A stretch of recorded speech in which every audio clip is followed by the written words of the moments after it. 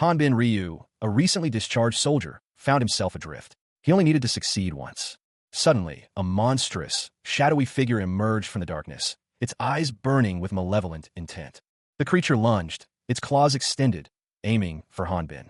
Reacting instantly, Hanbin parried the attack with a swift, precise movement, his own strength surprising even himself. He knew he only had one chance. The beast roared, its power immense, but Hanbin stood firm. With a determined cry, he resolved to seize this single opportunity. His eyes burned with resolve as he prepared for a final, desperate strike. Hanbin Ryu, a recently discharged soldier, found himself in a desperate struggle. A monstrous, purplish-hued creature lunged at him, its claws extended. The impact of the attack sent him sprawling, a pained grimace twisting his features as he crashed to the ground. Despite the ferocity of the attack, Hanbin managed to roll away, narrowly avoiding further harm. The creature roared in frustration.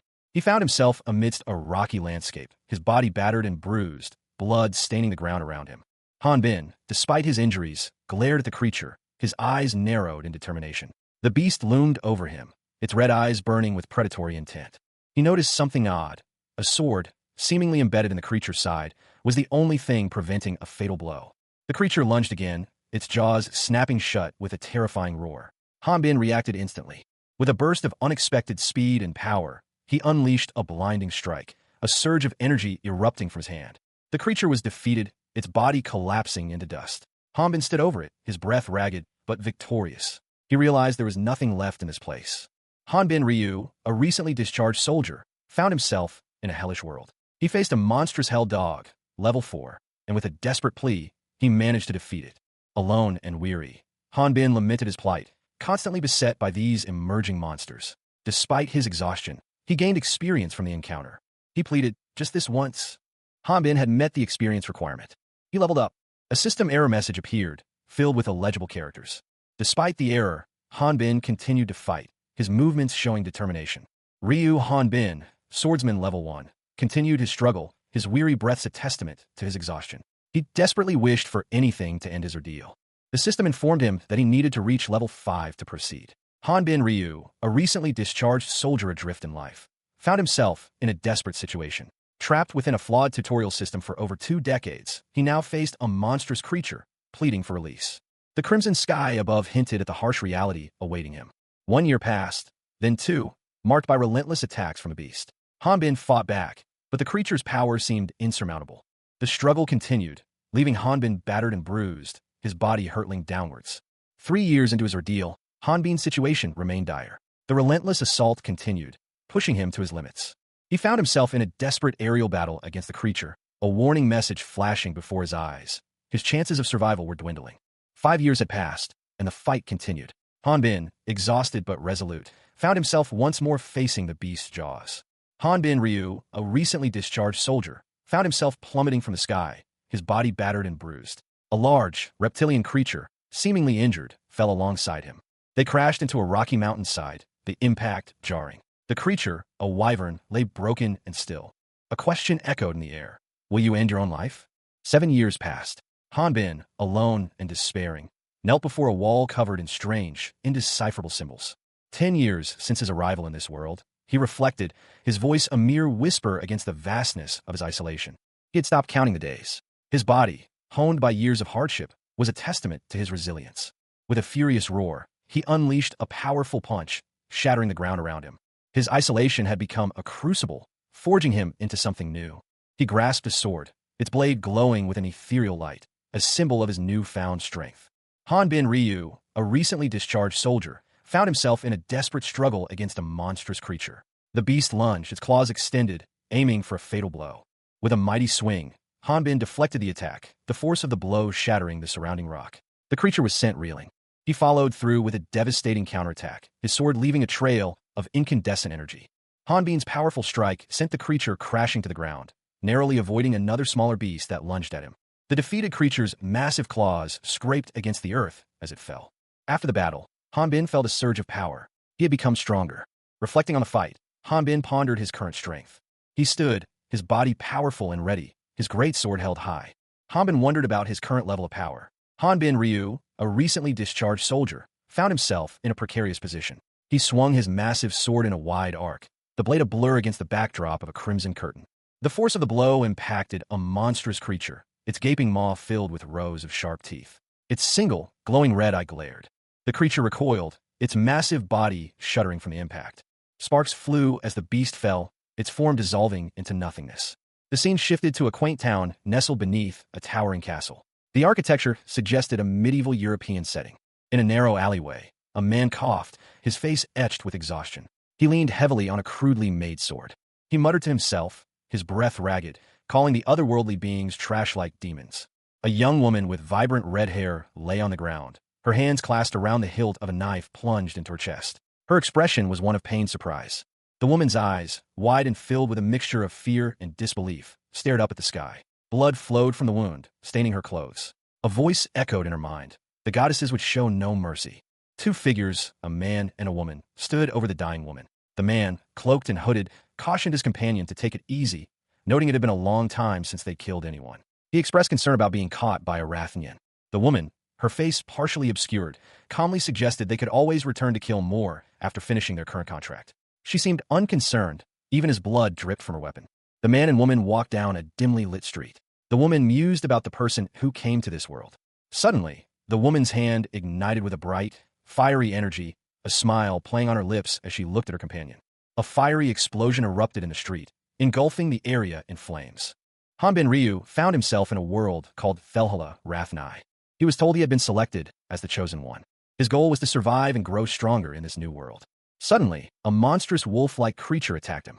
The creature bit into his arm, causing him intense pain. Hanbin fell to the ground, his body reeling from the attack. He could only whimper in pain and confusion. He wondered where he was and what the creature was. Overwhelmed by the sudden turn of events, Hanbin had no time to process the situation. Hanbin Ryu, a recently discharged soldier, found himself in an unknown, hostile environment. A creature lunged at him, its claws extended.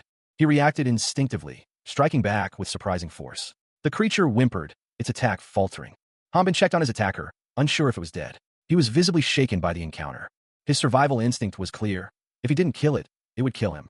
Suddenly, the creature lunged again, its eyes filled with rage. Hanbin shouted a warning. Confused, Hanbin demanded to know why the creature was attacking him. A glowing square appeared in his hand. A system interface appeared, identifying the creature as a level 1 hell dog, the weakest monster in the region. He questioned the system's purpose. The system explained that the hell dog possessed the strength of an average, unarmed man. Hanbin was confused by the term strength. The system further explained that he could level up by defeating monsters. Hanbin was utterly bewildered, wondering if he was trapped in a fantasy game. Hanbin Ryu, a young man with wide, startled eyes, is shown from the chest up. A monstrous creature's maw is visible in the lower right corner. Its teeth bared menacingly close to Hanbin's face. A yellow square, reminiscent of a system interface, floats near his cheek. The question, when did things go wrong, is boldly displayed. Hanbin lies in bed, his expression one of mild confusion. He reflects on his daily routine. He questions his own habits, wondering if he's become too lazy. He had recently been discharged from mandatory military service and felt justified in relaxing. He muses about how to spend his day. Hanbin's thoughts continue, reflecting on his expectations after military service and the reality of the last 3 months, which he describes as a black haze. He notes that nothing about his life has changed, even during his 2 years of service. He finds his current reality boring. Hanbin's reflection shifts. He realizes that his previous life was, in fact, reality. A shadowy, monstrous figure is partially visible in the background. Hanbin is shown eating snacks while relaxing. Suddenly, Hanbin experiences a jarring interruption while playing a video game, his expression shifting to one of shock and confusion. Hanbin Ryu, a recently discharged soldier, sat in his gaming chair, listlessly drifting through life. Suddenly, a powerful force yanked him from his reality, the world around him dissolving into swirling chaos. His body contorted, a silent scream escaping his lips as he was violently pulled into the vortex. The sheer force of the transition left him breathless and disoriented. The aftermath left his room in shambles. His chair lay overturned, smoke still curling from the spot where he had been moments before. The room settled into an unnerving quiet, the only evidence of the recent upheaval being the scattered debris and a lingering smell of ozone. A disembodied voice echoed in his mind, a statement that sent a chill down his spine. All the chosen ones have been gathered. Hanbin's eyes snapped open, a wave of confusion washing over him as he grappled with the implications of the announcement. He wondered, am I? The thought hung heavy in the air. Dead? He recalled hearing that there were 7 billion candidates. He found himself in a stark, dimly lit space, standing naked amongst a multitude of other similarly undressed individuals. His mind raced. questioning the nature of his situation. A voice, calm and authoritative, explained, "It's because we have 7 billion candidates that we're able to find this many chosen ones." Another voice agreed, "That's true." Hanbin Ryu, a recently discharged soldier, found himself adrift in a strange, dark void. A voice echoed in his mind, causing him to question what was happening. Another figure appeared, expressing doubt about the process. He questioned whether the system felt too artificial, too much like a person rather than a divine entity. A response came, explaining that the system's guidelines were based on previous participants' experiences, making it a tested method for evaluating their situations. A surge of energy enveloped Hanbin, causing him to cry out in pain and confusion. The system acknowledged an error, causing Hanbin to react with disbelief and frustration. The system confirmed the error in the guidelines, but dismissed it as a minor issue affecting only one person. Hanbin fell, seemingly into nothingness. Hanbin Ryu, a recently discharged soldier, found himself falling through a void of crimson and black. A voice, devoid of emotion, announced, "Chosen one number 398, commencing dimensional transport." He landed hard, the impact jarring him. A single thought echoed in his mind. Asterisk, I was selected as a chosen one. Asterisk. Suddenly, he was surrounded. 3 monstrous creatures, hellish hounds, descended upon him, their snarls echoing the word, "Die." Hanbin fought back as best he could, but he was hopelessly outmatched. A narration box appeared, stating, "This is the world of Thelha Rathna."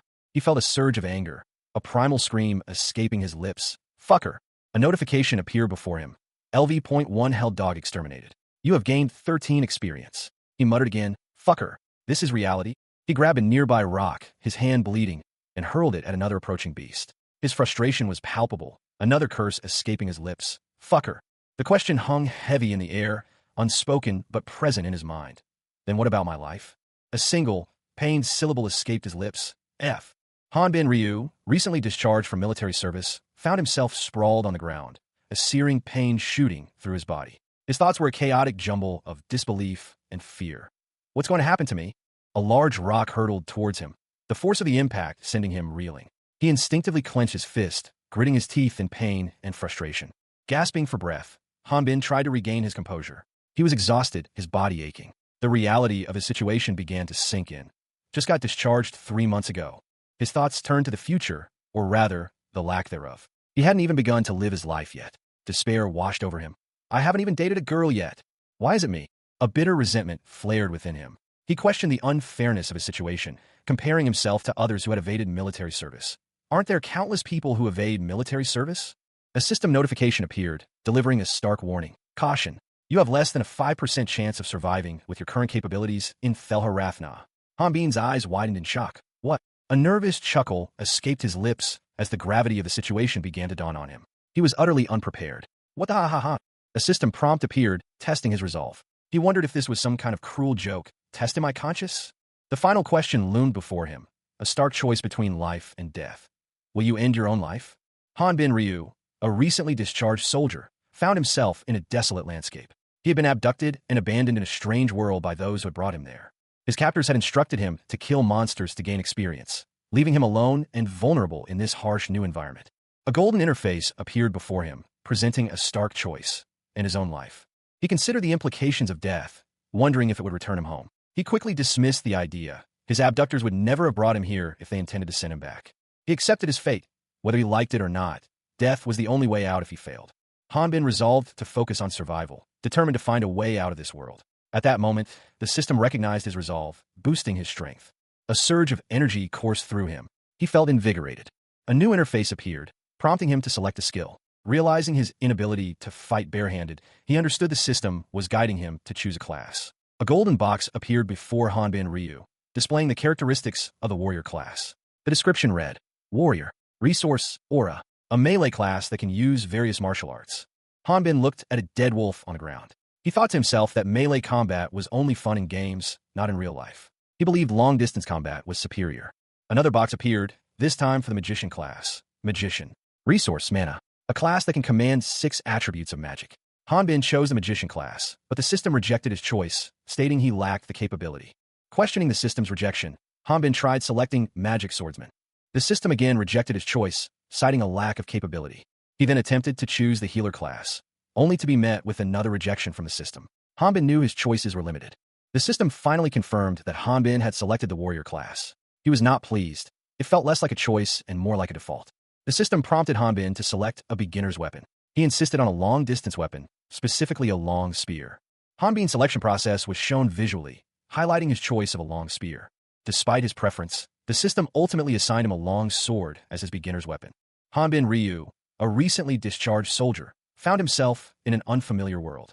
His survival guide, however, was riddled with errors. He muttered in frustration, "Not the long sword, the long spear." A bright light erupted as the system malfunctioned further. Hanbin exclaimed, "What's wrong with this?" The system's error message flashed across his vision. He realized, "Looks like there's an error with the guideline." A single word echoed in his mind, "Fuck." He grimaced, noticing the same error repeated. He questioned, "An error?" Hanbin laughed maniacally, "Haha, I don't like acting according to what those bastards want." Fine. He accepted his fate. At least it's better than a rock. A monstrous creature appeared, its maw open, ready to strike. Hanbin resolved, "I don't want to die even more." He gripped his sword, preparing for battle. The caption read, "That is how his unending, hellish life of leveling up began." The crimson sun cast long shadows across a desolate, mountainous landscape. Two lone figures, dwarfed by the towering peaks, stood silhouetted against the fiery sky. Suddenly, one of the figures, a young man with dark hair, stumbled, his sword flying from his grasp as he fell to the ground. He attempted to regain his footing, but his movements were clumsy and uncoordinated. The young man struggled to retrieve his sword, his efforts marked by a series of awkward tumbles. Finally collapsing, the young man lay defeated, tears welling in his eyes. His face reflected profound exhaustion and despair. 7 days had passed since Hanbin Ryu arrived in Thelharathna. He had repeatedly consulted his guideline, seeking a way home, but to no avail. A small, green canine creature trotted alongside him. Hanbin wondered if the system's malfunction was the reason for his predicament. Regardless, survival was his only priority. Suddenly, he was struck from behind. He spun around, enraged, and retaliated swiftly. The creature snarled, "Don't you dare run away." Hanbin noted that the monsters he encountered were always hellhounds, and that these hellhounds also leveled up. Hanbin Ryu, a recently discharged soldier, found himself in an unfamiliar world. He mused about the strange behavior of the creatures he was fighting, questioning their tactics. Having spent 20 years in a tutorial, Hanbin decided to try a different approach. He swiftly moved, his sword ablur, dispatching the creature with a decisive blow. Despite his success, Hanbin remained self-critical, acknowledging his lack of natural talent with the sword. Another hell dog attacked, its jaws snapping shut. Hanbin braced himself, preparing for another encounter. He unleashed a powerful attack, sending the creature flying. The hell dog was defeated, and Hanbin gained experience. Reaching level 2, Hanbin acquired a new skill, stab. He was pleased with his progress. Hanbin Ryu, a recently discharged soldier, found himself in an unfamiliar world. He muttered, "I finally won." Reflecting on his accomplishment, he added to himself, "I may not have properly learned to handle a sword, but my stab skill can be executed so easily." Before him lay a fiery chasm. A voice, seemingly from within the system guiding him, stated, "This is only one of the functions of the guideline." The system continued its explanation, detailing the nutritional value of hell dog meat and blood. Hell dog's meat contains fats and essential amino acids. Recommend to be eaten cooked. Hell dog's blood contains moisture, carbohydrates, fibers, and essential minerals. Recommend as a drink. Hanbin, seated by a fire, cooked and ate the hell dog meat. He commented, "So rubbery, their teeth and claws quickly become dull and cannot be used soon after." He noted the contrast between the creature's violent nature and its quickly dulling teeth and claws. While eating, Hanbin mused, "I'm sure there's a reason why they brought me here, since it wouldn't make sense for them to keep me stuck here for nothing." A vision of numerous other candidates flashed before him. He questioned, "Is this all there is? I heard that there were 7 billion candidates." Hanbin continued to eat, wondering, "I wonder where the other chosen ones were sent." Suddenly, a notification appeared on his device. A ding sound echoed in his mind. The message read, "You may leave your current area, the Rock Mountains, once you reach level 5 and meet up with other chosen ones."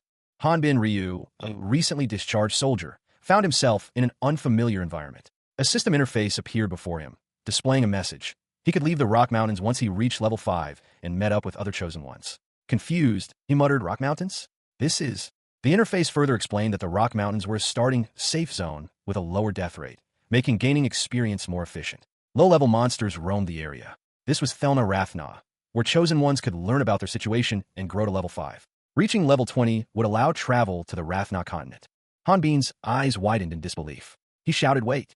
He tried to process the information. This area was a newbie area where players could raise their levels to level 5. Thelharathna was divided into safe zones for solo players, levels 1 to 5, and main areas for party players, levels 5 to 20. Reaching level 5 meant he could join a party. He realized that upon reaching level 20, he would be transported to the Rathna continent, where the Real fight would begin. Hanbin wondered what he had to do there. The system displayed an error message again, causing him to exclaim in frustration, "Not again." He reflected on the fact that the monsters were getting stronger. A pixelated display showed his level 1 character facing a level 1 monster, then a level 2 character facing a level 2 monster. Despite this, his primary concern was returning home. The system displayed another error message. He sighed, realizing he couldn't trust his guideline. To gain more information, Hanbin needed to meet other chosen ones who had reached level 5. A pixelated image showed his character joining a party with 2 other level 5 characters. Hanbin Ryu, recently discharged from military service, found himself trapped in a tutorial stage for over 2 decades. His only thought was to escape this desolate place. He needed to reach level 5 to leave this hell. After his resolve hardened, Hanbin began searching for hell dogs. He engaged in combat with the creatures, sustaining injuries in the process. The hell dog snarled, "That hurts, you bastard." Hanbin discovered that the hell dogs grew stronger alongside him, making each encounter increasingly difficult. Despite the challenge, he persevered, accumulating 22 experience points. Reaching the required 280 experience points, he leveled up. Hanbin continued to face increasingly powerful hell dogs. He fought relentlessly, facing a level 3 hell dog whose strength was comparable to an unequipped novice warrior. The battles left Hanbin injured, but he pressed on. Finally, he defeated the level 3 hell dog, earning another victory. Hanbin Ryu, a recently discharged soldier, found himself in an unfamiliar, desolate landscape. He ate, driven by hunger and instinct. His survival was a constant struggle. He fought. He was injured in the ensuing battle, a hell dog's jaws snapping shut just inches from his face. But he persevered, killing the beast. Afterward, he ate and slept, his body exhausted but alive. The cycle repeated. Fight, injury, kill, eat, sleep. The pattern was relentless. A system notification flashed repeatedly. LV.3 hell dog has been exterminated. The repetition was almost mocking. Hanbin faced a new foe, larger and more ferocious than before. He braced himself for another brutal fight. He moved with surprising speed and skill, his movements honed by years spent in the tutorial. The creature lunged, its jaws wide, but Hanbin was ready. He dug his fingers into the earth, bracing for the impact. Hanbin Ryu, a recently discharged soldier, found himself in a desperate struggle against a monstrous, purple canine creature. The beast lunged, its jaws snapping shut just inches from his face, but he managed to evade the attack. The creature roared, its teeth bared in a terrifying snarl, as Hanbin prepared for another attack. With a swift, precise movement, Hanbin executed a side slash, his blades slicing through the air. A golden message appeared before him. He had gained 81 experience points and met the required amount. Hanbin let out a triumphant shout. "I did it!" It was the 27th day of his struggle. Another golden message appeared. He would now gain a level. He had also learned 3 new skills: stab, side slash, and vertical slash. Hanbin noted the physical changes in his body, a result of the increased stats. He felt stronger, more capable. This is a man's physique at its finest, he thought, marveling at his newfound strength. He could now easily wield the 2-handed long sword that had been too heavy before. In this world, hard work paid off. Ryu Hanbin, a swordsman, stood in a dimly lit room, a hammer in his hand, staring at a malfunctioning system interface. The screen displayed a cascade of error messages in an unknown language. He muttered to himself, confirming his suspicions. His confusion was evident as he questioned the situation. A system notification appeared, showing a downgrade in Hanbin's level from 4 to 1. Hanbin's face reflected his shock and disbelief at the sudden change. He chuckled, attributing the system's erratic behavior to a simple message glitch, though his expression betrayed his underlying concern. Hanbin decided to check his status window, suspecting a problem with the level up message. Upon seeing his stats, Hanbin let out a frustrated scream. He attempted to calm himself, recognizing the need for composure. Hanbin reviewed his status again, confirming that he was indeed level 1, and his skills were also reset. Initially, Hanbin Ryu approached his situation with optimism. He reasoned that, since he was in the game's safe zone, the difficulty of the monsters would be low, allowing him to easily increase his stats. His optimism quickly soured. Hanbin's expression shifted to one of disbelief and horror. The landscape was bleak, a crimson wasteland littered with glowing red fragments. However, the reality of his situation was far more brutal than he anticipated. A bloody wound marred his arm, a grim testament to the dangers he faced. Hanbin found himself in a desperate struggle for survival. He braced himself, sword in hand, against an unseen foe. His opponent was a hell dog, a monstrous creature that lunged at him with terrifying speed and ferocity. Hanbin realized his initial assumptions were wrong. The safe zone was far more dangerous than he had imagined. The hell dogs continued to pose a significant threat, their strength exceeding expectations based on their level. Hanbin fought relentlessly, risking his life with each encounter. He was battered and exhausted, but he persevered. Ryu Hanbin, a swordsman of level 1, found himself facing a powerful foe. His system, however, displayed a conflicting level 4 for his skills. Despite the discrepancy, he swung his sword with surprising power, cleaving through his opponent with a swift, decisive blow. Hanbin, confident in his newfound strength, believed he was finally ready to progress beyond the tutorial.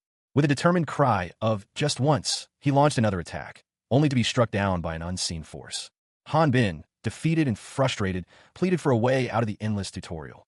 Suddenly, a voice boomed, promising him a reward, a gain. The message repeated endlessly, promising gain, gain, gain. The repetition continued, the promise of gain overshadowed by a sense of impending doom. An error message flashed, and a monstrous beast appeared, its jaws snapping shut. Hanbin Ryu, a recently discharged soldier, found himself in a desperate struggle for survival. He was flung through the air, narrowly avoiding the gaping maw of a monstrous hellhound, its crimson fur and sharp teeth a terrifying sight. He continued to fight relentlessly, slaying the increasingly powerful hellhounds. With each kill, he checked his experience points, a grim determination etched on his face. 77 experience points remained, enough to reach level 5. A slight smile played on his lips, a flicker of hope in the brutal reality of his situation. He stood over the carcass of another beast, a weary but hopeful expression on his face. He mused that 7 was a lucky number. Perhaps this time, he would finally escape this endless cycle. For 7 long years, he had been trapped in this nightmarish tutorial, endlessly cycling through levels 1 to 4. The sheer exhaustion was palpable. He recalled a fact about chosen ones. They did not age, and their injuries healed within a day. This was a small comfort in his unending ordeal.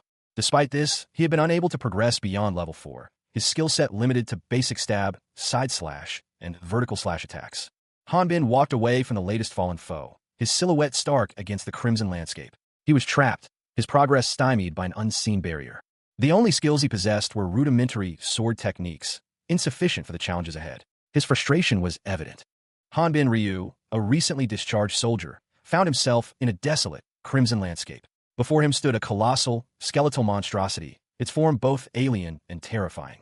The creature let out a deafening roar as it lunged towards Hanbin. Despite the overwhelming odds, Hanbin stood firm, his sword raised in defiance. He noted to himself that his survival was quite lucky, given the circumstances.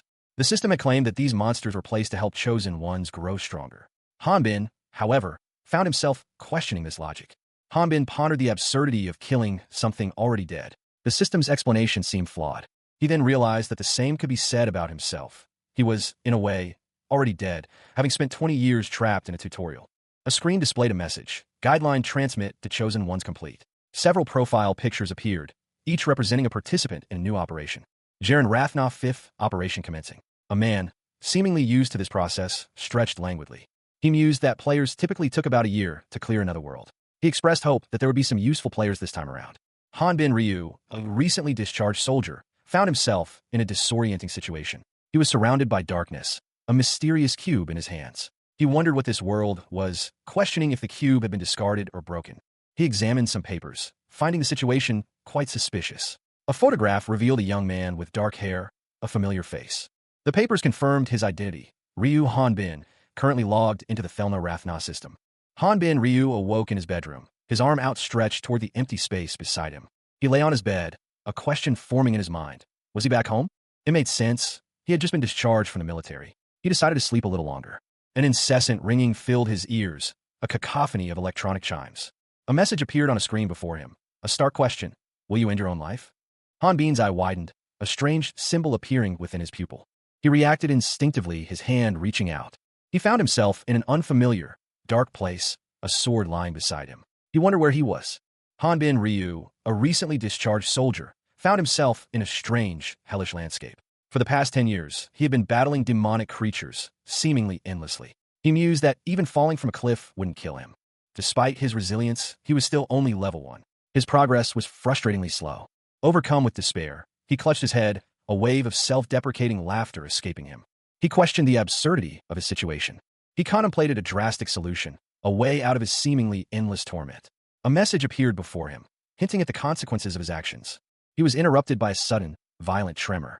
He had agonized over this countless times. He clenched his fist, contemplating his options. He wondered if ending his life would send him home. But then, he questioned the value of a life spent in such misery. Despite his reluctance, a part of him remained defiant. He resolved to take down one more enemy. With a swift, decisive movement, he plunged his sword into his foe.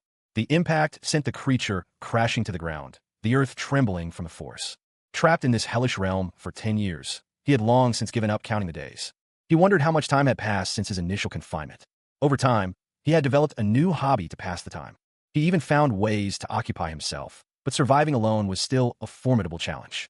Hanbin Ryu, a recently discharged soldier, found himself in a harsh, unforgiving environment. The world's harshness prevented anyone from becoming complacent. He was finally released from the tutorial stage after 2 decades. Picking up a large sword, he noted that it fit perfectly in his hand.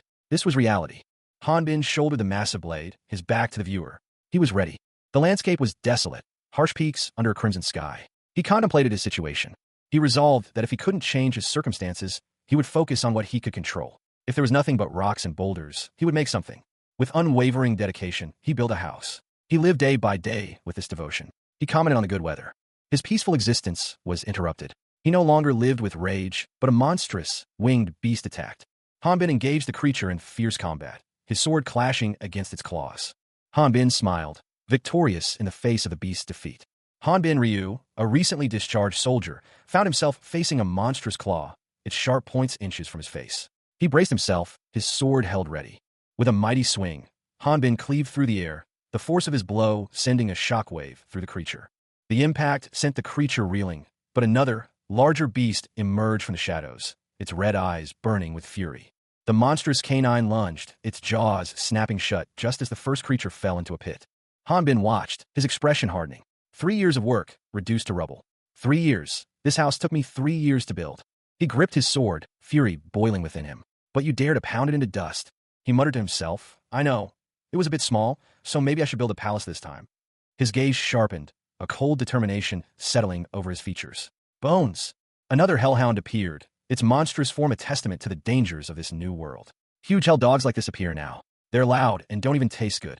Hanbin Ryu, a discharged soldier from Earth, found himself in a brutal, fantastical world. He engaged a large, winged beast, its movements surprisingly swift despite its size. The creature was clearly hostile. Despite the creature's initial advantage, Hanbin had developed a strategy to counter its attacks through years of relentless hunting within the system's erroneous tutorial.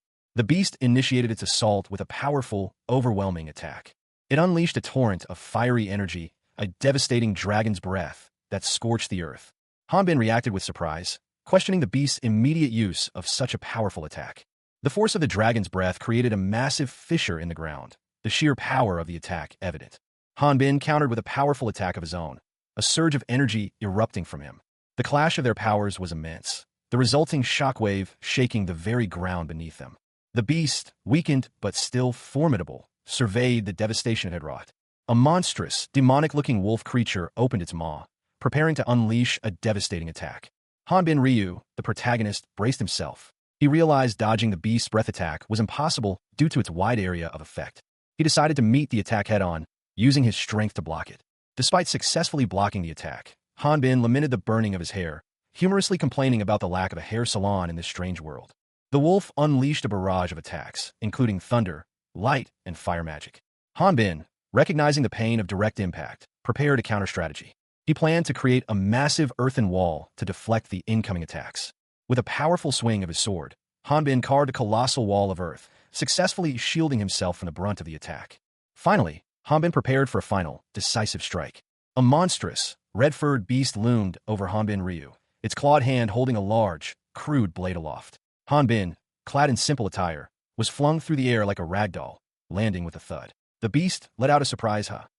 Hanbin, his body bruised but defiant, found himself pinned beneath the beast's massive jaws. He muttered to himself, You can't really say that I have a talent for swordsmanship. With surprising agility, Hanbin launched a powerful kick, striking the beast's jaw with enough force to send it reeling back. He grunted, "Got dash." He exclaimed, "Cha." His internal monologue continued. "Nor do I have any other skills since my level won't increase, either." But then, a determined glint appeared in his eyes. He thought, but with 101,000. Hanbin gripped his sword, his muscles bulging with exertion. He was preparing for something extraordinary. He thought, 10,000 times that I've used. The scene shifted to a blur of motion as Hanbin unleashed a flurry of attacks. In rapid succession, Hanbin executed a vertical slash, a side slash, and a final decisive stab. Each strike was precise and powerful, a testament to his years of involuntary training. He thought, I've combined 3 skills into one. The impact of the attack was shown with the words cross impact appearing on the screen. Hanbin, a muscular man with dark hair, wielded a large sword. He stated that his technique wasn't a real skill, but it had never failed to defeat his opponents. Hanbin smiled confidently, questioning if he would survive another day. The text on the screen indicated that Hanbin was currently logged into Thelna Rathna. A picture of Hanbin appeared, and someone reacted in surprise, recognizing him as the kid who had experienced a time glitch. Another person questioned the location, Thelhaj Rathna, and the fact that Hanbin was still there. The conversation continued, revealing that the third generation had gone to Thelna Rathna, meaning Hanbin had been there for 22 years. A person worried about being discovered and unable to explain Hanbin's presence. They were also conflicted about killing him. A system notification then appeared, showing Hanbin's level as 4. Hanbin Ryu's character sheet is displayed. His class is Swordsman, and his stats are low. Strength 21, Health 25, Recovery 15, Defense 16, Vision 6, Dexterity 8, and Speed 9. His skills are Stab, Side Slash, and Vertical Slash. A thought bubble appears above him. Level 4? How did he survive for 22 years? His stats and skills are shitty too. A large, shadowy figure with a wide grin speaks. I don't know what's going on, but this could work. The shadowy figure continues. Since there's a way for me to deal with him like this. Glowing embers drift across a dark, mountainous landscape. Ryu Hanbin sits by a fire, cooking meat. He comments, I've always felt that leveling up to 4 was always a breeze. Ryu Hanbin's updated stats are shown. His level is 4, and his stats have slightly improved. He muses a look at my stats. Ryu Hanbin considers his stats, then says Ichem, I wonder how strong this is. Well, it's still level 4. I want something tasty and meet other people. I wonder how much longer I have to live like this. Ryu Hanbin sits alone by a fire, contemplating his situation. He is cooking more meat. Hanbin Ryu, trapped within a faulty tutorial system for over 2 decades, stared at the wall. He wondered how much longer he would have to endure this endless loop. A small smile touched his lips. As long as he was alive, he believed there would be a day he could escape. He resolved to think positively. A surge of energy erupted from him. Hanbin, now powerfully muscled, looked down at his body in surprise. He questioned what was happening. He considered the potential consequences of his actions, acknowledging the risks involved, but decided to proceed. A notification appeared. He had completed the Thelha Rathna level. Hanbin realized he could erase himself and his records from the system. He was shocked by this revelation. He decided to do it, reasoning that he would die anyway in the Rathna continent as a level 4. Hanbin's body began to disintegrate as he was erased from the system. Hanbin Ryu, a recently discharged soldier, found himself plummeting through a vibrant pink void. A large sword was strapped to his back. His only thought was, what the hell is this? He continued his descent, eyes wide with disbelief. No way. Like this so suddenly? A message appeared, commencing transport of chosen ones to the designated level. A large cube, composed of countless smaller cubes, disintegrated, releasing a shower of particles towards a distant planet. He landed hard, the impact jarring him. A bolt of lightning struck nearby, illuminating the rugged terrain. Hanbin found himself in a dark, rocky crevice, his vision obscured by a shadowy figure. A pair of piercing emerald green eyes, framed by vibrant turquoise skin and dark hair, stared out from the shadows. The being's gaze was intense, focused on something unseen. A silent question formed in its mind. They don't stop coming, do they? A large, majestic dragon, its scales a blend of white and dark blue, rested wearily in a cavern. A faint blue lightning crackled in the distance, illuminating the scene. Scattered on the cavern floor lay a collection of discarded weapons, swords, axes, and a bow with several arrows. After 20 years trapped within a flawed tutorial, Hanbin Ryu finally emerged, only to find himself in a world drastically changed. He reflected on the passage of time, noting how the reality he had witnessed during his long confinement had become the new normal. The world outside was unlike anything he remembered, a perpetually twilight sky, devoid of a rising or setting sun. The landscape was equally unsettling, marked by clusters of dead branches scattered across the ground. Hanbin found himself utterly bewildered by the changes, unable to comprehend the transformation. He found himself falling from a great height, his laughter echoing as he plummeted towards the Sath forest in the Greylut Kingdom. His descent continued, the sound of his laughter growing louder as he neared the water. Hanbin plunged into the waters of the northern Rathna continent. Ryu Hanbin, recently discharged from military service, found himself in an unfamiliar place. He didn't know where he was, but it was better than the desolate mountain he'd just left, though still a little damp. Upon arrival, his status screen showed he was level 5, a swordsman, and had gained a communication skill. This was unexpected. He had been stuck in a tutorial for over 20 years. He questioned the system's logic. To reach the Rathna continent, he needed to be level 20, yet here he was. Confused, he wondered why he was transported there. The system's error message appeared again, indicating a persistent bug. A notification appeared. He'd never seen this window before. The notification detailed his final mission: kill one of the 6 goddesses of Rathna. The reward was eternal youth, immortality, and 3 wishes, including a return to Earth. The prospect of going back home filled him with excitement. He pondered the mission parameters. The final instruction mentioned registering at the Hunters Guild in the corporate city of Unpraus. Suddenly, a large, blue dragon appeared, interrupting his thoughts. He braced himself for an attack. Hanbin Ryu, a recently discharged soldier, found himself unexpectedly transported to another world. Relaxing by a lake, he was startled by a sudden appearance. A monstrous creature emerged from the water, prompting Hanbin's immediate concern and confusion. He questioned why such a creature would appear so early. The creature revealed itself to be a dragon, causing Hanbin to exclaim in disbelief. The dragon, disgusted by Hanbin's presence, angrily rebuked him for intruding upon its forest. Hanbin, unarmed and caught off guard, lamented his lack of preparedness. He realized he needed to retrieve his sword. The dragon prepared to attack, prompting Hanbin to make a quick decision. Hanbin knew that retrieving his sword would take too long. He had to act immediately. He resolved to fight the dragon, even without a weapon, accepting the risk of death. Hanbin saw this unexpected encounter as an opportunity to test his skills and prepare for future battles. A monstrous, blue-skinned humanoid with equine features let out a derisive laugh. He sneered, "How ridiculous you!" before being abruptly interrupted. Hanbin Ryu, a muscular young man with short dark hair, launched himself through the air, leaving a trail of motion lines behind him. He thought to himself, "Now, to go grab my sword." He landed, but a sudden impact sent him reeling. His eyes widened in surprise as he exclaimed, "Huh?" An epilogue began, recounting the tale of a magnificent dragon in the sky, a mount for the Dragon Knights of the X-Rado Kingdom. Its name was Ephir, and it was a source of great pride for the knights. A great ordeal befell Ephir. The kingdom's prince, a spoiled child, insisted on riding the dragon. Mounting a dragon, however, proved to be no simple task. The attempt ended tragically.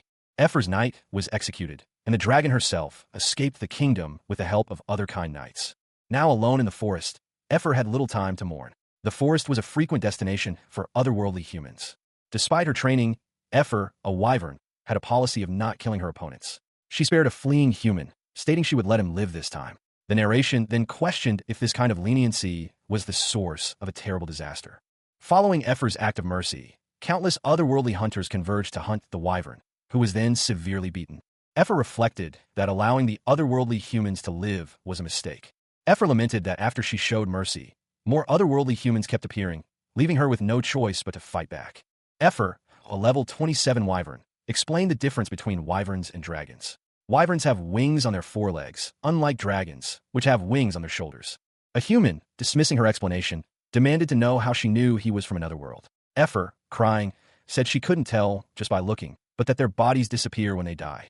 The human pondered whether Ephir had simply assumed he was an otherworldly person. He then realized that no one could identify him as such based solely on his appearance. He recognized the location as the Sathe Forest in the Greylut Kingdom.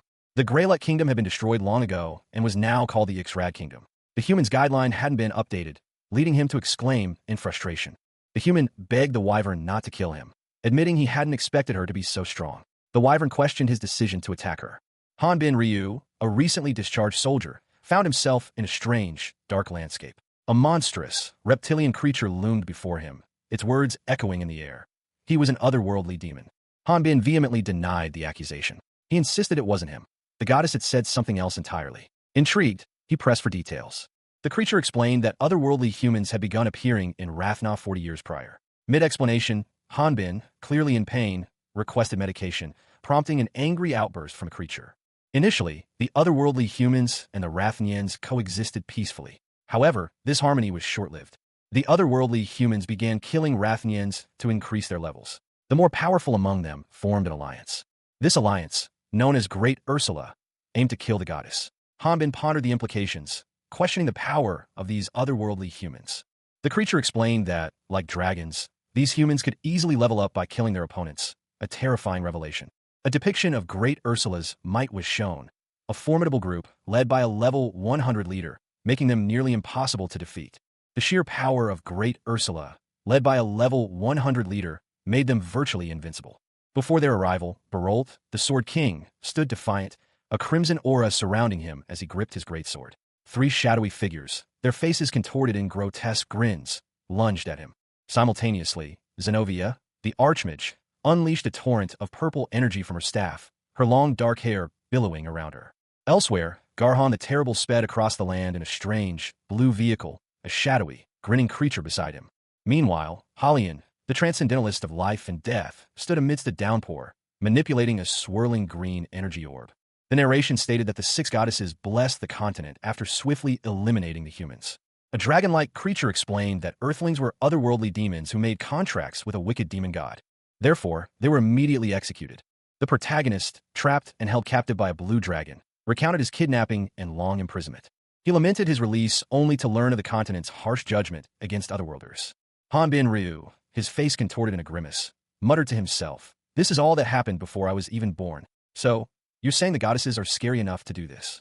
He continued, "I don't care whether I make a deal with a goddess or one of their underlings, but I'll kill that demon god and get my ass back home alive." A sinister grin spread across Hanbin's face, his one visible eye gleaming with determination. He vowed to return home. Meanwhile, a wyvern, her expression filled with fear, pleaded, "I knew it. This man is also a demon. Please, I swear I won't tell anybody. I'll live as a normal wyvern and pretend not to know how to speak." The wyvern let out a pained cry. Hanbin Ryu had seemingly killed the wyvern, and he stood over its lifeless body. He then departed from the area. 5 days passed. Emerging from the Sathe forest, a massive castle wall came into view, stretching across the horizon. It was Onpris City, located in the northern part of the Ixrad Kingdom. The city was not only large in size, but also boasted a sizable population. Nearby lay the Sathe forest, and within the Ifan Plains, a dungeon where countless monsters continuously appeared. Many hunters risked their lives seeking quick riches. 3 figures approached the Onpris Hunters Guild. Inside, the guild was filled with people. Some were hunters, others aspired to be. A brawl erupted amongst some of the patrons. A blonde woman angrily showed a document to a man, explaining that those who came to the guild were either hunters or those seeking to become hunters, or otherworldly beings. A large, muscular man entered the guild. Those present reacted with shock and fear at his imposing size. None recognized him. 2 individuals, a man and a woman, observed Hanbin Ryu as he entered the guild. The man questioned whether he belonged to another guild, while the woman noted his resemblance to a veteran hunter. She then offered a welcoming greeting. The woman, unable to recognize Hanbin, inquired if this was his first visit to the Onpris Hunters Guild. Hanbin, appearing somewhat lost in thought, remained silent. A guild worker approached Hanbin, offering assistance. Hanbin's expression showed a mixture of confusion and uncertainty. The scene shifted to a group of boisterous hunters within the guild hall, their loud conversation and actions creating a chaotic atmosphere. A muscular, dark-haired man stood before a cave entrance. He was shirtless, wearing only simple shorts, and carried a large sword. A curious, light blue reptilian creature emerged from the cave shadows.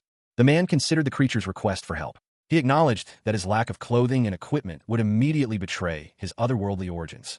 The man expressed his skepticism, pointing out that the creature was also a wanted criminal and would likely kill him regardless of any assistance rendered. He further explained that his current predicament stemmed from a prolonged isolation, emphasizing the rarity of meaningful interactions. The man reflected on the unusual nature of their conversation, highlighting its rarity in his current circumstances. A sudden shift in the scene revealed 3 figures, a young boy, a girl with reddish hair, and an older man in knight's armor, all smiling and holding a piece of what appeared to be a light blue garment. The reptilian creature agreed to help the man under the condition of secrecy. The creature expressed gratitude for the man's assistance, while the man reiterated his request for confidentiality. The creature readily agreed. A reptilian woman, her scales of vibrant teal, stared at Hanbin Ryu. He had just emerged from a 20-year tutorial, naked and bewildered. "Why don't you change your clothes first?" she exclaimed, her tone a mixture of exasperation and disbelief. Hanbin, hastily wrapping a dark cloak around himself, responded with a confused, "What are you doing?" The woman retorted, "You're naked, that's why." "You're naked too."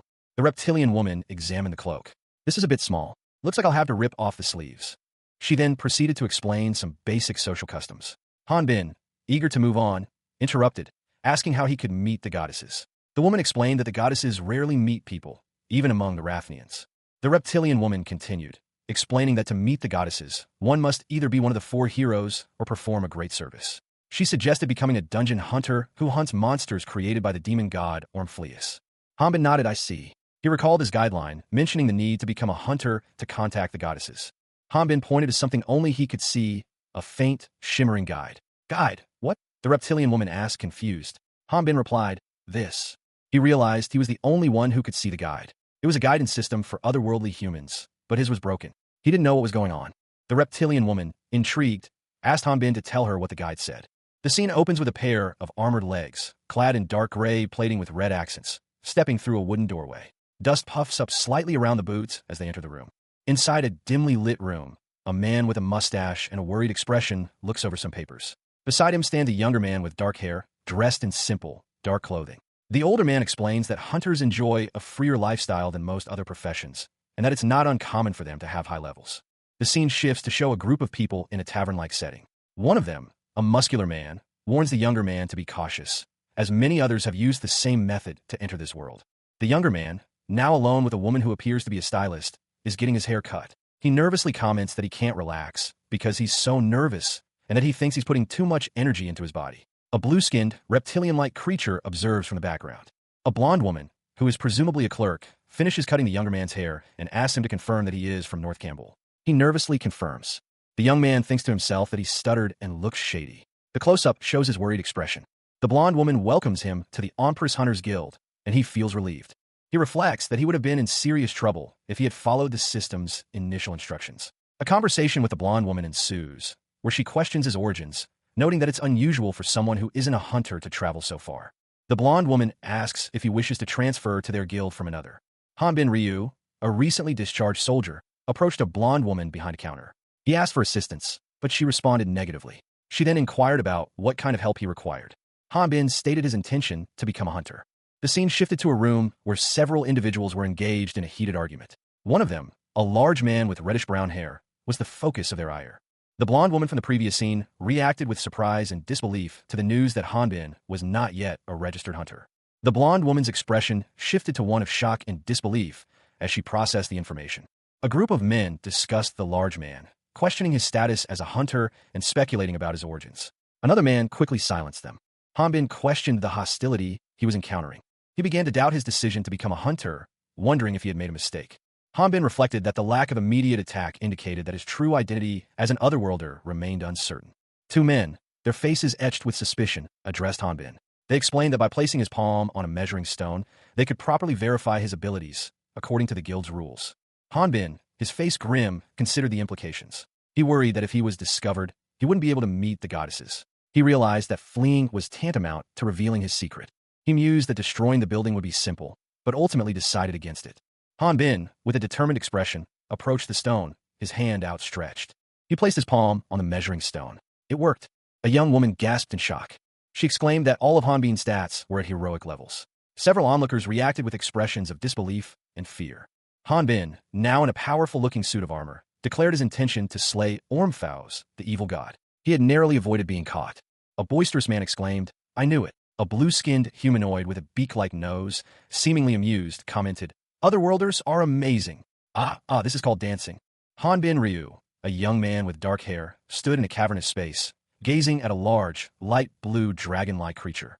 He muttered to himself, "I can't believe what I just saw. I can dream, can't I?" A surge of energy emanated from Hanbin's hand, revealing a notification. Swordsman level 5. Hanbin's hand reached out, seemingly in shock or confusion. He looked down at a blonde woman with wide eyes, then up at a muscular man, his expression one of alarm. A close-up on a man's face showed a look of intense concentration. A man chuckled, saying, "Huh." The scene then showed a lively tavern, filled with people laughing and talking. A blonde woman gasped, exclaiming, "Oh shit, I thought he was an otherworlder." Hanbin looked confused, asking, "What's going on?" The woman stammered an apology. The blonde woman explained, "Most people who come from the backwoods to register are otherworldly humans.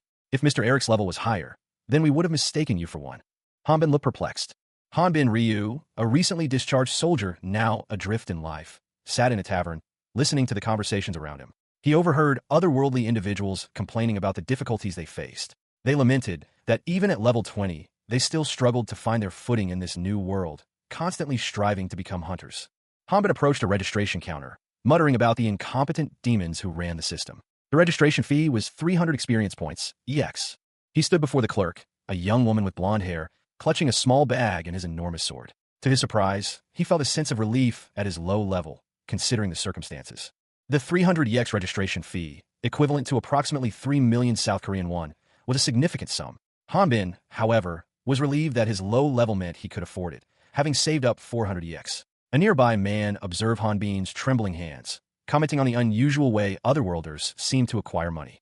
Hanbin worried about his dwindling funds, unsure if his frugal spending habits would allow him to survive for 6 months. He paid the fee, promising to repay his debt later. The clerk informed Hanbin that replacing a lost identification badge would cost 80 EX. She gave him his new badge and advised him to return once he had leveled up. Hanbin realized he was starting from the very bottom. He knew he needed to make a name for himself within the hunter circles. He was asked if he had a particular quest in mind. Hanbin, considering his options, mentioned exploring a dungeon. His face showed a mixture of determination and apprehension. Another individual, a man with silver hair, warned Hanbin against such a reckless plan, suggesting that at level 5, he would be easy prey for the monsters within. Hanbin Ryu, a man recently discharged from military service, found himself in a bewildering situation. He was utterly confused, his expression a mixture of shock and disbelief as he heard the words, "Know his place." Meanwhile, a conversation unfolded between several individuals. Someone inquired of Mr. Loudy about his party's plans to venture into Sadhei Forest, expressing concern about the increasing number of monsters attacking nearby houses. Mr. Loudy, a man with silver hair and piercing eyes, responded that he was hesitant to send unskilled hunters on such a dangerous mission. Mr. Loudy, a level 27 human, declared his intention to personally handle the situation, citing his high level. Others in the scene, including a level 12 and a level 13 individual, commented on his perceived arrogance and expressed their own doubts and concerns about the situation.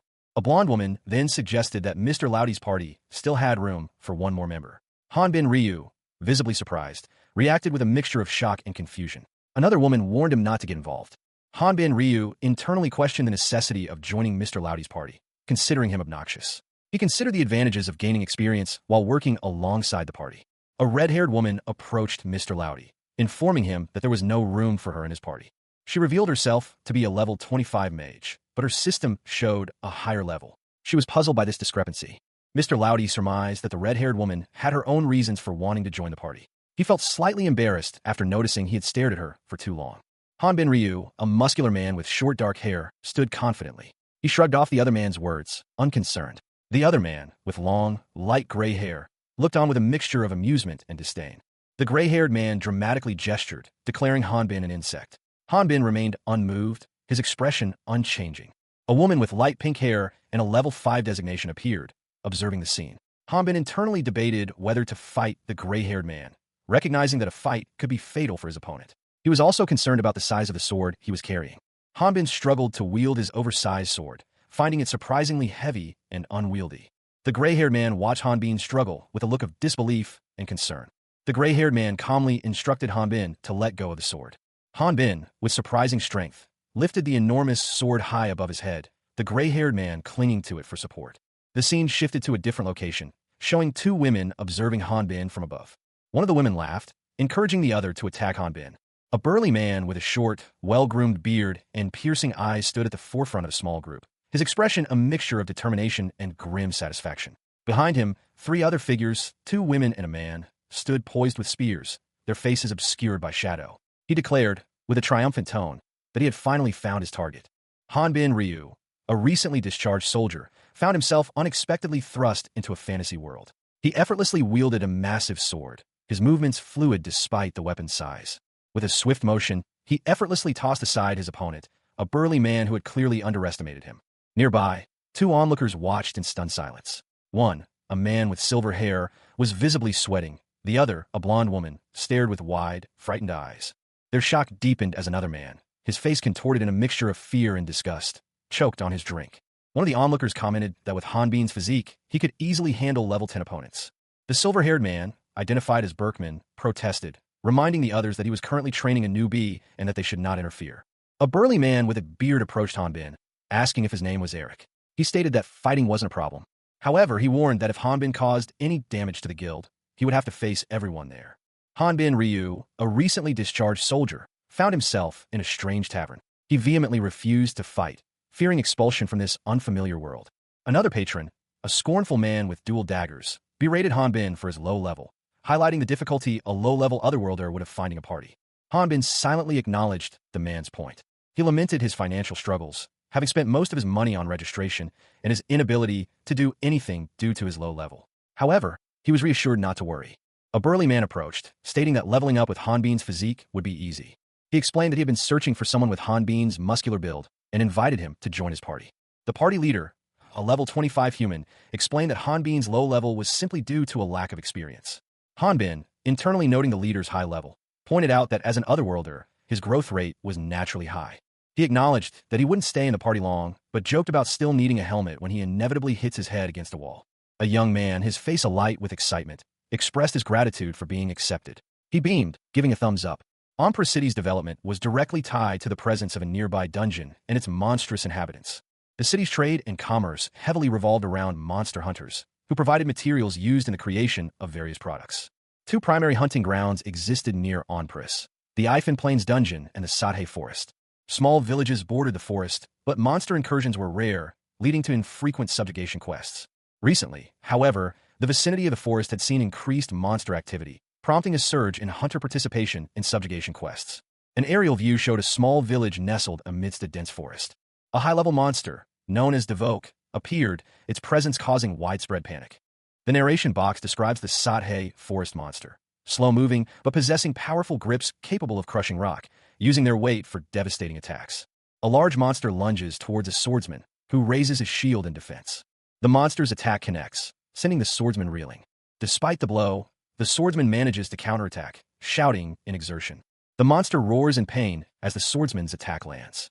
Another swordsman, Burke, arrives, identifying himself as the strongest tank in Onpris. Burke prepares to engage the monster.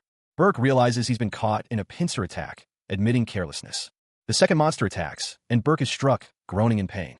Hanbin Ryu, a veteran of another world, found himself locked in a fierce battle against a monstrous Devoke. With a swift, precise movement, he plunged his sword into the creature's chest, the impact echoing through the air.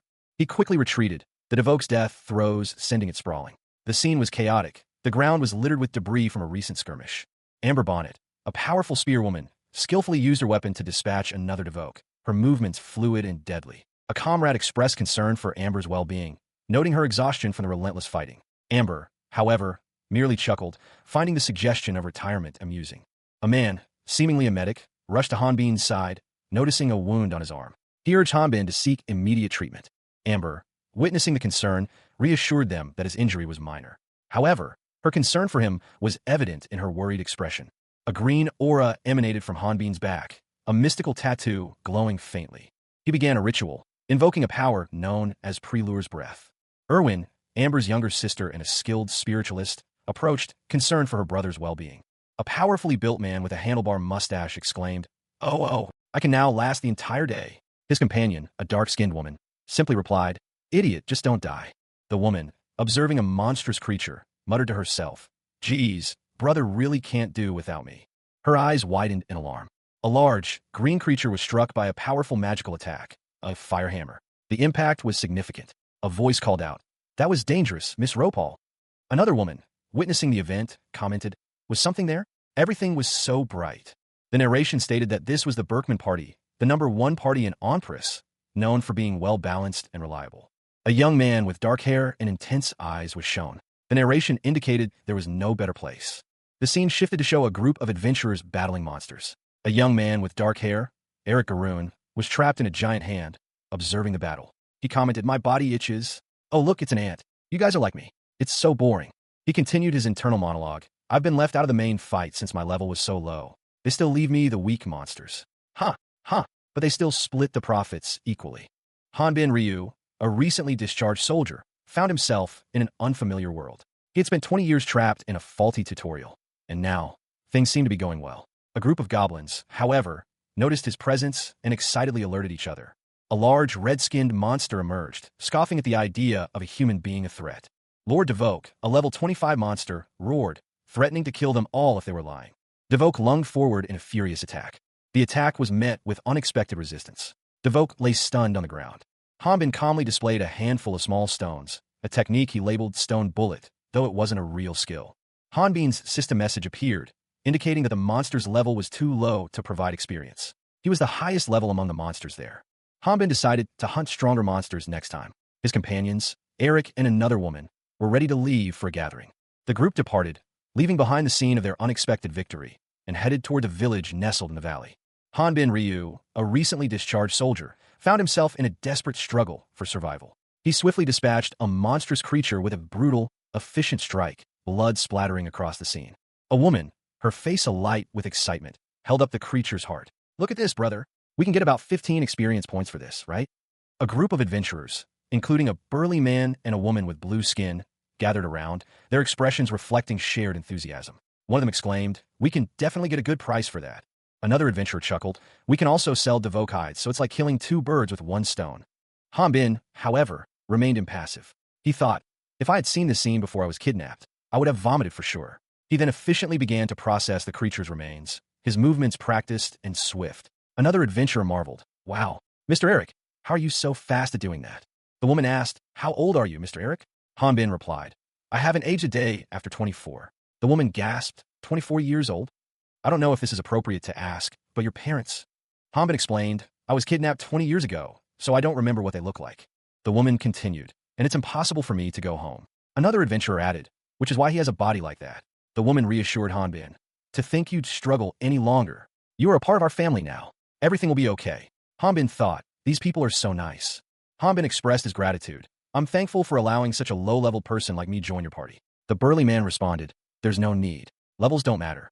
Hanbin revealed, "I was level 25 for 5 years." The woman reacted with surprise. "Huh? But Mr. Berkman, aren't you level 25 right now?" She explained, "There aren't any high-leveled monsters here except inside the dungeon." Hanbin Ryu, a recently discharged soldier, found himself in a strange new world. A man with long blue hair loomed over him, his expression a mixture of amusement and something else, something darker. The man informed Hanbin that even a being as powerful as the Lord Devok would be considered a high-level monster in this world.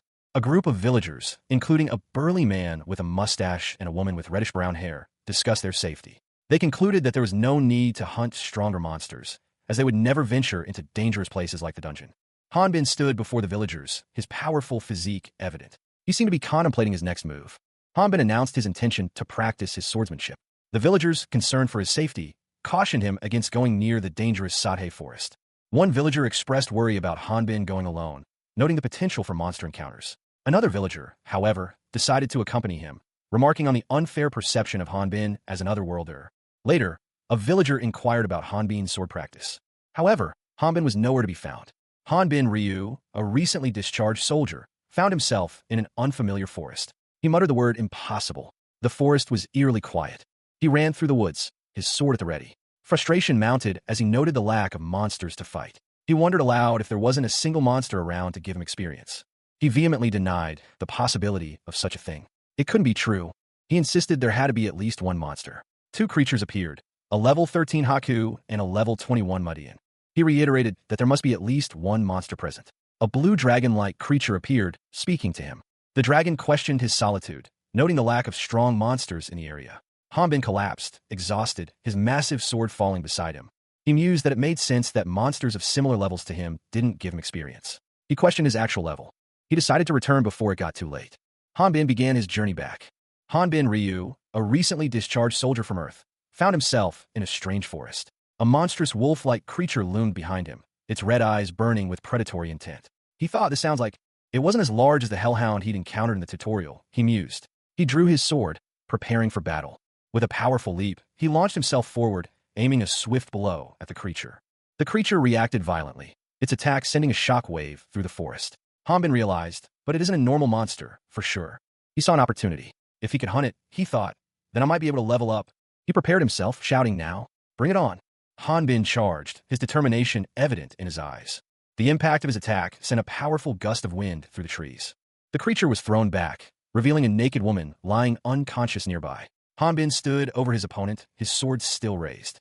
A young woman with vibrant red hair stared upwards, her expression a mixture of shock and disbelief. Her eyes, wide and filled with alarm, reflected the intensity of her surprise. Below her, a young man with dark hair lay on his back, mirroring her astonishment. His wide eyes betrayed a similar sense of disorientation and shock.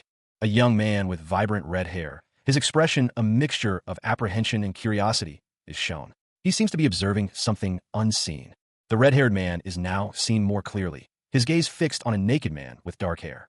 He remarks that the naked man is the mage from Laudy's party, questioning why he is unclothed. The dark-haired man, seemingly surprised, utters a confused response. The dark-haired man dismisses the mage's nudity as unimportant, though he admits it is strange. In the background, a figure in red clothing can be seen. The dark-haired man, now carrying a sword, states that there are no monsters present. The red-haired man apologizes, claiming he will pretend he saw nothing, and suggests they leave. The red-haired man calls the dark-haired man suspicious. The dark-haired man questions the appropriateness of that statement. The dark-haired man points out that this location is not suitable for someone of his level. He exclaims that this isn't even a public bath. The dark-haired man explains that he heard a loud noise while passing through and assumed it was a large monster, prompting him to investigate. The red-haired man's eyes widen in surprise or fear as the dark-haired man grabs his arm. Hanbin Ryu, a recently discharged soldier, found himself traversing a forest path. A trail of fiery energy streamed behind him, a lingering effect of some unknown power. Suddenly, a woman with fiery red hair appeared, her form radiating heat. She demanded answers, her voice sharp and commanding. "Stop right there. Answer me truthfully." The woman pressed her inquiry further, her eyes blazing with intensity. "Did you see that monster? If you don't tell me." Hanbin reacted instantly, his fist colliding with the woman's. A burst of energy erupted from the point of contact. He stood firm, his expression grim. The woman, clearly surprised by his strength, recoiled slightly. Hanbin protested his innocence, stating, "I don't know why you're doing this, but I told you I don't know." The woman countered, questioning his attitude. "Besides, what's with you and Loudy looking down on people of low levels? That's not what I was trying to do." A third individual, Loudy, appeared, seemingly injured and bound. He cursed Hanbin. Loudy, revealing himself to be a level 5 warrior, challenged Hanbin. Hanbin, shocked, called out Loudy's name. Hanbin Ryu, a recently discharged soldier, found himself in a precarious situation. A woman with fiery red hair held his arm, her expression one of concern. Another man, his face contorted in anger, accused Hanbin. "It seems you're now showing your true character," he shouted, his words echoing Hanbin's own confusion. Hanbin winced. "My wrist hurts," he muttered. "Can you let go?" The angry man responded with a furious, "You bastard." A magically empowered swordsman, Loudy, appeared, his body engulfed in golden flames. His words were sharp and accusatory. "Was humiliating Miss Seguri not enough that you even had to lay a hand on our party's lady?" Hanbin, still grappling with the situation, looked at the red-haired woman, Seguri, with a confused expression. "What lady?" he questioned. Seguri, her anger evident, responded, "I think he's misunderstanding something. It might be a good idea to get away from here."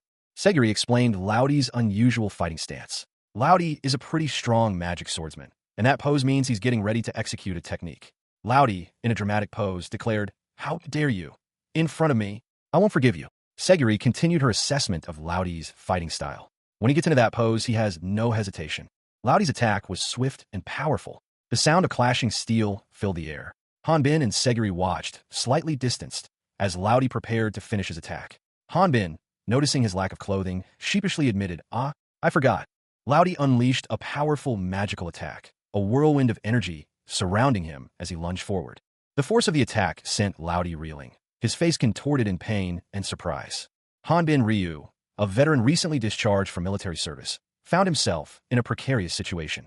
He was engaged in a duel, his opponent a formidable warrior whose power far surpassed his own. The disparity in their abilities was evident. The other man's attack sent Hanbin flying, the sheer force of it leaving him reeling.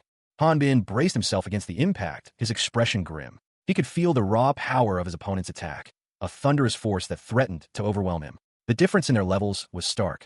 Despite the clear power imbalance, Hanbin remained resolute. He had spent 20 years trapped in a tutorial, honing his skills in preparation for this very moment. He hadn't wanted to escalate the conflict, but he was prepared to fight.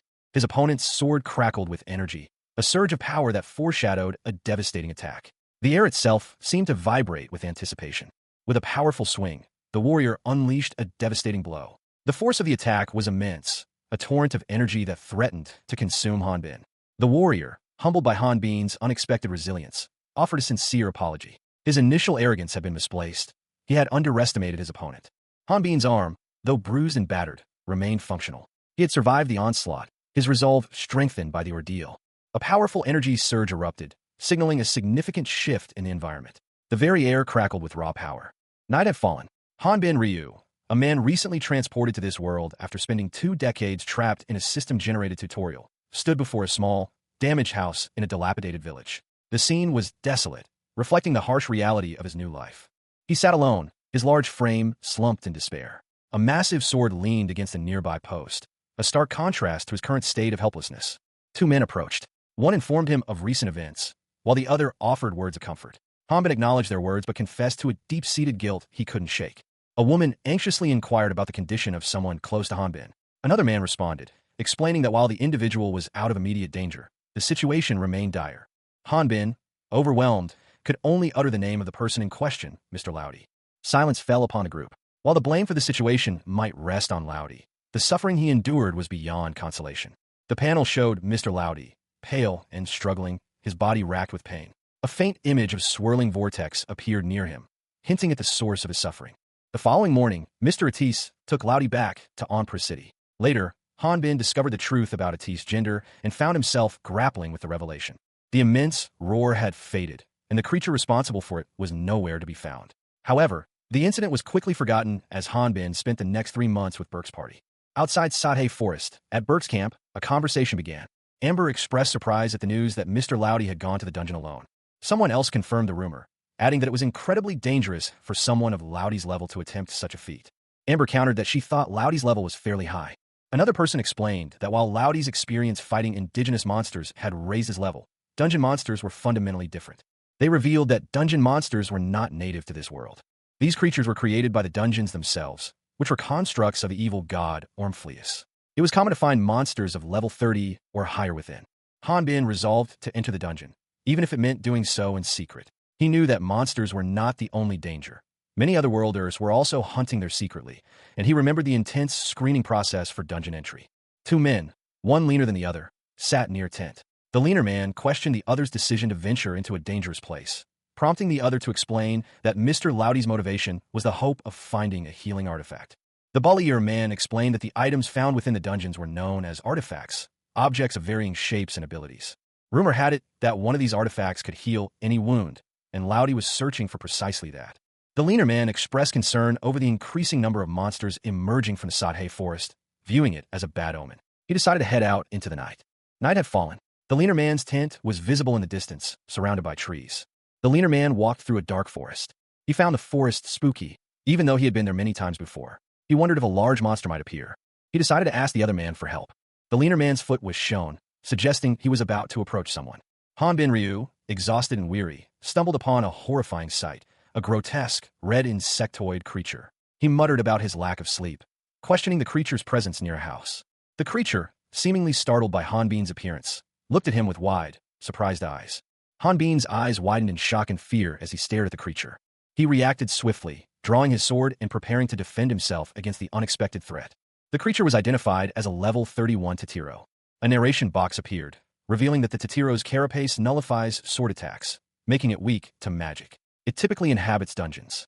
Hanbin questioned the creature's presence outside its usual habitat, noting its resistance to physical attacks.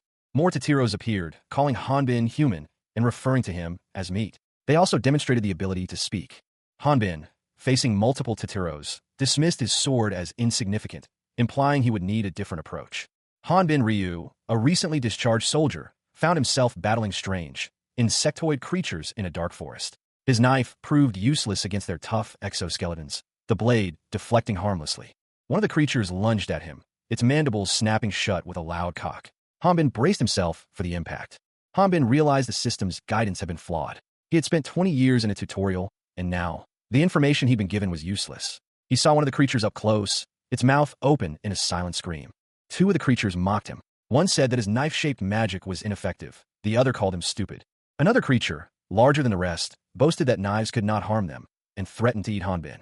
Suddenly, another figure appeared, wielding a large hammer. He questioned the creature's threat. One of the creatures warned that the dungeon was dangerous, and fled. The hammer-wielding man asked Hanbin where he was going, as Hanbin roared and charged at the remaining creature. Hanbin, using his sword, finished off the last creature. A monstrous creature, its form vaguely reptilian, with leathery wings, loomed over a young man. The man, his face partially obscured by shadow, pleaded desperately, "Take me with you. Hurry." With a sudden burst of energy, the young man struck out, his hand connecting with the creature's wing. He grunted, "Hiya." The impact sent the creature reeling. A swirling blue portal opened beneath it, and the young man stood ready with his sword. The young man watched, confused, as the creature was pulled into the portal. He muttered, "Huh? What's that?" A narration box appeared, stating, "Magical teleport in use." The portal expanded, revealing its destination, Ifan Plain Dungeon. A smaller creature, similar to the first but smaller, was also pulled into the portal. The young man stared at the closing portal, a look of disbelief on his face. He questioned, "To the dungeon?" A spatial transition spell activated, transporting someone to the Ipan Plains dungeon. Hanbin Ryu, a recently discharged soldier, found himself bewildered by this sudden portal appearance. He was concerned about monsters that had infiltrated a nearby village through similar portals. A monstrous creature emerged, questioning Hanbin about the portal's origin. Hanbin denied any involvement, stating that he couldn't perform magic. The creature was about to be ignored, but Hanbin changed his mind. He decided to eliminate the creature. Another monster appeared, forbidding anyone from entering and emphasizing the absolute nature of its orders. Hanbin agreed to prevent anyone from passing through, mirroring the monster's actions. A young man with dark hair questioned if another person would also be unaware of something. A small, insect-like creature confirmed that it knew nothing. Suddenly, a man with reddish-brown hair was attacked by something unseen, letting out a startled yelp. The man, wielding an axe, fought back against the creature, shouting for someone named Alicia to hold on. He continued his assault, cursing as he fought. The creature shrieked as the man struck it again. Hanbin Ryu, a man clad in worn armor, struggled against a strange, rock-like formation. He muttered in frustration, "Damn it, kicking it doesn't do jack, and it's not like hitting it with an axe will change anything." He concluded that magic was the only solution. Suddenly, a high-pitched scream pierced the air. With a desperate cry, Alicia invoked a spell. "O light, blind the foes like the sun." She continued her incantation and resonate like a raging thunder. A blinding flash of light erupted from her staff. Hanbin was also affected by the flash, his vision momentarily blurred. He exclaimed, "Shit, I got hit by her flash too. Though it's blurry, I can still see with my other eye." He called out urgently, "Renard, healing wind, please. Renard, please." As the dust settled, Hanbin saw a comrade severely injured, and he cried out in desperation, "Someone, please." A young woman with vibrant pink hair lay on the ground, her expression one of terror. A monstrous, clawed hand reached down towards her. Above her, a voice screamed, "Magician, kill!" A young man in light armor, his face etched with worry, stood before a horrifying, insectoid creature with glowing red eyes. The creature loomed over him, its menacing form casting a shadow. From the darkness below, a desperate plea echoed, "Please save us." The young man's eyes widened in horror as he looked up, a dark, shadowy explosion erupting behind him. Black liquid splattered across the white background, suggesting a violent impact. A powerful, golden energy erupted from the young man, engulfing the monstrous insects around him. The creatures shrieked in pain as they were consumed by the light. The young man, seemingly unharmed, looked down at the scene below. A voice, filled with disbelief, asked, "One shot at Tatiro's hard-ass neck?" Hanbin Ryu, a young man with striking blue eyes and reddish-brown hair, observed the scene before him. Two figures lay injured on the ground. One appeared to be a large, red creature, the other a woman with pink hair. He muttered to himself, concluding that the attack must have been a coordinated effort. The young man, Hanbin, found himself facing a large, insectoid creature. He noted the narrow gaps between the creature's segmented shell. Meanwhile, another figure, a swordsman with silver hair, was engaged in combat. The swordsman, identified as Raud, executed a swift, precise attack, striking his opponent between the legs. The impact was a critical hit. Raud's technique was remarkable. Only a dual-wielding magic swordsman could perform such a maneuver. Hanbin approached Raud, questioning his affiliation with the Onfro's Hunter Guild. Hanbin expressed his surprise at learning Raud had been exploring the dungeon alone for months. Raud revealed that he had been in the dungeon for 70 days and had little recollection of the events leading up to his arrival there, particularly an incident at the guild that involved heavy drinking. Raud continued, explaining his inability to recall how he arrived in the dungeon and his lack of support from a guild. Hanbin inquired about Raud's arrival, to which Raud simply stated he was pulled here. He then declared his intention to leave the dungeon. Hanbin mentioned hearing that Raud was searching for a healing artifact. Raud confirmed this, and the pink-haired woman, who had been injured earlier, asked if he was all right. She noted that her bleeding had stopped. A young woman with short, reddish-brown hair, clad in worn leather armor, exclaimed in surprise as a viscous, crimson liquid poured from a vial. She gasped, "That's a high-potency potion. It's so hard to get." A woman with pink hair, wearing a dark hooded cloak, questioned the use of the potion. She stated, "If you're doing this just because I am a woman, that's not it. Then why use such an expensive potion?" A man with silver hair, dressed in dark, elegant clothing, responded. He explained that the potion wouldn't help his injuries, but it would be harder to leave if someone was injured. He preferred to use it rather than waste it. The pink-haired woman, with a slight frown, simply replied, "Humph, I'll pay you back once we get out." The silver-haired man agreed, stating that exploring dungeons with that kind of injury was impossible. He then questioned why they were helping a stranger. A sudden, sharp pain caused the silver-haired man to cry out, "Arg." He tried to dismiss it, saying, "Don't mind it, it's nothing. Only think about leaving here." The man winced, revealing that he suffered from irritable colitis. He admitted, "I can't last long either." even though he had an injury that he couldn't heal using the high potion to help some stranger like us. A tremor shook the ground, causing the group to react with alarm. The man exclaimed, "W, what's going on?" The ground continued to shake violently. The young woman, eyes wide with fear, whispered, "Earthquake." A tremor shook the ground. One of the group, a young woman with pink hair, explained that earthquakes don't occur in dungeons, which exist in different dimensions. Another member of the party, a man with brown hair, questioned if the sound was a monster. The pink-haired woman urged them to quickly run through a nearby tunnel. A man with silver hair and a sword, however, declared his preference to die rather than flee in front of a woman.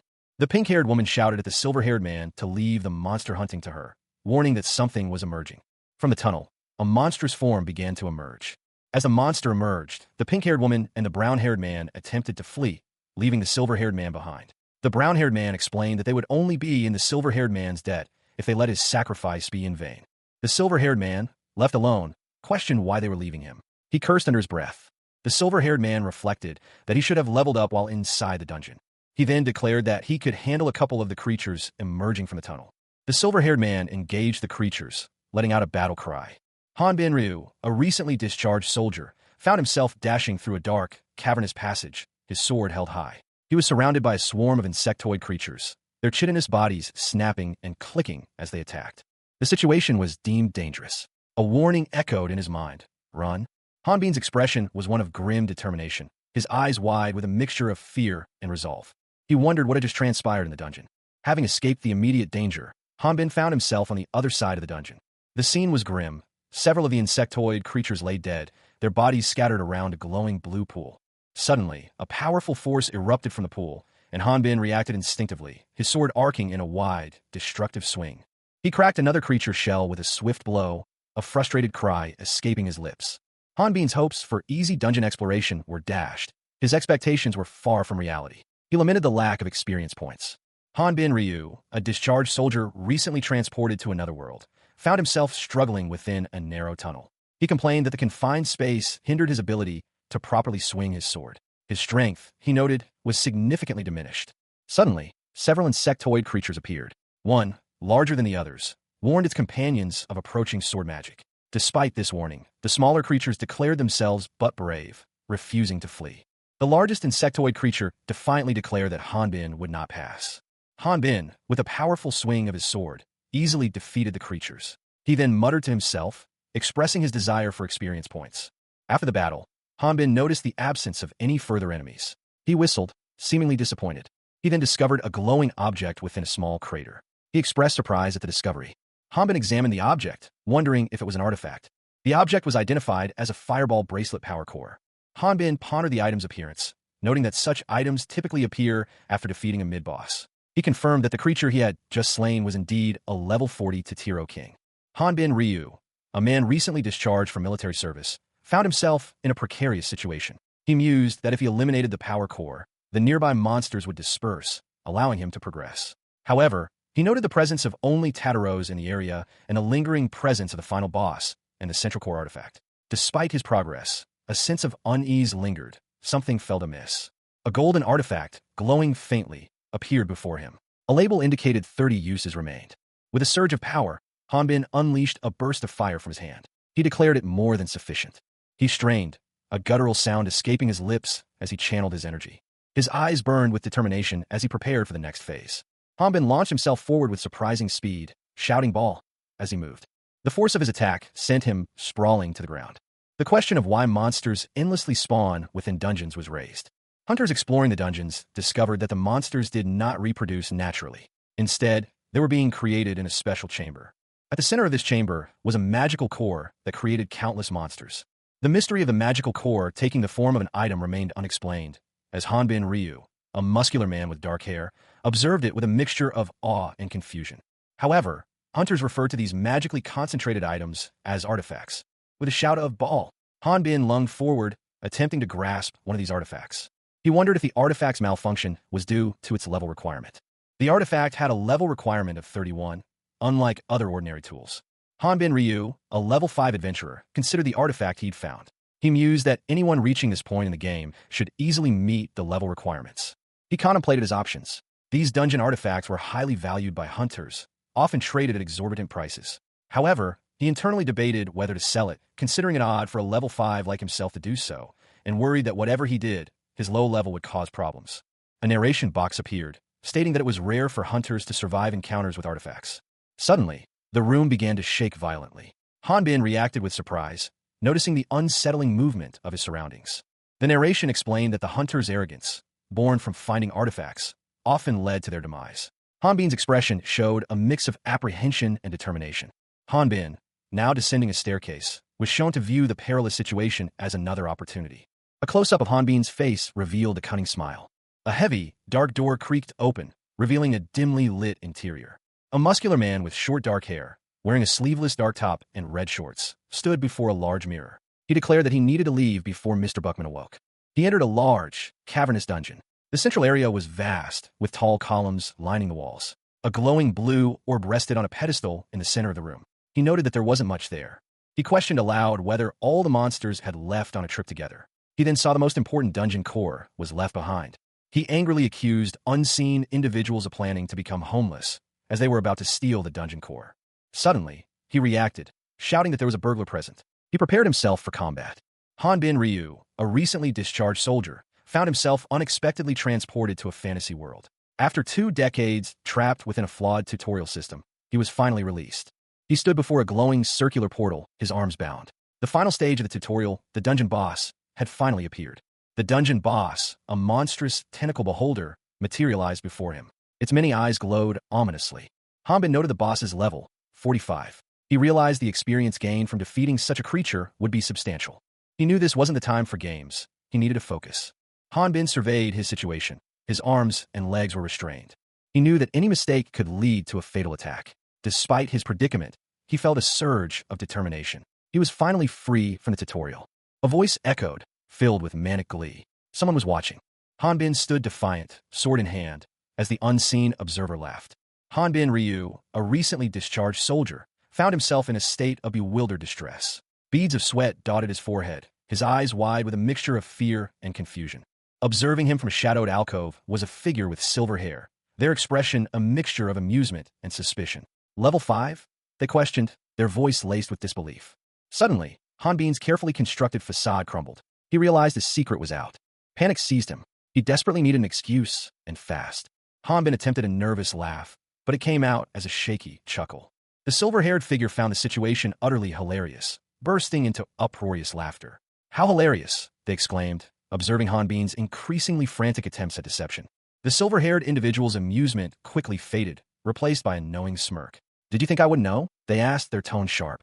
They pointed out the obvious. A monster was lurking nearby, unseen by Hanbin. The silver-haired figure revealed Hanbin's low combat strength, but also his unique ability to shapeshift into the enemy's fear, a rather despicable power.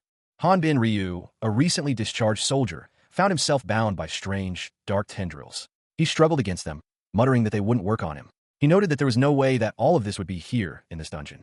A sinister grin spread across Hanbin's face as he exclaimed that it was wonderful that his captor could see through his form. He felt safe. Suddenly, a figure attacked Hanbin, yelling for him to die and become manure for the dungeon. The attacker's blow sent a shockwave through the dungeon floor. A floating monster with no blind spots appeared, capable of both attacking and defending its territory. The monster used its extremely fast tentacles and excessive strength to aim for the hunter's blind spots. The attacker, dodging the monster's attack, prepared to counter. Hanbin was struck by one of the monster's tentacles, grunting in pain. Hanbin's eyes widened in shock and fear as he braced for the next attack. A grotesque, multi-eyed creature emerged from the shadows, its presence filling the air with an unsettling aura. Hanbin Ryu, a young man with silver hair, reacted instantly, his sword leaving a shimmering trail as he launched a powerful attack. He muttered to himself, deeming the attack unavoidable. The creature roared as it absorbed the blow, its many eyes widening. Hanbin narrowly avoided a counterattack, narrowly escaping serious injury. He realized how close he had come to being severely harmed, noting that a direct hit would have caused significant damage. Despite the near miss, Hanbin and another warrior, a man with dark hair, continued their assault. The dark-haired warrior, however, was more concerned with the larger threat. Hanbin, irritated by the other warrior's focus, unleashed a swift attack, calling him an idiot. The dark-haired warrior cried out in pain as Hanbin's blade connected, causing him to stumble. The creature, weakened by the combined attacks, began to collapse. With a final coordinated strike, Hanbin and his companion finished off the creature. An older man with long, white hair roared, "Curse you, asshole! He continued his furious outburst. Because of you. Meanwhile, a younger man with short, dark hair clenched his fists, his face etched with worry. He thought, he should be thinking that I'm a fake. Did he lose his sense of reason? The older man's rage intensified. He shouted, my honor within the guild. He gestured wildly as he spoke. As well as my party. The younger man looked down, a grim expression on his face. He muttered, that's. The older man's voice cracked with barely controlled fury as he screamed, even my egg. You made me like this. And to think that you had such a relationship with artists. The younger man vehemently denied the accusation, shouting, that's not true. The older man, his face contorted in rage, bellowed a final, desperate command. Die. A monstrous figure, its face contorted in a grotesque grin, shrieked, die. Die, you human. Hanbin Ryu, a young man with dark hair and a determined expression, engaged in a fierce sword fight with a monstrous creature. The creature's body was partially obscured by a large, dark purple snake-like appendage. As they clashed, Hanbin questioned, round? The monstrous creature was flung backward, leaving a trail of dark smoke. Hanbin, watching the retreating figure, wondered aloud, what do you want me to do if you get controlled by the enemy like that? Suddenly, the creature reappeared, perched atop a massive, pulsating eye-like structure. It roared, human, how dare you? The monstrous eye-like structure pulsed ominously. From within, a voice boomed, you dare to play with me like a ball? I've noticed that you have yet to attack this human. Hey. The monstrous figure chuckled, its tongue lolling out. It mused, a comrade, or a party member? I'm sure it's something like that. The creature's body began to glow with an eerie green light. A voice echoed, for someone like you who cherish their comrade. The creature continued, losing your life directly by your comrade's hand will be the most horrible. Hanbin, seemingly unfazed, raised his sword, a determined glint in his eyes. He muttered, hey. Hanbin Ryu, a recently discharged soldier, found himself knee-deep in a murky swamp, his sword held firmly in his grasp. He was offered as a sacrifice. His captor, a shadowy figure, demanded his experience. A monstrous entity, a pale being with an enormous, multifaceted eye, loomed over them. The monstrous entity changed its plans. It had intended to use Hanbin as fertilizer for the dungeon, but it had a new idea. The creature planned to make Hanbin the dungeon's new mid-boss, after he had slaughtered all the humans who had entered. Hanbin would be the first meal for the newly remodeled mid-boss. The creature declared Hanbin would be its first meal. The creature lunged at Hanbin. Hanbin Ryu, a low-level warrior recently released from an extended tutorial phase in a new world, found himself in a desperate situation. He braced himself, a dark, swirling energy emanating from his body as he prepared to strike. Tentacle beholders, even among dungeon bosses, are notoriously tricky adversaries. Although they lack destructive attacks, these creatures possess remarkable cunning. Their intelligence allows them to outsmart humans, often taking party members hostage. The hostages are then injected with parasites, transforming them into powerful monsters. A battle ensued. Despite his strength, the warrior was reminded of his humanity. Even with his tough exterior, he knew he couldn't afford to harm his comrade. His attack missed its mark. Hanbin Ryu, a recently discharged soldier, now found himself in a fantasy world. He swung his sword, effortlessly cleaving a stone pillar in two. Observers nearby questioned the speed and power of his strike. His vision blurred, the aftermath of his powerful swing leaving him disoriented. He wondered if the pillar had truly been split in two. The impact of the blow was far greater than he anticipated. A smaller, agile figure, seemingly another otherworlder, was embedded in the wall, stunned by the force of Hanbin's attack. Hanbin expressed disbelief at the unexpected outcome of his seemingly simple swing. He realized the creature he had struck was a level 45 enemy, far beyond his expected capabilities. Another otherworlder watched from a distance. Hanbin was astonished by the power of his attack, questioning how such a feat was possible. He mused that even the wind pressure from his swing was incredibly powerful, exceeding the capabilities indicated by his system's guidelines. He surmised that the dungeon boss must have been exceptionally weak. The other otherworlder declared that Hanbin was not human. They reasoned that with such a powerful monster present, there was no point in opening the portal. The otherworlder also mentioned hoping to avoid the monsters in the Sot Forest. A large, red, cyclopean creature with clawed limbs floated in the air. It declared its need to report back to its superior. Meanwhile, a man with short dark hair, wearing simple dark clothing, examined a small, blue, shimmering object on a wooden floor. He questioned if it was a bug. The man chuckled, then stated it was time to head back. His expression shifted to one of confusion as he looked around. A figure, small and dark-haired, stood amidst a scene of destruction.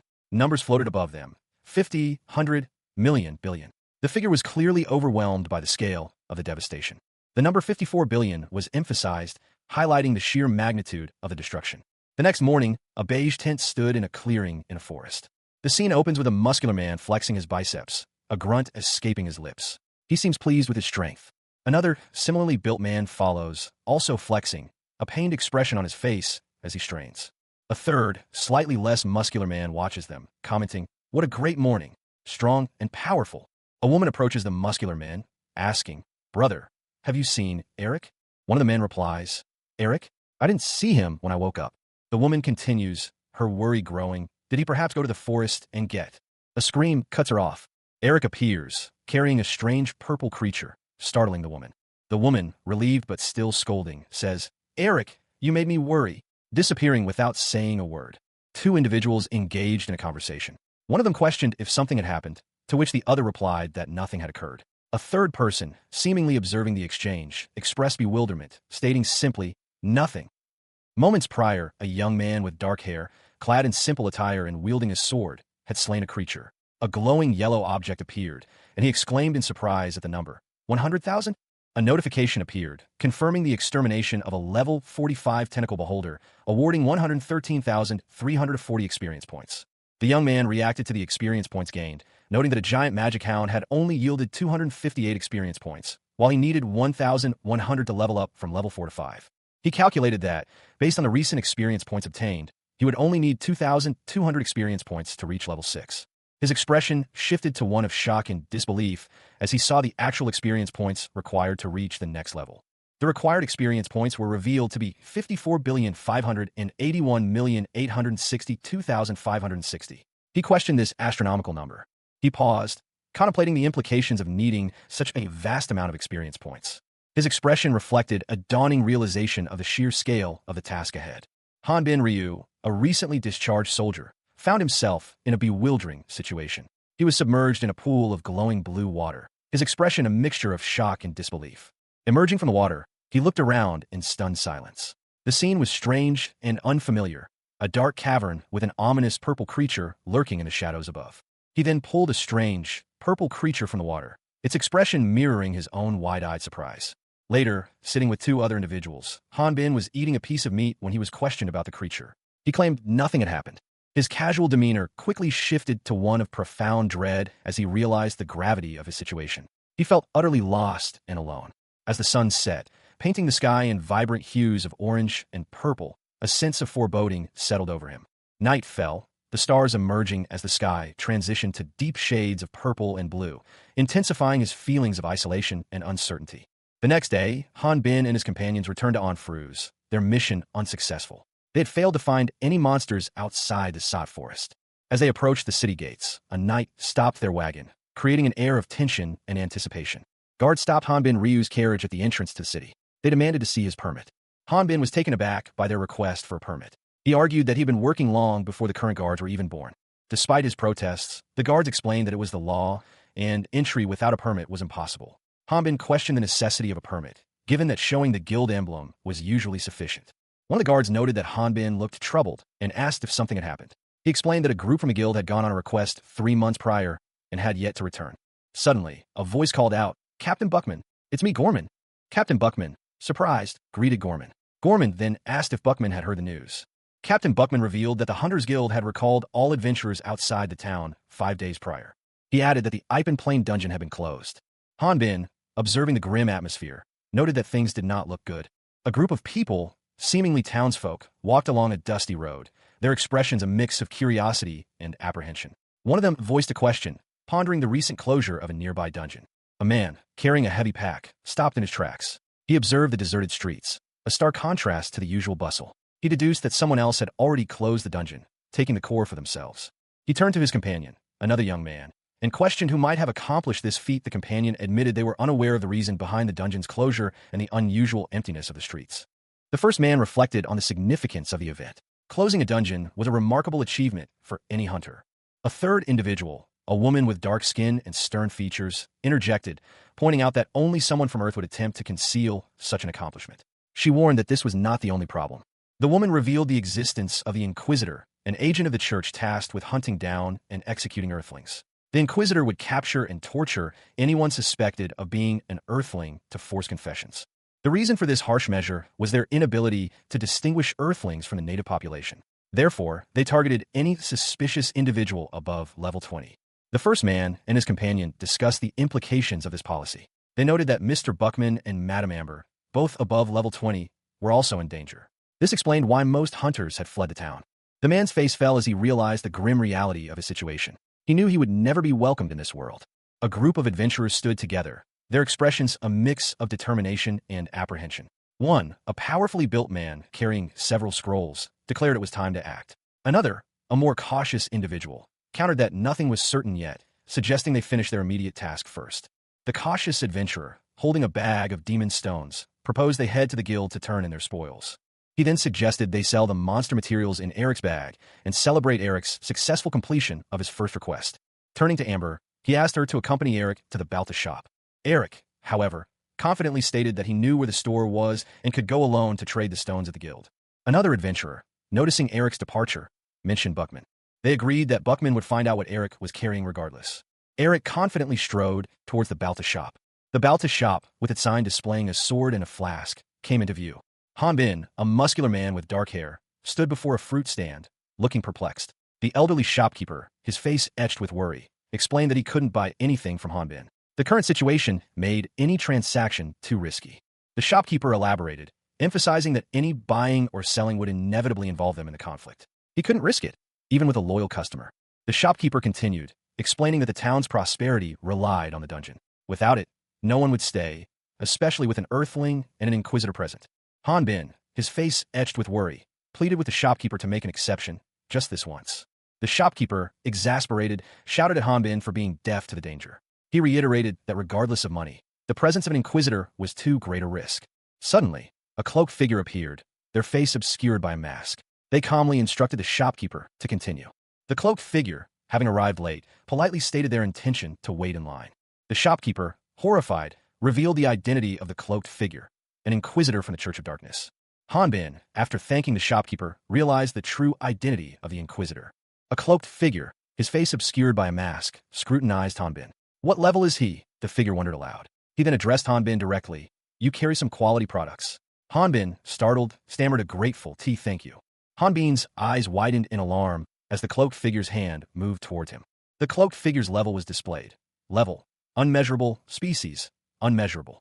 What's wrong? He asked, his voice laced with confusion. Then, a statement. Can you not see my level? A cloaked figure, their face obscured by a mask, gestures with an open hand. They declare, continue. Then, adding, since I came late, I'll wait in line. An elderly man, his eyes wide with shock and fear, stares in disbelief. The old man exclaims, Church of Darkness, the Inquisitor. The cloaked figure thanks him for the introduction. A young man with dark hair observes the scene, a thoughtful expression on his face. He wonders, this guy, is he Inquisitor? The cloaked figure is asked, what level is he? They respond, you carry some quality products. The young man stammers a thank you. As the word evil species flashes across the panel, a red, jagged symbol appears, suggesting a sudden movement. The young man's eyes widen in surprise as the cloaked figure moves with surprising speed. The cloaked figure asks, what's wrong? A box appears, displaying level, unmeasurable, species, unmeasurable. The young man replies, I don't know what you're talking about. The narration adds that he closed the distance in an instant. Hanbin Ryu, a man of imposing stature, stood before cloaked figure. He admitted to receiving a lot of attention, a fact that didn't surprise him. He declared his lack of religious belief and his background as an orphan from a remote village, further explaining his unfamiliarity with fairy tales. The cloaked figure, whose face was obscured by a mask, found Hanbin's background and current profession as a hunter to be peculiar, questioning if it wasn't strange for an earthling. Hanbin explained that he had only recently become a hunter. The cloaked figure, seemingly surprised by this revelation, received an item from Hanbin. The cloaked figure revealed that Hanbin's level was only 5. Hanbin, after being inspected, inquired about selling his items. Hanbin, carrying a bundle of goods, approached a merchant. He was amazed to find himself in front of the Inquisitor. He commented that this was normal, and then asked the merchant for assistance in selling his items. The merchant, surprised, questioned Hanbin's low level. Hanbin explained that he expected it to be acceptable given his low level. Hanbin Ryu, a recently discharged soldier, felt his heart pound in his chest. He was overwhelmed by the sheer intensity of his emotions. Meanwhile, an elderly merchant observed Hanbin, noting his strength despite not being able to fully assess his level, suspecting it might be due to the mask he wore. He then asked Hanbin if the item he held was for sale. The merchant emphatically denied that the golden container was for sale. Hanbin, however, insisted, pointing towards the object. The merchant reacted with surprise and alarm as Hanbin touched the container. Hanbin snatched the container from the merchant's grasp, leaving the old man stunned. A cloaked figure, seemingly observing the scene from afar, reacted to Hanbin's actions. The cloaked figure retrieved the container, seemingly unfazed by Hanbin's boldness. With a chuckle, the cloaked figure questioned Hanbin about the container's nature. A cloaked figure, his face obscured by a helmet-like mask, held a golden chalice. He mused aloud, questioning how a level 5 adventurer could possibly obtain an artifact. Meanwhile, a young man with dark hair expressed his doubt, believing his plan would work flawlessly. The young man's face was etched with worry. He wondered aloud if he should deny his ignorance. The cloaked figure responded, stating that a level 5 adventurer wouldn't typically venture into a dungeon. The cloaked figure handed the young man the golden chalice, instructing him to guard it carefully as it was a valuable item. The young man expressed his gratitude. However, given the young man's status as a beginner hunter, the cloaked figure decided to share a cautionary tale. The narrative shifted to a story that would serve as a lesson. 15 years prior, a married couple resided in a small village in the east. The scene opens on a man in shining armor, playfully interacting with a woman and 2 children outside a simple dwelling. The narration clarifies that the man is a veteran hunter. The narrative shifts to show the hunter with 2 companions, enjoying a seemingly ordinary day. It's revealed that, while not the leader, he possesses a charisma that draws others to him, and his party is currently on a quest. However, their peaceful day is interrupted. The hunter is suddenly overcome with terror upon encountering a seemingly harmless monster. His companions are puzzled by his extreme reaction to the creature, unaware of the reason behind his fear. Pressed by his comrades, the hunter reveals the monster's exceptionally high level, over 800, and explains that he can see everyone's levels because he is an earthling. Despite this revelation, the situation takes a dangerous turn. The monster discovers their location. The hunter is left to fight the monster alone, sacrificing himself to buy time for his companions to escape. The hunter's selfless act allows his comrades to flee to safety. The scene ends with a new character appearing, posing a simple question. A question hung in the air, unspoken but heavy with implication. Who among them had met their end as predicted? The speaker suggested it was the earthling who had revealed his identity, but this was immediately refuted. The narrator clarified that everyone involved in the incident had perished, except for 2 individuals. The party leader was spared because he had reported the truth to the Inquisitor. The remaining party members, suspected of sympathizing with the earthling, died during the investigation. The earthling himself, however, miraculously survived and returned home. Despite his survival, a grim twist awaited the earthling upon his return. Fueled by rumors, the villagers burned his house, leaving him utterly alone and without welcome. Driven to desperation, the earthling retaliated violently, massacring the villagers before fleeing. The consequences of involvement with the earthling proved dire for those who had associated with him. A final question was posed. What was the reason behind this grim tale? A dark-cloaked figure spoke. Using a naive beginner hunter to dispose of the artifact from the earthling is a common thing. I'll give you as much immunity as I can with my strength. The image showed 3 impaled heads, their faces contorted in silent agony. A skeletal figure emerged from the darkness, its voice echoing. To which party do you belong? Hanbin Ryu, a young man with dark hair and intense eyes, stood defiantly, a shield in one hand and a mysterious yellow object in the other. The camera focused on a detail, a golden insignia on a dark uniform. Suddenly, a hooded figure with a strange mask appeared, confronting Hanbin. A muscular man roughly grabbed a young woman with fiery red hair. The young woman, despite her distress, politely said, "Excuse me." The red-haired woman's internal monologue revealed her thoughts. The priest seemed to have misunderstood it, so I can't help but to butt in.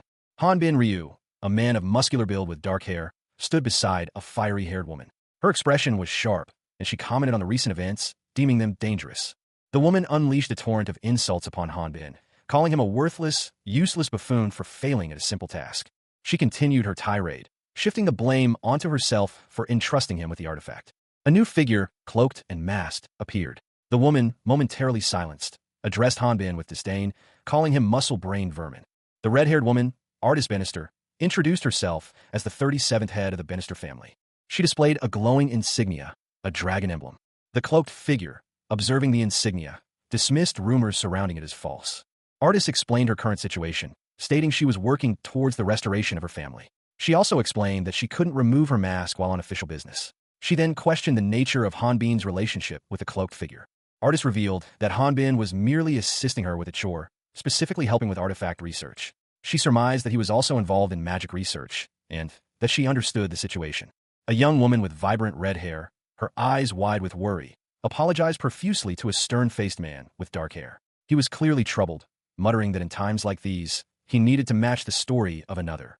The man, still preoccupied, dismissed the woman, stating that he was busy with research. He then turned to a cloaked figure, bidding them farewell with the words, "May the darkness protect you." The woman expressed her gratitude. The man, whose name was Eric, cautioned her against acting elsewhere. The woman questioned Eric about his silence regarding a mysterious artifact he had encountered in the forest. She wondered if his lack of questions was due to his being a dangerous man. Eric's companion, cloaked and masked, remained silent, while the woman explained that she only found him suspicious. Eric's companion inquired about the artifact's abilities. Eric revealed that the artifact could produce fireballs and electricity. The woman's eyes widened in shock as Eric's words sunk in. The cloaked figure apologized, seemingly overwhelmed by the revelation. Hanbin Ryu, a low-level otherworlder, found himself in a desperate struggle. His opponent, a figure cloaked in dark red, moved with terrifying speed, a whirlwind of motion. Hanbin braced himself, his expression grim. The narrative begins on Hanbin Ryu's first day with a Buckman party. A monstrous tree ogre appears, its terrifying visage filling the frame. Hanbin Ryu, level 13, confronts the tree ogre. He thinks no. A little pink, level 15, attacks Hanbin Ryu. Hanbin Ryu is shown evading the attack, shouting no as he escapes. He reflects that he finally escaped from the rock mountain. Hanbin Ryu encounters a mud slime, level 21. He questions the prevalence of such monsters. He reflects that these monsters are weak, giving little experience. He considers the magic hound to be superior. He defeats the mud slime, gaining at least one experience point. Hanbin Ryu, a recently discharged soldier, found himself battling grotesque creatures in a dark forest. He desperately needed to increase his level, repeating the incantation, "I must raise my level." With a final, powerful strike, he defeated his foe, the words "level up" appearing before him. Exhausted but victorious, Hanbin collapsed to the ground, his mind still reeling from the battle. The word "level" echoed in his thoughts, followed by a single, almost whispered, "Rick." He was then greeted by a voice calling out, "Eric." Confused, he responded, "Ah, yes." Hanbin found himself in a crude but welcoming tent, seated at a table with two burly men. One of them offered him food, saying, "Now, this is a special welcome food for the newbie. I can't guarantee the taste, but what did you say about my cooking?" A woman with dark blue hair joined them, scolding Hanbin. She stated, "And newbie, think that you are waging war when you go out to the field. Buckman might have acknowledged you, but I still haven't." Continuing her reprimand, she explained, "Our party doesn't need a kid who is picky about side dishes, so you should know that. How long could someone like you last here?" Ignoring the others, Hanbin began to eat the strange food, muttering to himself, "It can't be worse than magic hound meat, right? Come to think of it, how long has it been since I last ate something which is not a magic hound? How long has it been since I used cutlery?" His thoughts lingered on the unusual nature of his meal and the passage of time. Later, Hanbin sat alone by a small fire, his sword resting beside him, contemplating his situation. Hanbin Ryu, a recently discharged soldier, found himself in an unfamiliar world after a sudden transportation. He reflected, "I am not alone." Surrounded by a group of people, Hanbin shared a meal. Their expressions showed surprise and concern. One of them offered him food, their actions conveying care and worry. For the first time that day, Hanbin felt a sense of belonging. Hanbin, enjoying the meal, commented, "It's really hot. Could you give me another bowl?" Someone gently advised him, "You don't have to force yourself to eat it. If you eat all of it when they cooked it too." Hanbin felt a sense of relief. "I could feel that I escaped the rock mountain." A mechanical device appeared, and a voice apologized, "I am sorry." A sudden, powerful energy surge emanated from the device.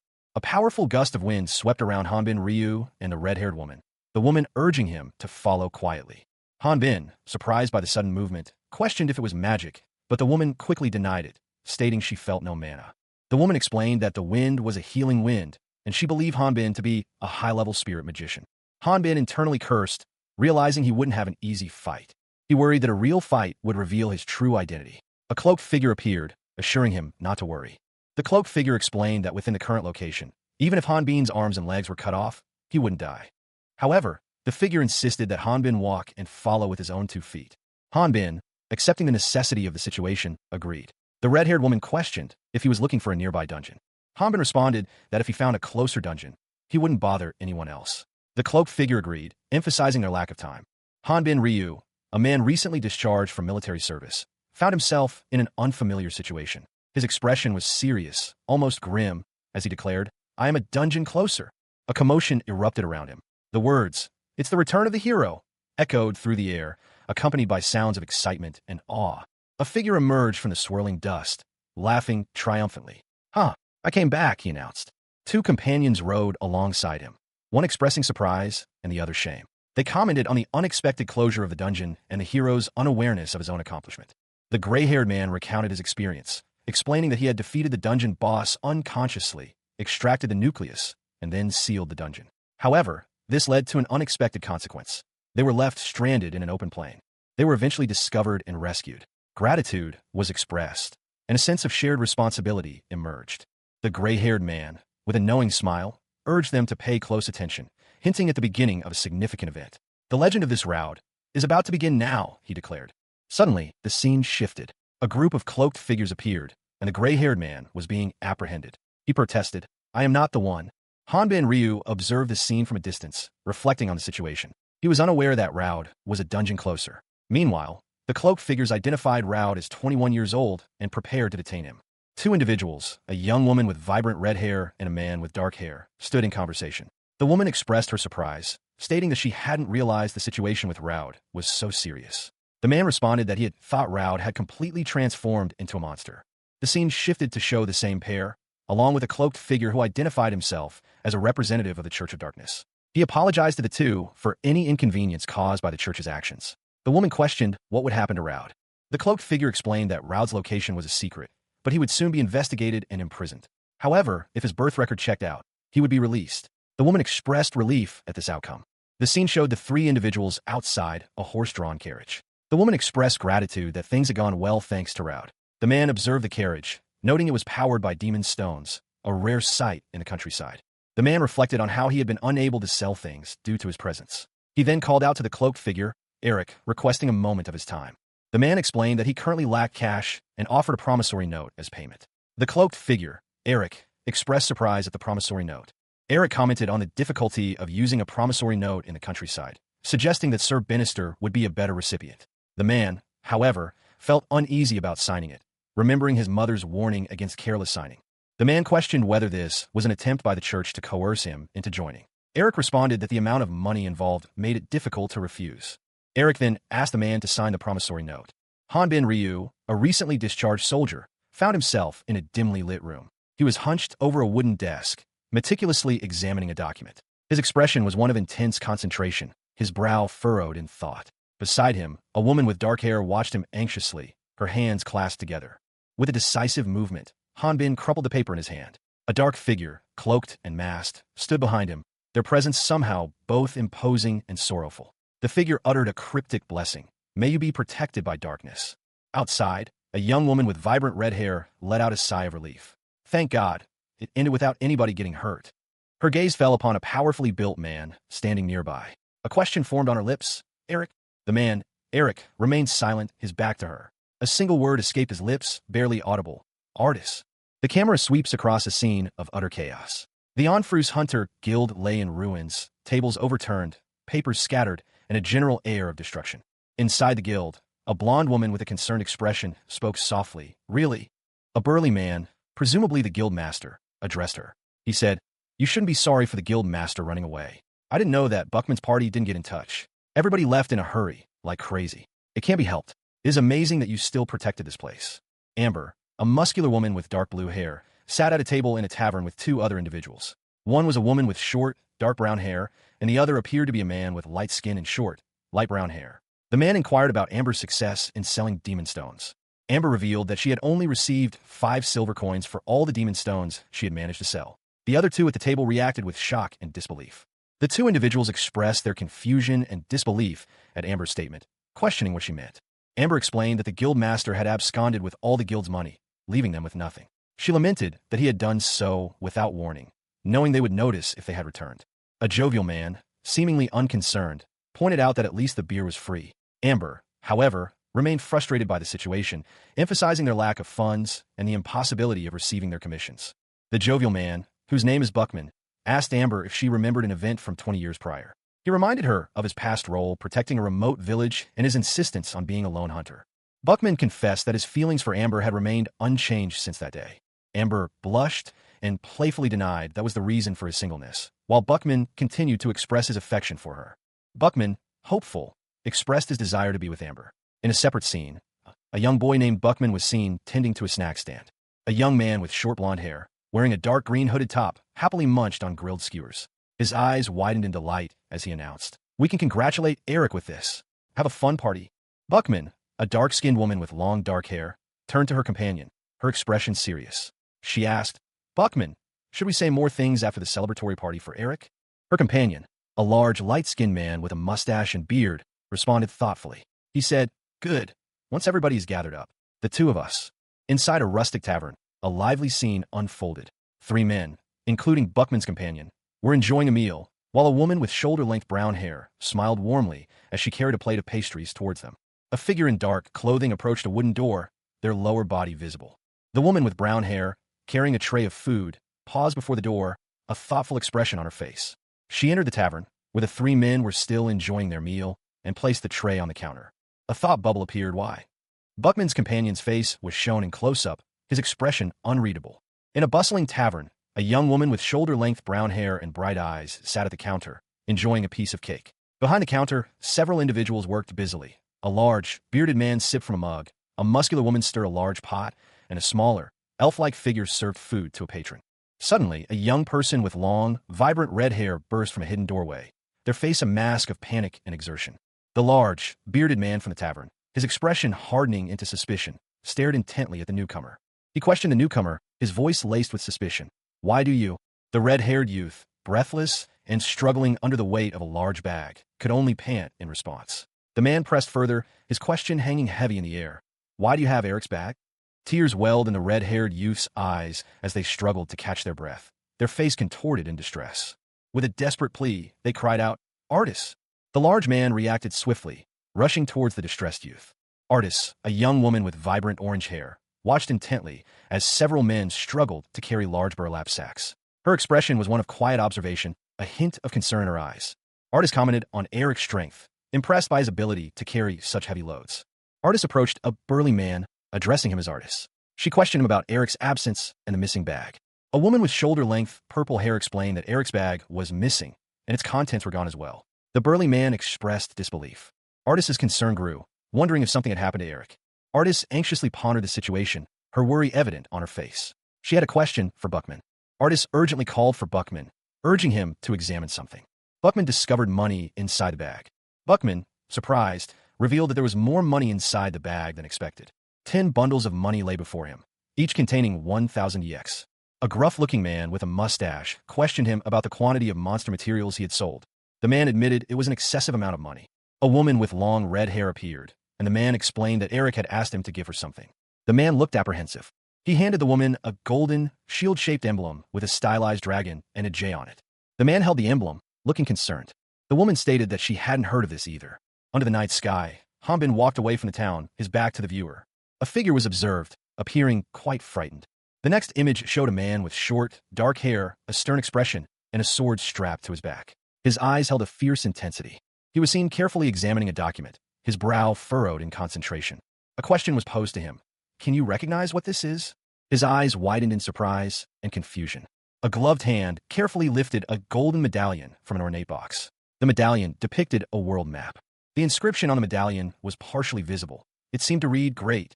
A golden disc, etched with a map of a world, is shown. The inscription reads, Great Earth. Hanbin Ryu, a young man with dark hair and intense eyes, is shown. He thinks, I thought that it was destroyed by the 4 heroes 20 years ago, and since then disappeared.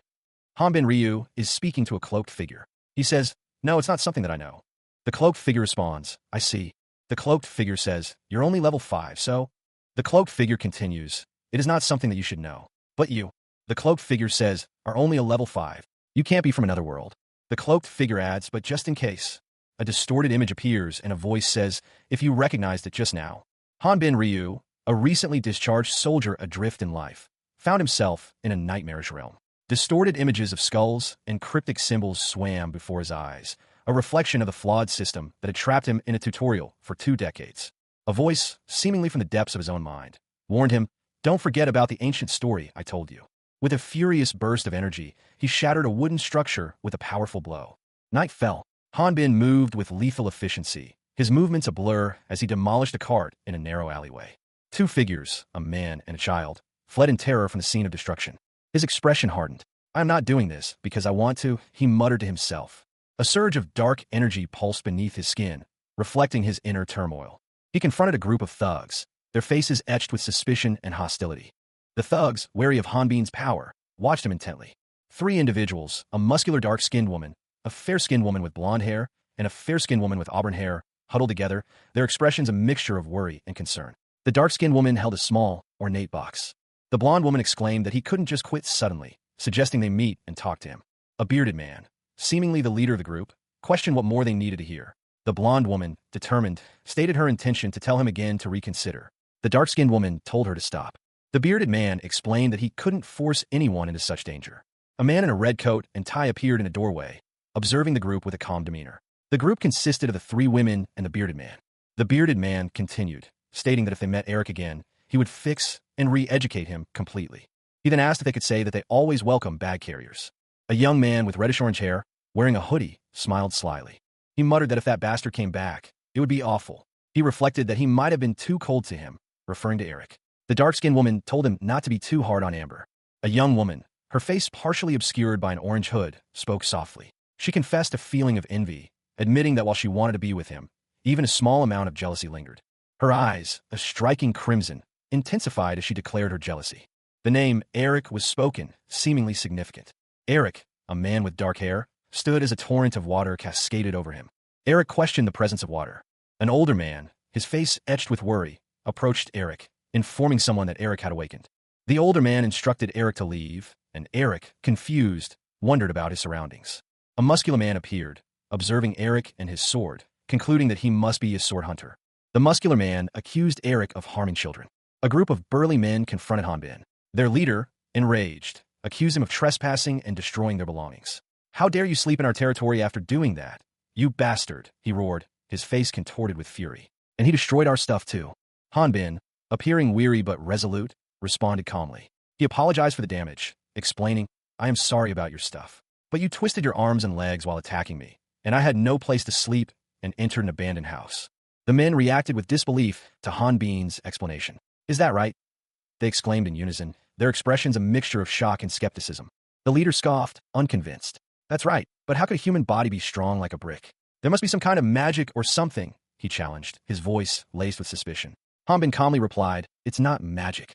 Hanbin offered a solution to their disbelief. "If you don't believe me, try hitting me. Or are you just a coward who can't do what the guy behind you said?" The leader, taken aback by Hanbin's challenge, sputtered, "No, I haven't said that." Hanbin simply stared at him, his expression unwavering. "Is a lie," he stated, his tone conveying quiet confidence. Infuriated by Hanbin's calm demeanor and the implication that he was a coward, the leader's face contorted in rage. With a furious roar, the leader lunged at Hanbin, unleashing a powerful punch. Hanbin Ryu, a recently discharged soldier, found himself violently propelled through space. The force of it displaced, he landed hard, his vision swimming. A gruff voice, filled with disdain, echoed nearby. The speaker, a man with dark skin and a bald head, commented on Hanbin's apparent weakness, comparing him unfavorably to someone named Tiro. Hanbin's eyes narrowed, a grim determination settling on his face. He was ready for whatever came next. He wondered what he should do. His options seemed limited. A nearby group of onlookers debated Hanbin's abilities, initially mistaking him for a spirit magician before correcting themselves. He was a magical swordsman. Hanbin considered the possibility of destroying the area and escaping. The commotion had led him to believe a monster attack was underway. He was surprised to find the source of the noise was far less threatening. An older man, seemingly the leader of the group, dismissed the threat, assuring everyone that it was just a runaway dog. Another man expressed concern about the safety of the area. Hanbin reacted angrily to being compared to a dog, expressing his intense dislike for canines. Hanbin Ryu, a man recently discharged from military service, found himself adrift. He mused, "They probably hate me too." An older man, his face etched with wrinkles and a knowing smile, addressed him. He asked, "Want me to tell you why?" The old man continued, "You're trying to look fierce. Are you perhaps from Rock Mountain?" A crowd gathered, their faces a mixture of fear and suspicion. One man protested, "Why are you letting him go when we don't know what he might do?" Hanbin, muscles tense, stood defiantly. Another voice called out, "Hey, what are you?" He wondered what they would do if they didn't let him go. The old man calmly observed, "Besides, if he had wanted, all of the people here would have become meat."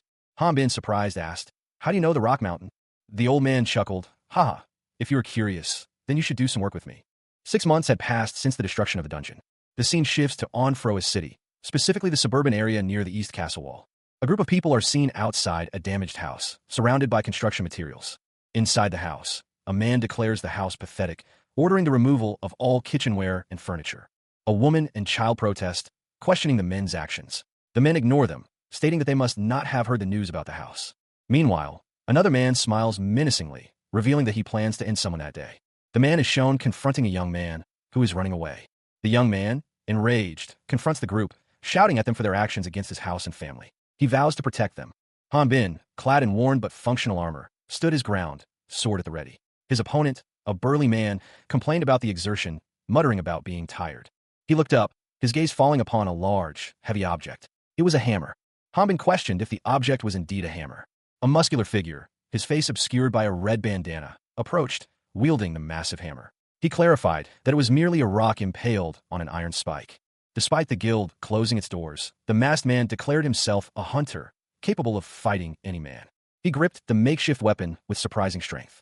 The masked man's expression was grim, determined. Hanbin watched, aghast, as the masked man effortlessly drove the makeshift hammer into the ground. The sword wouldn't even penetrate. The masked man's powerful physique was a stark contrast to Hanbin's own. He realized the difference in strength between a normal human and this man.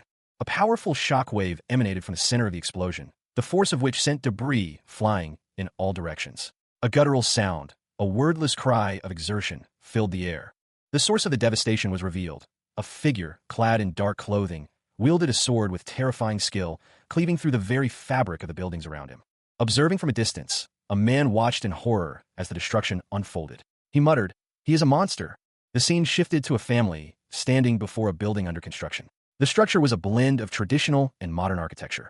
A voice, seemingly from an unseen narrator, explained, "This project is one that we, the Onfrois Architecture Association, are strongly supporting." The family, now indoors, listened to a man describe their community improvement projects. He stated, "We fixed the city's castle wall. We demolished dilapidated houses."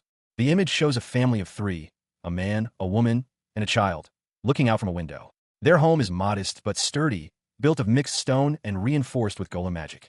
The narrator explains that this type of durable housing is provided to all. The same family is shown, this time with a focus on the father's slightly concerned expression.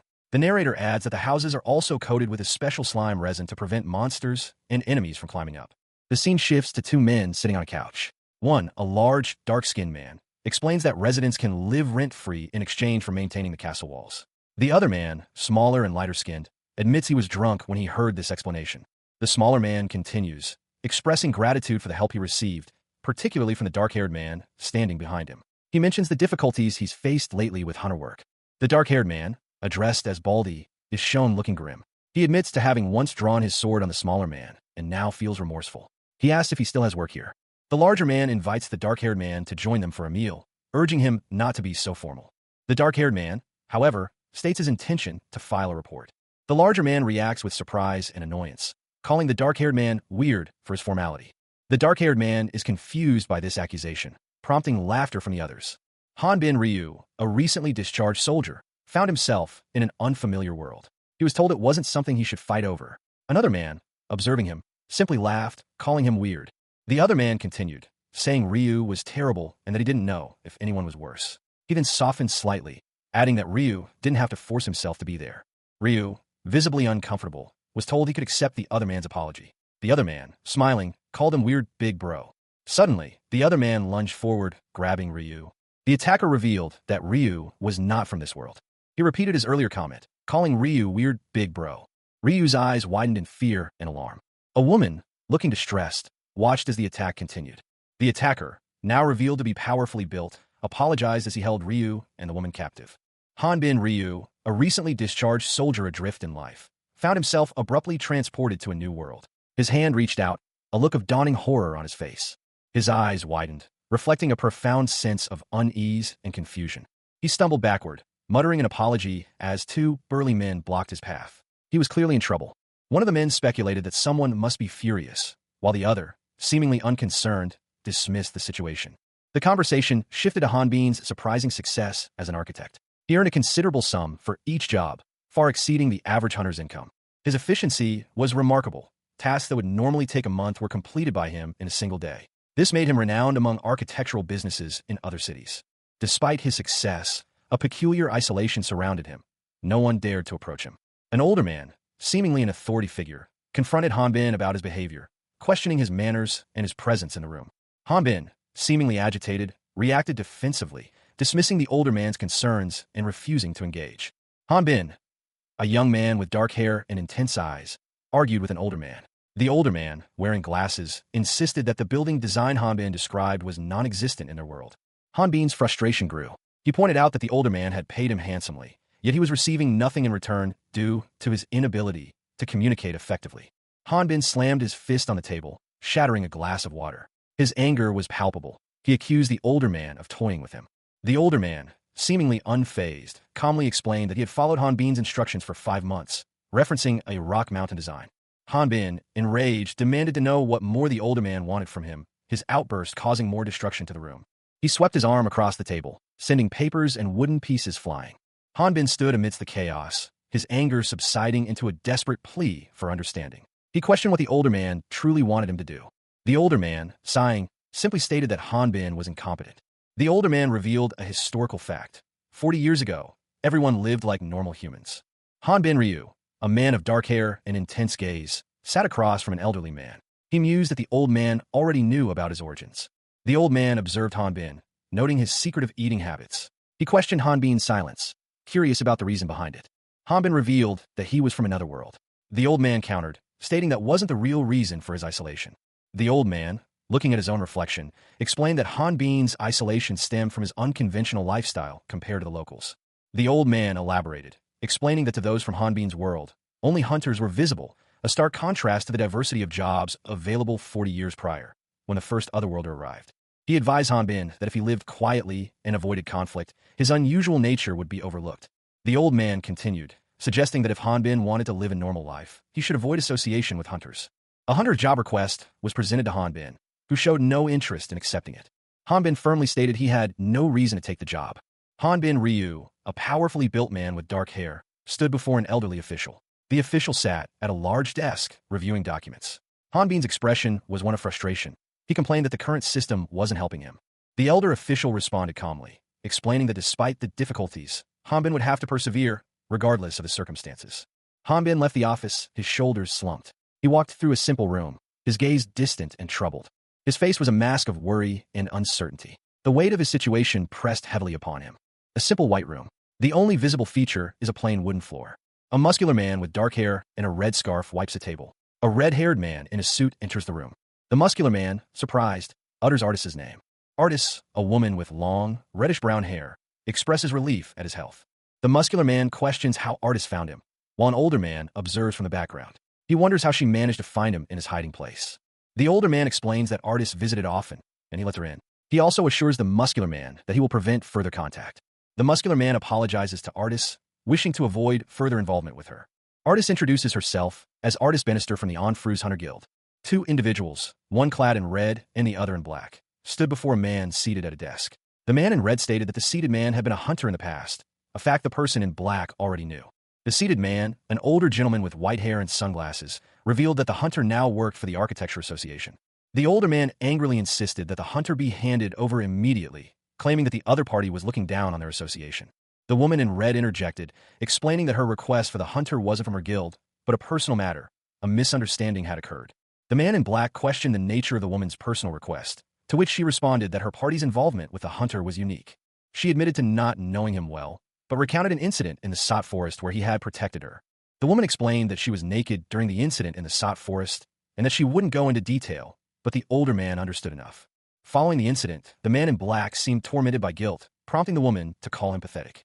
The old man noted that the situation became difficult after the hunter returned to the city. The hunter had requested a promissory note for 1 million X from the Hunters Guild, allowing him to quit hunting. The old man, having paid the hunter, declared that he had nothing more to do with him. Hanbin Ryu, a recently discharged soldier, found himself in a precarious situation. He was surrounded by 3 figures, their faces obscured by shadow, their intentions unclear. Suddenly, a commotion erupted. Hanbin kicked a chair, sending it flying through the air, and escaped through a window. An older man, observing from a nearby building, scolded him for causing such a disturbance. Hanbin, however, remained resolute, stating he had unfinished business. A woman with vibrant red hair appeared, commenting on how easily Hanbin had been given permission to leave. She pointed out that many details had been omitted from the story. The woman and Hanbin discussed his current situation, which she deemed horrible. He revealed that he had stopped being a hunter months ago. She explained his current assignment, exploring the Sot Forest and collecting samples. She reassured him that it would be safe. The woman, looking at Hanbin with concern, promised to protect him if anything happened. She added that as comrades, he should feel comfortable talking to her. Chapter 15 begins. The sky is a brilliant blue, dotted with fluffy white clouds. The camera pans down to reveal a vast, verdant landscape. The sot forest stretches out before them. Two figures traverse a path through the sot forest. One, a woman in a red coat, leads the way. Behind her walks a man with dark hair and a backpack. The man trails behind, his expression thoughtful. He wonders why the woman chose him to accompany her. The woman, noticing his hesitation, asks if he is all right. She mentions that it has only been 10 minutes, but for him, 5 months have passed since the last incident. The man replies that he should act naturally to avoid suspicion. Suddenly, a small, orange creature appears. It is identified as a Kellock, a low-level monster that inhabits the forest. Its level is 2. The man is immediately charmed by the creature's cuteness. The woman tells him to stop for a second. The Kellock asks if the man likes it. Han Bin, a young man with dark hair and a determined expression, stood amidst a fiery explosion. He seemed pleased with the result, a mischievous glint in his eyes. He asked Artis if they could take a sample of the fiery substance and raise it. Artis, a woman with vibrant red hair, stood in a forest clearing, a small fireball forming in her outstretched hand. She calmly uttered the word, fireball. Two women, dressed in similar red attire, tended to Han Bin's injured hand. They expressed concern, asking if he was hurt. One explained that it was only a minor bite, thankfully causing no serious injury, and offered a potion. Artis examined a vial of Han Bin's blood. She asked if his blood was blue, to which Han Bin replied that it was red, prompting her curiosity. She instructed him to call her immediately if he found another sample. Han Bin rested, a small chick perched on his head. The narration indicated that their exploration continued after the incident. Artis unleashed a large, swirling fireball, engulfing a section of the forest. Han Bin watched from a distance. Artis continued her fiery assault, her expression intense as she incinerated more of the forest. The forest burned fiercely, a vast inferno consuming the trees. Artis gestured towards the flames, her face grim. Han Bin and Artis rested, the forest fire visible in the background. Artis warned Han Bin about the dangerous monsters inhabiting the forest. A young woman with fiery red hair and intense eyes peered at someone, a concerned expression etched on her face. She held a small, pointed object, possibly a wand or a tool, in her hand. "Eric, are you not hurt?" she inquired. Eric, a man with dark hair, responded calmly. "I'm okay, but I forbid you to use fire magic for now. Don't worry about the forest. If I stop the magic power, the fire gets extinguished." Eric looked towards the horizon, a determined expression on his face. He muttered to himself, "I'll try as much as I can." The camera focused on a forest consumed by fire, the flames licking at the towering trees. Suddenly, a powerful force split a log in two with ease. The woman gasped, "Wow, then Raud, a powerfully built man, questioned Eric. "Raud's party was the first you joined?" Eric simply replied, "Yes." Raud added, "That is not good." Eric explained his reasoning to Raud. Raud felt awkward, so I didn't get close to him that much. "I actually have no experience with parties. It's my first time to sleep outside." "Then why did you join the Hunter Guild?" Raud responded, "I thought that it would be fun to collect the research materials on my own. Rich people are." The woman continued, "And magicians also increase their level when they do magic research. So I had no reason to go outside." Raud chuckled. "What kind of dragon hunter catches a dragon at home?" A young woman with long, reddish-brown hair, wearing dark clothing, expressed her disinterest in a family matter involving dragons. She explained that dragons are nearly extinct and incredibly difficult to find these days. A man with short, dark hair, wearing a dark tunic and scarf, questioned the woman's statement about the lack of dragons, prompting her to ask if he was interested in them. The man grinned, revealing his excitement at the prospect of catching a dragon to level up. He mentioned that dragons were non-existent in his previous world. He continued, explaining that dragons are rare monsters, making them hard to find. The woman pointed out a small ant, referring to it as a monster. The man acknowledged the fearsome nature of dragons, describing their immense size, fiery breath, and limitless magical power. However, he revealed that his fears stem from a different source. He explained that in this world, one's level rises simply by killing enemies, particularly those from another world. The man pondered the intelligence and ability to communicate with dragons, suggesting that they might be seeking solitude to survive. He concluded that even if dragons are lonely, it is better for them to live safely, illustrating this point with an image of a wyvern. He noted that while wyverns communicate well, they choose to remain hidden. Han Bin, carrying a bundle of firewood, exchanged words with a red-haired woman. He found her joke about a talking wyvern to be quite amusing. The woman chuckled softly to herself, a hint of amusement still lingering on her face. She then turned to Han Bin, her expression shifting slightly. She asked him if he wanted to return to being a hunter. Han Bin considered her question. He explained that returning to Buckman's party would be shameful, and that he intended to form his own party instead. He voiced his concerns about the possibility of running away again, prompting the woman to question his reasons for leaving Buckman's party in the first place. She pointed out his worry about Buckman, implying that he was hiding something. She then accused him of having many secrets. Hanbin was taken aback by her statement. She pressed further, asking if he could cast magic without the aid of a magician. He revealed that he, too, had secrets, leading to a tense exchange.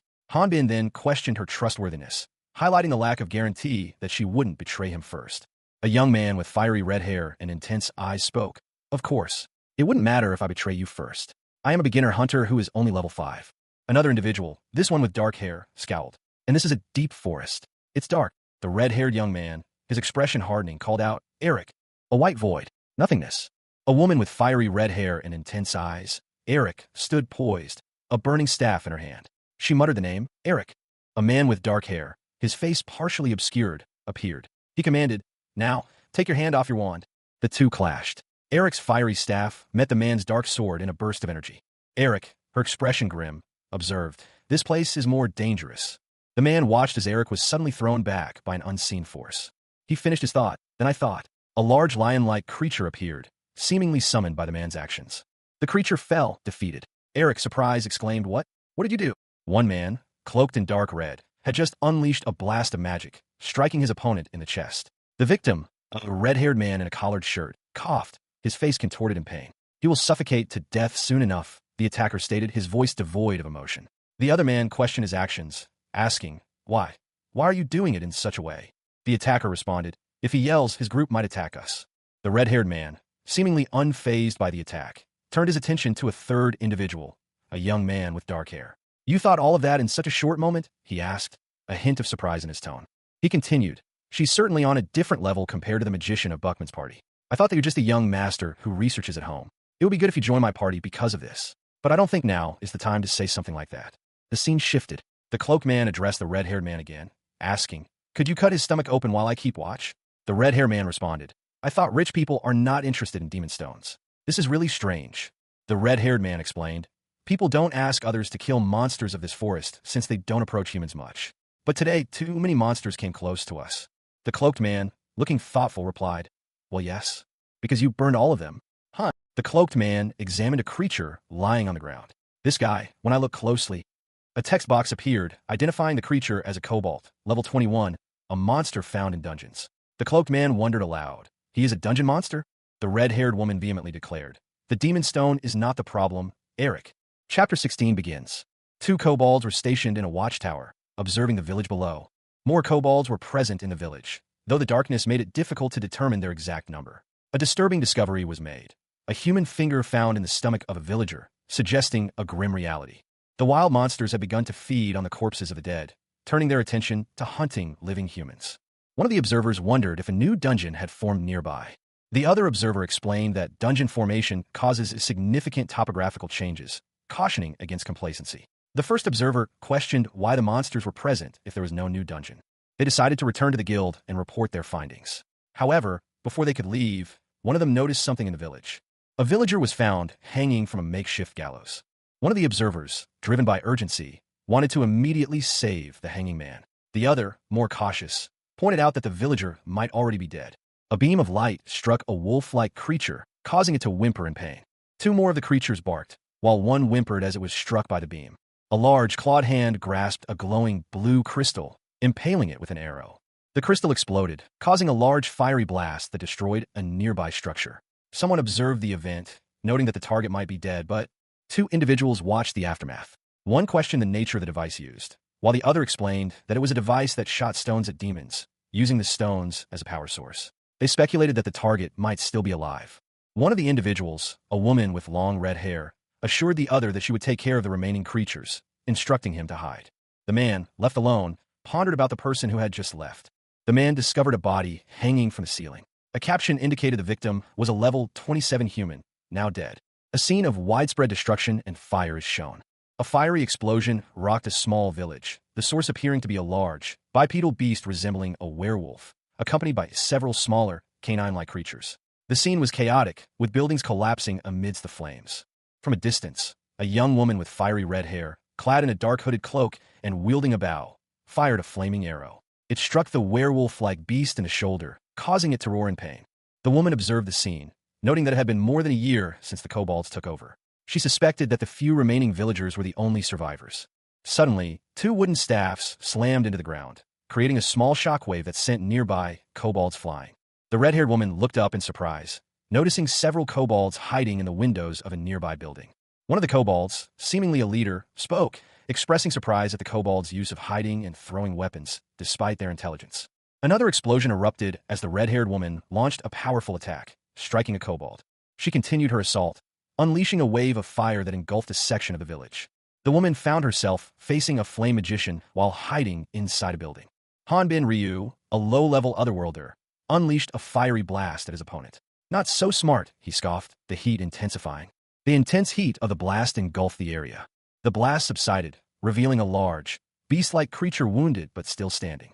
Hanbin grimaced, realizing the extent of his actions. He thought, "I think I used it too much." The beast roared, enraged, and lunged at Hanbin, claws extended. With surprising speed, the beast attacked Hanbin. Hanbin reacted swiftly, deflecting the attack with his weapon. The beast was wounded, but still dangerous. Hanbin prepared for a final strike.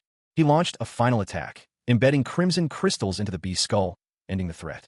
A powerful blast of energy erupted, engulfing the area in a fiery explosion. Amidst the devastation of a burned village, two figures stood solemnly beside a well, a body shrouded in a white cloth lying before them. The woman with fiery red hair spoke.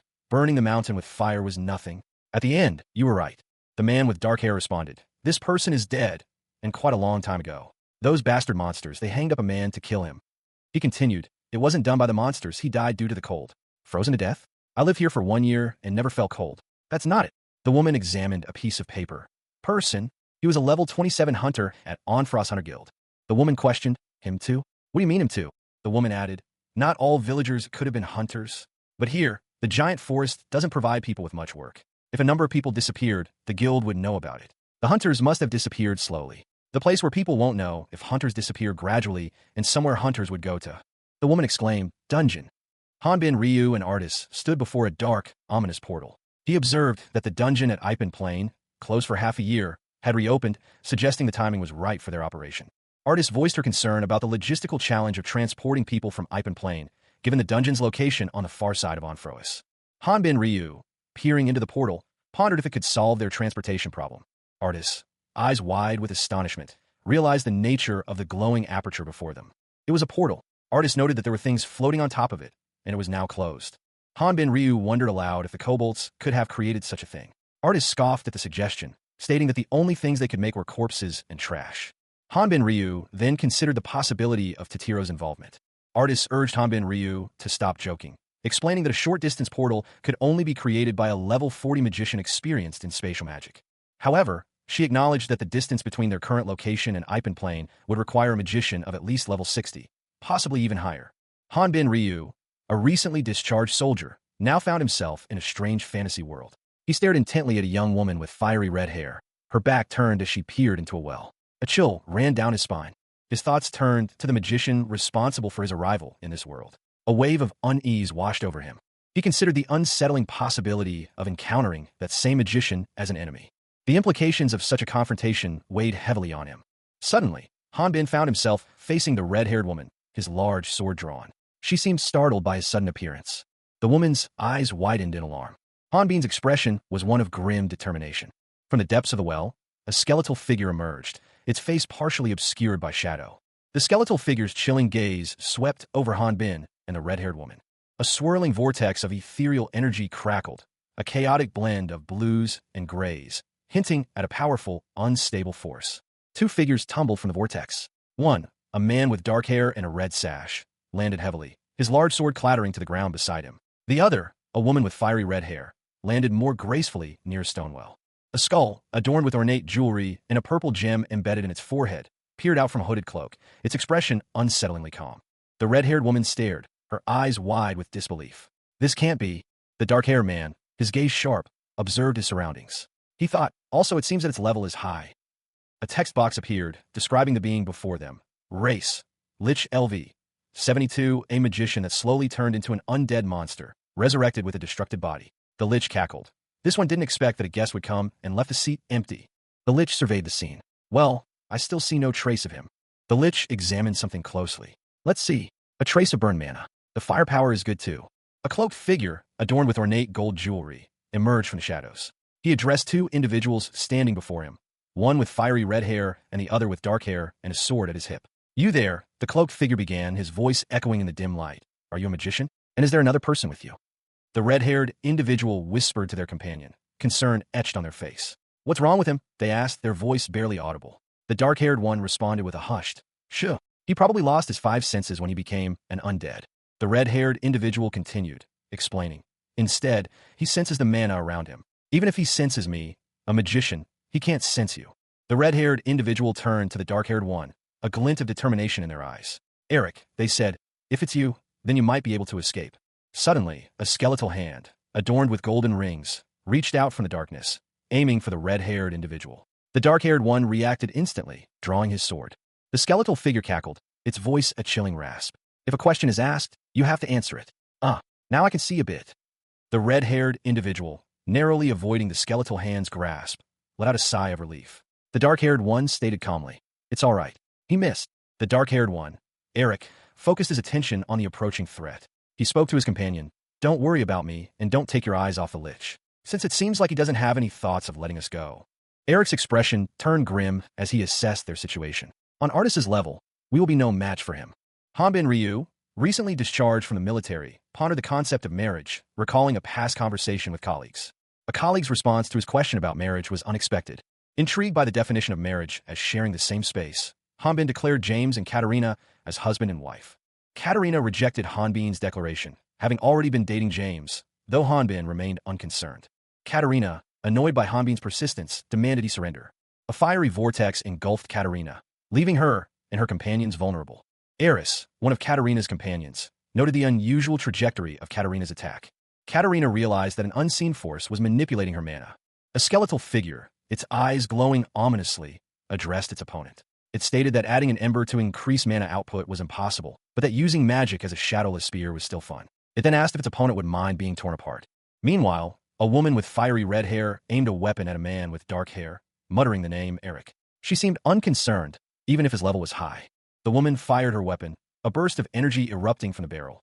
The skeletal figure, seemingly unfazed, tossed a glowing crystal into the air, stating that it had already explained its use. The skeletal figure's expression shifted as it received a blow, questioning if the attack was less effective than expected. A large explosion rocked the area as the man and woman fled the scene. The man, surprised, wondered why the attack had been effective this time. The woman explained that there was no physical attack that could harm a lich. She pointed out that he hadn't considered blocking the demon stone, which isn't mana, and that he wouldn't be able to move mana if it exploded. The pair stood on a bridge, watching the aftermath of the explosion. The woman noted that it would be difficult for the lich to track them in the forest due to the surrounding mana. Hanbin Ryu, a recently discharged soldier, found himself thrust into a brutal, unfamiliar world. His dark eyes, filled with grim determination, reflected the harsh reality of his situation. He gripped his sword tightly, its worn hilt a familiar comfort in this strange land. A chilling presence washed over him. He felt a tremor of fear, a sensation he hadn't experienced in years. It was a primal instinct, a warning.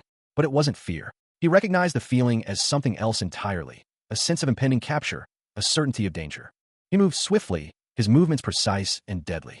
A young woman with fiery red hair, Eric, stumbled, her eyes wide with alarm. They found themselves at the edge of a vast, icy crevasse, the wind howling around them. The location was known as the Crevasse Dome. Hanbin and Eric plunged into the chasm, the icy walls closing in around them. They landed with a jarring thud, the impact echoing through the cavernous space. A massive, icy dome enveloped them. It began to snow inside the icy prison. Eric, though grateful for Hanbin's help, had no time for wonder. Their situation was dire. They risked freezing to death, just like the hunter they had seen earlier. Artis, a young woman with long reddish-brown hair, wide eyes, and a concerned expression, stood amidst a blizzard. She held a staff, her gaze fixed on something unseen. The mana in the atmosphere, she realized, had frozen. Another individual, a man with short, dark hair, approached Artis anxiously. He inquired about the progress of her spell, only to be met with the explanation that the plummeting mana temperature had rendered it ineffective. He reacted with disbelief and alarm. A third figure, a cloaked individual with a skeletal face, appeared. He explained that fire magic, which ignites mana, and ice magic, which freezes it, are opposing forces. The skeletal figure revealed that he had frozen the enemy's fire magic attack, declaring the end of the theoretical lesson. The skeletal figure announced that it was time for the practical experiment. The skeletal figure unleashed a freezing storm. The dark-haired man felt the intense cold, but noted that his high stats allowed him to endure it. He internally reflected on his high stats. Artis expressed concern for the dark-haired man's ability to withstand the extreme cold. The cold intensified. A hooded figure, artist, questioned Hanbin Ryu about the sensation of freezing lungs, to which Hanbin replied that he didn't have lungs, so he wouldn't know. Artist warned Hanbin that quietly fainting would lead to a painful experiment, a statement that Hanbin swore he would avoid. Observing the situation, Hanbin noted that the skeleton, seemingly Artist's attacker, didn't immediately kill its opponents. He planned to fight once Artist lost consciousness. Hanbin reflected that this was his chance to live like a human being. He addressed Artist, who was collapsing, calling out to her. Artist, now on the ground, admitted to being selfish. She then proceeded to use magic on herself, causing a fiery eruption from her chest. Artist unleashed a powerful magical blast. Hanbin watched in alarm as Artist used magic on herself, shouting his concern. A skeletal figure cackled, expressing clear delight. To prevent its body temperature from dropping, it was resorting to drastic measures. A young man with long, reddish-brown hair stood amidst a snowy landscape. He had burned his own mana to keep warm, driving himself to the brink of madness. Addressing the man, a woman with similar hair color spoke, her tone urgent. She urged him to listen carefully, as this was their last chance. The man, his expression grim, offered a warning. If a breach appeared in the wall, she was to flee immediately. The woman reacted angrily to his suggestion of self-reliance, demanding a promise from him. The man's face showed a mixture of determination and apprehension. He gave his promise, and the woman, now running away, expressed her gratitude. The scene shifted. A voice, seemingly belonging to the skeletal figure, spoke. It awaited the next display of funny magic. A woman with long, flowing auburn hair, dressed in a dark, ornate jacket over a white shirt, launched a series of projectiles from a wand-like object. The projectiles glowed with an intense red light. The projectiles flew towards a cloaked figure, who appeared to be standing amidst a jagged, icy landscape. The figure wore a skull-like mask and ornate clothing. Upon impact, the projectiles shattered into fragments, releasing a bright, fiery energy. A massive explosion engulfed the area, creating a blinding flash of light and intense heat. The woman was propelled backward by the force of the explosion, her body a blur of motion as she flew through the air. A narration box explained that the explosion was caused by a chain reaction of demon stones within the magic wand. The woman landed heavily, creating a small crater in the ice. She was assessing the situation. The cloaked figure, whose voice was heard, mused about the explosion, wondering if it was intentional or a diversionary tactic. He then activated his mana detection. The cloaked figure noted the excessive noise from the explosion, indicating a large amount of remaining mana. A skeletal figure, adorned in a rich, dark robe and gold jewelry, surveyed the scene with a gaping maw. He noted the absence of any trace of the magician and the disappearance of the dungeon itself. His skull-like face, with its mismatched, glowing eyes, expressed a mixture of surprise and amusement. The dungeon's vanishing act was unexpected, even for him. A mischievous glint appeared in his eyes. He considered engaging with the level 5 creature from earlier. A monstrous, red creature lunged from the shadows, its gaping maw filled with rows of sharp teeth. It was only now that Hanbin realized why. He felt that presence in the forest that time. He remembered following it. And then he understood why Artist was there. Hanbin's eyes narrowed in realization. From above, a colossal figure loomed, its words echoing. "You are a dragon." The massive dragon revealed itself, its presence filling the sky. A reptilian humanoid, with horns and crimson eyes, addressed a dark-haired man. He explained that while he couldn't provide a detailed explanation, the man, Eric, should simply trust him for now. Suddenly, a figure in extravagant robes tumbled through the air, landing in the snow. His exclamation of disbelief was clear. This was beyond anything he expected. A skull-faced individual, adorned in gold chains and vibrant clothing, reacted with wide-eyed astonishment. His reaction was simple, yet emphatic. "Amazing. A dragon." The skull-faced man continued, noting not only the presence of a dragon, but also its youth, a mere 100 years old. This explained the frequent use of flame magic. The reptilian humanoid, now closer, explained that red dragons are capable of breathing fire from birth. He admonished the others to stop relying on mere rumors.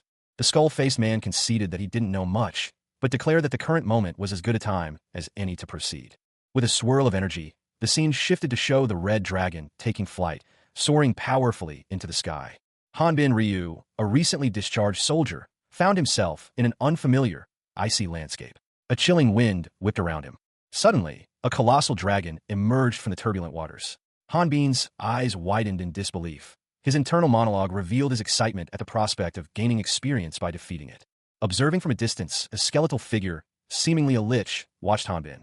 He mused about the possibility of Hanbin replicating the dragon's power. The lich's face contorted in a grotesque grin, his excitement palpable. A massive explosion rocked the icy plains. Hanbin, caught in the blast, was sent hurtling through the air. Despite the danger, the narrator noted that even a young dragon remained a formidable foe. The Lich, observing the aftermath, commented on the dragon's immense power, far exceeding that of a human. He doubted freezing it would be possible. The dragon unleashed a torrent of fire, its power immense. The Lich deemed any further escalation unacceptable. Hanbin, witnessing the dragon's fiery breath, noted its intensity, hot enough to melt ice. However, he reflected on his own low level. A colossal fire dragon, level 52, emerged from a fiery vortex. Its scales shimmered, reflecting the intense heat radiating from its body. The dragon landed heavily, its powerful legs shaking the ground. Smoke and fire swirled around it. Its eyes glowed menacingly as a crimson gem pulsed in its chest, the source of its fiery power. Suddenly, a figure hurtled towards the dragon, a blur of motion against the fiery backdrop. The figure unleashed a powerful attack, a swirling column of intense energy that pierced the air. A skeletal figure, clad in ornate robes, watched in surprise as a massive blast of compressed heat energy erupted from the dragon. The skeletal figure smirked, confident that no one could survive such a direct attack. However, the skeletal figure reminded himself that the area was saturated with his own cold mana. He explained that even a powerful attack would be ineffective against this barrier of cold mana, and that any opponent would exhaust their stamina before breaking through.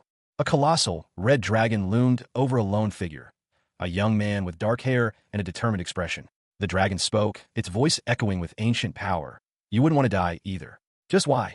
The young man, seemingly unfazed by the dragon's immense size, stood his ground. The dragon continued, "Wait, I failed to melt the wall. Are you all right, Eric?"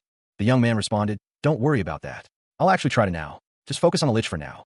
He gripped his sword, a surge of energy coursing through him. He thought, "Targeting me now, but this much I can." The dragon unleashed a powerful attack, its fiery claws aimed at the young man. He barely managed to deflect the blow, shouting, "Artis!" The dragon roared, "What were you thinking? You're only level 5. The young man, panting, replied, "What?" "Well, because—" He continued, "Just focus on the Lich for now." The dragon, stunned by the young man's actions, was speechless. Another voice echoed, "You could have easily blocked that shot, but you got hit for that, human. Who would have thought a dragon would protect a mere human?" Hanbin Ryu, a recently discharged soldier, found himself in a strange land alongside his dragon companion, Eric. A cloaked figure, observing them from a distance, questioned if Hanbin had been brainwashed. Concerned for his dragon's safety, Hanbin warned Eric to stay back. The cloaked figure noted that even Eric, in his dragon form, hadn't reached level 70. Despite this, the figure seemed to focus on Eric. A fiery projectile launched from a wooden staff towards Eric. The cloaked figure revealed himself, gleefully declaring that he had figured out Hanbin's true nature, referring to him as a snack. Eric roared in anger, silencing the cloaked figure's taunts. Hanbin, enraged, called the cloaked figure a disgusting monster. A fierce battle erupted between Hanbin and the cloaked figure, with explosions and fiery blasts rocking the landscape. Amidst the chaos, the cloaked figure remarked on Hanbin's surprisingly human-like behavior. A being, cloaked and adorned with what appeared to be roses, unleashed a torrent of blue energy. It questioned the necessity of their hidden existence amongst humans, considering themselves superior. The being continued its lament, a fiery blast erupting from its hand as a large, reptilian creature with horns and wings emerged from the background. It declared humans weak and inferior. The fiery blast intensified, swirling into a vortex of heat and power. The being declared humans weak and inferior beings. The reptilian creature lunged forward, its attack met with the fiery vortex. The intensity of the clash was palpable. A skull-faced being, cloaked and adorned with gold, emerged. It declared that humans should fear and worship them. The skull-faced being's declaration was punctuated by a close-up of a massive, clawed hand grasping a smaller figure. A large, reptilian creature, similar to the one before, breathed a torrent of fire in a frozen landscape. A smaller figure stood before it, seemingly dwarfed by its presence. The reptilian creature's head lowered, its fiery breath intensifying as it prepared for another attack. The cloaked figure from earlier was seen clinging to a wall of ice, seemingly injured and exhausted. The narration box indicated it was a dragon's. Hanbin Ryu, a recently discharged soldier, found himself plummeting through a fractured ice sheet. He had just been punched, a fact he noted with grim acceptance as he fell. Below, a large, reptilian creature emerged from the icy water. It seemed to be assessing Hanbin's fall, commenting that his punch wasn't too shabby. Another figure, a skeletal mage, tumbled from the sky, landing near Hanbin. He lamented that Hanbin's level was too low to truly impress. Hanbin, bruised and battered, groaned, muttering that it was enough and that he was already faint. He addressed the skeletal mage as Eric. The large reptilian creature, now identified as a dragon, questioned Hanbin, wondering if his fears stemmed from the creature's status as a dragon. Hanbin, recovering slightly, scoffed at the dragon's question. He retorted that he'd seen far larger monsters. He further insulted the dragon, calling its size cute, at best, and mockingly recalled the dragon's earlier statement about the lack of dragons in Hanbin's hometown. The dragon, seemingly amused, stated that its time was up, but expressed curiosity about Hanbin's hometown before departing, leaving Hanbin with a final request. Hanbin, left alone and confused, questioned Eric, wondering why all of this had happened. A powerful shockwave erupted, shattering the ice that had previously encased the area. Chunks of ice flew outward in a chaotic spray. A skeletal figure, a lich, observed the destruction with wide, surprised eyes. He wondered aloud if the ice had been broken from the inside. A large, reptilian creature urged a fleeing Hanbin Ryu to escape before the ice reformed. Hanbin, however, was confused. Hanbin insisted he still needed to stop the lich, reminding the creature of their promise. The creature looked displeased. The reptilian creature commanded Hanbin to go, while it prepared to fight to the death to allow Hanbin's escape. Hanbin decided to observe the situation from a distance. The lich found the creature's actions unbelievable, going to such lengths to help a human escape. Hanbin lamented that all the magic he had prepared would go to waste. Large-scale freezing magic was unleashed. The scene opens with a skeletal figure, cloaked and ominous, its presence filling the frame. A thought bubble above it reads simply, Blade. The skeletal figure's face is now clearly visible, its empty sockets gleaming with an unnatural light. Another thought bubble appears, Squall. Hanbin Ryu, a young man with dark hair, plummets through a swirling vortex of ice shards. A narration box below him reads, Where did it all go wrong? Hanbin clutches his head in despair, his face etched with anguish. A narration box reveals his inner turmoil. Because I thought. The narration continues, revealing more of Hanbin's self-doubt. I'd be able to block it? Hanbin's internal questioning intensifies. Or, because I didn't tell him that the man hanging was already dead? The scene shifts to a vast, icy landscape, a torrent of frozen water cascading down from above. Hanbin's thoughts continue. Or, because I wanted to live ordinarily. Hanbin's face is filled with regret as he contemplates his choices. Like a normal level 5? The final image shows a massive, spiky creature lying defeated amidst a field of shattered ice crystals. Hanbin's internal monologue ends here. A colossal, icy sphere descended from the stormy sky, its presence dwarfing the surrounding forest. A monstrous, spiky hide, crimson and scarred, was visible. Blood trickled from several wounds.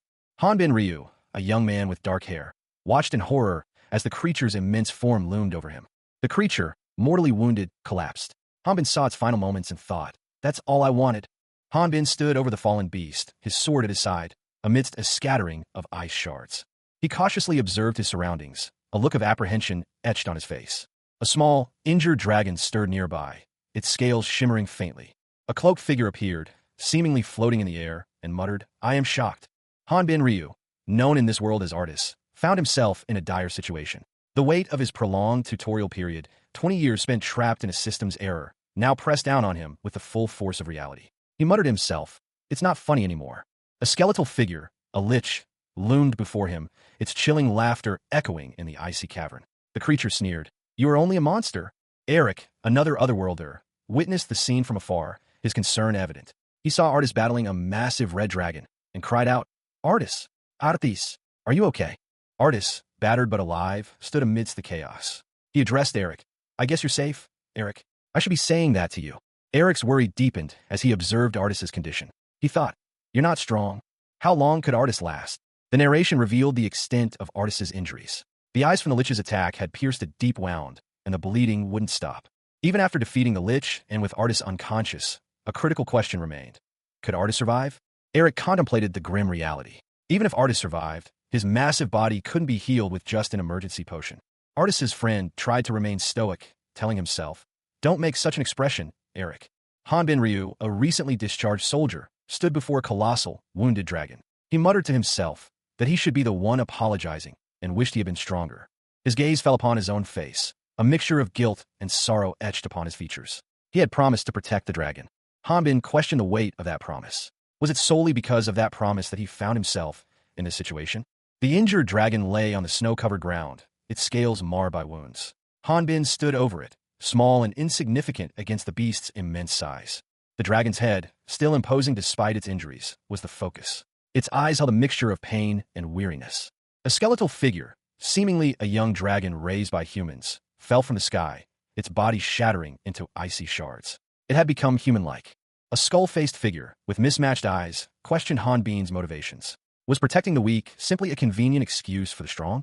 The skull-faced figure scoffed, deeming Hanbin's actions as mere fantasy created by weaklings, a way to justify protecting the powerful.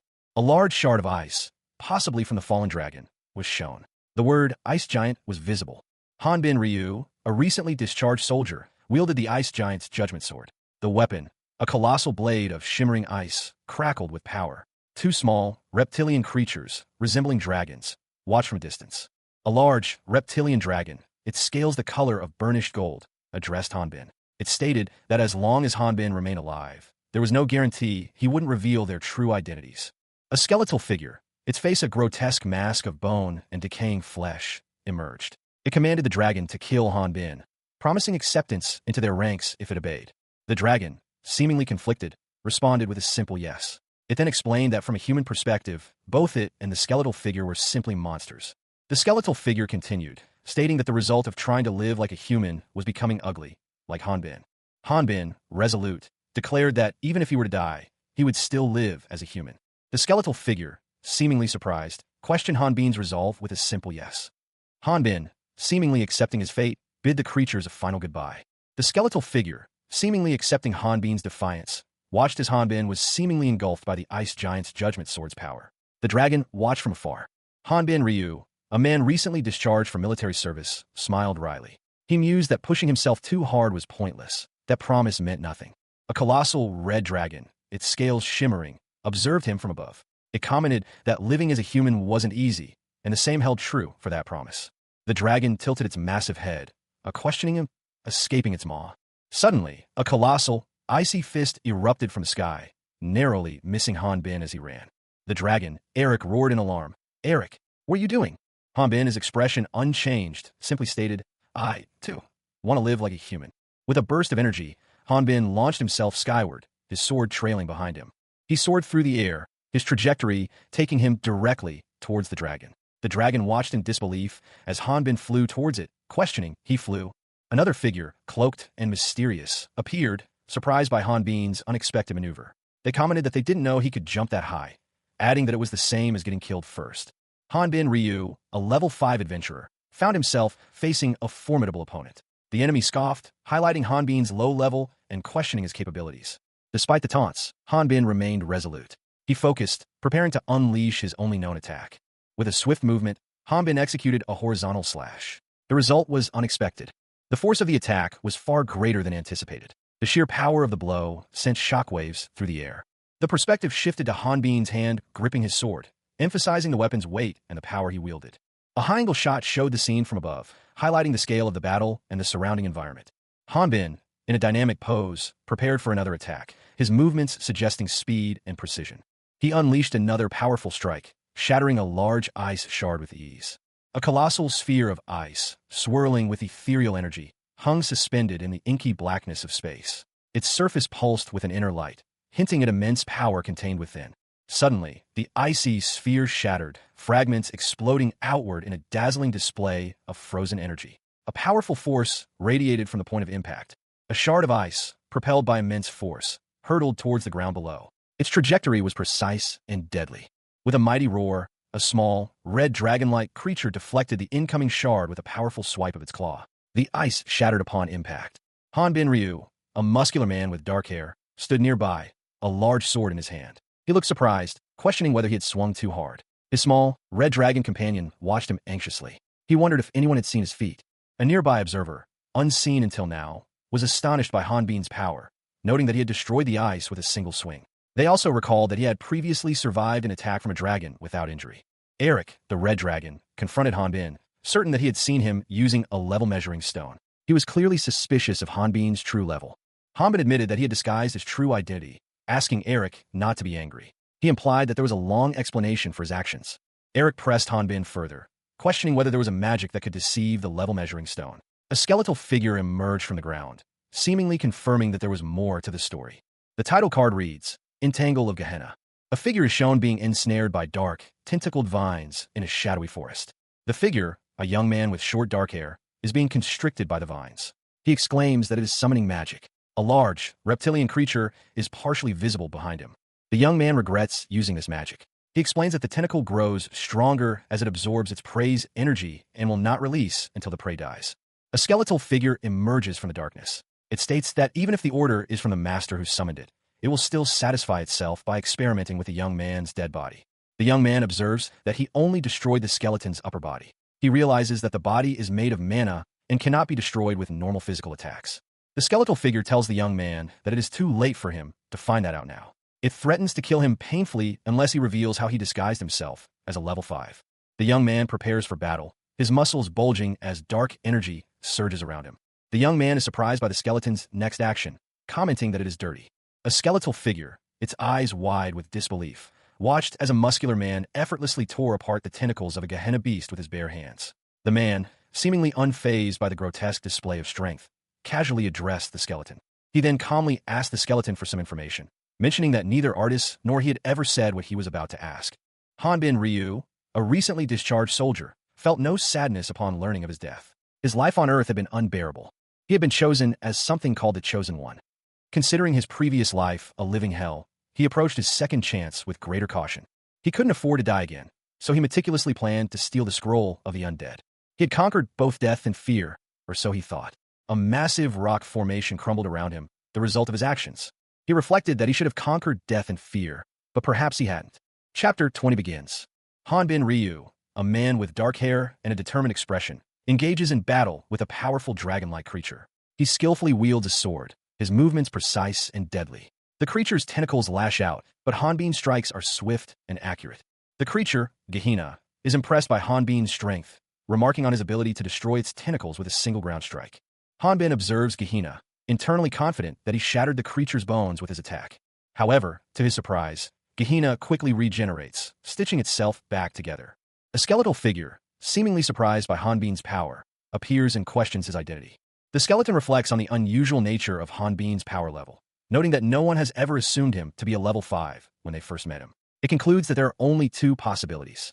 Hanbin considers the two possibilities. Either he is an incredibly gifted fortune teller, or he grips his sword, suggesting a second possibility.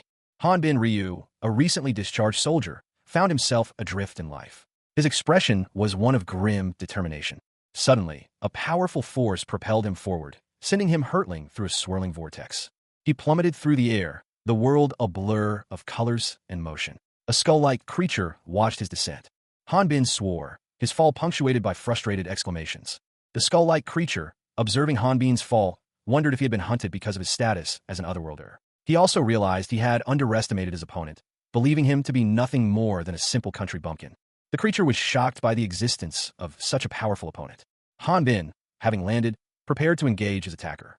He swung his weapon with devastating force.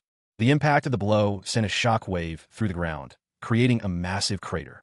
A skeletal figure, clad in tattered red and blue robes, stumbled backward, letting out a shriek of eek as it was struck by a sword. Its bony frame seemed to buckle under the force of the blow, its arms flailing wildly as it cried out in terror. Hanbin Ryu, his face contorted in a furious grimace, pointed an accusing finger at the fleeing skeleton. Because of evil people like you? The skeleton, its expression shifting to one of mocking amusement, retorted, "Don't make me laugh." A surge of bright blue energy erupted from its body. The blue energy coalesced into a towering figure of ice, a frost knight, its icy armor gleaming menacingly. The small skeleton seemed to be controlling it, like a puppet. Hanbin charged forward, his muscles tense, as the frost knight lunged towards him. He swung his sword with incredible speed, aiming for the frost knight's chest. The skeleton, still controlling the ice golem, watched in surprise. The impact of the blow sent a shock wave through the air. The skeleton seemed to be struggling to maintain control of the frost knight. Hanbin continued his assault, his movements a blur of motion as he pressed his attack against the frost knight. The skeleton's grip on its icy creation was weakening. With a final, powerful strike, Hanbin cleaved the frost knight in two, shattering the ice golem and sending the controlling skeleton flying. The skeleton's head rolled across the ground, its eyes wide with shock. Hanbin Ryu, a recently discharged soldier, found himself in a desperate struggle. He was locked in fierce combat with a skeletal lich, the clash sending tremors through the very ground beneath them. With a mighty swing, he cleaved through the air, his sword leaving a trail of pulverized earth and debris in its wake. The force of the blow sent the lich reeling. Observing the fight from a distance, a monstrous, reptilian creature watched Hanbin's every move. It noted that his raw power was surprisingly low for a being capable of such swordsmanship. The creature pondered the anomaly. Such skill with a blade was impossible for a human without the aid of an aura. This meant Hanbin was likely an aura user. The lich, despite its grievous wounds, began to regenerate, its skeletal form knitting itself back together. Hanbin watched in surprise, questioning this unexpected ability. The lich, sensing Hanbin's lack of aura attacks, accused him of planning to hand him over to the Inquisitors for the bounty. It was a desperate gamble. Hanbin, taken aback by the accusation, vehemently denied the lich's claims. He was utterly confused by the situation. Ignoring Hanbin's protestations, the lich lunged forward, attempting to escape. Hanbin reacted instantly, striking the lich with a powerful blow. Hanbin unleashed a new technique, the stone shotgun, a physical attack that sent a barrage of stone projectiles hurtling towards the fleeing lich. Hanbin Ryu, a recently discharged soldier, found himself in a strange, dark landscape. He muttered to himself about the annoying hellhounds that wouldn't regenerate, then urgently called out to Eric, urging him to use his aura.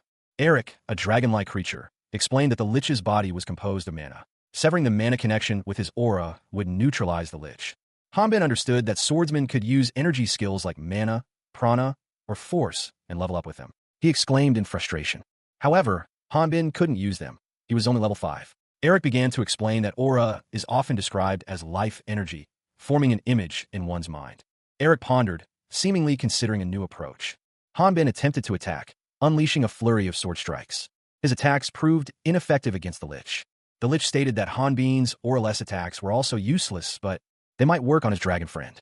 A reptilian creature, Eric glared with intense fury. He snarled, "That bastard." His companion, seemingly unfazed, responded, "Eric, don't worry about me." Eric's companion, a muscular man with dark hair, leaped back, dodging an unseen attack. He exclaimed, "How can I not worry?" The narration clarified that their opponent was planning to increase the distance between them. The reptilian creature, Eric, looked concerned as he asked, "What?" The focus shifted to Eric's companion's bare chest, highlighting his muscular physique. A shadowy figure stood amidst several glowing blue crystals, arms outstretched. A skeletal figure with a skull-like face emerged from the crystals. It explained, in other words, the reason he can't use aura is because of that normal human body. The skeletal figure, perched atop a glowing blue pillar, continued, "You can block liquids made from magic. You don't have any protection from the mana itself." A swirling vortex of blue energy appeared. The skeletal figure's skull-like face was shown close up, its one visible eye gleaming. It stated, "I'll just super compress the mana energy." With a fierce shout, a being of immense power unleashed a devastating blast of energy, intending to vaporize their opponent. The force of the attack sent the target plummeting downwards into a seemingly bottomless chasm. The impact of the fall was immense, causing significant damage to the surroundings. From the depths of the chasm, a monstrous creature emerged, its presence filling the space with an aura of immense power. Meanwhile, a figure stood defiantly before a massive, glowing blue stone pillar, seemingly unaffected by the creature's power. The figure, with incredible strength, pulled himself from the frozen ground, his body radiating an intense energy. He dug himself out of the frozen ground with sheer strength. Despite his efforts, the wall of ice wouldn't hold for long. Another character, Eric, was warned to get out of the way as the creature prepared to attack again. Hanbin Ryu, a veteran of a recent war, found himself inexplicably transported to a fantasy world. His survival guide, a system meant to aid him, was riddled with errors, leaving him trapped in a tutorial for over 2 decades.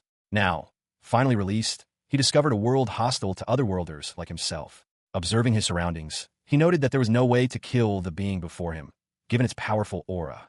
He noticed something peculiar about the skeleton before him. It appeared dirtier than when he had first encountered it. Driven by curiosity, Hanbin decided to investigate further, approaching the skeleton to take a closer look. He moved swiftly, his boots barely disturbing the icy surface as he approached the source of the strange energy. Suddenly, a powerful, demonic figure materialized before him, questioning his actions with a hint of menace. Hanbin, reacting instantly, launched a powerful attack, a surge of energy erupting from his sword. The resulting clash of power was immense, the energy from both combatants creating a blinding spectacle. The skeleton, seemingly at the center of the conflict, revealed itself to be far more than it initially appeared.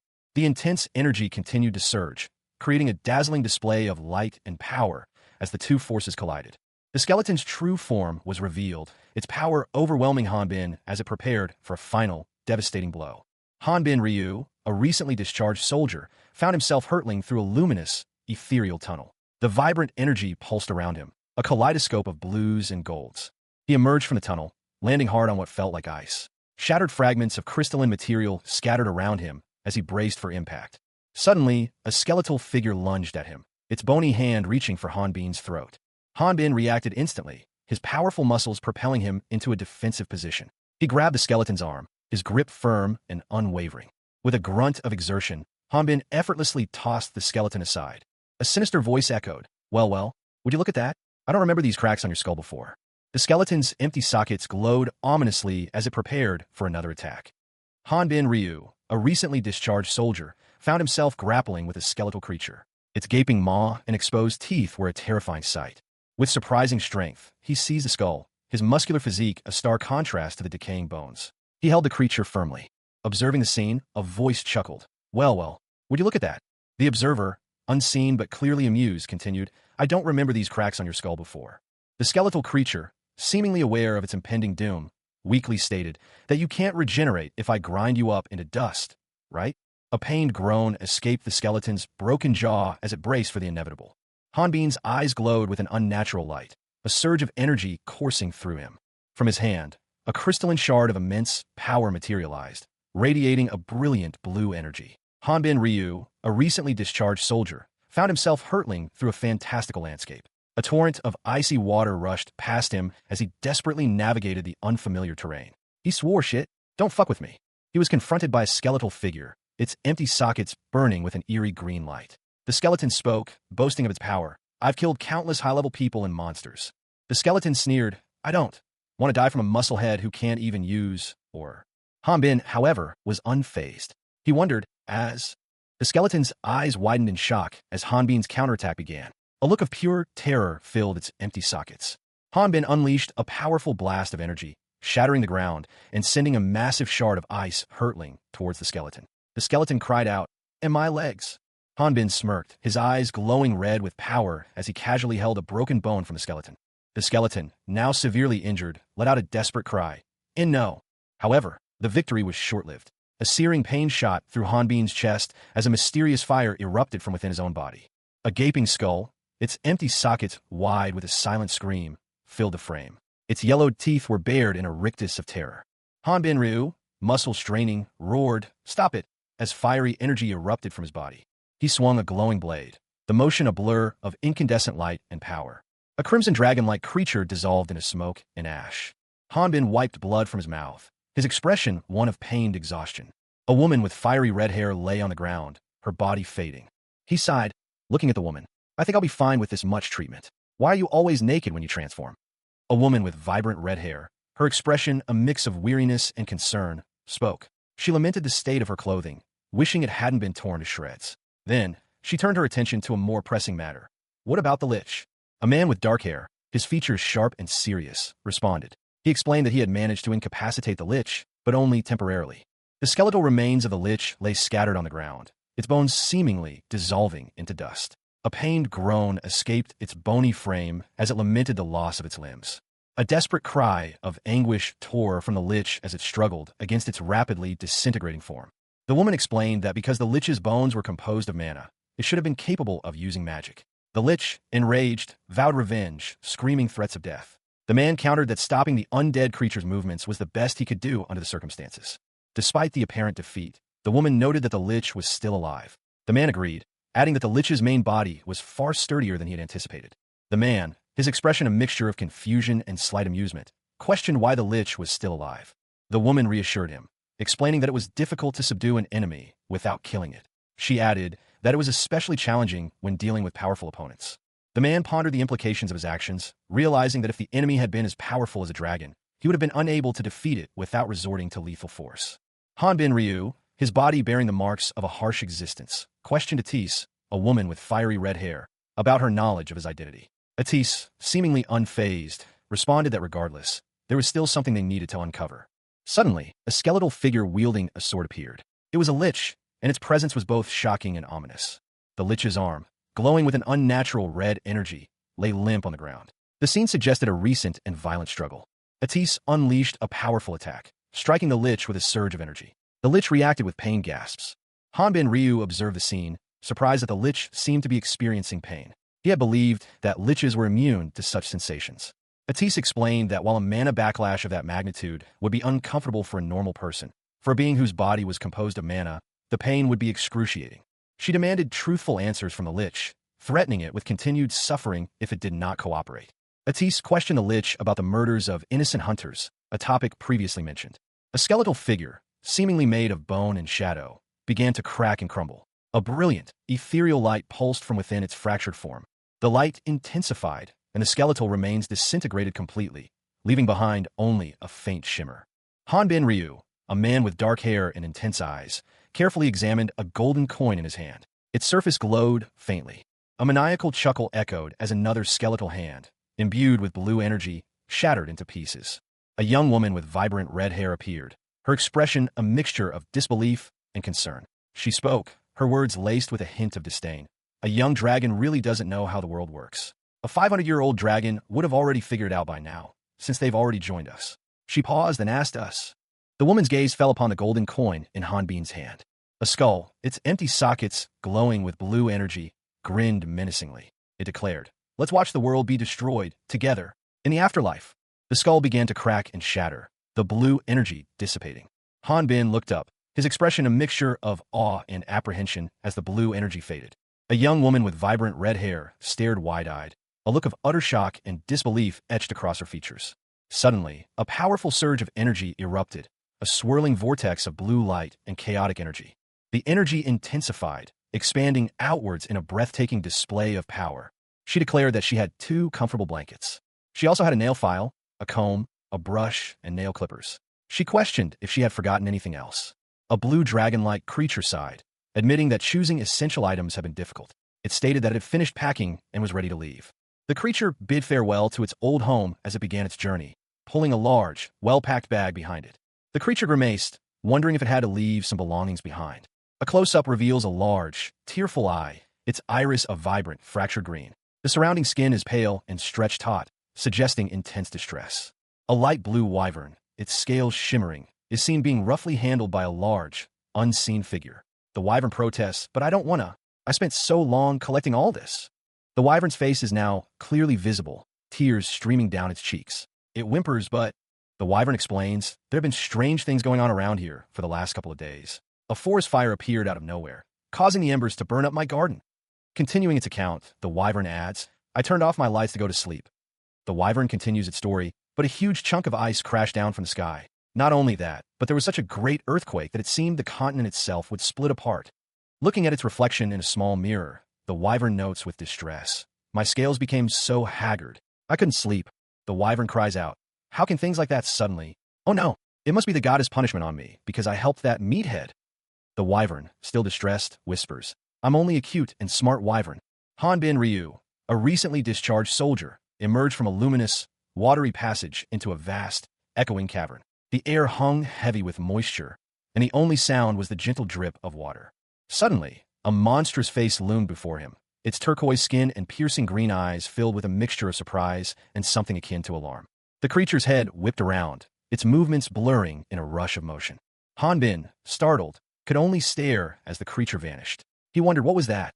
A large, light blue wyvern with white accents landed gracefully before him. Hanbin's internal monologue raced. He should hurry. His gut told him something bad was about to happen. He thought, "A talking wyvern?" The wyvern, startled, looked up. It exclaimed, "When did he get here?" The wyvern, mortified, realized it had been caught talking to itself. It muttered, "He caught me talking to myself." Hanbin, though surprised, tried to reassure the creature. He said, "Whoa, don't be scared." Hanbin responded skeptically, "A friend? No one lives around here, though." A blue-skinned humanoid, its features vaguely reptilian, explained its difficulty in assisting Hanbin. It hadn't encountered another human in over a year.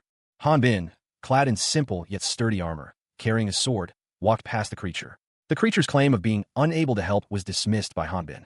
The focus shifted to Hanbin's companion, a man with short, dark blue hair, a calm expression, and a sword strapped to his back. A blinding white light filled Hanbin Ryu's vision. He had been transported to another world, a fact that was quickly becoming terrifyingly clear. Before him loomed a gigantic skull, its jaw agape, teeth glowing with an unnatural blue energy. A woman with fiery red hair watched in horror. She realized the teeth were magic stones. Nearby, a figure lay on the ground, their arms glowing with the same energy, seemingly unable to stop the process. The woman, her face contorted in fear and anger, shouted at the figure. She knew what was happening. It was a catastrophic mana surge. She knew the figure was about to explode. The woman's own mana reserves were dangerously low. She was losing consciousness. The scene opens on a vast, crater-like depression in the earth, under a night sky dusted with stars. The sheer scale of the impact is immediately apparent. A woman with vibrant red hair, dressed in dark clothing, stands near the crater's edge, a wooden staff in her hand. Beside her, a man in a light-colored coat examines the ground. Was a bomb dropped here, or something? She wonders aloud.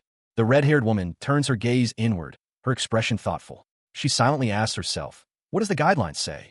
The man in the coat continues his examination, a faint trail of magical energy emanating from his fingertips. He explains, the traces of mana indicate that the magic happened a week ago. His face is etched with concern, a scar prominent on his cheek. He concludes that the magical residue points to a specific event. The woman's eyes widen in shock. Self-destructed? Didn't he turn into a lich because he didn't want to die? She exclaims, incredulous. A new character, a man with blue hair and a more formal outfit, approaches the red-haired woman, placing a hand on her shoulder. He asks, what are you doing here, Leslie? A sword, sheathed in a brown leather scabbard with gold accents, is swiftly drawn. The motion is blurred, suggesting incredible speed. A man with short, dark blue hair, wearing a white shirt and dark jacket over light armor, holds the sword. He has a smirk on his face. A woman with long, crimson hair grabs at the sword, her expression one of anger and alarm. She exclaimed, oh dear. The woman's eyes widen in fury. She warns him, I remember warning you to keep your hands off of me if you wanted to keep them. The man with the sword chuckles, seemingly unfazed by the threat. He replies, I think it would be worth it. The woman's eyes are wide with a mixture of fear and defiance. He adds, if you don't mind getting sliced to bits. A bright blue energy erupts from the sword, engulfing the area in a flash of light. The aftermath of the energy blast is shown. The man and woman are standing amidst the remnants of the explosion, both looking slightly worse for wear. A third figure, a man in a long coat, appears seemingly uninjured. The man in the coat commands, stop it, both of you. He then explains to the man with the sword, Alejandro, you may not know since you came late, but this is where Shin Ha-jun died in battle. That's Skelly. The man in the coat continues, explaining that a lich initiated an explosion that exceeded his healing capabilities, and, as expected, no trace of the enemy could be found. He requests that they maintain a shred of respect. Two individuals, a man and a woman, engaged in a discussion. The man, with short, dark blue hair and a serious expression, questioned the unusual self-destruction of a skeleton nearby. The woman, possessing long, vibrant red hair and a confident demeanor, dismissed his query, stating that they had already reached a conclusion. The woman continued, explaining that the event involved a level 72 lich, whose self-destruction was noteworthy. The man interjected, clarifying that his question was not about the lich's self-destruction itself, but rather why it occurred at that specific location. The man then revealed that, on his way to the current location, he had discovered a battleground approximately 2 kilometers away, which he suspected was where Ha-jun had fought. The man pondered the possibility that Ha-jun had moved away from the battlefield while self-destructing. However, he was puzzled by the absence of any other energy signatures besides Ha-jun's. He expressed his astonishment at the sheer scale of the event, questioning how such a feat could have been accomplished. A scene shift occurred. A man with dark hair and a somewhat surprised expression is shown. He casually mentions that he simply kicked the lich. The woman, now in a bedroom setting, reacted with disbelief to the man's claim, questioning if he had indeed kicked the lich's skull. The man responded that he had only kicked it away temporarily. The man is shown walking away from a massive explosion, seemingly caused by the lich's self-destruction. He reflects on the event, unsure if his kick was powerful enough to trigger such a reaction. The woman explains that the lich was already self-destructing, clarifying the reason for the explosion. Hanbin Ryu awoke to find himself in a strange village, having been brought there unconscious. He had apparently jumped over the town's outer wall, a clear violation of the law. His rescuer, a young woman, explained that she had found him and, not knowing where his house was, had taken him to the Builders Association. However, he was subsequently kicked out. Having scaled the town's wall without permission, Hanbin was now considered a criminal and was chased by the guards. During his escape, he encountered a group of smugglers, adding another layer of chaos to his already precarious situation. The woman observed the scene, commenting on the absurdity of it all. Despite the eventful day, Hanbin was unharmed and had recovered quickly. The woman expressed her relief and gratitude. She admitted to being surprised by his resilience and strength, expressing her inability to adequately thank him. The woman paused, seemingly hesitant to continue. She referred to him as an otherworlder, a term that seemed to carry a weight of significance.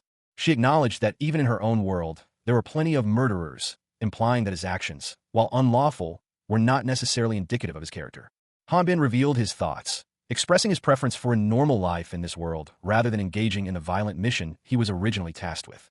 Hanbin Ryu, a recently discharged soldier, found himself in a strange bedroom, conversing with a red-haired woman. He expressed uncertainty about the nature of otherworlders, suggesting that while many might initially appear normal, a significant number eventually turned into killers. Hanbin reflected that his prolonged stay in a flawed tutorial system was the primary factor distinguishing him from other otherworlders. The woman, intrigued, inquired about the powers granted to otherworlders by the demon god Ormphilus. Hanbin explained that the ability to perceive levels was one such power, hinting at a hidden, unknown ability within the system. The woman pondered if this hidden element could compel otherworlders to commit murder or follow the demon god's commands. Hanbin attributed his low level to the defective guideline implanted within him. The woman worried about the severity of the defect in Hanbin's system. Hanbin, with a smirk, mused about the possibility of losing control and becoming a killer. Hanbin left the room, leaving the woman concerned about the potential consequences of further involvement. Hanbin Ryu, a recently discharged soldier, stood in a simple village home. He announced his departure, stating that he had saved enough money and saw no reason to remain any longer. With a final, quiet take care, he left. He arrived at a new location, a bedroom. A hand reached out, pulling back a pink blanket. A young woman with vibrant red hair lay beneath the blanket. She introduced herself as Atis Amphitor Ragnar A.K. Hanbin observed her from the doorway, his expression unreadable. He learned that he was a descendant of dragons, created by the great goddess of shadows, Kivriel. He reflected on the fact that among all dragon species, fire dragons were known for fulfilling their duties. Atis, sitting up in bed, declared that fire dragons never forget the debts they owe. Her eyes glowed with intensity as she emphasized this point. Hanbin listened intently, a thoughtful expression on his face. The narration revealed that Ryu Hanbin was a military veteran. A celestial panorama unfolded above, a breathtaking display of stars and nebulae painting the night sky. The view shifted, revealing a dark, imposing silhouette against the vibrant backdrop of the cosmos. It was the edge of land, a stark contrast to the ethereal beauty above. A wooden cart, laden with logs, stood within a dimly lit stone passage. Two horses patiently awaited beside it, their forms barely visible in the shadows. A man handed a map and instructions to another. He was told to take the cart to its destination, using the map to navigate, and that showing the Builders Association documents would allow passage through the city gate. The man was given further instructions: to meet a broker to obtain a new identity, leave the goods at a designated drop-off point, and sell the cart. He inquired about the money from selling the cart. The older man instructed him to keep the money, stating that it was worth it to send him away, given how troublesome he was. The younger man expressed his gratitude and promised to repay the older man. The older man then made a single request. The older man's final instruction was a solemn warning: never, ever kill a person. An elderly man, his face etched with worry, imparted a solemn warning. He stressed that the moment one becomes a monster is a critical turning point, one not to be forgotten. A younger man, his expression serious, simply replied that he understood. The older man, walking away, declared that he would return someday. The older man's departure was marked by a heavy thud as he passed through a dark doorway. Looking up at the night sky, he offered a silent prayer to the goddesses for protection. A large, blue creature crashed into a clearing, creating a crater in the ground. Two men observed the scene, one of them noting that this was the location of a recent battle, though only traces of magic remained. The captured creature lamented its terrible luck, having been caught by a powerful earth-based magic. A red-haired woman, lounging against what seems to be a large, light blue creature, scoffed. She dismissed the idea that a lich could have been defeated by weak magic. A man with dark blue hair, dressed in light-colored robes, calmly explained that he had already checked for auras, prana, and any other signs of magical force. Another man, this one with brown hair and a scar across his face, was questioned about the lich's demise. He was asked if the lich's bones had been shattered solely through physical force. A gloved hand sprinkled a dark substance onto the ground. The narrator explained that some living beings possess the strength to overpower a lich through sheer physical might. The man with the scar continued, using the example of a dragon that had lived for over 500 years. Its power, he stated, was more than enough to reduce a lich to dust. The scene opens with a bright, cloudless sky visible through a canopy of leaves. Sunlight filters through the trees. A young man, seemingly lost and alone, worries aloud about his predicament. He despairs, believing his situation to be hopeless. Meanwhile, a group of workers discuss the poor quality of goods being transported on a cart. One worker complains that the products are useless, while another tries to defend the situation. A gruff-looking foreman urges his team to show courage and follow his lead. They spot a lone merchant nearby, his cart laden with goods. The foreman approaches the merchant, offering assistance with unloading his cart, noting that it looks overloaded. The foreman boasts that the merchant should be honored to receive help from someone of his caliber, named Calendar. News arrived that a bandit from the Dark Gorge was willing to help. The scene shifted to a rural area, showing a simple house nestled amongst the trees. A man in a dark coat was attacked by several armed individuals near a wagon. he managed to escape their initial assault. The man continued his journey through a forest path, traveling in a horse-drawn carriage. Inside the carriage, the man expressed his frustration at not being able to find the right path despite consulting the map, and his worry about being alone. He realized that the place he was looking for was Calendar, not Callan Road, and that his previous assumption was a trap. Hanbin Ryu, recently discharged from military service, found himself in an unfamiliar place. A man questioned him, demanding his name. Hesitantly, Hanbin responded, only to be corrected. His name, in this world, was Callan Road Dong. A man, appearing to be a guide, gestured for Hanbin to look at something. Hanbin's eyes widened in awe as he took in the sight before him. The guide explained that they were in Heighton, a city built around a massive dungeon. The guide pointed out the dangerous location of the dungeon, right in the middle of the city, and noted the rarity of monsters climbing up from a gorge. Hanbin considered the convenience of being close to the dungeon, but also the difficulty of secretly entering it. They arrived at their destination, only to find the city streets congested. A man, seemingly a guard, approached Hanbin and his guide. Hanbin mentioned having the necessary papers. The guide was suddenly inspected.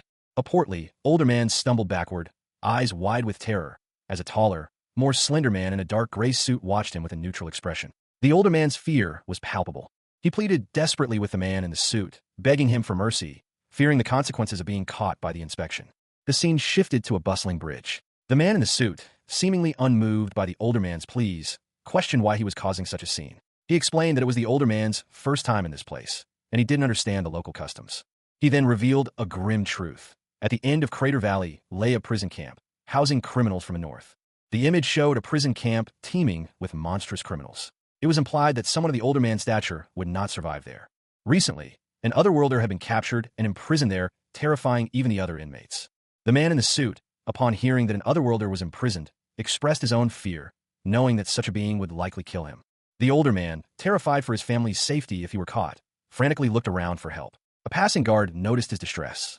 The older man, defeated, offered a small, clay pot to the guard.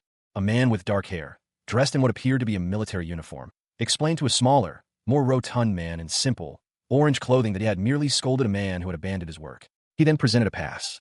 A burly, bearded man, clutching a pouch of money, informed the uniformed man that he would proceed with his plans after finishing his business. The uniformed man then asked about the money. As the uniformed man walked away, he reflected on the difficulties of starting a new life, beginning with the lack of proper clothing. A gruff voice advised the uniformed man to change careers, prompting a pained grunt from him. The uniformed man, now alone, resolved to put the gold coins he received to good use. A burst of blue energy emanated from his hand as he held the coin. The man examined his pockets, surprised to find only copper and silver coins, questioning the gold coins he had just used. He held up a pouch containing copper and silver coins. He then spotted Mr. Calendar in the distance, walking with others. A frantic voice echoed, "I gave you the wrong pouch." A sign with indecipherable characters hung on a wall. Amidst a crowd holding signs advertising Hunter's Insurance, a young man approached a woman, saying, "Mr. Arya, I'm looking for Mr. Arya from Fatum." The young man's face fell. He muttered to himself, "I'm screwed. I won't be able to last long with the amount of money I have." He contemplated, does that mean I have to go to the Builders Association and do construction work again? Being a construction worker must be my calling in life. He sighed, well, at least it pays better than some hunters. Man, there was no point in leaving in the first place. He looked around, saying, let's see. Where was the sign for the Builders Association? A woman in a red hooded jacket held a sign that read, looking for a military veteran. The woman grinned, holding up a sign. Hanbin Ryu, a man recently discharged from military service, found himself unexpectedly carrying a small child as he fled across the deck of a ship, a chaotic scene unfolding behind them. The scene shifted to a quaint town perched precariously on a cliffside, the sun casting long shadows across the buildings. Hanbin and the child, whose name was Atis, sat on a balcony overlooking the town, sipping tea. Atis commented on the beauty of their location, suggesting that few places in the city matched its serenity. Hanbin agreed, finding solace in the moment, feeling his worries melt away. Atis then questioned Hanbin's tardiness, noting his 2-day delay in arriving.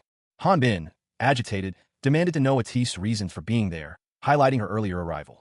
Atis explained that she had gotten lost. Atis then inquired about Hanbin's agitation, prompting him to reveal his concerns about the Builders Association chairman not having contacted him. An older man appeared, advising Hanbin to maintain a low profile and use a broker to obtain a new identity. Hanbin expressed gratitude for the offer to join their party, but voiced his apprehension, believing that his involvement would bring nothing but trouble. A woman with vibrant red hair and striking eyes voiced her concern. Then I guess I wasted money buying this house. You'll be the party leader, right? She continued, her tone laced with disbelief. How can I be the leader when we have you? Come on, how can I? Who's a level 5 be the leader? That's true, but the man responded thoughtfully. In any case, if I get infamous because of that, then there's no way I'd get the chance to meet up with the goddesses. You're right. The heresy inquisitors would most likely be the first ones knocking at our door. That's why my original goal was to hide my identity and level up. He added, but most monsters don't even cut it. I can imagine how frustrating that would be. Do you have any water, Matisse? A refrigerator stood prominently in the kitchen, its presence unexpected in this world. The man's eyes widened in astonishment. This world has refrigerators. Do otherworlders always look down on this world? He exclaimed, after being stuck in Rock Mountain, I completely gave up hope. Does this mean I can have as much cold water and ice as I want? He reached for the refrigerator's handle. A message appeared. The player's level is insufficient. Hanbin Ryu, a recently discharged soldier, found himself inexplicably transported to another world. He reached for a refrigerator, only to be met with a system message. A level requirement prevented him from opening it. Frustration boiled over. He exclaimed that there was a level requirement just to open a refrigerator. A woman with fiery red hair stood beside him, equally exasperated. The woman explained that, in this world, a refrigerator was considered a magical tool, thus requiring a certain level to operate. She questioned the absurdity of such a system, especially given the lack of similar concepts in their original world. Hanbin cursed, realizing that even mundane objects were magical tools or artifacts in this new reality. The woman clarified that these tools were foundational elements of dungeons created by Ormphlis, the demon god. Hanbin listened intently, his expression unreadable. The red-haired woman proposed a plan to help Hanbin gain notoriety despite his low level. Hanbin, however, pointed out the inconsistency. She had previously stated that magical tools wouldn't lie about his level. She countered that this was a simpler matter. The woman, addressing Hanbin by his name, urged him to take off. The Heightened Hunters Guild stood before Hanbin Ryu, a grand building under a bright sky. Several otherworldly individuals milled about outside the guild's entrance. Inside, two men examined shields while a third man, seemingly an employee, watched them with a concerned expression. Elsewhere in the guild, a long line of people waited patiently. A woman at a nearby counter informed Hanbin Ryu that he was level 37. His hunter's registration was completed. The woman expressed her delight at seeing a handsome man at the guild, while another woman looked on with amusement. Hanbin Ryu questioned why he was helping such a lecherous man. A young woman with glasses, her expression a mixture of apprehension and curiosity, addressed a towering, muscular man. She hesitantly asked Mr. Felid Benet for assistance. The large man, seemingly unfazed by her request, retorted with a question. Can't you or something? The man, his face now visible, apologized flustered. The woman, meanwhile, announced her intention to check his level with a measuring stone. Two other individuals observed the scene. One commented on the rarity of such a striking hunter in their workplace, noting that they often encountered men boasting about their physiques. The other countered that large bodies did not guarantee invulnerability to a sword. A discussion ensued regarding the use of a measuring stone on the muscular man. One person suggested it might not be a good idea, as it would prevent his registration as a hunter. The woman's expression shifted as she examined the measuring stone. A sense of unease filled the air. The muscular man's face contorted in anger and disgust as he reacted to the stone, muttering the word evil. He vehemently declared that he would never allow such evil magic to touch his pure body. With a powerful surge of energy, he shattered the measuring stone, his action witnessed by a group of onlookers. A muscular man, his back to the viewer, effortlessly held a large measuring stone in one hand. A crowd of onlookers watched with a mixture of awe and apprehension. Two men whispered amongst themselves, their faces etched with alarm. They had just witnessed something extraordinary. A woman, appearing to be a scholar, approached cautiously. She had heard rumors, but seeing it with her own eyes confirmed her suspicions. She politely inquired if the man before her was, perhaps, the legendary Valterra. The woman's question hung in the air. On a rooftop, a man, seemingly oblivious to the commotion below, basked in the sun. The man on the rooftop pondered his disguise. He wondered what the point of concealing his identity was, given his current situation. He mused about the irony of tanning and wearing casual clothes, considering the Valterra warriors' pride in their muscular physiques. The woman explained that Valterra tribes hailed from the barren mountains of the Far East, and that people's perceptions of their appearance were often inaccurate. She questioned whether he truly looked like a Valterra warrior. A flashback revealed a family portrait. A grandfather, a mother, Chiol-su, a boy, his younger sister, and their pet dog. Chiol-su was bewildered, questioning the oddity of the situation and wondering where his father was. The narration begins with a description of a powerful warrior father, Felid Benet, stepping forth towards the Rathna continent for the sake of his family. However, the man himself questions the situation, exclaiming that he doesn't understand why he has children like these. The scene shifts to a beach, where a woman explains the peculiar setup of Felid Benet's situation, suggesting a plan to make him walk around half-naked to be embarrassed to death. She questions the point of such a plan. The woman continues, suggesting that if people believe he is a Valterra warrior, he no longer needs to hide his level. She proposes that by becoming famous through dungeon clearing, he can eventually meet the 6 goddesses. She reminds him that he needs to use the measuring stone to become a hunter. Philid Bene responds that when that happens, he wants to crush it. The woman asks what he is talking about, and she states that she will take care of the rest. The conversation turns to the Sword King's race and Hanbin's resemblance to a Valterra warrior. A receptionist notes that Philid looks scared and points out that he didn't crush the measuring stone. Hanbin apologizes for getting carried away and explains that his friend is new to this world. The woman explains that magical tools like measuring stones utilize magic, and Valterra warriors are forbidden to use such artifacts. Hanbin agrees, calling them evil stones. The receptionist explains that Hanbin won't be able to act without registering as a hunter. Hanbin's companion states that registration isn't necessary. However, she clarifies that he can act as her bodyguard. Hanbin Ryu, disguised as Valterra, questioned the necessity of his charade. If a simple excuse sufficed, why maintain a pretense?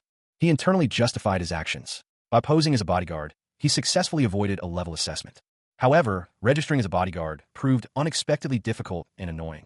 His employer, Ms. Bannister, lacked the necessary documentation, claiming to have forgotten it at home. A woman with vibrant red hair, a confident smile playing on her lips, offered a solution. Ms. Bannister's eyes widened in surprise. Ms. Bannister was assured that Hanbin would register her immediately. He then suggested drinks, prompting a jealous outburst from another individual, Atis, who questioned why Hanbin was the only popular one. Hanbin reflected that his current body was not attracting any female attention, despite the advantages of his new situation. A group of men approached Hanbin, excited about the presence of a spiritualist in their midst. One of them expressed a desire to touch his muscles. A group approached Hanbin Ryu, making him an offer he found unsettling. They proposed a partnership, promising him half of their profits if he joined their party for a single dungeon run. Their enthusiasm, however, bordered on the inappropriate, with one member suggesting they touch his muscles. Hanbin Ryu, clearly uncomfortable, shouted for them to stop. The scene shifted to a building with a peculiar symbol on its facade. Then, the view transitioned to a vast, mountainous landscape. The perspective changed again, showing a sprawling cityscape from a high vantage point. Finally, the view settled on a deep canyon, its rugged walls stretching towards the sky. The camera descended into a dark, rocky crevice. Moving deeper, a faint light appeared in the distance. The light grew brighter, revealing a passage leading further into the unknown. The colossal sword, piercing the earth, stood at the center of a vast, circular arena. Its immense scale dwarfed the surrounding structures, hinting at an ancient power. Hanbin Ryu, a man recently discharged from military service, now stood on a balcony overlooking a sprawling city. He observed the scene with a mixture of awe and apprehension, muttering to himself about the city's size. Inside, a tense conversation unfolded. Alejandro, a man with a prominent scar across his face, argued with another man about the nature of the otherworlders who had arrived in this world. Alejandro insisted he only brought in wandering drifters. The other man calmly explained that these drifters were more profitable than normal citizens, and that only selected individuals were accepted as citizens. He dismissed Alejandro's concerns with a dismissive tch. Alejandro's counterpart questioned his lack of progress, prompting Leslie, a red-haired woman, to interject. She defended her efforts, highlighting the significant number of people they had gathered. The man on the balcony, observing the scene from afar, noted that every dragon over 500 years old had joined their cause. Concerns were raised about potential traitors among the newcomers. The need to understand their goals was emphasized. One of the men expressed relief that Hanbin had arrived, as he wouldn't be able to live anywhere else in his human form except in the dungeon cities. Leslie lamented the depletion of dragon's blood, which prevented the use of location spells. Alejandro was tasked with finding Hanbin, while Leslie expressed frustration about their inability to locate a specific dragon. Two figures sat in a dimly lit room. One, a man in a dark coat, spoke a single name, Alejandro. A man with a scar across his face responded curtly, confirming that this was the reason for their meeting. One of the men questioned whether the newcomer could truly act the part of a king in their presence. The scene shifted to a stage, empty but for 3 individuals seated in the audience.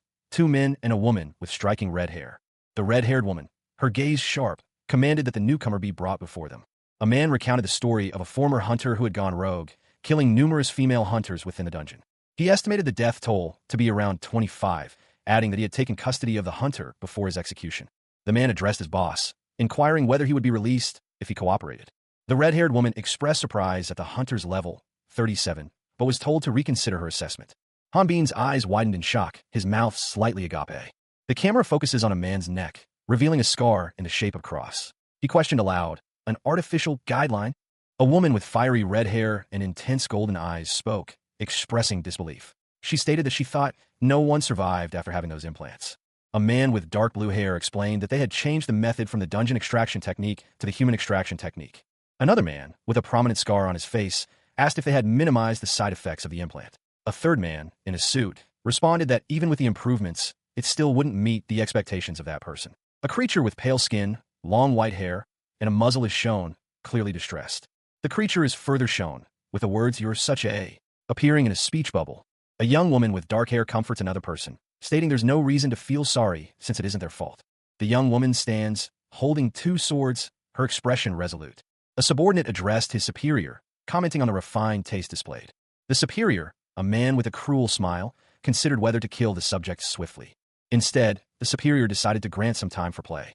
On a stage bathed in dim light, a young woman with long black hair stood poised, two swords at her side, facing a man with dark hair and a bare torso. Below, three figures watched intently from their seats. The man, seemingly nervous, adjusted something in his pants. He muttered that he had been anxious at first. The man's expression shifted as he spoke of his guideline, revealing a sinister smile. The more he used it, the more he seemed to enjoy it. His level was displayed as 37. He pointed out to the woman that his level was higher than hers, 34, suggesting she beg for her life. The woman's eyes narrowed, her thoughts revealing her assessment that such actions were useless in this situation. Suddenly, the man lunged, wielding a makeshift weapon, aiming to strike the woman. He declared it was better for him. The woman was shown lying on the floor, injured. Hanbin Ryu, a recently discharged soldier, found himself sobbing. He questioned his actions, lamenting that even if he feared otherworlders, this treatment was unjust. He was, after all, the ace knight wyvern that protected the kingdom. He resolved to find an opportunity to escape when the otherworlders weren't paying attention, save the girl, and flee. His eyes widened in fear and apprehension. Suddenly, a fight erupted. Several individuals, wielding swords, engaged in a fierce battle.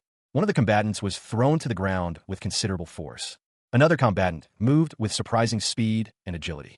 The swift combatant's movements were described as a dance by an onlooker. The onlooker criticized the combatant's performance, suggesting they should be more provocative given the audience. The combatant retorted that if that was the case, the onlooker should have considered their appearance beforehand. A muscular man with dark hair and a worried expression, his body slightly bruised, is shown. He looks up, seemingly at someone off-panel, and says, "I hope you like it." His eyes widen, a look of intense anger and disbelief washing over him. His mouth opens, and he snarls, "You bitch." In a different location, a woman with vibrant red hair and piercing golden eyes sits confidently. A man with short, dark hair sits opposite her, observing. The woman states, even if you say that, a 5-level difference won't matter much if she's of that caliber. The man responds, "So I wonder why you wanted to show off that guy. He only looks good enough to use as an experiment." A young woman with long, dark hair stands holding two swords. She says, "Don't be like that. Why don't you take a closer look?" The muscular man from earlier is shown on the floor, bleeding, his face contorted in pain. He thinks she's blind. The young woman with the swords is shown, her expression hardening. She angrily exclaims, "How dare you touch my hair?" The muscular man, still on the floor, struggles to get up, his movements erratic and violent. He breaks a chair in frustration. The man with dark hair from earlier is shown calmly, sitting in a chair, watching the scene unfold. He says, hey, stop. That's as far as you'll go." A monstrous, bipedal creature, its skin a shade of dark red, roared its intent to tear its opponent to shreds. Its equine features were distorted in a terrifying snarl, its mouth agape in a silent scream. Two human figures observed the scene with shock and confusion. One, a woman with vibrant red hair, exclaimed her disbelief at the situation. The other, a man with dark blue hair, questioned the creature's transformation. The narration box explained that the human extraction technique, used to create half-human, half-Tetiro beings, had unforeseen consequences. The implant side effects were nullified. A purple energy pulsed from the creature, indicating a transformation. The woman's face, partially obscured by the creature's clawed hand, showed a grim determination. A powerful bolt of blue energy erupted from the creature. The creature was engulfed in a surge of blue energy. The woman, wielding two swords, moved with speed and precision to counter the creature's attack. The narration box revealed that the human extraction technique was the only way to eliminate the creature's side effects. Hanbin Ryu, a recently discharged soldier, found himself in a strange, unfamiliar world. He muttered a curse, "Fuck," as he stood over a fallen, monstrous creature, his sword still embedded in its chest.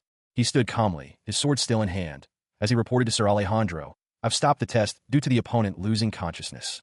Sir Alejandro, along with other observers, responded, "Ah, that's all right." Another man, however, added, "It seems we won't be able to use him. Take care of it before it runs wild again, will you?" The defeated creature suddenly roared, "W, what are you talking about? I'm still totally fine here." Suddenly, a young woman with long black hair appeared, peering through a crack in a wooden wall, witnessing the scene. The young woman's eyes widened in horror as she saw the creature's lifeless body. She exclaimed, "She killed him." She stood, her expression grim, and declared, even if he looked like a monster, he was still a Rathnian. A single tear traced a path down her cheek as she whispered, "It's done." Meanwhile, Sir Alejandro and the other man discussed the situation. The man stated, "You said the girl was blind? If that's the case, then the magic swordsman skills and sword skills must have been executed using the guideline. Not only that, but her senses are extremely heightened." A man with a scar across his face questioned why he hadn't been informed about that being. He seemed concerned about the success of an operation. Another man explained that individuals with artificial guidelines couldn't gain experience points by killing opponents, hindering their progress. A woman with striking red hair and yellow eyes challenged the previous statement, questioning why such a system was still in place if it prevented experience gain. The man explained that experience point absorption wasn't limited to humans, but also applied to dungeon monsters. Experiments on monsters were underway, but side effects remained. One of the men inquired if the other was referring to the dragon's core. The other man confirmed, explaining that due to an agreement with the greater dragons, testing was impossible. However, the situation would change if a traitor was involved. A unique item was given to them for exterminating the greater dragon. The woman questioned if the scarred man could handle it given his level. The man with the blue hair was grateful for the artifact, considering it a great gift. A woman with vibrant red hair and striking golden eyes addressed a man, informing him that they were nearing the completion of an artificial guideline. She mentioned that they had work to do and would be leaving soon. Another woman, observing from a distance, expressed envy at the prospect of catching a greater dragon and completing the guideline, noting that such an achievement would lead to considerable success. The red-haired woman, perched on a balcony, gave a playful wave and wished the man good luck as she departed. The man, alone in a room, sat in a chair, his expression heavy with thought. He mused to himself that if he failed to find something, he would be held responsible. He reflected on his own transformation into a pushover. His gaze drifted upwards, lost in contemplation. A dark-haired woman entered the room, instructing someone named Ellie to summon a wyvern to dispose of a corpse. She confirmed her intention to leave. The dark-haired woman retrieved a sword from a wall. She exited the room, sword in hand. Her expression was serious and determined as she left. Hanbin Ryu, a recently discharged soldier, found himself questioning his reality. A strange, blue dragon-like creature appeared before him, its words echoing in his mind. Experiment? Guideline? Greater dragon. The creature's final statement was a chilling revelation. That girl is also Alejandro's subordinate? The dragon's words sent a wave of panic through Hanbin. He felt trapped, surrounded by madness. Everyone's crazy, he thought, his heart pounding in his chest. The situation was dire. He knew he had to escape. He knew his life was in danger. I'll be killed if I stay here, he realized, his eyes scanning for an escape route. A desperate plan formed in his mind. He needed to leave immediately. Hanbin spotted a door, a potential escape. The dragon, sensing his intent, began to move. With a burst of speed, the dragon dashed towards the exit. Hanbin, seizing the opportunity, made a run for it. He found himself on a narrow walkway high above the ground, the dragon hot on his heels. Suddenly, a woman appeared, shouting at the dragon to stop. The dragon, surprised, screeched, "Already?" A young woman with dark hair, clad in simple light blue clothing, found herself in a precarious situation. She was falling, two swords clutched in her hands, sparks of energy crackling around them. Mid-fall, she expertly manipulated the swords, the electrical energy intensifying. A determined expression graced her face as she braced for impact. A surge of brilliant blue energy erupted from the swords, illuminating the scene. The energy struck a monstrous creature, a reptilian humanoid with pale skin and vibrant green eyes, causing it to recoil in surprise and pain.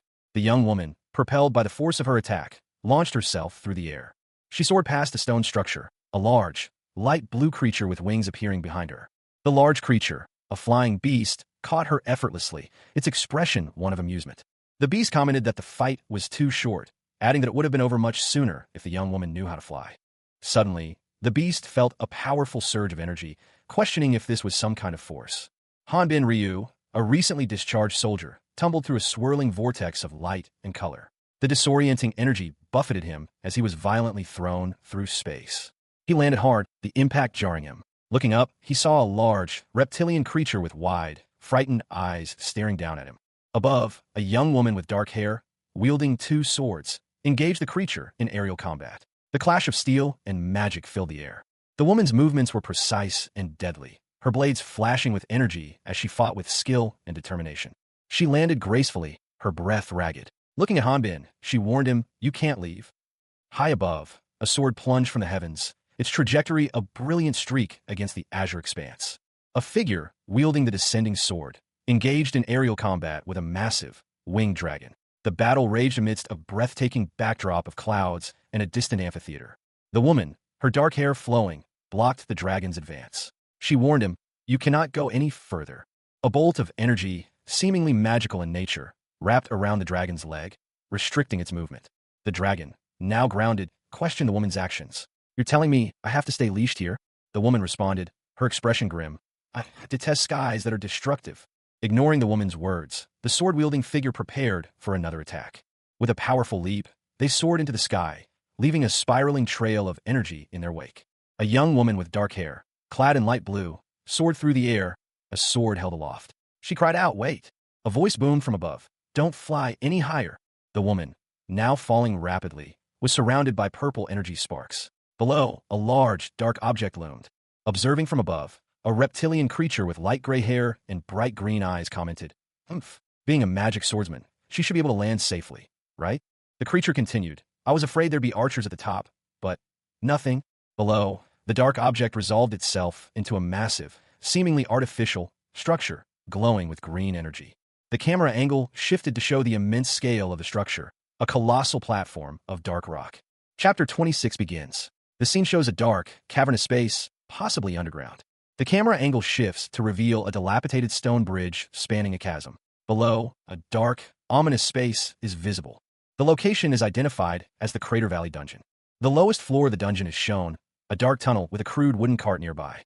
A large, monstrous insect with multiple eyes and a gaping maw appears, poised to attack. A figure, presumably Hanbin, swiftly kicks the insect, sending it flying. Hanbin looks surprised, stating that he forgot to adjust his strength and accidentally killed the insect. Another large insect attacks Hanbin, its proboscis extended.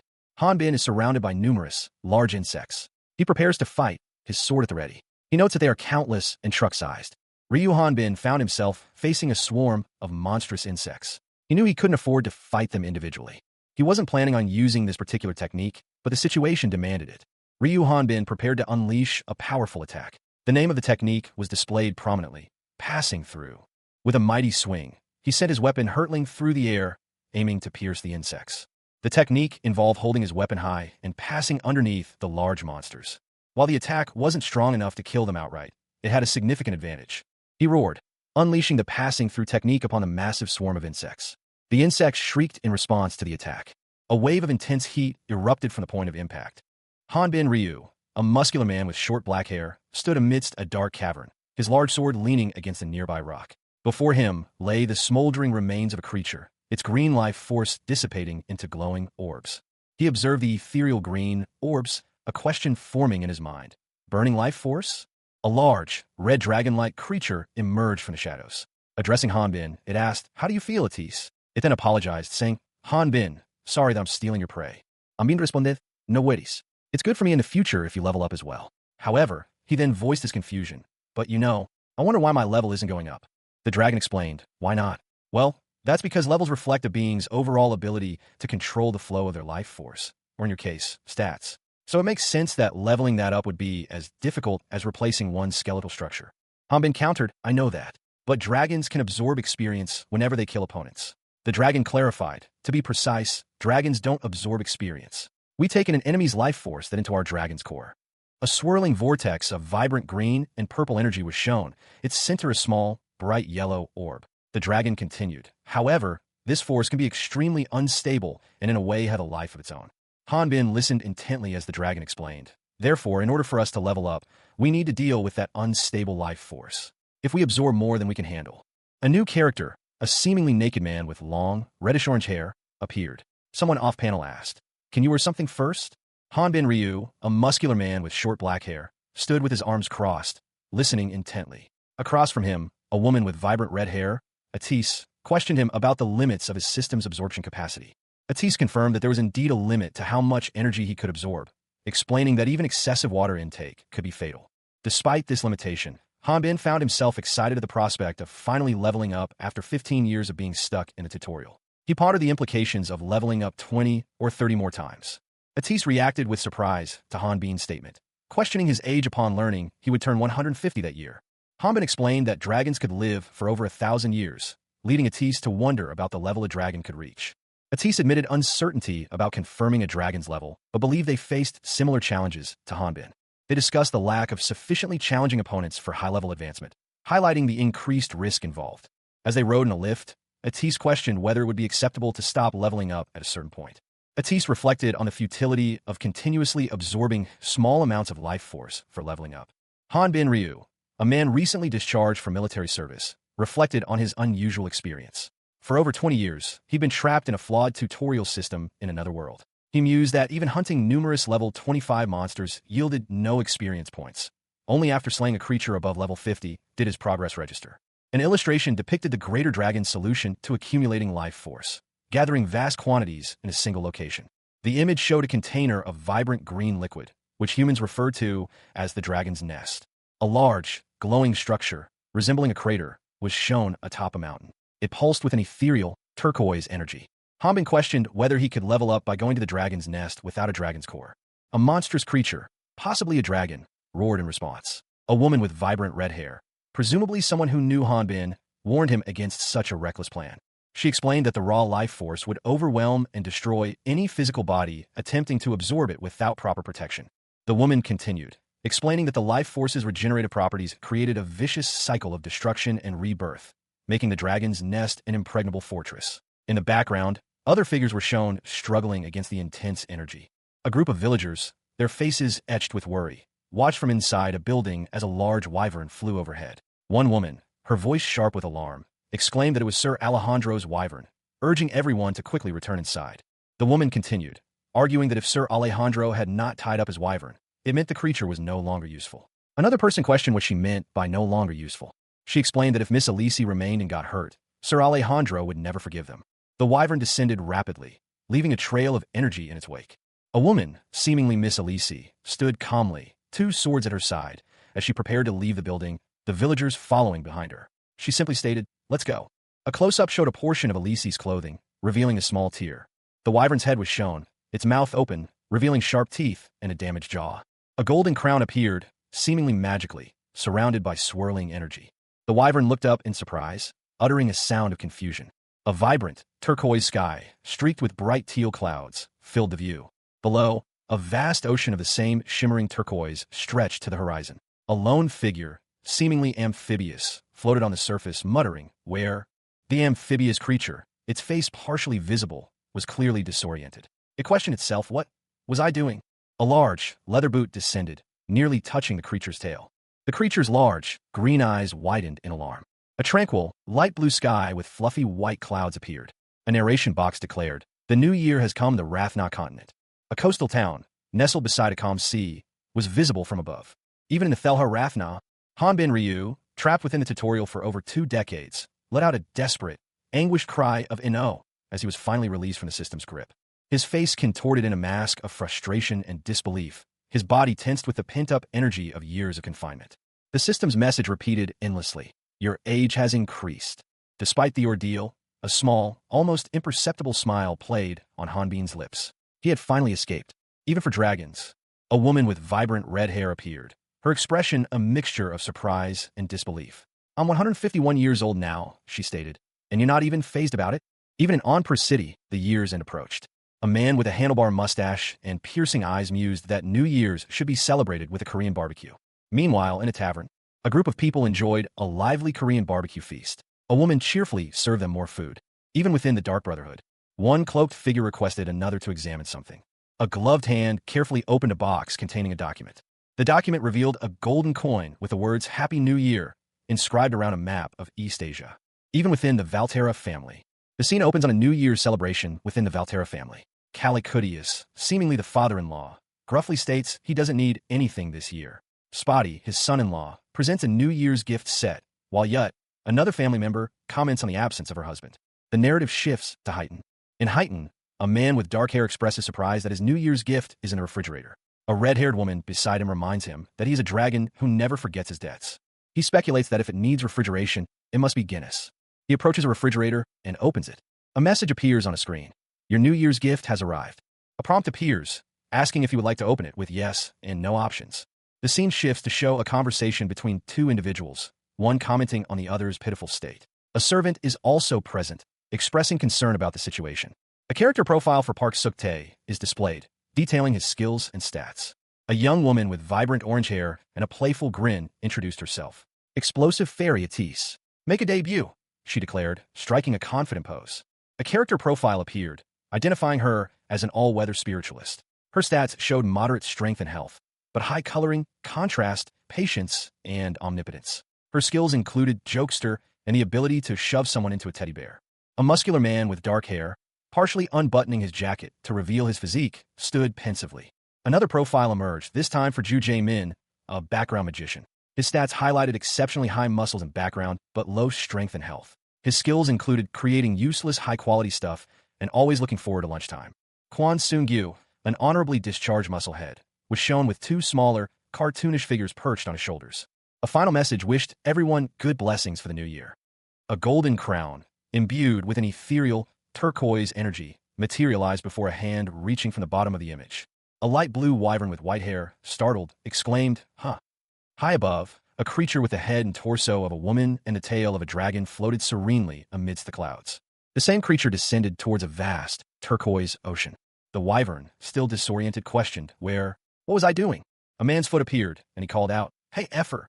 Effer, the wyvern, responded with a surprise. "That sounds like—" The man and another person nearby discussed a name for the wyvern. The man suggested a Fran, then Effer, finally settling on Effer after the wyvern's approval.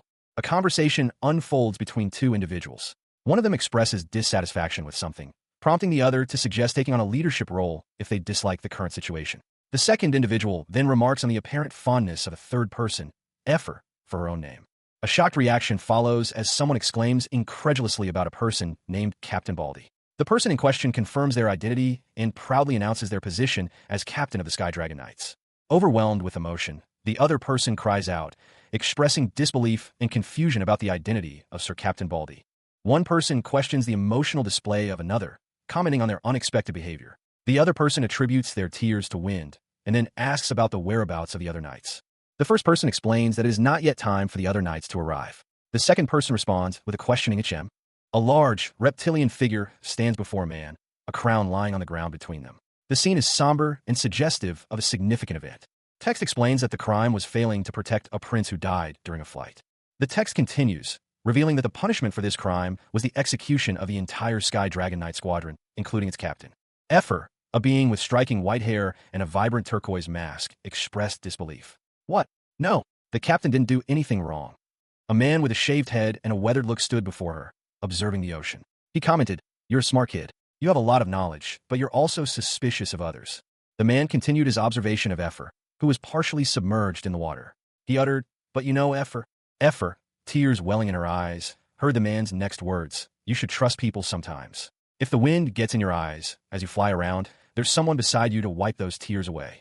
The man stood alone in the ocean, a serene expression on his face. The words "someone beside you to wipe those tears away" hung in the air. A bright light erupted from the depths of the ocean, illuminating a vast underwater canyon. From the light, a creature with large, light blue wings emerged, descending gracefully towards the canyon floor. The final stage of the tutorial began. A monstrous, reptilian creature, its scales a sickly blue-green, lunged forward. Suddenly, a surge of energy crackled in the air. A young woman with long, dark hair appeared, wielding two swords that blazed with electric blue energy. She moved with practiced grace, a whirlwind of motion. Her face was set in grim determination as she channeled the power, her grip tightening on the hilts. With a powerful swing, she cleaved the creature in two, sending it crashing to the ground. An older man watched in horror from a distance, his eyes wide with fear. Approaching the fallen beast, she knelt beside it, concern etched on her face. She asked if it was all right, urging it to wake up. The creature stirred, its eyes slowly opening. She was relieved to see it awake. She explained that a massive influx of life force had caused its own life force to become chaotic. For now, she would focus on healing its external wounds. A young woman, Effer, urgently requested a potion from an older man, seemingly her caretaker. The caretaker refused, stating that the potion would be wasted. Another man, Sir Alejandro, was surprised to find Effer still there, having thought she had left. Alejandro revealed that he had been about to leave, but a flash in the sky made him return. He didn't expect Effer to try to run away. He instructed Alejandro to leave Effer be. The caretaker explained that the life force required to save a wyvern was immense, even for dragons. He questioned whether using a potion for a single wyvern was worthwhile, but Effer retorted that she didn't have one anyway. A new character, Elijev, introduced himself and asked Effer to close her eyes. Elijev instructed Effer to imagine herself as a dish overflowing with water, then slowly forming the water into balls of marble. Effer's wound was being treated. The healer reassured them that the pain was subsiding naturally. A young woman with dark hair watched, commenting on the successful healing. Elsewhere, Hanbin Ryu stood in a dimly lit room, his sword dripping with blood. He demanded a potion, his tone suggesting impatience. Hanbin's expression showed his frustration. Effer, her arm also bleeding, questioned the cost of a potion. Effer's wound was shown again, the question of sufficiency hanging in the air. Sir Alejandro pleaded with Effer to stop. Effer's actions were deemed necessary, but only this once.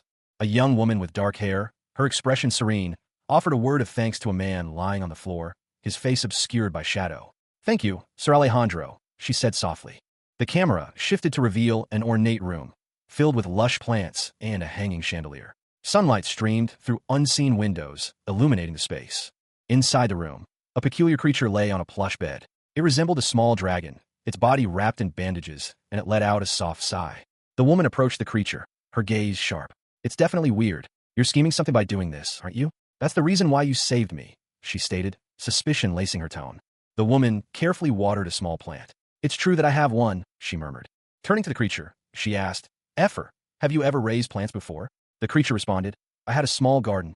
The creature's eyes widened in alarm. "Don't tell me you're planning on eating me," it exclaimed. The woman quickly responded, "No, I don't eat my flowers." The woman explained, "I can see the world through the artificial guidelines since I'm blind. I may not be able to see any colors, but I can clearly see your mane. However, it's difficult to see inanimate objects, so I've been raising plants." The creature pondered, "Anyway, we typically don't water plants with diseases or ones that are completely withered dry. But in contrast, you're still alive even after absorbing a great amount of life force. Is that why you asked for the potion?" Most people, and those with guidelines, might believe that you were simply lucky. The life force circulating inside your body. And I think what you have is a dragon core. That's impossible. I'm a wyvern. Aren't wyverns a type of dragon species? Maybe that's why it was possible. Plus, you're a very intelligent wyvern. So you're saying that in the process of receiving this life force, I instinctively created one? I'm sure that Alejandro was looking for a dragon core. It's the last material needed for the artificial guideline that's implanted in me to be complete. Do you still believe that I'm a devoted subordinate? If you say it like that, then it does seem that she's quite devoted to him. No, she could be pretending. But it's lucky that I'm even alive, so it would be impossible to say that she planned for all this. No, it could be obvious to say that I'd fly away when I made my escape. If that's the case, you said you can make out forms even though you cannot physically see with your eyes, right? Yeah, why? The wyvern grinned, seemingly pleased with the turn of events. A young woman with dark hair giggled, a blissful expression on her face. She murmured, "Cows lick my hair every morning." She pondered aloud, "Which cow will be good today?" Suddenly, a large, light blue dragon appeared, startling her. She cried out, "Cook! Kukik! Stop!" her face buried in her hands. The dragon seemed to be playfully teasing her, as she repeated, "Stop it! Kukik!" The young woman fled from the playful dragon, her movements frantic as she dashed across the room. The camera shifted to a dilapidated house, half-collapsed and overgrown with vegetation, nestled deep within a forest. Inside, a man with short, dark blue hair and a stern expression examined a book. He muttered, "Sir Alejandro, this is the list of the hunters that have quickly leveled up in the past month."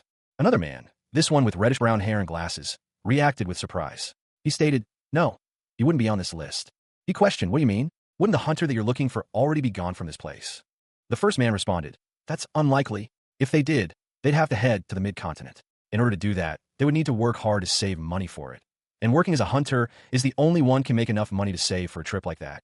This lists every hunter over level 50. The second man, still looking through the documents, said, "If you're asking for one that stands out but isn't on this list, then a hunter's newspaper." A man with dark hair and a serious expression studied a document. He muttered to himself, noting that those he was looking for were likely low-level and too inconspicuous to easily find. He questioned what these individuals were doing hidden away like that. Inside the crater dungeon, a large spider, its body segmented with dark purple and cream stripes, hung from the cavern ceiling. A thick, crimson thread descended from its abdomen. Martin, a muscular man with short, light brown hair, expertly dodged the spider's attack. He wielded a spear, its tip gleaming as he moved with practiced grace. Another man, appearing slightly stockier with short, dark hair, approached Martin. He called out, expressing concern for Martin's struggle. He offered assistance, but Martin confidently rejected the offer, certain of his own victory. Martin scoffed at the suggestion of needing help, his expression one of intense focus. With a swift motion, he knocked an arrow and aimed it at the spider. he unleashed a volley of arrows, each one striking the spider with deadly accuracy. The impact created a large explosion of dust and debris. The other man, witnessing Martin's skill, charged forward, his hammer raised high, ready to deliver a final blow. Two adventurers, Brad and another man in plated armor, emerged from a dark cavern. Brad, the one in simpler attire, boasted about his speed in clearing the dungeon, while the other countered that he had killed more monsters. Brad continued to argue, claiming he had killed 10 more monsters than his companion. He then suggested they get healed. Suddenly, a large spiderweb appeared, ensnaring two women. One cried out in alarm. Brad and his companion stared in shock at the unexpected spiderweb. One of the trapped women urged her companion to look above them. A giant spider descended from above, its multiple legs closing in on one of the women. Brad and his companion reacted with alarm, shouting at the spider to leave Foel alone. Brad lunged forward, attempting to attack the spider. Brad's companion checked on him, noting how close the spider had come. He then questioned the nature of the giant spider. Two knights, clad in steel armor, faced a colossal spider, its multiple eyes gleaming menacingly. One knight, wielding a spear, and the other, a war hammer, stood their ground before the monstrous arachnid. Tarantula knights? One of them questioned, his voice laced with apprehension. The blonde knight's face was etched with worry. When are we coming so far? It'll be impossible to beat them without buffs, he exclaimed, his voice strained. His companion remained silent. A gloved hand, seemingly belonging to a third party, held a staff. The word freezing appeared below, suggesting an intervention. Suddenly, the cave was filled with more giant spiders, their legs moving with terrifying speed. The knights braced themselves for the onslaught. One of the knights, his face a mask of confusion, asked, why did it get cold all of a sudden? Can they use magic? The other knight observed this scene carefully. I don't think this is monster magic, he stated, pointing out that the spiders were now dead. The two knights were frozen in place, seemingly incapacitated. A voice boomed, you guys are? A muscular man with dark hair and a red-haired woman appeared. The woman exclaimed, Atis the fire mage and the Valterra warrior? It wasn't our plan to interfere, but... The red-haired woman addressed the knights. Why don't you go rescue those maidens while we take care of these monsters?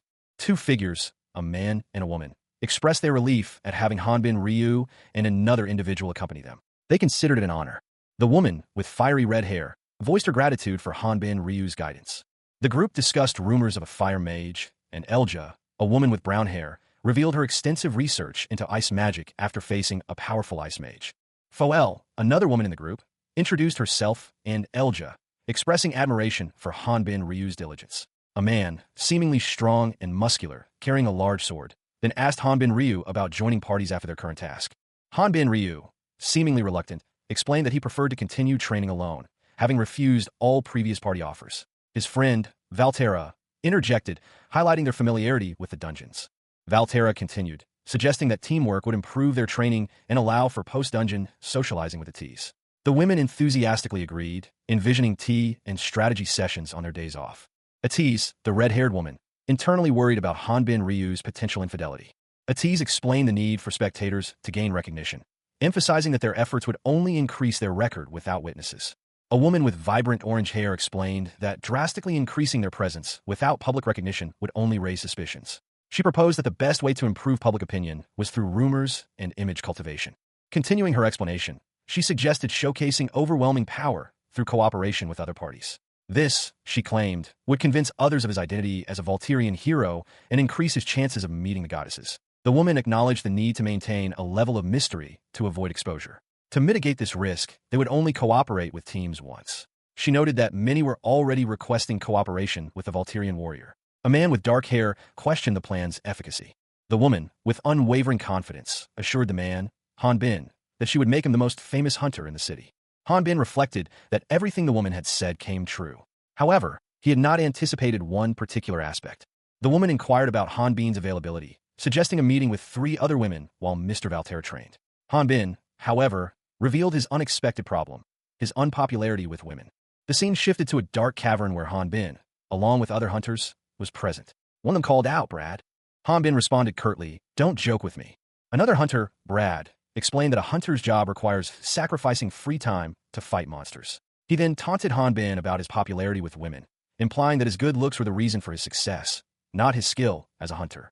Hanbin apologized, but Brad insisted that he was unqualified. Hanbin Ryu, a powerfully built man with a sword at his back, stood defiantly. His expression was one of wary assessment. A smaller, fair-skinned man with blonde hair stood before him, clearly agitated. The blonde man accused Hanbin of threatening him after criticizing his master. The blond man continued, stating that everyone respects Hanbin because he is a Valterra, but he doesn't believe it. He then noted that they had arrived at their destination. A series of large, cavernous holes were visible, suggesting a vast underground space. The view shifted to reveal a massive, spider-like structure at the center of a large, circular chamber. Numerous figures were gathered around the perimeter, observing.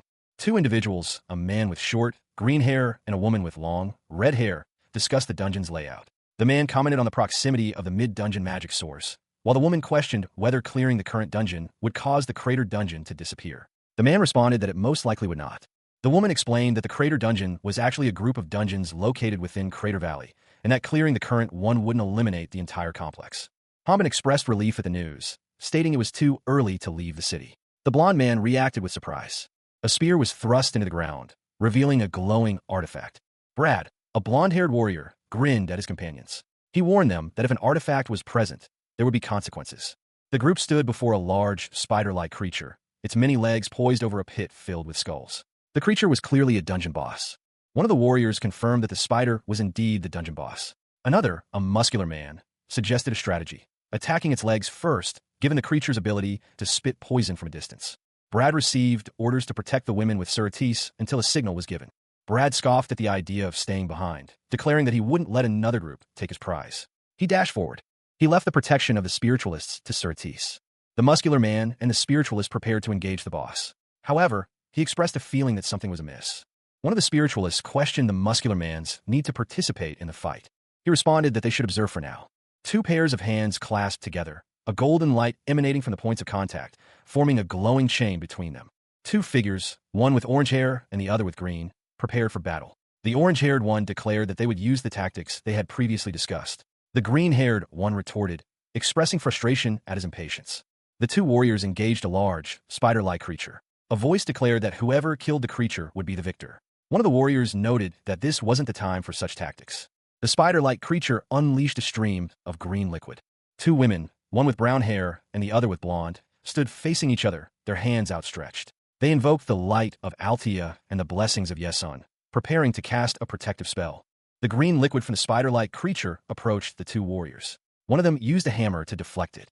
A woman with red hair praised the two spiritualists for their precise timing in placing a protective barrier. The spider-like creature was struck, and one of the warriors took advantage of the opening to use long-range attacks.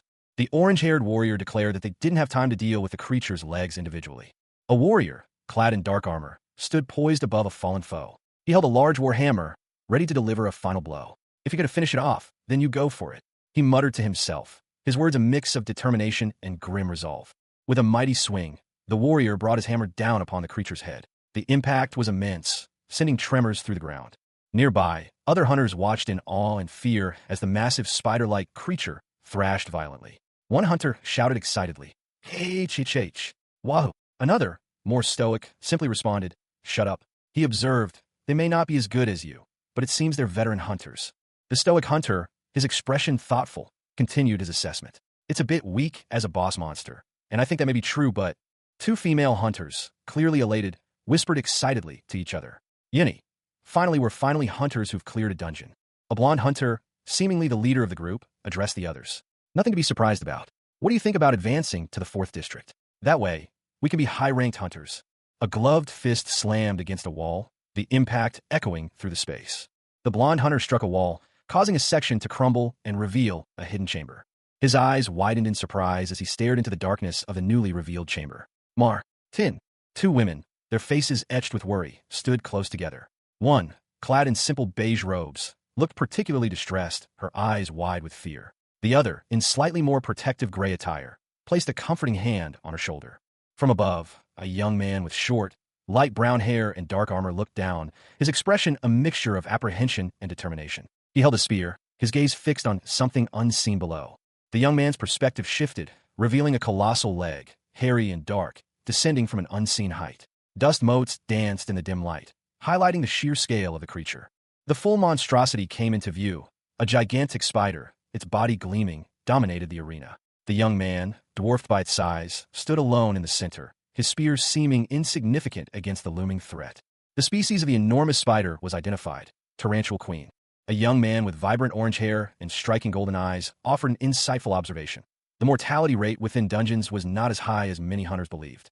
Two women, their faces etched with worry, listened intently. He explained that hunters' commissions were tied to the strength of the monsters they were tasked with defeating. Continuing his explanation, the young man, armed with a spear, pointed out that surviving hunters meticulously documented their encounters, providing valuable data on the monsters they faced. The more monsters discovered, the more information became available. He concluded that this method was particularly effective for unique creatures. A colossal spider, its body gleaming, dominated the arena. The young man stood before it, dwarfed by its immense size.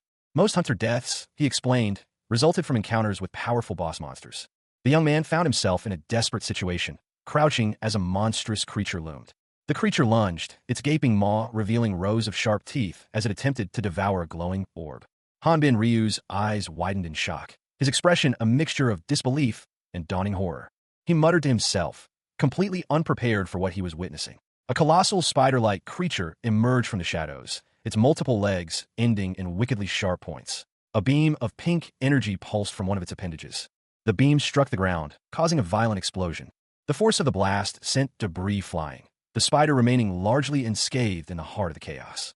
Hanbin found himself thrown back by the sheer power of the blast, his body impacting the ground hard. He braced himself, his expression hardening with determination. Suddenly, another figure appeared, a woman with long, vibrant red hair. She called out to Hanbin, her voice laced with concern. She questioned his magical abilities, noting their similarity to her own. She revealed her past experience with reflective magic. The woman, seemingly out of options, stated that she had few magical wands left. Hanbin reacted with disbelief to her reckless plan, pointing out the spider's physical attacks in addition to its magical ones. A young man with blonde hair, wielding a staff, and a red-haired woman in dark clothing were running, the woman shouting a warning. Suddenly, the blonde young man was struck by something unseen, his face contorted in pain. A muscular, dark-skinned man with a large sword swiftly intervened, deflecting the attack that had struck the blonde young man. The red-haired woman, seemingly relieved, questioned the muscular man about the spiritualists. The muscular man explained that he had evacuated them, and they should be exiting the dungeon soon. A giant spider emerged from the darkness. The blonde young man, observing the spider, noted its size and predicted its slow movement, suggesting they escape. The muscular man and the red-haired woman discussed the risks of climbing onto the spider's back, considering its size and weight. The blonde young man reflected on the difficulty of piercing the spider's thick outer layer with a single strike, even with superior swordsmanship. The blonde young man urged them to hurry back to the guild to report the giant spider, emphasizing the danger to other hunters. A young woman with fiery red hair and intense eyes calmly explained, "Well, that's quite obvious, which is why we need to kill it so it's no longer a threat to others."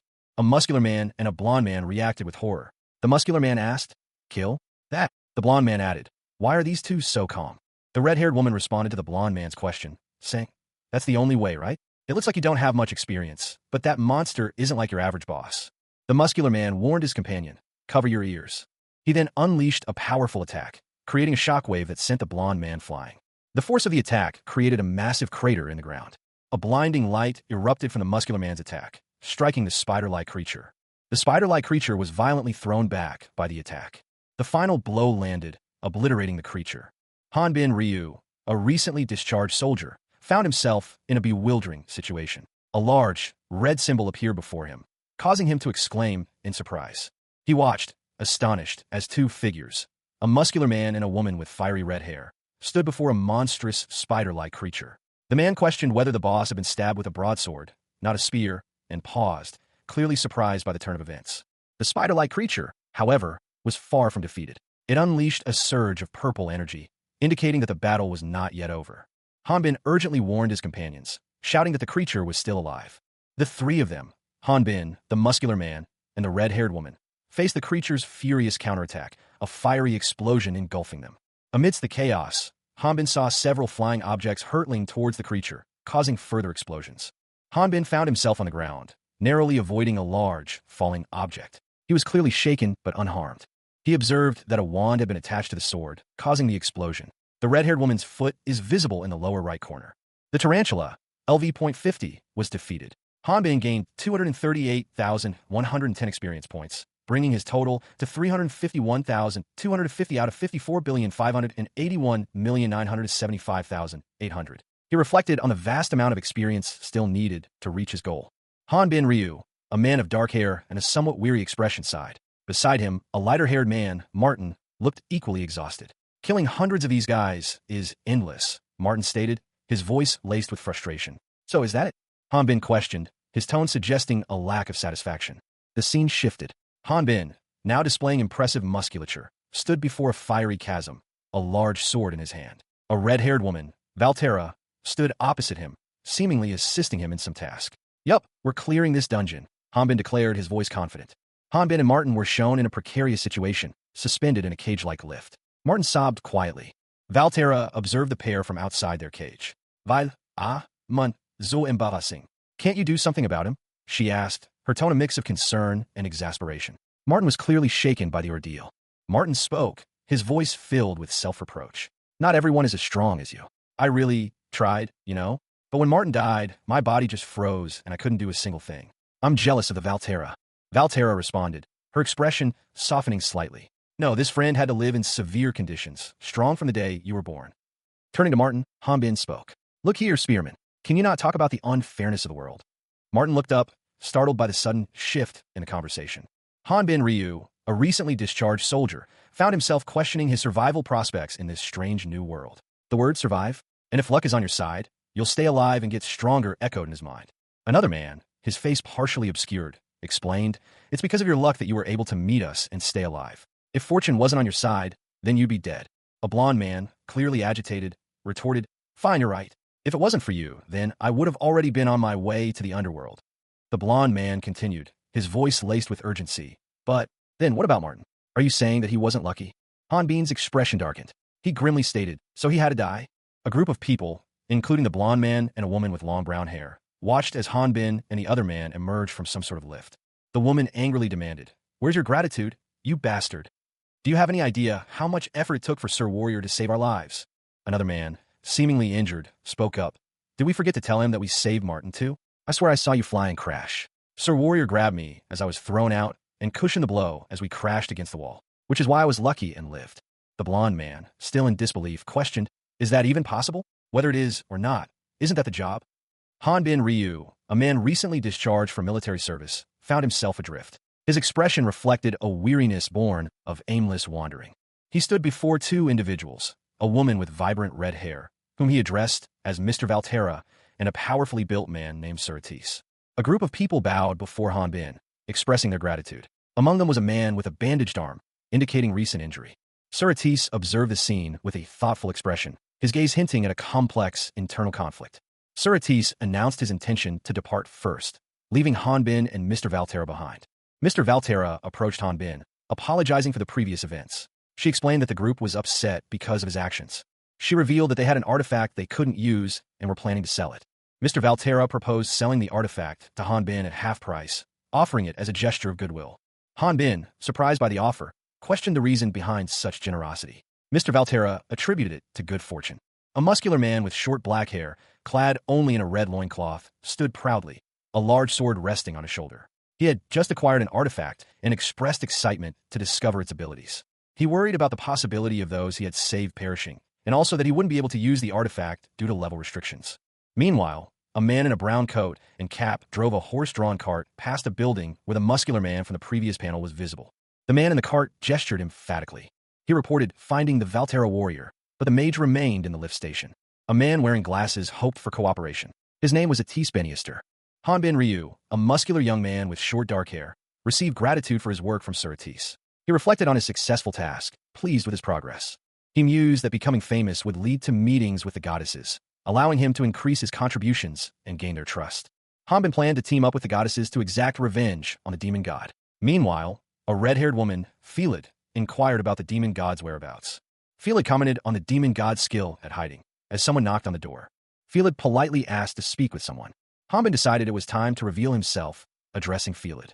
Felid wondered if Hanbin had left already. The carriage wheels rolled, kicking up dust on the road. A voice, sharp with alarm, cut through the quiet. Inside, a tense conversation unfolded. One passenger, a man with neatly combed brown hair and glasses, explained his actions. I got on since you said there was something you wanted to talk about, he stated calmly. His companion, a woman with vibrant red hair, retorted angrily. So why's the carriage moving? She demanded. Her frustration was evident. I also didn't think it would be this easy to escort you. Who in the world? She trailed off, clearly agitated. The man sighed, a hint of weariness in his expression. Damn it, I used up all my wands, even the backup ones in the battle. I got careless because this was a densely populated city. He continued, his gaze softening slightly. You're wise to not take out your wand. In any case, seeing you in person really makes me think that you do look like your older sister, Lady Adora Bannister. The red-haired woman's eyes widened in surprise. You know my sister? The man nodded. Of course, though there isn't much that's known about her. But she fought the evil Greater Dragons with the 4 heroes 10 years ago. As a result, this created Upper Draconium, an organization that keeps an eye on the Greater Dragons. If she was still alive today, she also would have received the blessing of the goddesses. The woman interrupted him sharply. Stop. Stop talking about her, just so you can get my attention. He apologized, explaining his concern. I apologize, Sir Atis. I was just concerned about the rumors I heard of that the current head of the Bannister family was living in seclusion for the past 10 years after the death of his sister. However, seeing you in person has reassured me. The carriage ride came to an end. A voice announced their arrival. A man and a woman disembarked. The man explained that he had chosen a remote location, far from human settlements. He suggested they discuss the details inside. The woman's eyes widened in surprise. They arrived at a large house. The woman exclaimed that it was their house. The man looked confused and questioned their presence there. The man berated the driver, calling him a beast and a savage for his actions. The driver, a muscular man, explained that he had taken a detour because the original driver was going in the wrong direction. The driver continued, stating that having a stalker was unexpected and that their famed strategy had gone awry. The man, confused, asked what he meant by stalker. The man urged them to explain the situation. The woman frantically interrupted, shouting for them to wait.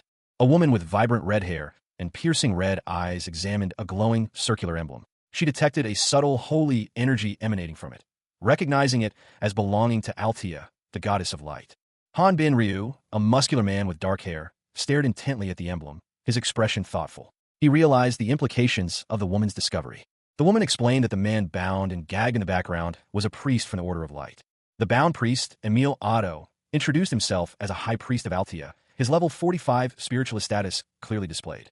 The red-haired woman apologized for the unconventional meeting, explaining that she hadn't intended to kidnap him, but rather to speak with him privately. The red-haired woman urged Han Bin to speak, frustrated by his silence. Han Bin, using his language translation skill, pretended not to understand, speaking in a fabricated language. The woman saw through his ruse. The red-haired woman reflected on the unexpected turn of events, surprised that the Order of Light was seeking him out. A woman with vibrant red hair confronted a bespectacled man. She questioned him about the secrecy surrounding her mission. The man, impressed by her perceptiveness, complimented her sharp mind. He explained that with most of the greater dragons gone, he was looking to this young, inexperienced dragon for help. The woman, revealed to be 150 years old, expressed disbelief at the man's claim that another dragon, Valterra, was only 17 years old. Despite her reservations, she agreed to cooperate with Sir Atis and the Order of Light. Sir Atis warned her that the information he was about to reveal was top secret. He was investigating a man named Alejandro. The woman, along with a muscular man, expressed unfamiliarity with Alejandro. They wondered if he was running a criminal organization in the refugee villages. Sir Atis considered the possibility, but stated that to understand the situation, he needed to explain the refugee villages. He revealed that the refugees were not originally citizens of the city, but had been forced to live outside the city walls due to increased taxes imposed by the ruling lord. An image of the refugee villages showed their humble dwellings, surrounded by a mountainous landscape. The refugees were forced to live there due to a sharp increase in city resident taxes. A young girl excitedly called out to her mother, announcing her father's arrival. He was seen pushing a cart laden with goods, presumably from his day's work.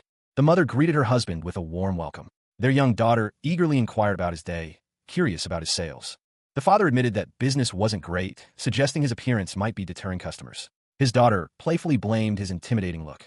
The mother then asked if he had encountered the person who helped him in the city. He replied that while on a monster subjugation quest, he saw someone similar. He recognized the individual as the famed Valterra warrior. Suddenly, a man named Joseph rushed into the scene, frantically calling for help. Joseph's wife, recognizing the urgency, told him to run towards the middle of the village. His father-in-law, equally alarmed, demanded an explanation. Joseph, terrified, could only stammer about a monster. The final panel showed a monstrous three-eyed frog-like creature descending upon the village, creating a sense of impending doom. Han Bin Ryu, a recently discharged soldier, found himself trapped inside a giant frog's mouth. The creature's immense size dwarfed him. Emerging from the frog's mouth, Han Bin stumbled into a village. A man, Joseph, armed with an axe, shouted in alarm, warning others of the monstrous creature. Joseph's wife, distressed, urged him to leave immediately. He explained that the monster was supposed to be nocturnal, making its daytime appearance unusual. The woman believed their daughter was still inside the house. Meanwhile, Two other villagers, alerted to the situation, approached cautiously, attempting to avoid provoking the creature. One villager questioned Joseph's actions, surprised that he had actually gone into the monster's nest after claiming he would hunt one. The other villager pointed out the unlikelihood of the Hunters Guild accepting their request for such a small reward. The frog lurked nearby, its tongue flicking out. One villager cursed the hunters, believing they were simply waiting for the villagers to be killed by the monster before collecting the reward. A young girl, seemingly Joseph's daughter, emerged from the house, calling out for her father. The narration box explains that a normal person, not a hunter, can train but will only reach level 10. The frog is shown attacking the girl. A man's face, etched with worry, filled the frame. His wide eyes reflected a deep unease. He voiced his apprehension, noting that the monster's hunters, so easily dispatched, were far more terrifying to ordinary people than earthquakes or storms. Another man, wearing glasses, explained that official orders prevented interference in territorial management. Therefore, they had to rely on hunters' cooperation to assist those in need. A woman with vibrant red hair enthusiastically agreed to cooperate, stating that increasing her contribution level would improve her chances of meeting a goddess. However, another voice immediately countered with a firm no. A man with dark hair suggested that it would be wise to avoid sounding self-righteous. He questioned the logic of seeking out a dragon hunter if there was no reason to do so. The bespectacled man conceded that his colleague was correct. He revealed that the mission's objective was Alejandro's base. The red-haired woman expressed disbelief, stating that if the person they were looking for was a dragon hunter, they would have heard of them. She insisted that all such bases should have been destroyed. She argued that even if one such base still existed, it was not the hunter's responsibility, but that of the Order or Brotherhood. The bespectacled man responded that the Order wished to launch a full investigation immediately. A photograph showed a man with gray hair and two other individuals. The bespectacled man explained that they could find no fault with this man, and his actions were not criminal. The final panel showed a dynamic action sequence, with a blur of motion and energy suggesting a powerful attack. A powerful bolt of lightning struck the ground, illuminating the scene. The refugees, witnessing this event, began to call the source of the power a hero. A young girl, visibly shaken but safe, was comforted. Someone reassured her that the monster was gone. A man nearby, witnessing the aftermath, was left speechless and in awe, questioning who could have been responsible for such power. A woman, clad in armor, stood protectively over the young girl, her sword still drawn. A defeated monster lay at her feet. She reassured everyone that they were now safe. The woman explained that she and her companion came from the dragon's nest. She revealed that they had been sent by someone named Alejandro. A woman with dark hair, wearing a light blue top, looked concerned. She questioned the man before her. The man, with short, dark blue hair, explained that he needed her an effort to assist the refugee town, calling it a small effort on his part for those refugees. He added that all they needed to do was hunt the monsters prowling around the town. The man, whose name is Elijev, and the woman, Efer, were shown together. Elijev expressed gratitude for the opportunity, stating he would not disappoint Sir Alejandro. Efer internally questioned why Sir Alejandro would send a refugee support team out with her and Elijev, wondering what he was planning. Elijev continued, stating he also wanted to check on Mr. Henny Wyvern every day. He mentioned that Mr. Wyvern had tried to run last time, and Efer confirmed that she had been warning him continuously. She realized that if she let Mr. Wyvern go, Elijev would have to take responsibility for the support team. Elijev explained that until now, they had been secretly moving for the sake of justice. However, if many refugees wish to migrate there, he continued, stating that after hearing a dragon's nest, they would be accepted through evaluation. A young woman with dark hair, her face partially obscured, pondered aloud. What in the world is he talking about? She continued her internal monologue, questioning the logic behind the secrecy surrounding the dragon's nest and the sudden change of heart from whoever she was referring to. Then, what was the point of minimizing the number of residents here, while strictly keeping this place a secret? Why is he suddenly adamant about telling the world about the dragon's nest? The young woman, now identified as Eli, cried out, "Yuni!" Eli found herself facing a monstrous maw, its teeth bared, and she thrust her sword into its gaping mouth. With a screech, the creature recoiled from Eli's attack, its body momentarily thrown back. The creature, disoriented, was sent flying through the air. A blue, bird-like creature called out, "Iliji Yuni!" The blue creature approached Eli, who was now on the ground, and asked, "You okay? Are you hurt?" Eli could. The blue creature responded, "Let's clean you up for now." A young person, their face partially obscured by shadow and grime, sits hunched over. Greenish slime clings to their clothing and skin. The scene shifts to a tranquil lakeside, nestled amidst rolling green hills and a distant mountain range. A small, winged creature resembling a dragon perches near the water's edge. A young woman with dark hair, her expression a mix of concern and determination, addresses the creature. She comments that the creature's drying process seems sufficient. The creature, surprised, questions the woman's intentions, suggesting that completely drying its hair is unnecessary. The woman explains that she is grateful for the creature's assistance, but notes that there might be more monsters to hunt. The creature expresses concern that such thorough hunting might alert other humans to their presence. The woman considers this possibility. The woman reflects on her past experiences, having lived both a human and a monster's life. She then asks the creature if there are times when it uses its sword without relying on its guideline. The creature replies that it has done so a few times, feeling it's unhealthy to be overly reliant on the guideline. It also mentions having memorized the woman's swordsmanship from observing her use of the guideline, noting an occasional instability in her rhythm. The woman contemplates the accuracy of the guideline's magic swordsmanship, but expresses a desire to return to the style she learned in her youth. A young girl with long, dark hair sat before a mirror, her mother brushing her hair. The girl reflected on her childhood, unaware of her mother's true profession. Later, the girl discovered her mother was a magic swordsman, a revelation that contrasted sharply with her childhood perception. The girl fondly remembered watching her mother practice swordsmanship each morning, finding it beautiful. One morning, the girl's mother went hunting and never returned. A man named Alejandro found the girl a few days later. Alejandro brought the girl to Dragon's Nest, implanting a guideline in her body. As a result of this procedure, the girl lost her eyesight. Now, she practices swordsmanship, but the artificial guideline instilled fear in her as she worried about becoming someone's pawn. A monstrous creature roared, its image filling the panel. Efer, a being with striking blue skin and sharp teeth, urged her companion to flee westward, to a place beyond pursuit. Efer's companion, a young woman with dark hair, expressed gratitude for the suggestion but explained her inability to comply. She feared that fleeing would endanger others, as Alejandro, a dangerous individual, would likely retaliate.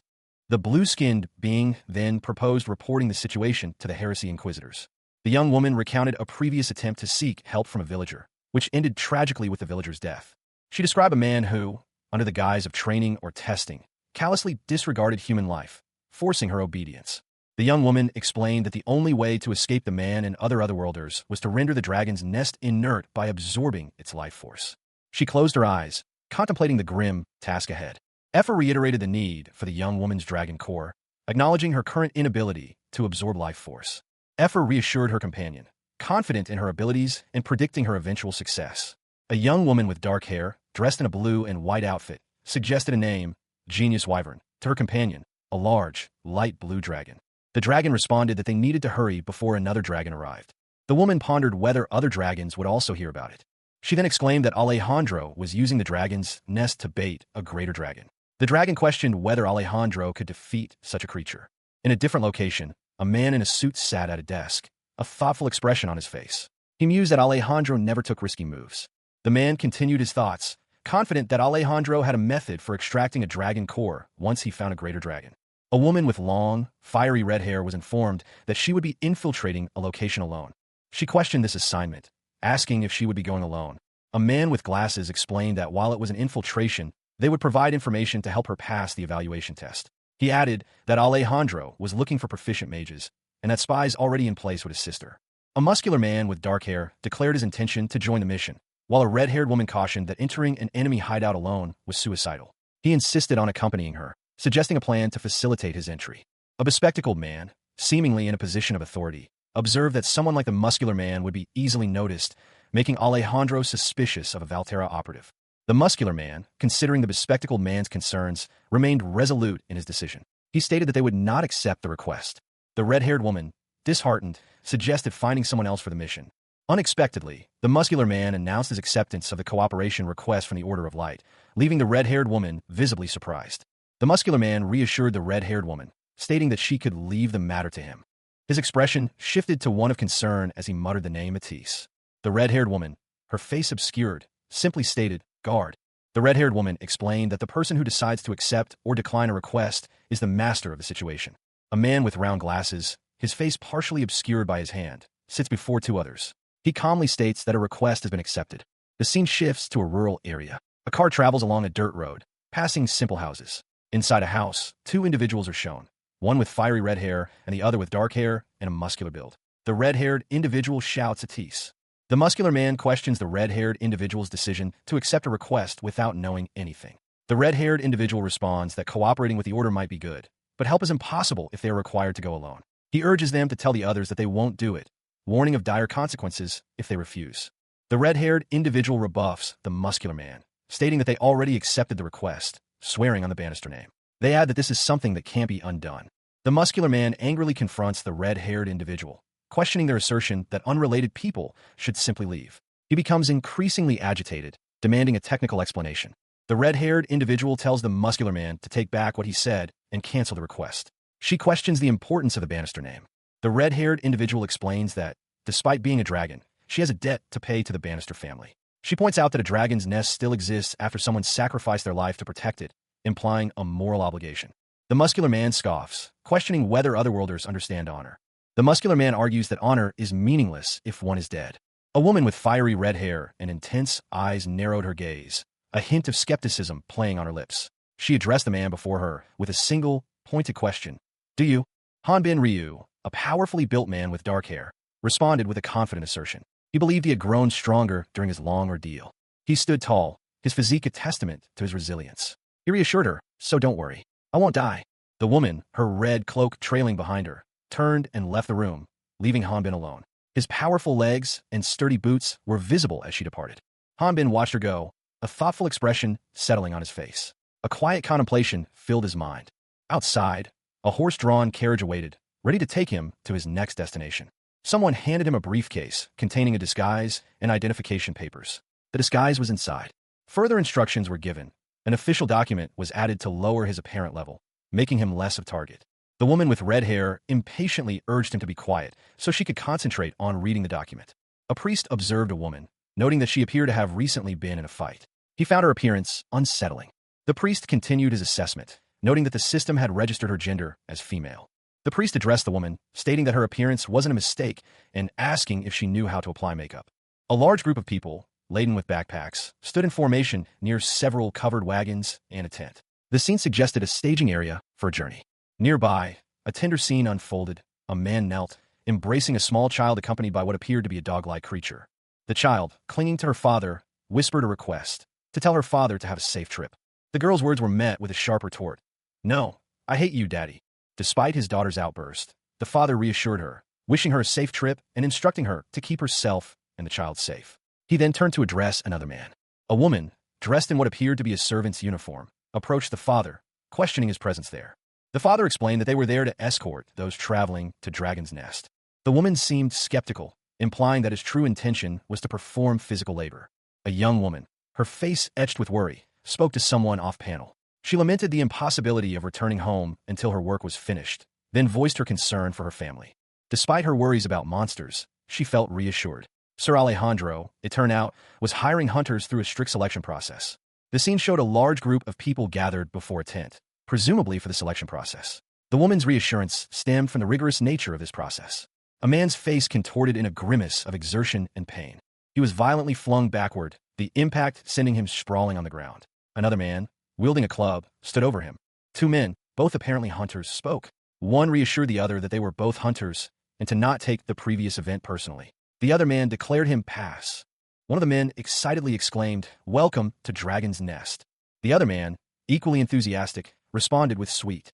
A young woman reflected on the lucrative nature of hunting wild monsters. She noted that many others likely shared her sentiment. She then observed that the average level of the participants was lower than expected, ranging from 25 to 30. A creature with bird-like features explained that higher-level individuals benefited more from dungeon exploration. A young woman with long dark hair sat atop a light blue, reptilian creature, its large green eyes staring ahead. They were outdoors under a bright, clear sky. From a raised platform, a man addressed a crowd. He held papers, seemingly searching for someone. "Now then, where's number 59? He asked. A young woman in a red coat, partially visible, stood near the edge of the crowd. She muttered, "Excuse me." A young woman in a red coat, carrying a brown briefcase, walked between two guards. She appeared slightly clumsy. The young woman in red introduced herself. "My name is Ariana Staya. I'm number 59. A man with glasses and a trench coat stood outside a building. Someone told him, "You need to make haste, Sir Atis." He responded, "Well, too bad." Ariana, now partially dressed, was struggling with the top. She complained, "You're the one who suddenly told me to cross-dress." Sir Atis offered to help her, but she insisted she was almost done. She then asked, "In any case, what was the reason for the Order of Light to make such a decision? What about the other 5 religious groups?" Sir Atis explained that the other 4 groups, water, fire, wind, and earth, stayed out of affairs that didn't involve them. The Dark Brotherhood, however, would send out heresy inquisitors who would burn everything to the ground if asked for help. A man with glasses peered cautiously from behind a doorway. He muttered to himself about the need to proceed carefully when dealing with those who had requested help. A woman with vibrant red hair and a red shawl emerged from a doorway. The man asked if her appearance looked strange. She replied that it was just a light. He then excitedly suggested that a pair of glasses would complete her disguise. The woman, now wearing glasses, asked the man what he thought. She wondered if she looked different. He responded that there was nothing else he wished to see. His relief was palpable. Suratis's mission was to determine the authenticity of the dragon's nest. The first step was to pass the selection round. To achieve this, she only needed to use the documents they had prepared. She asked to see them, and he readily agreed. Despite being used to hiding her identity, she felt unusually nervous. She felt as though everyone around her was watching. Some men approached her, having also failed the selection. They offered to escort her out, warning her about the dangers outside the Hunters Guild. A muscular, bare-chested man with dark hair and a woman with long, fiery red hair stood facing each other. The woman, wearing a dark red collared shirt, sneered, "You could even die while taking the test. Ha ha ha." The scene shifted to an outdoor arena where a crowd of people were gathered. Among them, a woman with dark hair and a blue top watched a man and a woman in red arguing. She muttered to herself, "I swear, there are always annoying jerks like that wherever you go." The dark-haired woman's gaze fell upon the man in red. She thought, something strange about that person. A man approached the red-haired woman, who was holding a clipboard. He asked, "Miss Ariana Staya, level 30 mage, correct?" She replied, "Yes." The man continued, "Why would a level 45 mage hide their level and come here?" Ariana's eyes widened as she looked at a book. She muttered to herself, "Pass." Ariana handed the man a book and said, "Welcome to Dragon's Nest." The dark-haired woman from the arena watched with disbelief. She exclaimed, "What the hell was that? Isn't that showing favoritism? She didn't even take the test." Ariana responded calmly, "Haha, everyone settle down." A man explained that mages' tests are different because they're used in research. Someone interrupted, mentioning that this might cause others to feel that Sir Alejandro is being unfair for not notifying others of such special cases. A level 35 warrior volunteered to test a woman. The warrior, Miss Elijev, was surprised by the sudden order. She suspected something was amiss. He didn't know what was going on, but he wanted to make sure Alejandro didn't get any stronger allies. Elijev used her sword to shatter a large block of ice. The opponent was surprised that Elijev was able to use one of her swords with such a powerful first attack. Elijev seemed quite used to battle despite her young age. The opponent considered her attack a lucky shot. She needed to be careful not to use advanced magic, as it would reveal her identity. She decided to stick to ice magic for now. A young woman with long dark hair, clad in blue and wielding a sword, leaped into the air. Her opponent, a red-haired woman in a dark red jacket, watched her with a smirk. The dark-haired woman declared that a magic swordsman couldn't do anything with just one sword.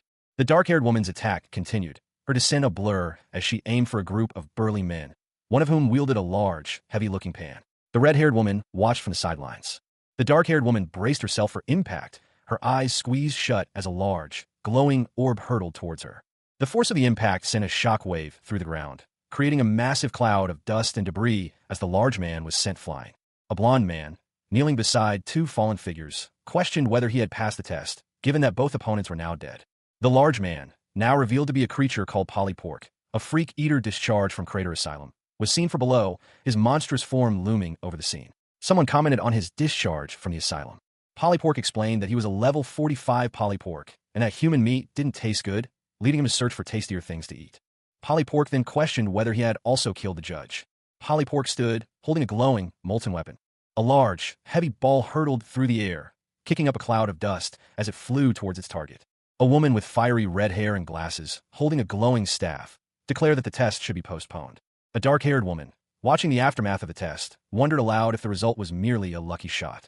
The red-haired woman confirmed that it was, explaining that the weapon used relied solely on weight and was inherently flawed.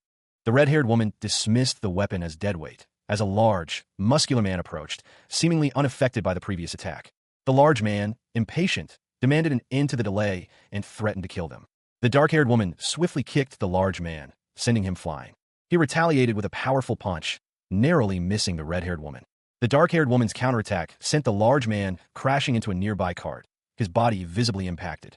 A man, surprised to see another still alive, questioned him, "What the? Aren't you the judge? You're still alive." The judge chuckled, replying, "Haha, thank you for worrying about me. But unfortunately, we will not accept any more applicants today." Confused, the man asked, "Does that mean I pass?" The judge, with a wide grin, explained, "It seems I did not inform you in advance." The man, incredulous, questioned, "How can a person pass if they're dead?" A woman, witnessing the scene, watched in shock as red gems flew from the judge's body. The man lunged forward, striking the judge.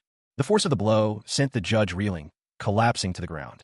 The man stood over the fallen judge, a dark hole now visible in his chest. A man meticulously documented death. He scoffed, "How weak. It seems he may have lied about his level." Ha ha ha. A woman observed the scene, her eyes wide. She thought that pig wasn't weak. It may have been for a split second, but I'm sure I saw it. Energy as red as blood. This man is an aura user. The man declared, "Now then, shall we depart for Dragon's Nest?" The story begins with an exterior shot of a modest two-story house, bathed in sunlight. A definition of aura is given: the red-colored energy emitted when one trains their body and life force to the extreme. The accompanying image shows a muscular young man, seemingly on the verge of releasing this energy. The young man grimaces, a burning energy rising within him. He mutters that he can feel it. He throws a punch, a surge of red energy emanating from his fist. He realizes that he did not actually release any aura, despite feeling the burning sensation. Suddenly, a young woman appears, apologizing profusely as she extinguishes the flames erupting from his back. She explains that she was practicing new magic spells. He angrily questions her actions, pointing out the high cost of the magic scroll she used. She laughs it off, explaining that the price was worth it for the knowledge it provided. The scroll is shown, detailing its level requirement, 45, and the number of spells it contains. The woman explains that it teaches mages how to control mana more efficiently. Hanbin Ryu, a recently discharged soldier, found himself in a strange fantasy world. He sighed, explaining to the red-haired mage beside him that he was lucky to be a mage. He inquired about any secret tomes that could help him learn to create an aura, but she chuckled, stating that unfortunately, no such thing existed. The mage explained that whether it be aura, mana, life force, or force, they were all at a fixed state. These four energies were what helped distinguish a person's special trait. People would then learn skills and become a certain job class according to those traits. Life force was something people were born with, but manipulating the four energies had to be learned.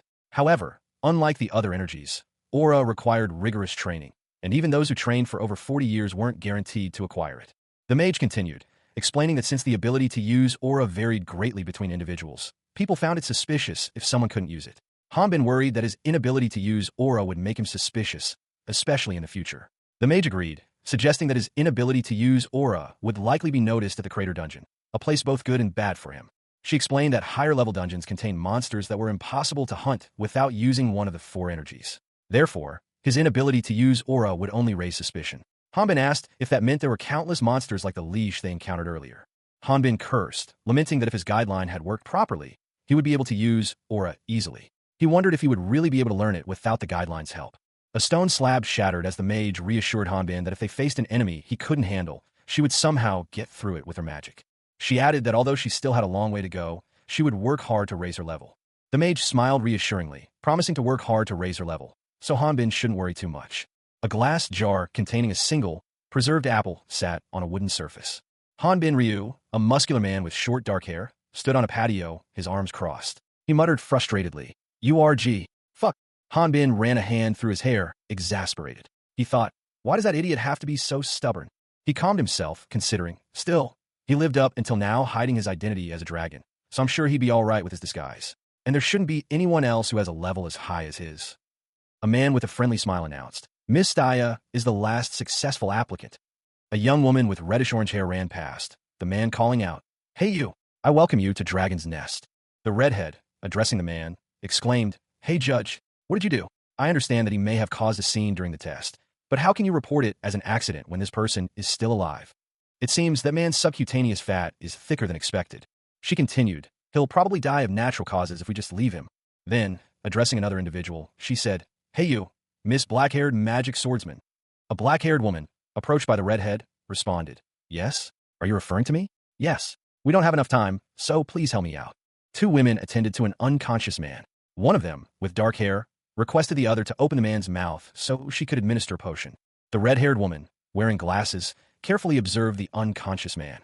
A close-up on the man's face showed his pained expression. An aerial view revealed a massive crater, resembling a colossal arena, nestled within a mountain range. Several horse-drawn carriages were seen approaching the crater's interior. A group of people were seen loading onto the carriages near the crater. Inside one of the carriages, a woman with white hair and blue skin was lying down. She murmured that they had finally arrived. The dark-haired woman from earlier tended to the unconscious woman, acknowledging the difficulty of carrying her. The red-haired woman explained that it was a favor to the person who saved her life. The woman with fiery red hair and round glasses examined the area, labeling it a dragon's nest. She mused that it could be a naturally formed place that merely resembled a dragon's lair. However, upon closer inspection, she dismissed that notion. Pipes and other devices indicated that the structure was clearly of human origin. She continued her assessment, noting that a real dragon's nest would be filled with life force, which was absent here. This led her to wonder if the current inhabitants merely occupied the ruins of an old nest. The woman considered testing the area's functionality. A second woman, with dark hair, appeared, questioning her actions. The red-haired woman explained that she had simply noticed the numerous pipes in the area. The dark-haired woman responded with a non-committal HM. The red-haired woman's demeanor shifted, and she asked what was wrong. She expressed gratitude for being saved, but criticized the recklessness of the person who had saved her. She mentioned that the man's actions were quite reckless. The conversation shifted to the man who had saved her life. The dark-haired woman asked her companion to look behind her. The red-haired woman, upon seeing the man who had been crushed, identified him as the judge. She then noted that he was merely working as a guard. One woman informed another that the man they had humiliated was actually the head of security in the dragon's nest. Despite knowing this, the second woman questioned how she could leave someone to die like that, adding that good people don't survive in this world. The two women walked, one noting that while the place was harsh, it also lacked basic necessities like food, water, and space. Looking at a large, crater-like island in the distance, one woman asked the other if it looked like a dragon's nest. The other replied that it was not. It was an isolated island. The woman in glasses explained that the stone walls of the island were chipped away daily. Concluding there were no other options, the woman with glasses watched as the other used a fiery substance to paint on a wall. A man was suddenly engulfed in flames. The woman with dark hair closed her eyes, seemingly distressed by the event. The woman with glasses shouted at her companion to stop. Han Bin, his body ablaze, stumbled back, his hand outstretched towards a woman in blue futuristic armor. She reached out to him, a worried expression on her face, as if trying to extinguish the flames. The scene shifted to a cavernous space. A large, injured, swan-like creature lay near a small fire. A young woman with red hair and a man watched from a distance, the woman questioning the nature of the creature. The red-haired woman, seemingly a healer, explained to the young woman in blue that warmth was crucial for the patient's recovery. Continuing her explanation, the healer added that human connection was just as important as physical warmth for healing. The young woman in blue closed her eyes, seemingly touched by the healer's words. A blush crept onto the young woman's cheeks as she subtly reacted to the healer's words. The young woman, startled by her own reaction, muttered that the healer had done that on purpose, a playful accusation. The red-haired healer and a man standing beside them chuckled, commenting that the two seemed to be growing close. A man, presumably a superior officer, approached them, inquiring about their current tasks and the nature of any problems they were facing. He then asked the red-haired woman to accompany him, leaving her current patient behind. A young woman with dark hair, her eyes closed, whispered a name, barely audible. Sir Alejandro. The camera angle shifted, revealing a large, imposing fortress nestled high in the mountains. Sunlight glinted off its stone walls. Inside the fortress, two figures walked down a dimly lit corridor. One was a muscular man, the other a woman with fiery red hair. The woman spoke, her voice laced with weariness. I'm faced with one mountain after another. The red-haired woman, now identified as Hindi, continued her internal monologue. She felt a sense of relief at having infiltrated the place, but also a growing unease at confronting the leader so soon.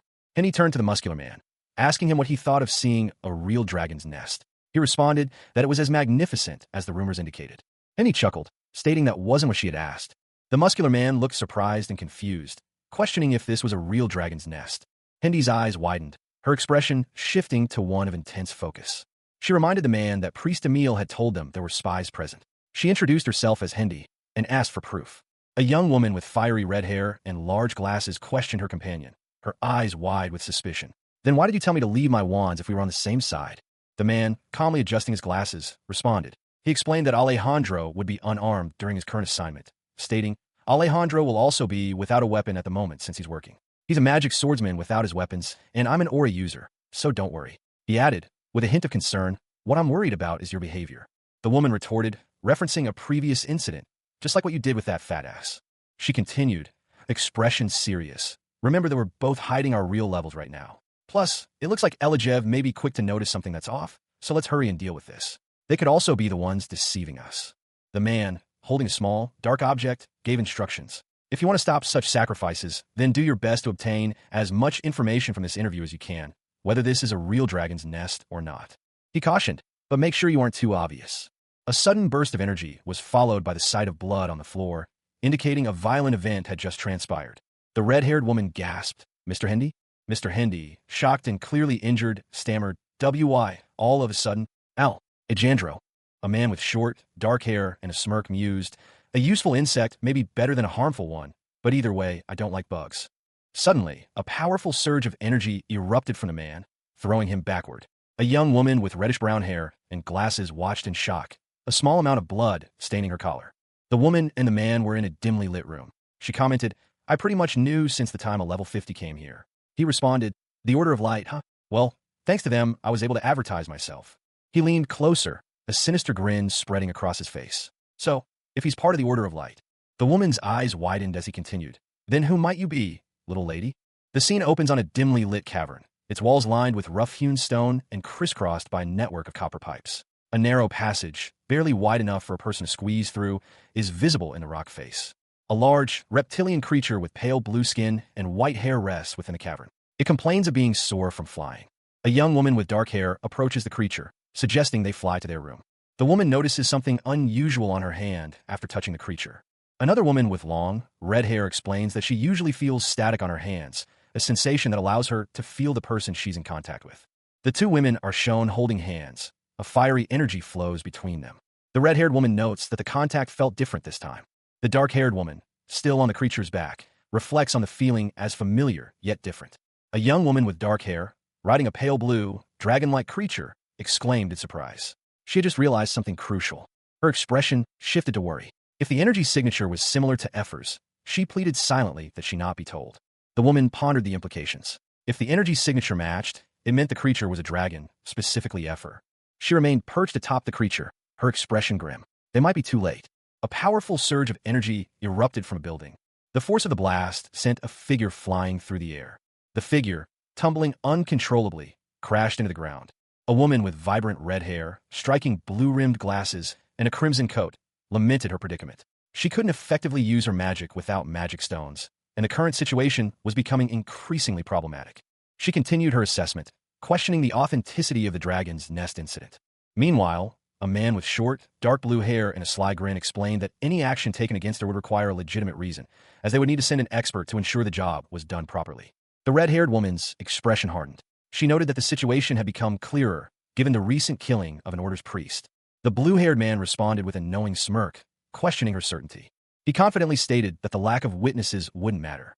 Suddenly, a surge of energy erupted, sending the red-haired woman reeling. The blue-haired man watched from above as the attack unfolded. The attack continued, pushing the woman further into a precarious position. A young woman, astride a fantastical, light blue creature, exclaimed that they were in trouble, as fighting had already broken out. She then questioned whether a man's discovery of a dragon was the cause of the conflict. Another woman, with dark hair, responded that there was no way the man could have known. However, she revealed that he had used a dragon's nest as bait. A man with blue hair and a sinister grin explained that the only way to determine if the woman was a dragon was to force her transformation. He added that she was a level 45 mage. A red-haired woman in a school uniform unleashed a powerful electrical attack. The dark-haired woman worried aloud about the consequences if the woman wasn't a dragon, questioning whether a normal person would survive such an attack. The man with blue hair callously stated that he wouldn't care, highlighting his ruthless nature. The dark-haired woman expressed concern that if the situation continued, they would be unable to act. The dark-haired woman resolved to kill the other woman before her dragon identity was revealed. A close-up of the light blue creature's intense gaze showed its apprehension. A brilliant blue crystal pulsed with energy. A woman with reddish-brown hair and glasses, clad in a red jacket and dark clothing, stood defiantly before her opponent. Her magic was weak, but she intended to at least dampen his attacks while questioning his motives for creating a dragon's nest. Her adversary, a man with dark hair and a sharp suit, smirked. He suggested she ask her questions after she managed to kill him. He raised a hand, crackling with energy, adding that if she could stay alive long enough, she might get the chance. The woman braced herself, wondering if the attack would be physical. A surge of blue energy erupted around her, engulfing her in a crystalline explosion. She was thrown back by the force of the blast, her eyes wide with surprise. The crystalline shards scattered as she fell, narrowly avoiding a direct hit. A bolt of blue energy formed, taking the shape of a sharp projectile. The woman, recovering quickly, launched the energy projectile towards her opponent. Hanbin Ryu, a recently discharged soldier, found himself unexpectedly thrust into a fantasy world. After 2 decades trapped in a glitching tutorial, he was finally released, only to find himself facing a hostile populace. A powerful blast of energy erupted, sending shards of ice flying through the air. The force of the explosion shattered the glasses of a nearby man. The man, seemingly unfazed, landed gracefully amidst the scattered ice fragments. He seemed amused by the situation. He watched the aftermath, a flicker of concern crossing his face. "Aw man, is she dead already?" A fiery explosion erupted from the water, indicating that the woman was still alive and fighting back. The woman, with fiery red hair, emerged from the water, her expression fierce. She was clearly injured but undeterred. She glared at the man, readying herself for another attack. He seemed surprised by her resilience. "A little," she exclaimed, before another powerful blast rocked the area. "What?" A final, devastating blast of energy ripped through the air, leaving a trail of destruction in its wake. Hanbin Ryu, a recently discharged soldier, found himself in a precarious situation. He was clearly distressed, his expression conveying a mix of weariness and apprehension. A woman with vibrant red hair lay on the ground, seemingly unconscious. Someone questioned her strength and humanity. The scene shifted to a vast, desolate landscape. A large, light blue dragon-like creature stood on a raised platform, with a woman in dark clothing standing before it. She questioned the dragon's flight path. The woman on the dragon's back, with dark hair, expressed the need to find Alejandro. Another woman, this one with lighter hair, questioned their purpose there. The dark-haired woman explained that Alejandro planned to force the other woman into transforming into a dragon by cornering her. She contemplated a drastic solution. The dark-haired woman's internal monologue revealed her plan, to kill the other woman herself to prevent Alejandro's plan and save everyone. The dragon reacted with annoyance to the woman's plan. The dark-haired woman, still on the dragon's back, questioned her own actions, admitting to cowardice and a lack of knowledge about the other woman's plan. Her true resentment, however, was directed at Yuni, whom she blamed for the situation. A young woman with dark hair, her face etched with sorrow, recalled a past trauma. The memory was vivid. A monstrous creature, its ma agape, a scene of chaos and suffering. She silently reflected on the suffering of others, a burden she couldn't easily forget.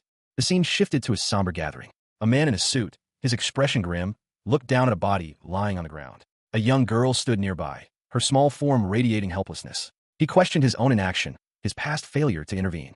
The man gently touched the girl's head, his concern palpable. She was crying, overwhelmed by fear and the inability to act. The memory of her helplessness haunted her.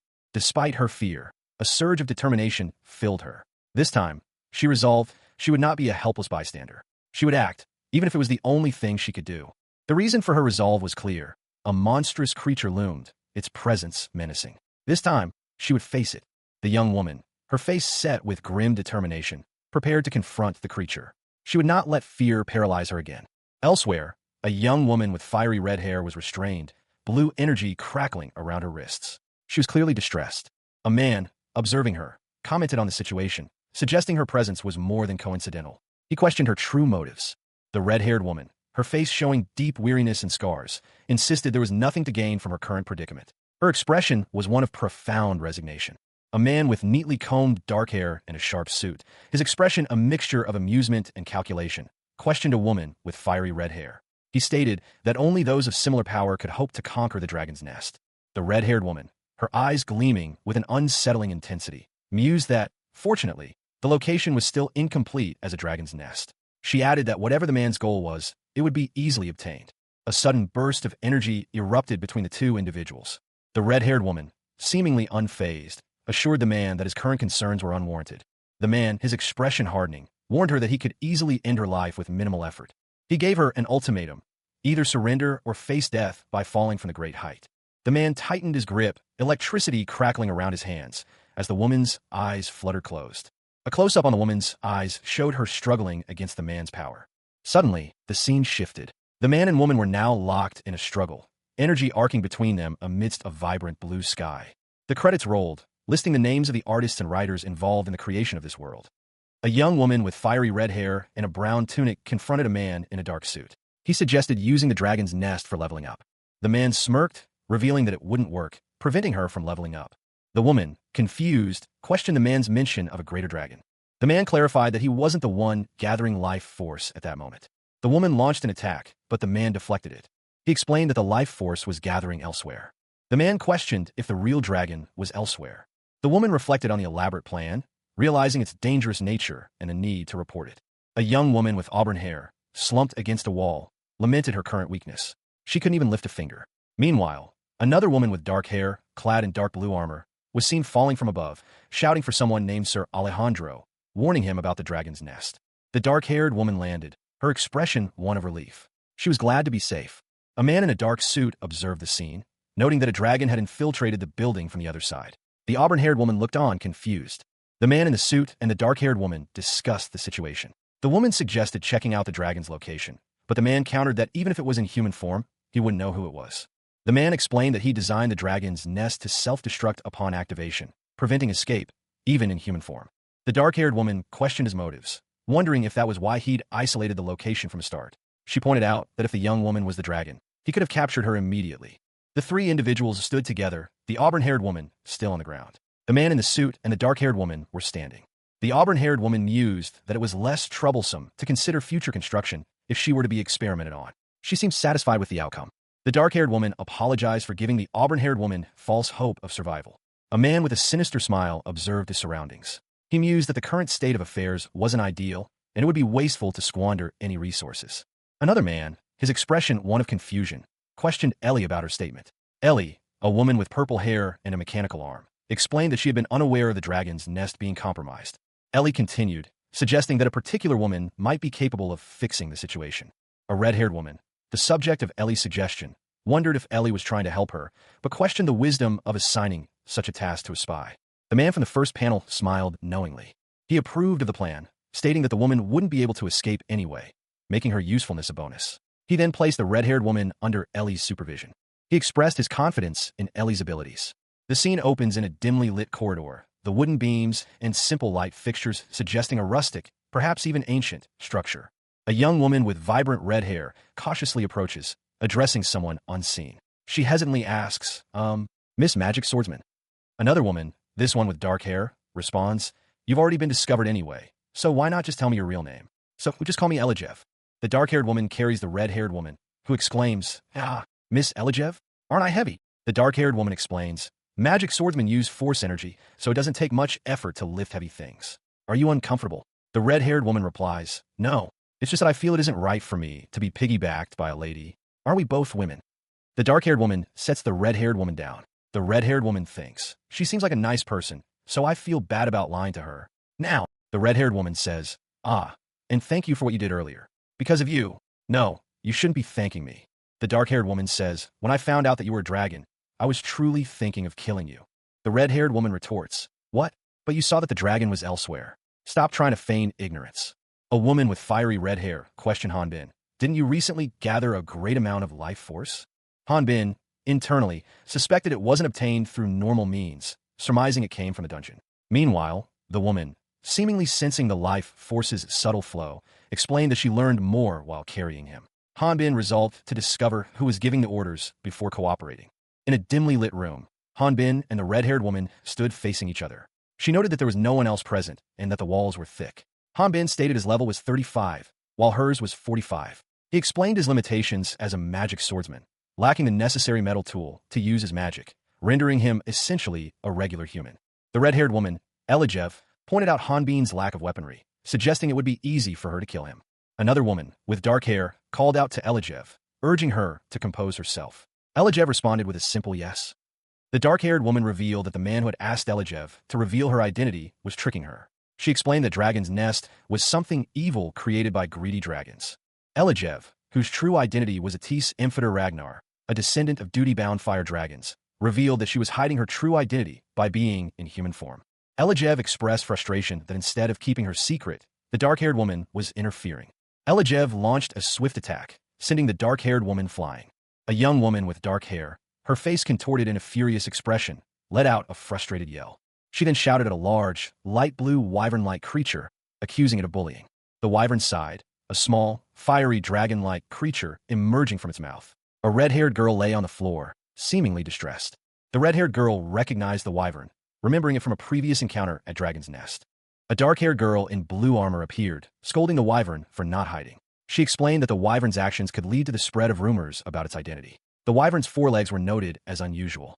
The dark-haired girl continued, suggesting that the red-haired girl's goal aligned with theirs, revealing a piece of information. The dark-haired girl explained that the red-haired girl was responsible for operating Dragon's Nest, pretending to be a dragon due to the disappearance of the real one. The wyvern, identifying itself as Fire, proudly declared itself a genius, a talking wyvern possessing a dragon core. The red-haired girl and the dark-haired girl were surprised to learn the wyvern's identity, having heard much about it. A young woman with vibrant red hair and an amiable expression beamed. She expressed her gratitude for someone's assistance in concealing a certain individual's identity, further mentioning a substantial financial contribution of 300 EX. The scene shifted to reveal a shocked, wide-eyed, blue-skinned woman, her expression a mixture of disbelief and horror. Behind her, a muscular man with a large sword stood, his face a mask of amusement. The woman's disbelief was palpable. She exclaimed that the man was an otherworlder. The man's internal monologue revealed his distress and confusion at the turn of events. He cursed under his breath, questioning how things had gone so wrong. His frustration and despair were evident as he grappled with the unexpected turn of events, his face contorted in a grimace. He desperately tried to stop something, his face a mask of intense effort and strain. A pained cry escaped his lips as he struggled against an unseen force. The man clutched his eye in pain, his body collapsing onto a high-grade automatic toilet. A narration box revealed that a level 12 was required to use it. 3 days had passed since Ati's departure on his mission. His home had become a living hell. Hanbin Ryu, recently discharged from military service, found himself in a frustrating predicament. He desperately needed water, but even the simplest task proved impossible. His system, meant to aid his survival, was malfunctioning, requiring a level 8 to use even a water spout. Nothing was going my way, he muttered. His search for clean water continued, leading him to his destroyed refrigerator, another casualty of his faulty system. The level required to use it was also 8. I was no different from a primitive man in that place, he thought, his frustration mounting. His kitchen was similarly unusable. The cooking burners also demanded level 8. Even his top-grade safe, requiring level 33 to open normally, was a problem. And I didn't have money to go to a restaurant, he sighed, his options dwindling. A grim determination settled over him. So if you don't have money, you go make money. He saw only one path forward. Hanbin resolved to take on a mission. His powerful physique, honed over years in the tutorial, was ready for action. He approached the Hunters Guild, but a clerk informed him that personal guards couldn't receive missions without their master's consent. The clerk explained their policy on personal guards. Mid-sentence, a tremor shook the building. It was an earthquake. The clerk cried out in alarm as the room began to collapse around them. The source of the tremor was revealed to be Hanbin himself, as a powerful energy emanated from him, shaking the very foundations of the building. A muscular man with short black hair, clad in simple attire, stood arms crossed, a look of barely contained irritation on his face. Before him, a woman with glasses and light brown hair, her expression a mixture of anxiety and pleading, spoke. She offered him something in exchange for his cooperation, begging him to calm down, promising a significant reward for a personal favor. The woman continued, dismissing the potential consequences of her request. She sighed, admitting to herself that she shouldn't be doing this, but insisted that he keep their interaction secret. She explained that a week prior, she had purchased new clothes for a party, but despite searching for 4 days, she couldn't locate them before the event. After searching her room, she discovered a strand of hair, which she believed belonged to the culprit. The muscular man examined the hair, commenting on its nature, but stated that it wasn't enough to identify the thief. The woman angrily identified the thief as her older brother, the 9th child in her family, the only person who would dare enter her room and steal her clothes. The muscular man recognized the thief from a picture as Priest Emile. The woman explained that Emile had been rambling about a secret undercover mission and even used her makeup. She requested the man track down Emile, retrieve her clothes, and then burn him. He reluctantly agreed, mentioning his luck in finally receiving a mission. The muscular man realized he needed a lead to track Emile. He contemplated his options. A notification appeared, offering him the option to initiate his tracking skill using genetic information from the hair. Hanbin Ryu, a recently discharged soldier, found himself in an unfamiliar place. A confused expression crossed his face as he looked around, a large sword leaning against his shoulder. He muttered a questioning "huh" as he stared at a strange, glitching interface before him. Hanbin Ryu, a recently discharged soldier now adrift in life, found himself marveling at a newly activated skill. He wished he'd discovered this tracking ability sooner. The system prompt offered to initiate the tracking skill, utilizing genetic information. Despite his initial regret, Hanbin felt grateful that the skill was finally working. He noted there shouldn't be anyone this far from the city. Hanbin initiated the tracking sequence. The system began analyzing life force, identified as prana, searching for individuals with similar energy signatures within the area. It located 312 individuals with prana and 24 with similar characteristics. The system continued its search, focusing on individuals with similar genetic features. An individual was found, and the tracking process concluded. Hanbin's expression turned pensive as he considered the results. Hanbin Ryu's tracking skill was still on cooldown. The system message indicated, with 5 minutes and 59 seconds remaining. The message also warned that the target's location might be imprecise due to their movement. He gazed intently at the distant landscape, his expression a mixture of determination and weariness. The weight of 20 years spent trapped in a tutorial weighed heavily on him. Hanbin stood before a towering cliff face, his large sword strapped to his back. He contemplated his options, wondering if he should simply wait for a rescue at his home. A dark cave mouth was visible, nestled within the cliff face. The entrance appeared ominous, hinting at the unknown dangers that lay within. Suddenly, a large, shadowy figure emerged from the cave, its movements swift and aggressive. The figure, a hulking werewolf-like creature, grabbed Hanbin, demanding answers. The werewolf questioned Priest Emil about an item he had received from a spy. Emil, bruised and battered, denied having any knowledge of the item's whereabouts. Deep within a cavern, illuminated by artificial lights, a tense confrontation unfolded. A large, humanoid creature with green skin and sharp features addressed a human man, his words laced with accusation. He revealed that they had discovered Hindi was a spy, and that Sir Alejandro knew of the human's collaboration. The human, seemingly unfazed, responded that he had realized something crucial. The artificial guideline had a serious side effect. The green-skinned creature, its features now contorted in anger, threatened to rip the human's mouth apart if he refused to cooperate. A close-up revealed the creature's intense, glowing blue eye, reflecting its fury. The human, still defiant, questioned the creature's identity. A new character, an old man with a single, large eye and a strange device, revealed himself. He lamented the human's ignorance of his identity, explaining that he had been researching the underground dragon's nest. The human angrily accused the old man of creating the artificial guideline and its problematic products, specifically targeting the way humans were treated. The old man's response was dismissive, viewing the human's outrage as uncivilized. The old man continued, asserting that the true value of humans did not lie in their outward appearance. Hanbin Ryu, a recently discharged soldier, found himself trapped in a seemingly endless tutorial within a fantasy world. His face, contorted in a grimace, reflected the strain of his 20-year ordeal. He was being questioned about his progress. His interrogator, a grotesque, insect-like creature, explained the world's harsh reality. A human's worth is determined by their level, and the guideline system is a blessing, transforming individuals into more efficient beings. The creature's words were laced with chilling indifference. Hanbin, enraged by the creature's callous justification, vehemently rejected the notion. He pointed to the burning city in the background, a stark reminder of the world's cruelty and the immense sacrifice required for even a small increase in strength. His anger was palpable. The creature dismissed Hanbin's outrage, stating that the world's current state, where the weak are consumed, is no different from the system's logic. It also mentioned the imminent completion of a genuine artificial guideline. Hanbin, still seething, realized the creature had revealed too much. His apprehension was evident. The creature, seemingly unfazed, revealed its ability, ant eelworm. It was a skill that allowed it to control its victims by entering their bodies through the nose and consuming their brains. The creature demonstrated its skill on Hanbin, a long, thin worm-like appendage extending from its mouth and entering Hanbin's nose. The process visibly weakened Hanbin. Hanbin, despite his weakened state, desperately tried to find a way to inform the order about the creature's actions. Suddenly, a powerful force erupted from Hanbin, causing a violent whirlwind of dust and debris around him. Hanbin Ryu, a veteran of a long and arduous tutorial, finally emerged from his 20-year confinement. He found himself facing a brutal attack, a flurry of blows from a staff wielded by a cloaked figure. The force of the impact sent him sprawling, rocks and debris raining down around him. The attack continued, the cloaked figure relentless in their assault. A monstrous creature, its features obscured by shadow, lurked nearby, observing the scene. Hanbin, despite the overwhelming odds, found a surge of strength within himself. He braced himself, preparing for a counterattack. With a roar, Hanbin burst forth from the rubble, his powerful physique on full display. A figure emerged from the shadows, surprised to see him still alive. "Ah, found you," the newcomer said, his voice laced with a hint of amusement. Hanbin, recognizing the figure, gasped, "Vive Altera!" Confusion washed over Hanbin's face. "Wait, why? What are you doing here?" he asked, bewildered. Two other figures, a reptilian and a wolf-like creature, watched intently. The wolf-like creature spoke. "He's the Volterian warrior? Emil, I got a request to bring you in." A third figure, previously hidden, revealed himself. He had a sinister look on his face. "Did the order send him to bring me back?" he exclaimed, his voice filled with suspicion.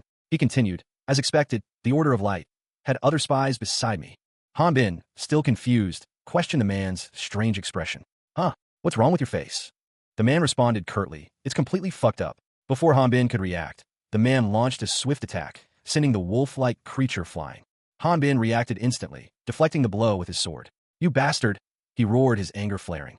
Hanbin Ryu, a recently discharged soldier, found himself thrust into a fantasy world after spending 2 decades trapped in a faulty tutorial. Now, facing two monstrous humanoids, he unleashed a powerful attack, surprising his opponents. One of them exclaimed in disbelief, "You're a Valterra?"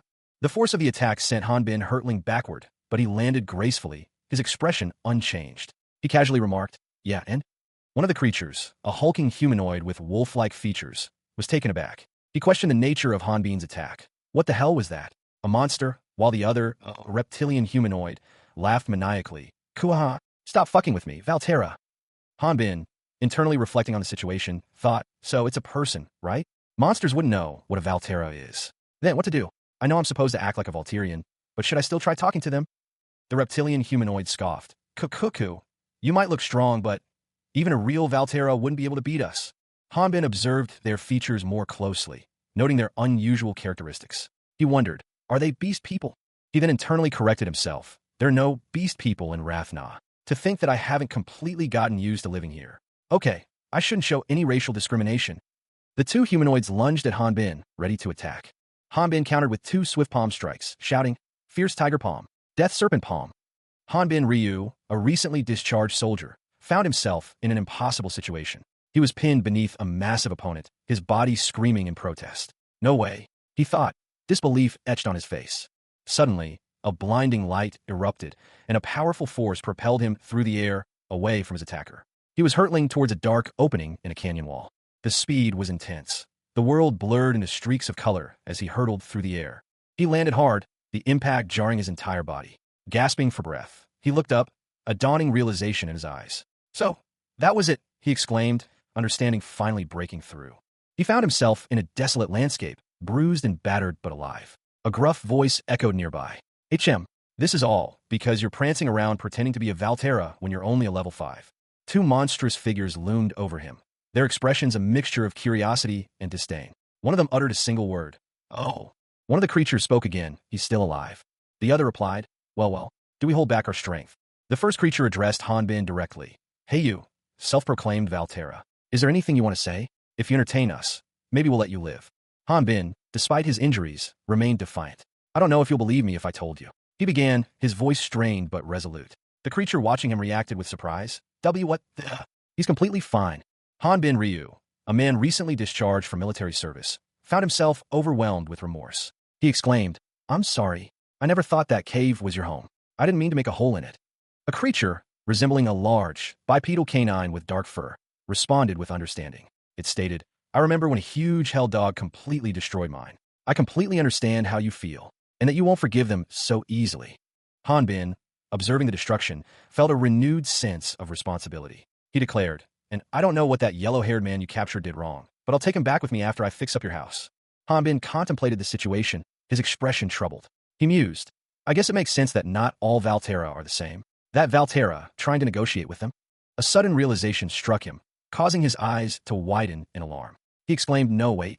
That Valterra doesn't know the identity of those two." He revealed a crucial piece of information, his voice filled with urgency. He stated, "Those two aren't human." Hanbin, fueled by adrenaline, issued a warning. He shouted, "Take a good look at them."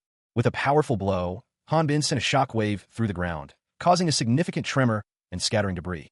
Hanbin, still in motion, questioned the nature of his opponents. He asked, "They're not human?" A creature emerged from a hole in the ground, its form vaguely canine but unsettlingly monstrous. It snarled at the man standing above, its words dripping with malice. "I don't know what the hell you are."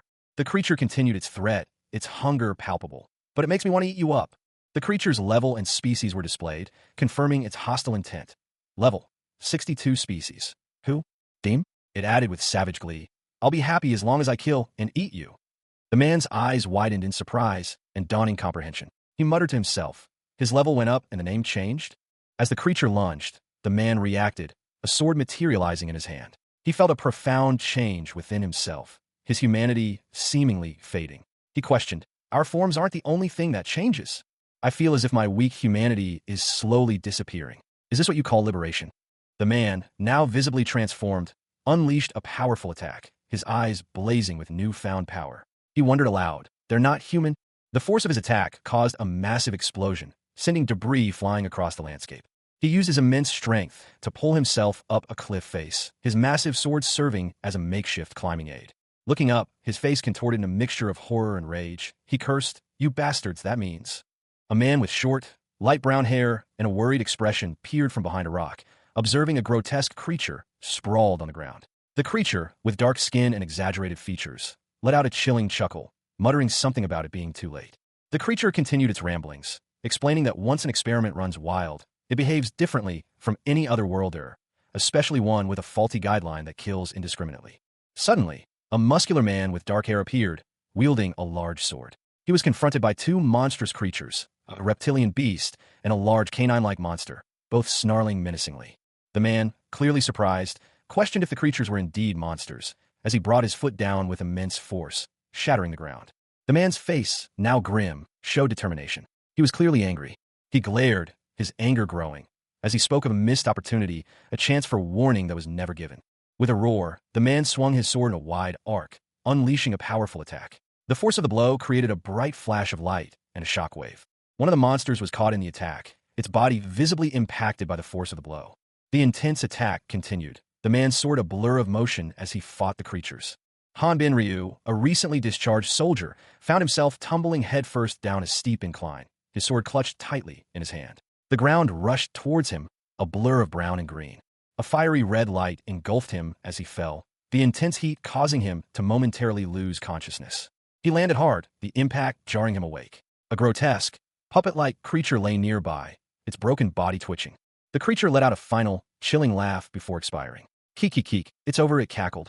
The landscape was stark and desolate, a vast expanse of rocky cliffs stretching as far as the eye could see. Hanbin approached a simple grave marker, a small picture of a man with glasses adorning it. He placed a small, golden disc on the grave. He muttered, "This is all I could find." A wave of self-reproach washed over him. He reflected, if only I was weaker, as he recalled his escape. He had barely escaped through an ant tunnel. Hanbin Ryu, his face bearing a fresh wound, expressed his gratitude to Valterra for rescuing him. Valterra, a muscular man with dark hair, simply replied that he was about to go look for him. Valterra suggested they return to the city. Hanbin, still clutching Valterra's chest, apologized.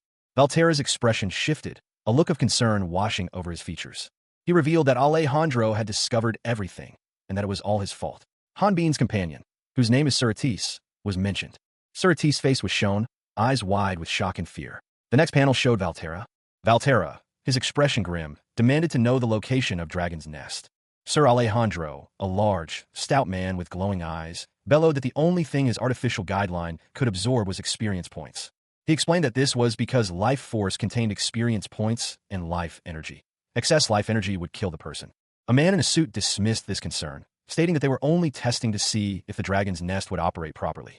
A shorter man with blonde hair, seemingly an assistant, agreed to increase the amount of life force.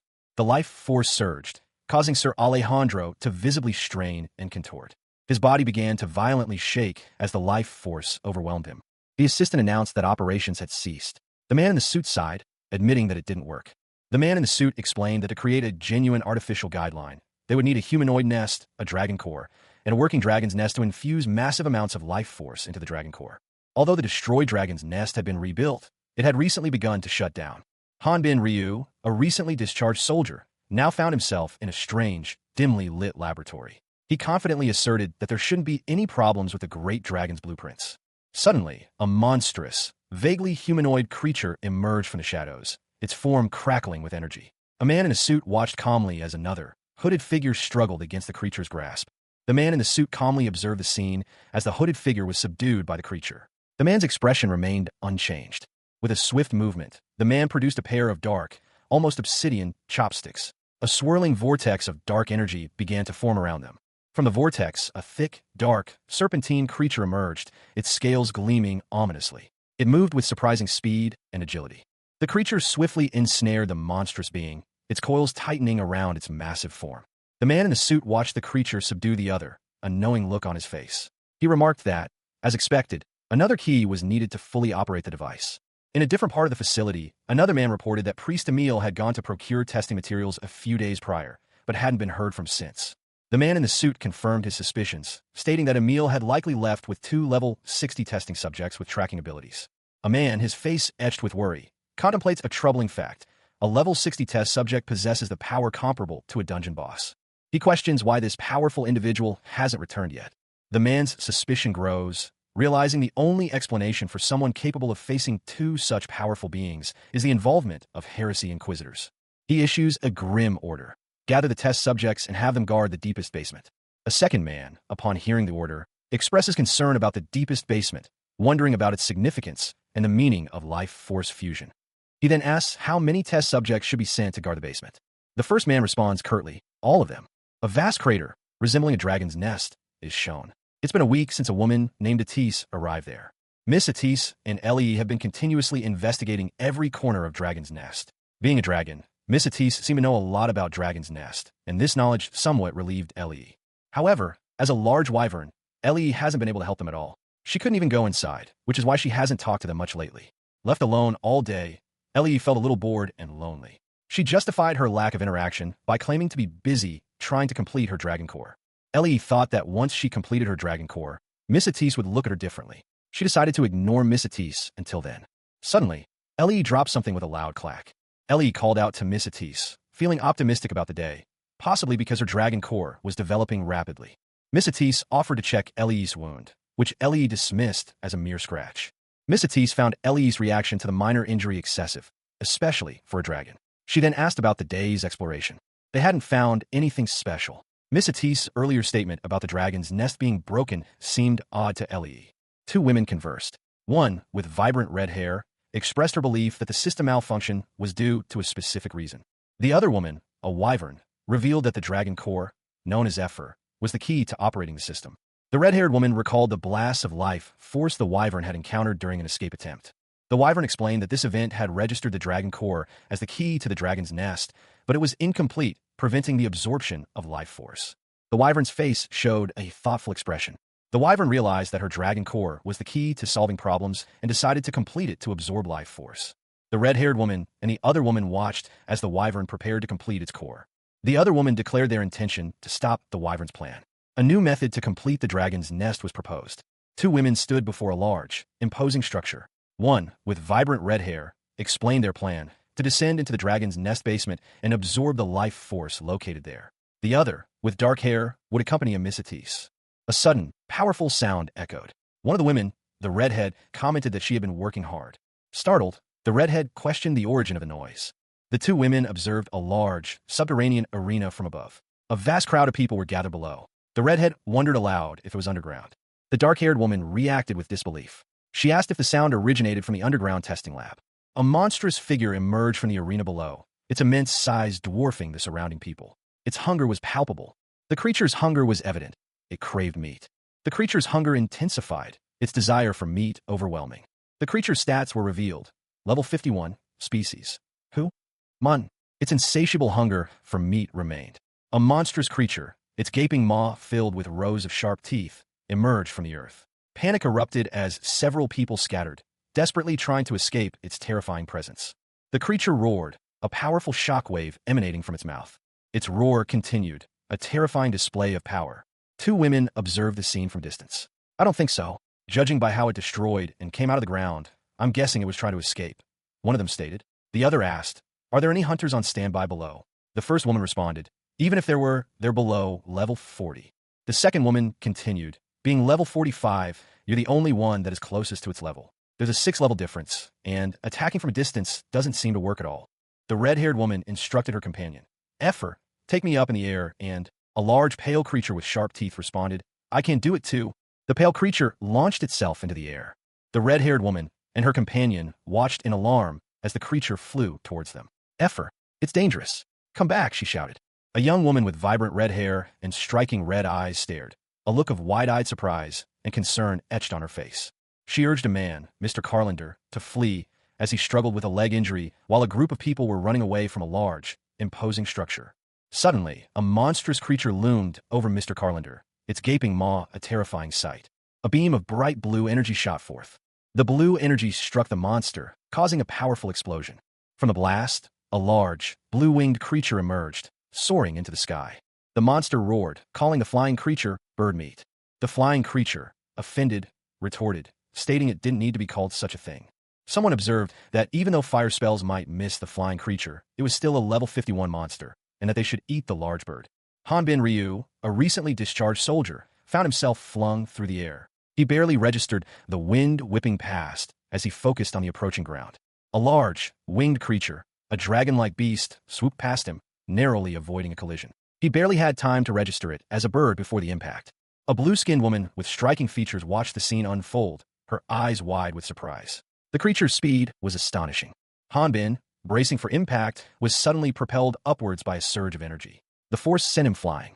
He attempted to regain control, but another wave of energy struck him, sending him careening through the air once more. The force of the energy blast was immense, but he managed to use it to his advantage, redirecting his trajectory. He smirked, confident in his ability to evade capture. With a final burst of speed, he left the pursuing creature far behind. The dragon-like beast plummeted to the ground, defeated.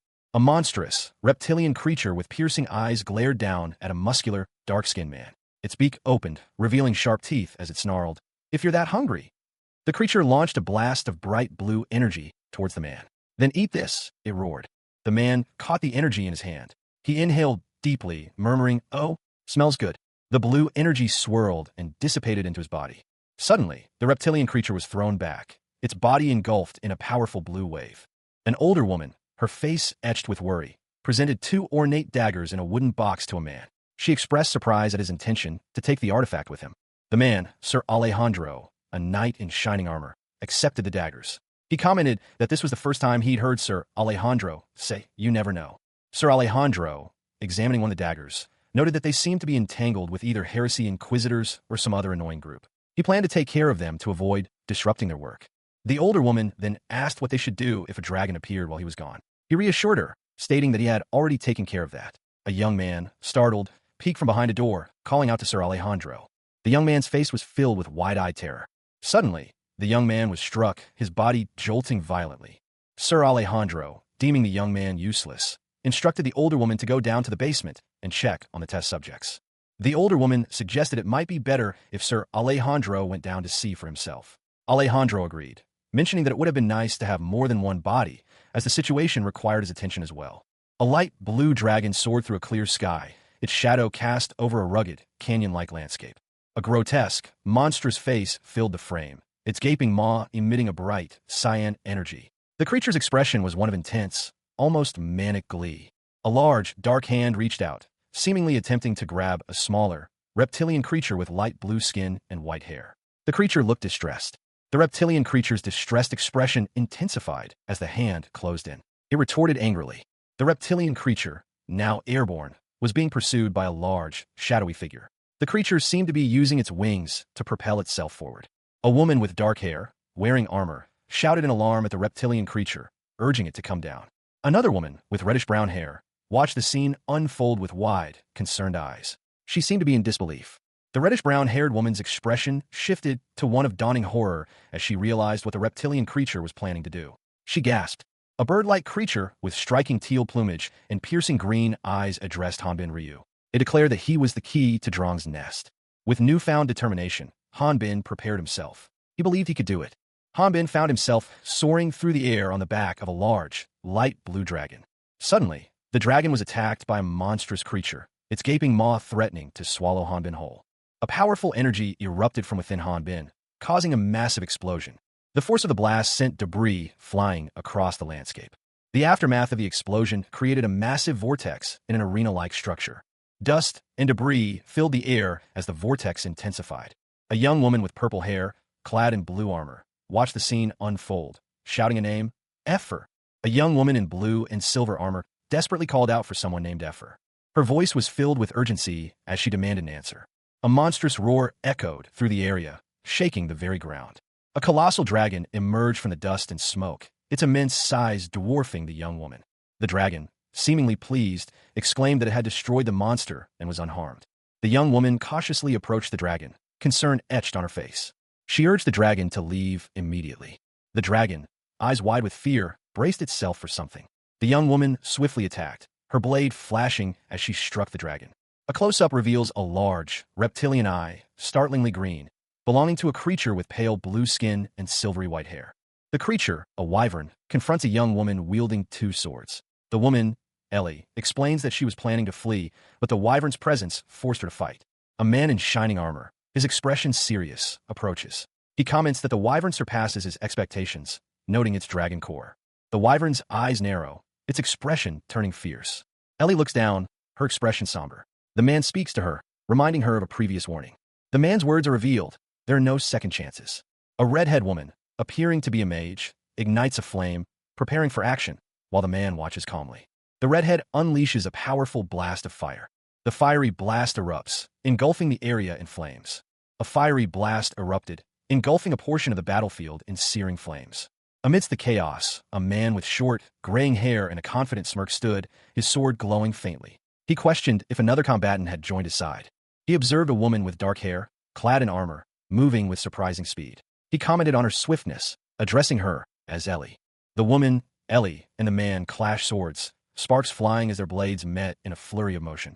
Ellie warned him urgently, emphasizing the danger of being caught. Above them, a large, reptilian creature with pale skin and white hair descended, its presence filling the arena.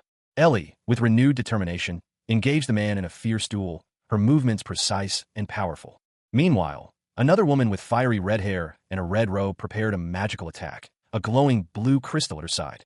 The man's sword crackled with energy as he braced for the next attack. Hanbin Ryu, a low-level warrior recently released from a 20-year tutorial, found himself in the midst of a fierce battle. He skillfully wielded his sword, deflecting blows and unleashing bursts of energy, his movements precise and deadly.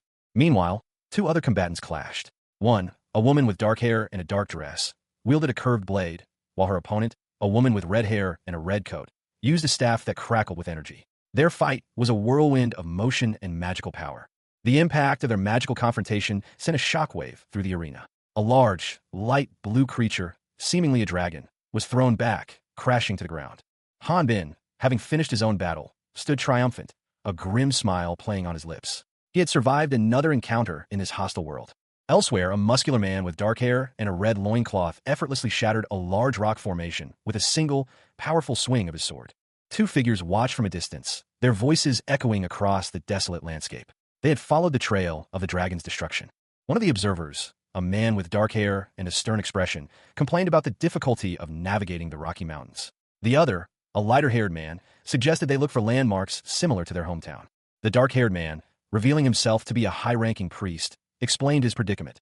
He was a secret contact on the outside, and going into enemy territory would compromise his mission. The lighter-haired man, concerned, questioned the priest about the accuracy of their current path. A large insect-like creature with expressive eyes and a playful expression tilted its head, a single word escaping its lips. Me? Two men observed the scene. One, dressed in more formal attire, spoke, noting that the creature's appearance had completely transformed into a monstrous form. One of the men, concerned, suggested that finding the dragon's nest in this state would be impossible and that they should return to base to get reinforcements. The conversation continued, with one man pointing out that the creature was feeding on a cow and questioning the implications of such an action. He wondered why the sight of grass would remind the creature of its home, given its monstrous transformation. Another man countered that the lack of reports regarding the death of Suratis might be relevant. One of the men warned his companion to consider the potential consequences of their actions, emphasizing the risks involved in their current approach. One of the men acknowledged his responsibility in the situation, stating that he shouldn't have said what he did, but the other man reassured him, saying he wasn't angry. The conversation shifted to the past, with one man recalling his previous warning about the potential danger and his belief that his assessment of the situation was ultimately correct, despite his initial treatment of the other man. One of the men reflected on his past actions, admitting that he had been making excuses to avoid responsibility for the current situation. The other man, noticing his companion's pensive mood, questioned him about his apparent amusement. Hanbin Ryu, a powerfully built man with a large sword strapped to his back, stood alone. He mused that the Valteras were known as bloodthirsty barbarians. However, he was surprised to learn that they also cared for their comrades. A man in a coat, observing Hanbin, commented on this unexpected trait. Hanbin, taken aback, vehemently disagreed, asserting that blood and guts were superior. Suddenly, a bolt of energy erupted from the ground near them. The man in the coat questioned if it was lightning. He concluded that it must have been a magic swordsman, possibly Alejandro, whose abilities were known to manifest in such a way. The man expressed excitement at the prospect of finally being able to retrieve their troops. Hanbin, exhausted, lay on the ground, his massive sword resting on his neck. The man approached cautiously. The man nervously wondered what Hanbin was about to do. Hanbin suddenly kicked the ground, creating a massive shockwave. The resulting explosion sent a powerful shockwave through the landscape. Hanbin Ryu, a recently discharged soldier, found himself hurtling through a vibrant, alien sky. Below, a majestic volcano dominated the landscape, its peak piercing the clouds. A fierce battle raged. A swordsman, clad in blue armor, deflected a blow with his own blade, sparks flying as the weapons clashed. His opponent, a hulking figure with a curved blade, pressed the attack. Meanwhile, another duel unfolded. Two women, one in dark attire and the other in a red coat, engaged in a lightning-fast exchange of blows. Their blades met with a resounding crackle of energy. Observers watched in astonishment. A magic swordsman? One of them exclaimed, their voice filled with disbelief. The red-coated woman's face was grim. She warned, "We won't be able to hold back once Alejandro finds out that Effer has a dragon core. The only one that can fight him right now is a dragon." A vast volcanic crater was shown, a brilliant blue light pulsing at its heart, struck by twin bolts of lightning. A mysterious device hovered, revealing a vibrant, multicolored sphere labeled Dragon Core. Hanbin Ryu, a man recently discharged from military service, sat comfortably on a large, prostrate dragon. He held a small, glowing orb in his hand, a satisfied smirk playing on his lips. He addressed the dragon. "Good job, Effer." Effer, the dragon, looked disgruntled. The orb, it seemed, was a source of considerable distress. Meanwhile, two young women, engaged in a tense standoff, watched from distance. One of them held a pair of swords. A voice, seemingly Hanbin's, boomed across the distance. "Haha, don't be like that, just pretend you never had one in the first place. And there's no need for you girls to be so torn up about it." One of the women, wielding two swords, attacked the other, sending a shockwave through the air. The attacked woman fell to her knees, her face a mask of confusion and pain. "Why? Am I not?" The attacker stood over her, explaining countermeasures against the dragon. A third person, observing the scene, commented, "It may look like you planned this after knowing Miss Atissa's identity, but Alejandro's necklace is a unique item. Polymorph necklace has the ability to make a dragon transform into a human. Using that, he has made it so dragons within the vicinity are unable to morph into their original forms." The woman on the ground reacted with dawning understanding. A unique item? But there's no other way to fight against him. The swordswoman stood defiantly, a fierce glint in her eyes. Hanbin Ryu, also known as Alejandro in this world, stood resolute. His gaze was determined as he spoke the words. "Now, the only thing left to complete the artificial guideline is my guideline. Let everyone in Dragon's Nest go." A young woman with vibrant red hair, Miss Elijev, held a golden object. Her expression was sharp, and she warned, "If you don't, then I'll make it so our plans won't proceed." Alejandro turned to face Ellie, a large, light blue reptilian creature with wide, expressive eyes. The scene unfolded in what appeared to be a large courtyard. He addressed Ellie. "Ellie, I thought you'd know me by now, since we've spent so much time together. Why do you think I took all that time gathering so many Rathians here? Did you really think I brought them over to remodel this place?"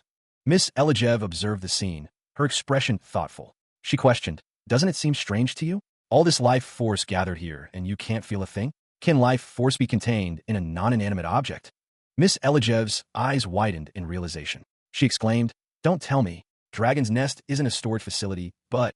The truth was revealed. Dragon's Nest was being used to extract life force from humans and other living creatures.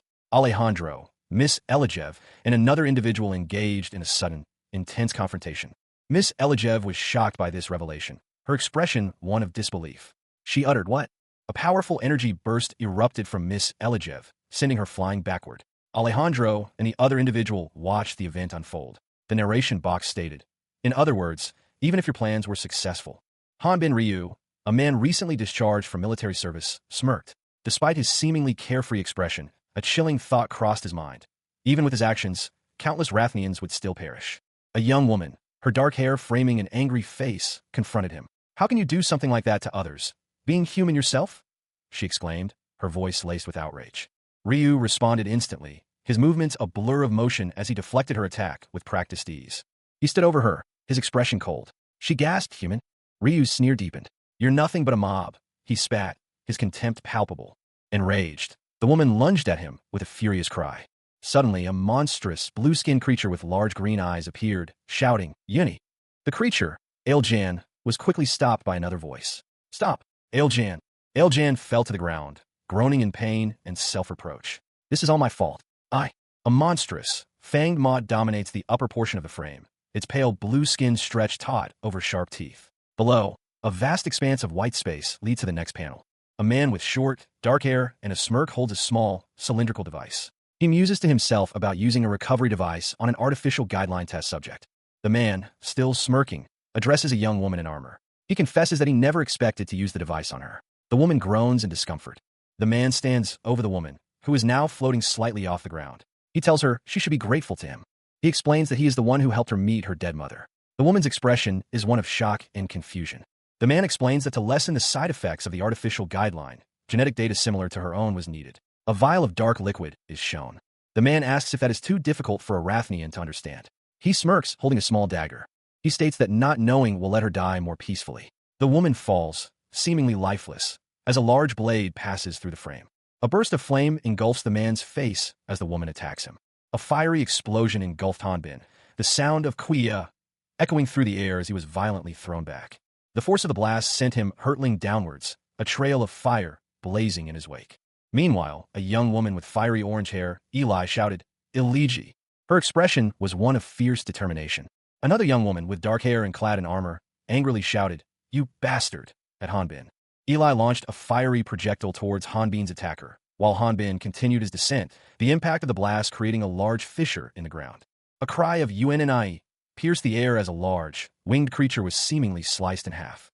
The creature, a dragon-like being, plummeted from the sky. The armored woman fell into the chasm created by the earlier explosion. Eli, watching from above, cried out, "Iliji." Effort.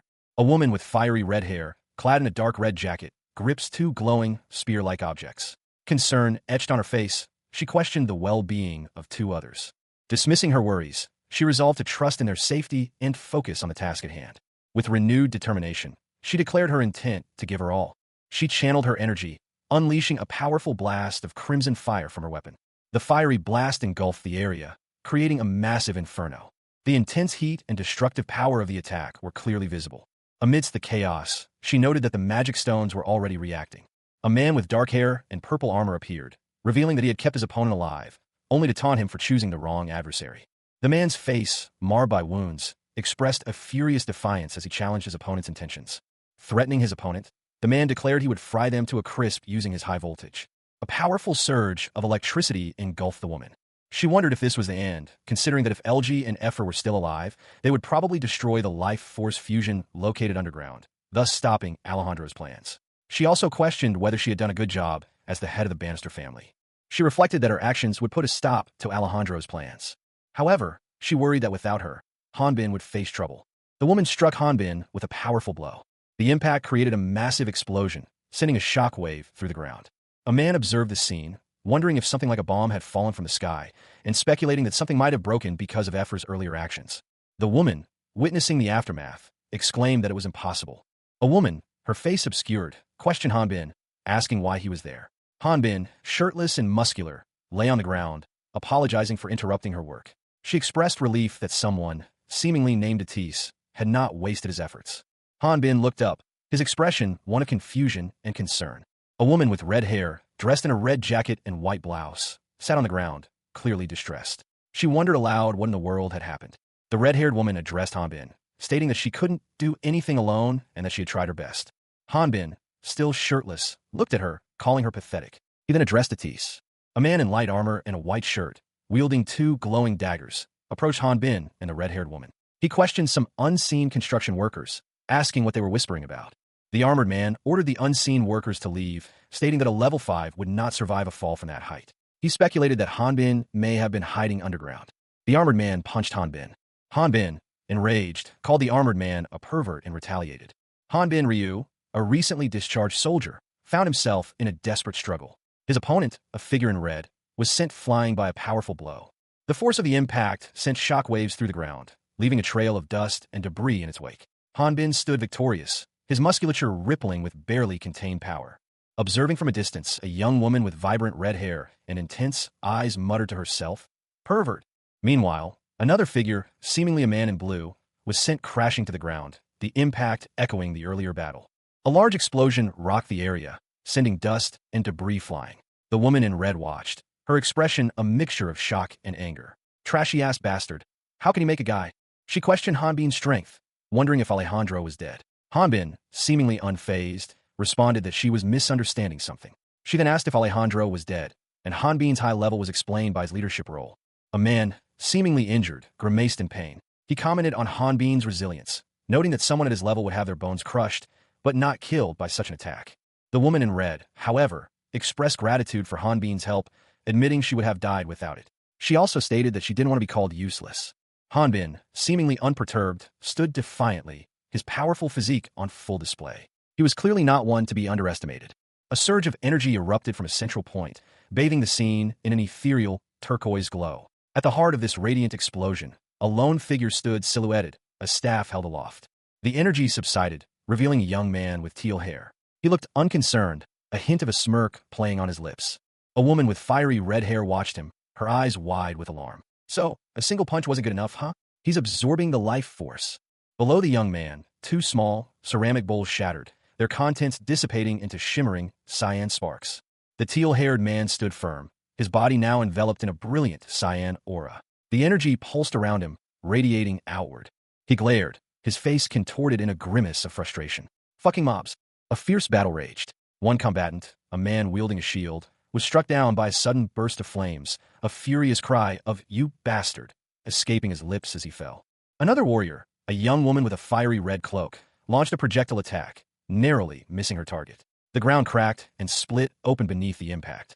A dark-haired woman, clad in blue armor, drew her sword, a surge of energy crackling around the blade as she prepared for battle. She let out a battle cry. The dark-haired warrior unleashed a powerful attack, striking her opponent. A close-up revealed a glowing crimson heart within her enemy. The impact of the blow sent a shockwave through the air, tearing a large gash in the opponent's body. A monstrous, reptilian creature emerged from the wound. The reptilian creature launched itself into the air, its powerful wings carrying it away from the battle. The dark-haired warrior fell into a deep chasm.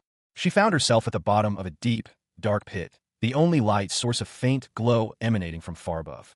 A bloodied sword lay discarded on the ground, next to a fallen figure whose lower body was heavily bandaged. Blood stained the bandages, indicating a serious injury. The scene shifted to a dark, ruined corridor. Debris littered the ground near a large, broken, blue object, possibly a piece of machinery or a weapon. A desperate cry echoed through the space. Yini, a young woman with dark hair, knelt beside the fallen figure, her face etched with worry. She cried out again, "Yini, get up." The young woman's anguished voice filled the air. Her heart isn't beating. Overcome with grief and guilt, she wailed, "Yini, it's my fault." The young woman cradled the fallen figure, her body trembling. A surge of energy emanated from the fallen figure. A faint blue light pulsed from the fallen figure's body. The blue light intensified, accompanied by crackling energy. The young woman coughed violently, struggling to catch her breath. A close-up reveals a creature's eye, brimming with tears. It utters a single, distressed word, "Yini."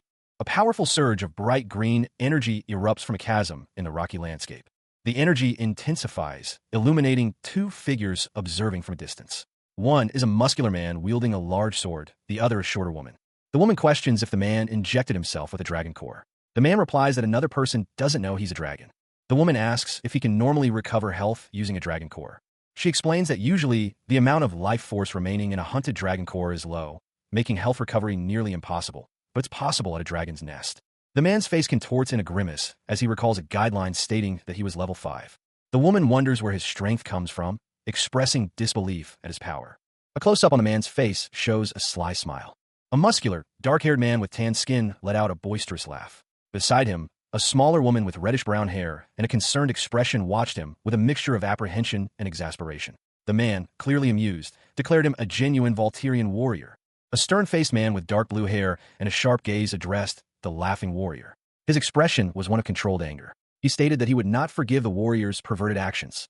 The woman from the previous panel challenged the stern man's seriousness. The muscular man, still grinning, explained that they only needed to hold out until Priest Emile returned with reinforcements. The woman retorted that this was not part of their plan. The scene shifted. A cloaked figure, wielding twin crescent blades, moved with surprising speed through a dark, stone corridor. His face was partially obscured by shadow. The stern-faced man from earlier appeared, his eyes glowing with an eerie blue energy. He declared that if the cloaked figure was a variable in his plans, he would find out everything about him.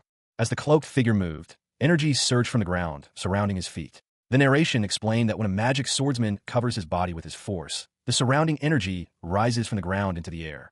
The cloaked figure leaped forward, leaving a trail of blue energy in his wake. The text identified this as the Path of Lightning, a magic swordsman skill. The figure continued his advance, leaving a trail of sparks.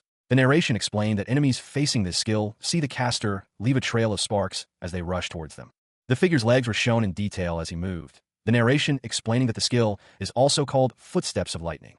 Hanbin Ryu, a recently discharged soldier, found himself thrust into a brutal confrontation. His body, honed over 20 years in a flawed tutorial system, moved with practiced ease. He wielded twin crescent blades, crackling with energy, deflecting blows from an unseen opponent. The attack continued, a blur of motion and raw power. Hanbin's muscles rippled as he countered each strike with precise movements, his expression grim but resolute. His opponent, a figure cloaked in blue, stumbled back, a bolt of energy striking him. "Shall we find out what level you're hiding?" the attacker taunted. With a sudden burst of speed, Hanbin revealed his true strength. The words "Level 5 Fake Valkyria" appeared as he effortlessly dispatched his foe. A woman with fiery red hair watched in astonishment. "His speed is so fast that it's hard for my eyes to follow him. Was he not using his full strength as he was fighting me?" Hanbin, his expression unreadable, sheathed his blades. "So, does this mean you're not going to bother hiding the fact that you're an otherworlder?" The blue-cloaked figure, recovering, spoke with a chilling smile. "If you were at least a level 50, then your neck would have been lopped off with this attack." He continued, "But to see that you have such an indifferent expression after learning that I'm an otherworlder, then, shall we see if you're over level 60? The battle resumed, the blue-cloaked figure launching another attack. Hanbin muttered, "Bastards with regenerative abilities are so annoying." Hanbin Ryu, a recently discharged soldier, now adrift in life, found himself in a precarious situation. He needed information about Great Earth, but to obtain it, he knew he would have to engage his opponent at close range. A surge of energy enveloped him as he prepared for battle. He realized that evading the impending attack might not be the wisest course of action.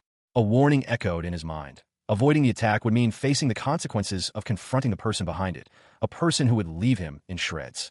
The woman with fiery red hair and piercing eyes stood poised to strike, her expression grim. Hanbin understood the risk. The movements required to wield his weapon would amplify his power, potentially exceeding his control. He unleashed his attack, a technique known as the lightning slash. A swirling vortex of blue energy erupted from his sword. Hanbin taunted his opponent, daring them to guess how many pieces they would be torn into. His face contorted in a fierce grimace as the power surged through him. A powerful arm, corded with muscle, gripped a massive warhammer. Electricity crackled around the weapon, illuminating the scene with an ethereal blue glow. Hanbin Ryu, eyes wide with shock and fear, looked upward. His expression reflected a deep sense of unease.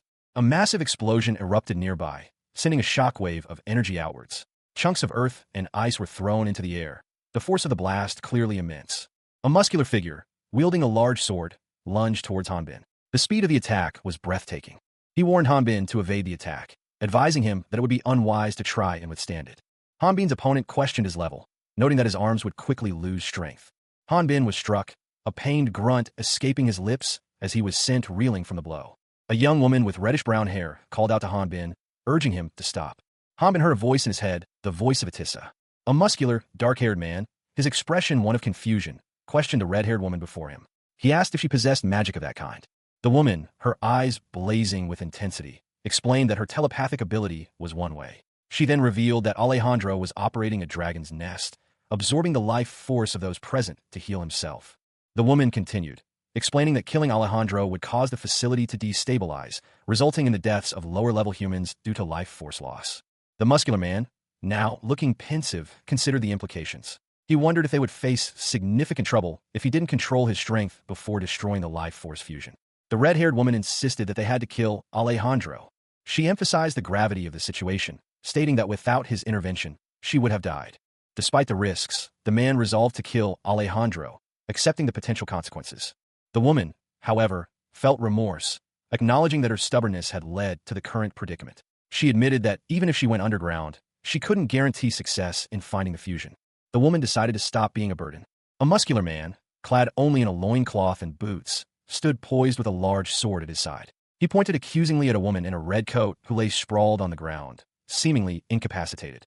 Meanwhile, a young man with blue hair and a determined expression lay on the ground, clutching a pair of curved daggers. Dust swirled around him. The woman in red, now visibly distressed, shouted at the muscular man, questioning his actions and the length of his explanation. She demanded to know what he was doing.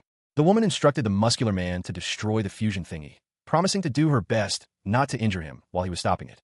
She acknowledged the danger of his attacks, even with his strength, and apologized for the mess she created, unable to ask him to clean up after her.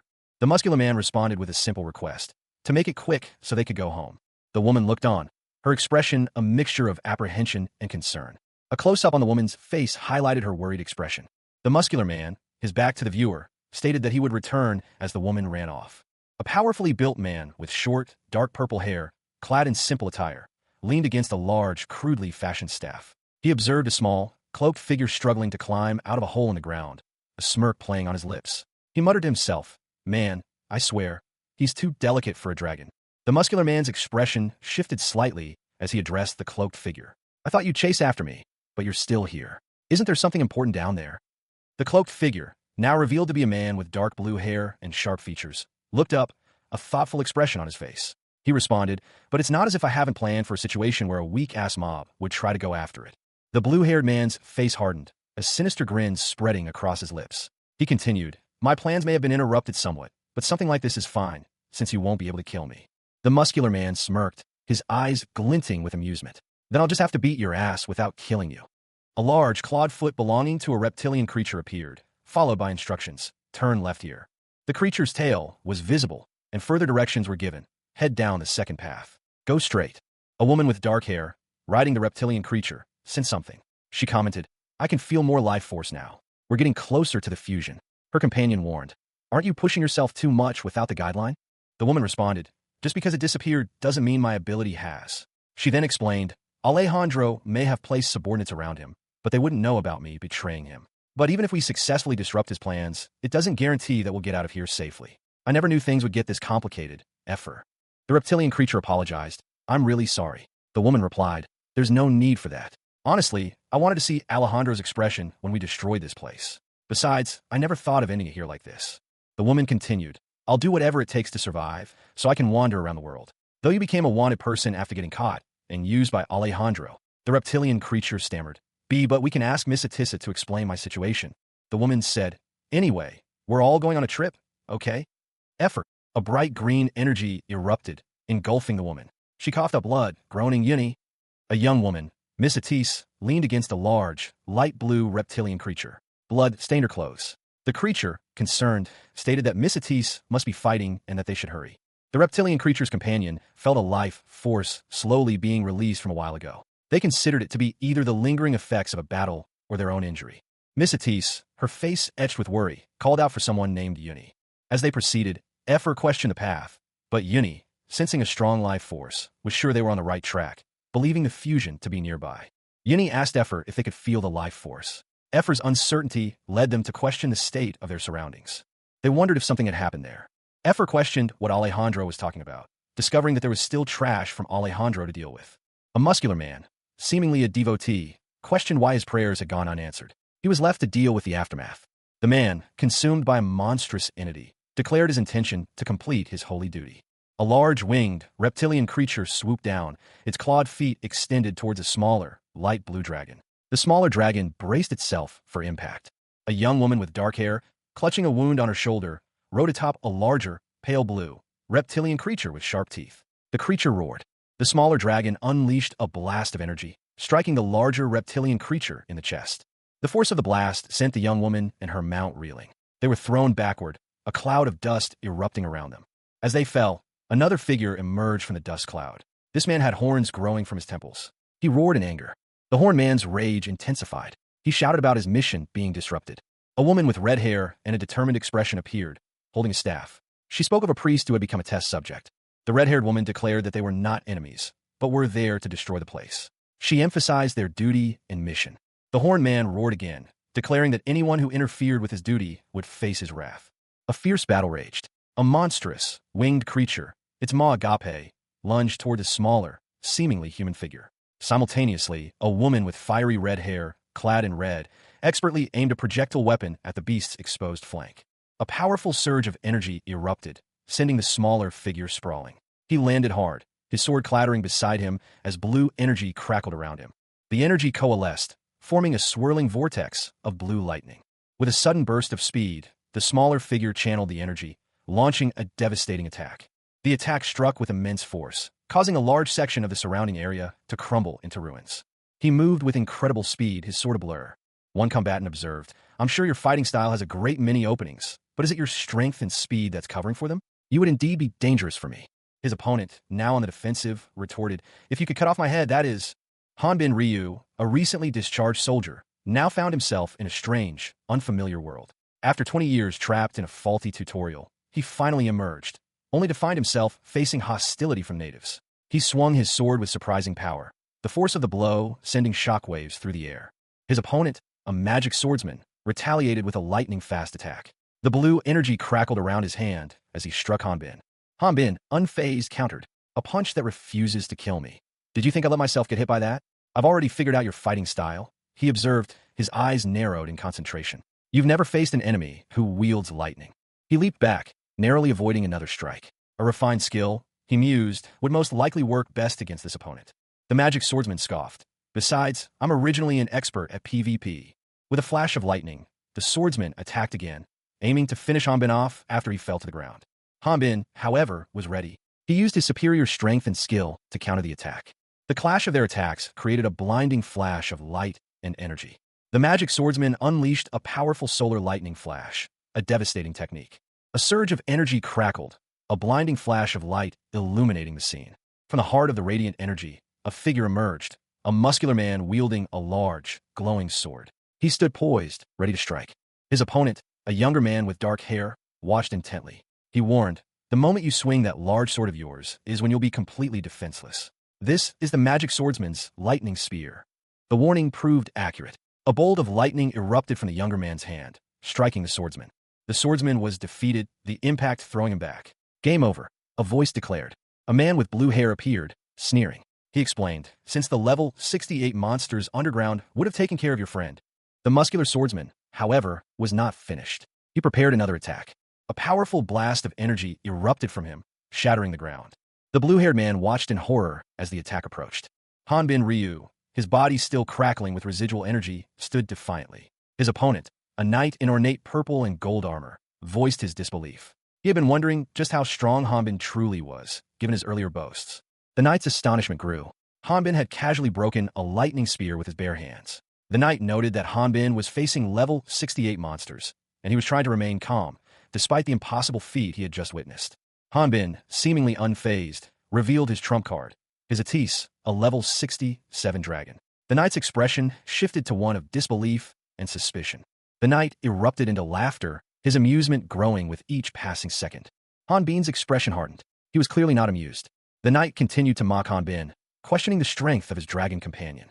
He expressed that he felt bad for Hanbin, implying his strategy was weak. Hanbin's eyes widened in surprise. He explained that his Atis could not transform into a dragon. The knight smirked, revealing that he possessed a unique item. The knight swiftly drew hidden daggers, preparing to attack. A young woman with short, dark hair glared at a man with dark purple hair, her expression one of disbelief and anger. Don't tell me, she exclaimed, her voice laced with incredulity. The woman's companion, Eli, lay unconscious on the ground, a golden disc resting near her hand. The woman whispered, this is... A monstrous, reptilian creature emerged from the shadows, its appearance terrifying. The creature roared, its presence filling the space with dread. The young woman from before stood before the beast, her back to the viewer, seemingly facing the creature alone and unafraid. The creature's head loomed closer, its sharp teeth bared in a menacing snarl. Its eyes glowed with malevolent intent. A fierce battle raged. Two colossal creatures clashed, their movements a blur of claws and teeth. One, a reptilian beast with crimson scales and powerful wings, grappled with a monstrous, winged foe of dark, earthy hues.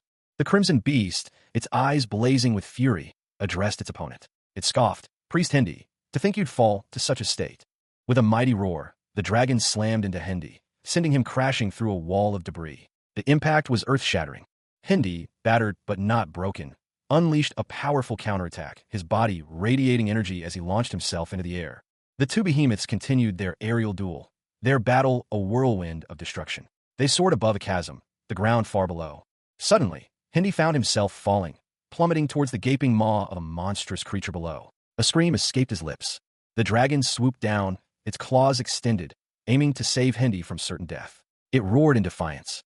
With a final, desperate lunge, Hindi struck the creature, buying himself a moment of reprieve. The dragon's attack sent the monstrous beast reeling. A powerful beam of light erupts, striking a massive, reptilian creature. The creature's immense size and reptilian features are clearly visible, its scales shimmering under the impact of the energy blast. The reptilian creature roars in pain and fury, its jaws snapping shut with terrifying force. Below, another figure, smaller and winged, prepares for battle, its form partially obscured by the dragon's shadow. A young woman with dark hair, Miss Atissa, looks on in horror. Blood stains her clothes. She urgently asks about Alejandro's condition, clearly distressed by the unfolding events. A large, green-skinned creature with large eyes is visible in the foreground. Atissa explains that a friend is fighting the large creature above, but to defeat it, they must sever its connection to a life force fusion. The scene shifts to show a large, horned creature, seemingly the source of the life force fusion. The horned creature's face is shown in close-up. A voiceover states that something must be done to stop the facility from exploding. Atissa, riding a smaller, light blue dragon, speeds towards the scene of the battle. She is determined to intervene. The smaller dragon unleashes a powerful blast of energy, striking the large reptilian creature. The impact is intense. Atissa and her dragon continue their aerial assault, maneuvering skillfully through the chaotic battle. The dragon's movements are swift and precise. Atissa suggests leaving the large horned creature to be destroyed, but Yuni, presumably her companion, disagrees. A tense discussion unfolded. One individual questioned if destroying the facility would result in an explosion that would kill them all. Another countered that there must be a channel allowing life force to pass through somewhere. A glowing, cylindrical pipe, filled with a vibrant teal liquid, was the focus of their attention. A woman with dark hair, her expression grim, voiced her plan. If they cut that pipe, suddenly, a monstrous winged creature, radiating purple energy, appeared, its gaping maw a terrifying sight. The woman found herself directly beneath it. The creature unleashed a powerful blast of purple energy from its mouth. A fierce battle ensued. The creature, with its powerful wings and fiery body, unleashed a torrent of purple energy. The creature roared, calling out two names, Ejiji and Ephor. A swift, powerful attack sent the dark-haired woman reeling. She cried out in pain. Another individual, concerned, asked if Ephor was all right. Ephor responded that such sacrifices were worthwhile if it meant getting back at Alejandro. A young woman with long, dark hair, clad in dark clothing, urged someone on, shouting, "Let's go, Yuni!" She stood poised, sword in hand, facing a large, light blue dragon-like creature. With a fierce cry, she swung her sword, aiming a blow at the creature's head. Blood splattered her white scarf. The dragon retaliated, its massive jaws snapping shut, narrowly missing the young woman as she narrowly evaded its attack. The dragon's fiery breath erupted, a torrent of flames aimed directly at her. She deftly dodged the flames, her movements fluid and precise. She then unleashed a powerful counterattack, a green energy coursing from her sword. A blinding flash of light erupted as the young woman's attack connected with the dragon. The force of the impact sent the dragon reeling, its scales shimmering with intense heat. Chapter 42 of Survival Story of a Sword King in a Fantasy World began with a view of a large island, a beam of light shooting up from its center. The aftermath of the battle revealed a large crater in the ground, smoke still rising from the impact. Hanbin Ryu, a low-level otherworlder, clashed with a powerful opponent in a confined, metallic space. Sparks flew as their weapons collided, the force of their blows shaking the very structure around them. The battle continued, with Hanbin skillfully dodging his opponent's attacks. Electrical energy crackled in the air as he moved, a testament to the intensity of the fight. Observing the fight from a distance, another figure reacted with surprise. "The dragon that we've been after has appeared."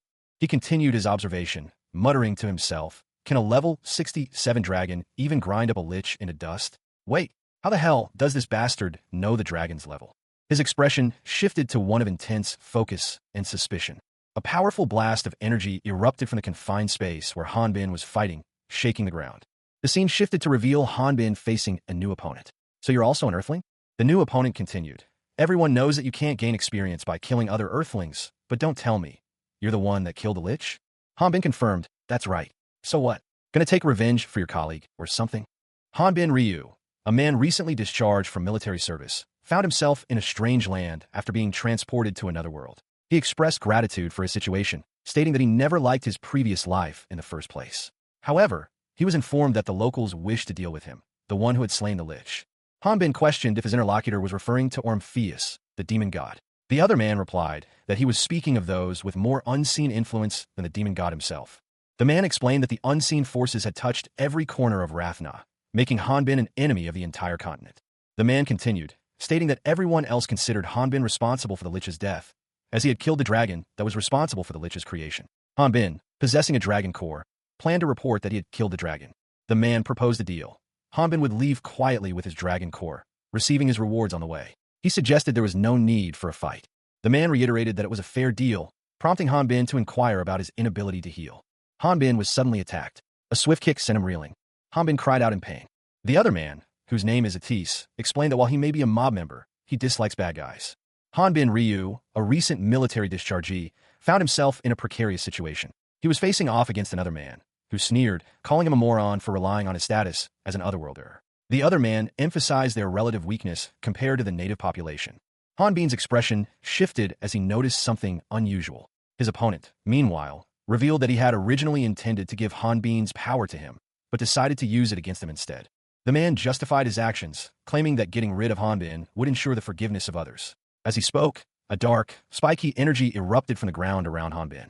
Hanbin reacted swiftly, drawing his sword and deflecting the energy spikes. He stood ready for battle. He swung his sword, sending a powerful wave of energy towards his opponent. Hanbin wondered if this was a side effect of his faulty artificial guideline. His opponent was sent reeling by the attack. Hanbin dismissed the idea that it was merely a side effect. Something felt different.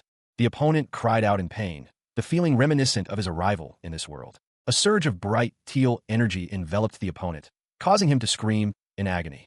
From the swirling energy, a skeletal hand emerged, reaching towards Hanbin.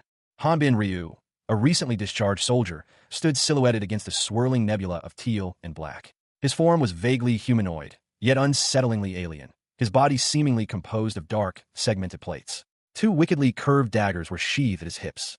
A close-up revealed a disturbingly calm expression on his face, partially obscured by a dark mask. A glowing purple orb pulsed in the center of his chest. A status display appeared nearby. Species, redacted, level, 72. Below, smaller text read, unstable, Ormphilus blessing, 9% complete. He landed heavily, his thoughts a torrent of self-doubt. Does an incomplete Ormphilus blessing mean I lack life force? He decided, looks like I need to head over to the fusion core. He began to move with a renewed sense of purpose. A scene of devastation unfolded. A large, reptilian creature lay dying. Hanbin spoke, his voice filled with remorse. Sir Hendy, I'm sorry. A young woman with dark hair, possibly a companion, questioned him. Yuni? The woman, identified as Alejandra, explained Alejandro won't be able to receive life force any longer. A third woman, with dark hair, appeared, prompting a worried question. Miss Aligi? Auntie? A woman with dark hair and a bloodied bandage on her arm found herself in a dark, subterranean chamber. A small, blue, reptilian creature watched her from a distance. She was questioned about her presence there and warned of the danger. The woman was told to hurry and escape to the surface. Another woman, dressed in darker clothing, confronted her. She questioned the injured woman's audacity to escape, emphasizing the sacrifices made for them by a man named Sir Alejandro. The injured woman's gaze fell upon the blue creature, and she uttered its name, Phwire. The injured woman, still weak, attempted to flee the chamber, pursued by the blue creature, Phwire. Meanwhile, a large, reptilian figure with horns and golden accents pressed a glowing button on a control panel. The woman in darker clothing stood with her arms outstretched in a large, metallic chamber, bathed in an eerie green light. She stood before a glowing orb, her arms still outstretched, seemingly absorbing its energy. Suddenly, the woman's body began to crackle with energy, her mouth opening in a silent scream as she was overwhelmed by the power. The chamber pulsed with energy as the woman's transformation continued, leaving behind only a glowing orb in the center of the room.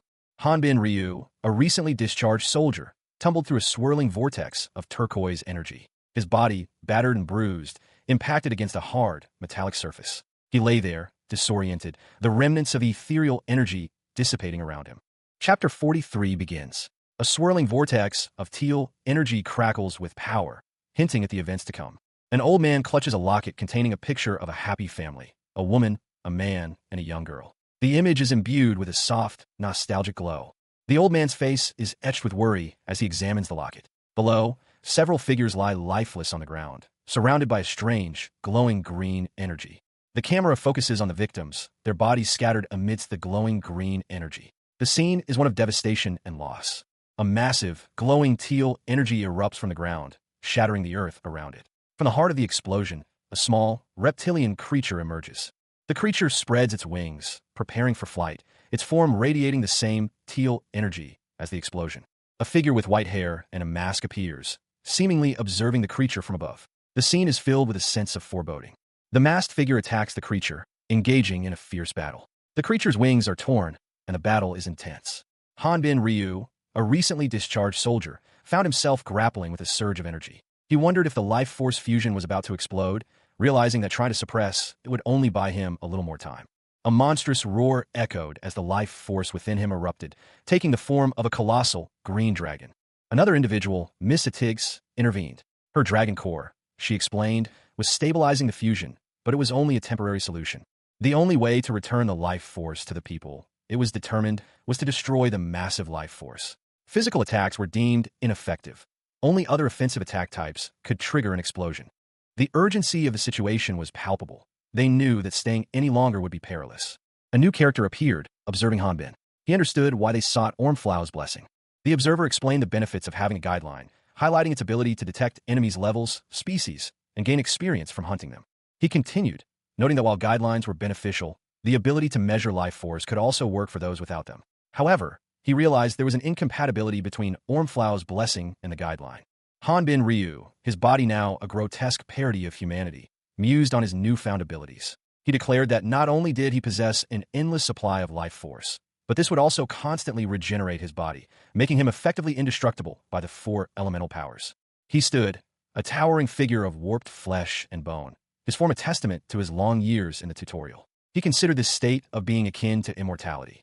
Furthermore, Hanbin could sense his surroundings by reading the life force of those around him. He observed a nearby magical card depicting a dragon, its life force dwindling. He noted that his companion, Elijev, was near death, and the dragon had no escape. His only remaining course of action was clear. With a grim determination, Hanbin resolved to absorb the dragon's remaining life force. His transformation was complete, and he stood ready for whatever came next. Another figure appeared, observing Hanbin's actions. He declared that any attempt to buy time would only result in the death of Hanbin's dragon companion, a victory for himself. The dragon, weakened and vulnerable, was attacked. A pained cry escaped its throat. The dragon collapsed, its life force fading. The sound of its final breath echoed in the air. A desperate plea for help was uttered, calling out for someone named Miss Atissa. Zephyr, a blue-skinned reptilian creature with a long neck, spoke with regret. He explained that he had reached his limit and could go no further, urging the other to escape. A young woman with dark hair, visibly distressed, cried out to Zephyr, calling him Yuni, a term of endearment. Overcome with a sense of responsibility, Zephyr declared that everyone would die if he did nothing. Despite his internal struggle, Zephyr unleashed a powerful blast of blue energy. The raw power of Zephyr's attack surged outwards in a torrent of blue energy. The force of the blast impacted something large and powerful, sending shockwaves through the environment. The young woman, Atis, looked on in awe and concern as the effects of Zephyr's attack became clear. Atis addressed Zephyr, her voice filled with a mixture of gratitude and apprehension. Atis, despite her injuries, had one final request for Zephyr. Zephyr, a creature resembling a dragon with light blue scales and a serpentine body, unleashed a torrent of blue energy. Frustration welled within him as he cried out, "Why can't I do anything?" The blast intensified, a surge of raw power. The force of the attack caused Zephyr to recoil, his mouth agape, a few drops of blood trickling from his snout. Tears welled in Zephyr's eyes. He confessed, "I don't want to be alone any longer." A figure in dark, sleek armor approached, their boots leaving bloody footprints on the ground. The newcomer spoke, "Me too, Zephyr." Another figure, a young woman with dark hair, cautiously approached Zephyr, whispering, "Yuni?" The armored figure commanded, "Don't move around." Then apologizing, she added, "Sorry, Zephyr. I was always alone in this place." The armored figure continued, "But you were always more brave and outstanding than I ever expected. But I can't fight like you or be of any help to you." A young woman with long black hair offered a golden disc to a creature whose eye was visible. She reminded it, "You're a talking, genius wyvern, remember?" The wyvern's large, striking teal eye filled the frame, its gaze intense. The scene shifted to show a large, reptilian creature with horns and a wyvern nearby. A narration box explained, "That unique item can help a dragon to imitate another species." The horned creature, seemingly a dragon, addressed the wyvern, "Zephyr. Zephyr, you're a very intelligent wyvern, and though that item may be geared towards dragons." The dragon continued, "And there never once has been a wyvern taking a humanoid form, plus the risks." The young woman, looking thoughtful, stated, "There's nothing I can do but believe in you." Zephyr, the wyvern, responded with gratitude, "Thanks, Yuni. Trust me." The young woman held the golden disc, its surface glowing with an intense light. A powerful energy erupted from the disc.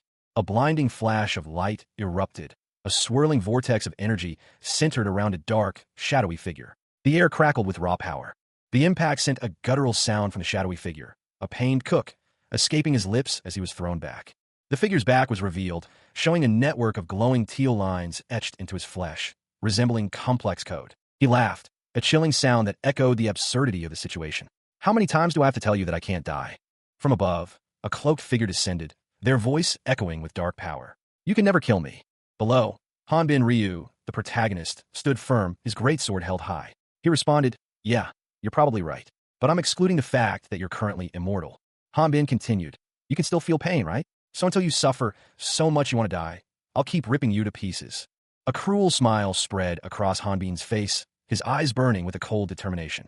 The cloaked figure's expression shifted, a hint of fear flickering in their multiple eyes. They muttered, they say that there never has been a sane earthling who's lived for a long time. Hanbin Ryu, a man recently discharged from military service, found himself in a desperate struggle. His opponent, a monstrous creature, was described as a beast. The creature's strength and hunting prowess were evident. His foe, undeterred, prepared for a counterattack. He planned to utilize his armor, boasting the strength of a dinosaur, to fully protect himself. The impact of the attack was devastating. The force of the blow shattered the creature's armor. The creature's face contorted in pain and fury. Hanbin Ryu, seizing the opportunity, launched a powerful attack, sending his opponent crashing into the ground. Despite the catastrophic damage, the creature, whose name was Alejandro, lost consciousness only momentarily. His body, however, had exploded. Alejandro's body quickly regenerated thanks to Ormfla's blessing, restoring itself in less than half a second. The regeneration process allowed Alejandro to regain consciousness. However, the intense pain from his earlier injuries still coursed through his body, overwhelming his senses. While others would have been incapacitated by the shock, Alejandro's resilience was extraordinary. Hanbin Ryu, fueled by Ormfla's blessing, unleashed a powerful blow with his hammer. While Alejandro suffered, Hanbin launched another attack. His attack connected, sending Alejandro reeling. Alejandro felt his consciousness slipping away. He wondered if this was due to the strain of the fight. Hanbin realized that Ormfla's blessing was nearing completion.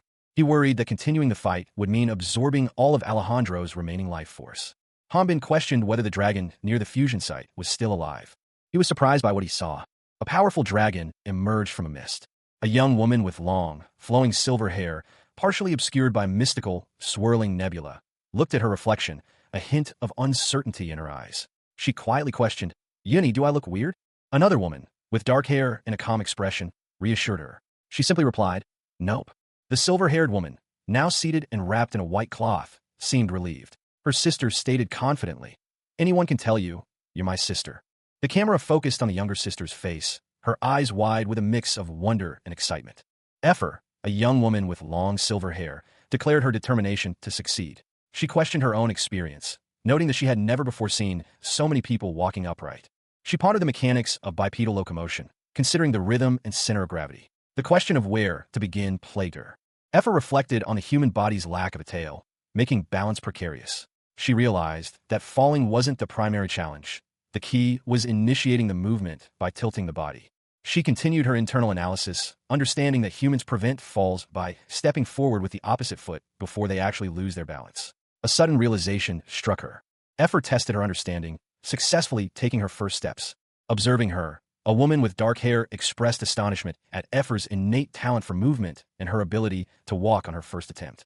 The observer continued, noting that even a magic-wielding dragon takes days to learn to walk, highlighting Effer's exceptional ability, even considering her potential long-term exposure to humans. Encouraged by the observer's words, Effer continued to move forward. A large, reptilian creature lunged at her. A monstrous, reptilian creature emerged from the shadows, its single, malevolent eye fixated on Hanbin. He could only utter a single, awestruck word. That's. The earth trembled as the beast unleashed a devastating attack, a torrent of raw power erupting from its maw. Hanbin, despite his years spent in the tutorial, reacted instantly, his sword meeting the creature's assault. Another figure, dark and menacing, attempted to interfere, but Hanbin roared, "Don't get in my way." The dark figure scoffed, "You fucking monstrous bastard." Hanbin smirked, "Huh, that's funny coming from you. You should check yourself out in the mirror." The beast lunged again, its massive jaws snapping shut. "Look down," it hissed. Hanbin looked down, confusion etched on his face. A small, white-haired girl burst from the ground, narrowly avoiding the beast's attack. "Ho!" Hanbin cursed, "Shit," as he was sent flying by another blow from the beast.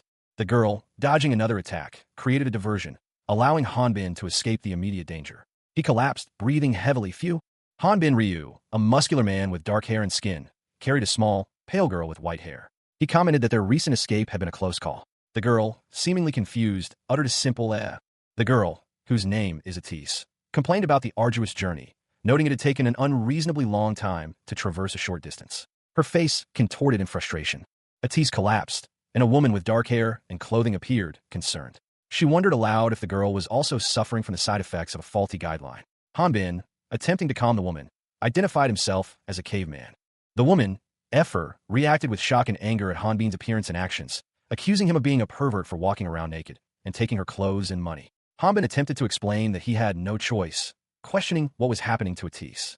Hanbin promised a later explanation, revealing that he knew Atis and was relieved she was all right, despite his initial worry about her being an otherworlder. Effer, observing Hanbin, concluded that he seemed like a good person. Suddenly, a monstrous creature emerged from the ground, causing a significant tremor. The creature roared, but Hanbin commanded it to be silent, asserting his authority. A system warning appeared, stating that Hanbin's current body was unsuitable for the power he possessed, advising a transfer to another physical form for survival. The creature continued to make noise. The creature lunged towards a swirling vortex of green energy, seemingly initiating a body transfer process. With a mighty swing, Hanbin Ryu's sword met the monstrous hammer, the impact echoing through the air. The force of the blow sent a shockwave through the ground. A metallic clang resonated as the weapons collided.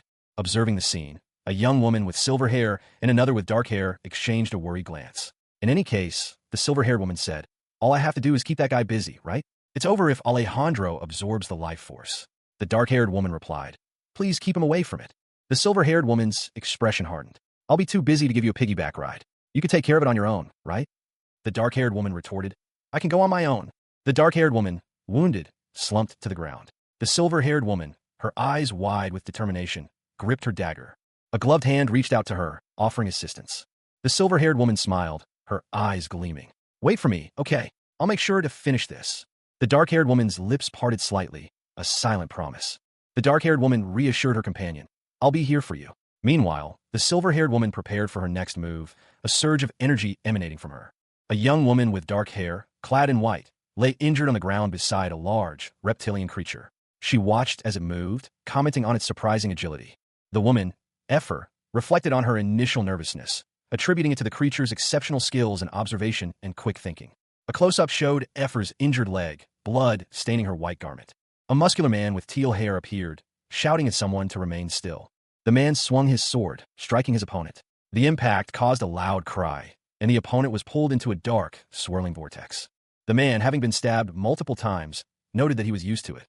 The man's opponent, its body contorted and grotesque, declared itself to be godlike. The man leaped, his sword striking the creature with immense force, causing a bright flash of light. The man kicked the creature into a pit, ending the fight. A monstrous, shadowy arm emerged from a swirling vortex of darkness. Its clawed hand reached out, dripping with an ominous, viscous substance.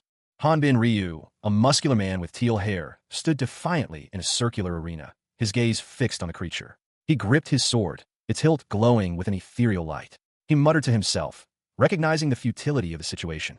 He considered his options, a grim determination etched on his face. The endless battle against this monster weighed heavily on him. With a sudden burst of speed, he leaped towards a large, dark pipe protruding from the arena floor. The creature lunged, its attack causing a violent shockwave that ripped through the arena. Hanbin, using the pipe as leverage, launched himself upwards, narrowly avoiding the devastating blow. He then plunged his sword downwards. His sword struck the creature, sending a shockwave of energy through its body. The impact sent him reeling, but he managed to brace himself, cursing under his breath. Meanwhile, a figure with silver hair appeared, wielding a sword and moving with surprising agility amidst a flurry of dark, spiky projectiles. A young woman with long, silver hair, clad in a simple, white dress, crouched defensively, dual swords in hand. She anxiously questioned her ability to withstand an impending attack from someone named Alejandro. A close-up on her eyes revealed a sudden, intense glow emanating from within her pupils. She was awestruck by what she was seeing. The scene shifted, showing the woman from a distance, a vision of herself seemingly floating in the air, while a monstrous figure loomed nearby. She vehemently denied that the vision was her older sister. The panel showed a woman with dark hair, a wound visible on her chest, her eyes closed peacefully. This was the older sister, seemingly deceased. A large, serpentine creature lunged forward with incredible speed. The creature's attack was met by the silver-haired woman, who deflected it with her swords. She exclaimed that she remembered something. With newfound confidence, she declared her ability to perform a specific technique. Her movements were identical to her sister's. The silver-haired woman, now empowered by her sister's memory, confidently executed the technique, launching herself forward with a determined expression. Hanbin Ryu, a man recently discharged from military service, found himself in an impossible situation. He exclaimed that what was happening couldn't be real, his voice laced with disbelief and outrage at the audacity of mere commoners daring to challenge him. He questioned the notion of these being mere mobs, his expression hardening as he prepared for a counterattack. He knew full well the strength of the opposition. Hanbin recalled a past event, a time when countless warriors had fallen to a level 5 opponent. He smirked, highlighting the true danger of underestimated foes. A woman with long, white hair let out a ferocious cry, her attacks surging forward. Hanbin braced himself, preparing to meet her assault head-on. The woman's attack collided with Hanbin's defense, resulting in a powerful clash of energy. The force of the impact sent Hanbin reeling, but he remained defiant. A surge of immense power erupted from Hanbin, a blinding flash of light and energy that dwarfed the previous attacks. The raw power of the blast shattered the surrounding area, leaving behind a scene of utter devastation. The title card for Chapter 44 of Survival Story of a Sword King in a Fantasy World is displayed, showing the title and a stylized image of a rusty sword. Chapter 44 begins with a young person with short, dark hair, slumped over, their head bowed low. A bandage is visible on their shoulder, stained crimson. The scene shifts to show a person in light armor lying on the ground, blood staining their white skirt. A hand reaches down and picks up a small, round, yellow object from the pool of blood beside them. A torrential downpour lashed against the land. A man with glasses, his face etched with worry, stood amidst a vast army, their cloaks billowing in the wind and rain. He reflected on the recent victory, deeming it a miracle. The man gestured towards a large, water-filled pit, his expression grim as he spoke of the human experiments conducted by Great Earth. His gaze fell upon those below level 10, who had miraculously survived having their life force drained. Their life force had inexplicably returned. Once rested, they resumed their daily lives. However, there were 36 deaths, mostly among those injected with the artificial guideline. A large-scale battle had just concluded. The conflict had disrupted the plans of a powerful entity known only as Great Earth. Those who defeated Alejandro were hailed as heroes. However, their victory was not met with widespread celebration. The aftermath was far more subdued than expected. The scene shifted to two women embracing amidst the downpour. Their joy was quiet, their relief palpable. The intensity of their emotions was evident in their embrace. Silence had fallen over the battlefield. Three figures stood near a waterfall, observing the aftermath of the battle. A somber mood hung in the air. The Order of Light Crater Temple stood majestically against the clear blue sky. Its imposing structure hinted at the power and influence held within. A recruitment poster advertised the Order of Light, promising benefits for completing missions, including divine blessings, forgiveness for sins, and a limited edition item. It emphasized the fun and ease of participation. A man in glasses apologized for the Order's inability to provide official contributions due to an unforeseen magical disturbance. However, he assured them that secret contributions would still be given, including a limited edition item. The incident involved both Earthlings and Otherworlders. A muscular man with dark hair questioned why such a significant event wasn't publicly announced, expressing distrust towards those in power. Another individual, seemingly a Volturian, reminded him of the attack on the goddess 20 years prior, an event that led to the widespread hunt for Otherworlders. The man confirmed his knowledge of the hunt, cursing the Otherworlders involved. His companions shared his sentiment. However, it was revealed that only 30% of those hunted were actually Otherworlders. The remaining 70% were Rathnians. The nobles used the hunt as a pretext to murder countless people under the guise of cleansing the world of the evil demon god.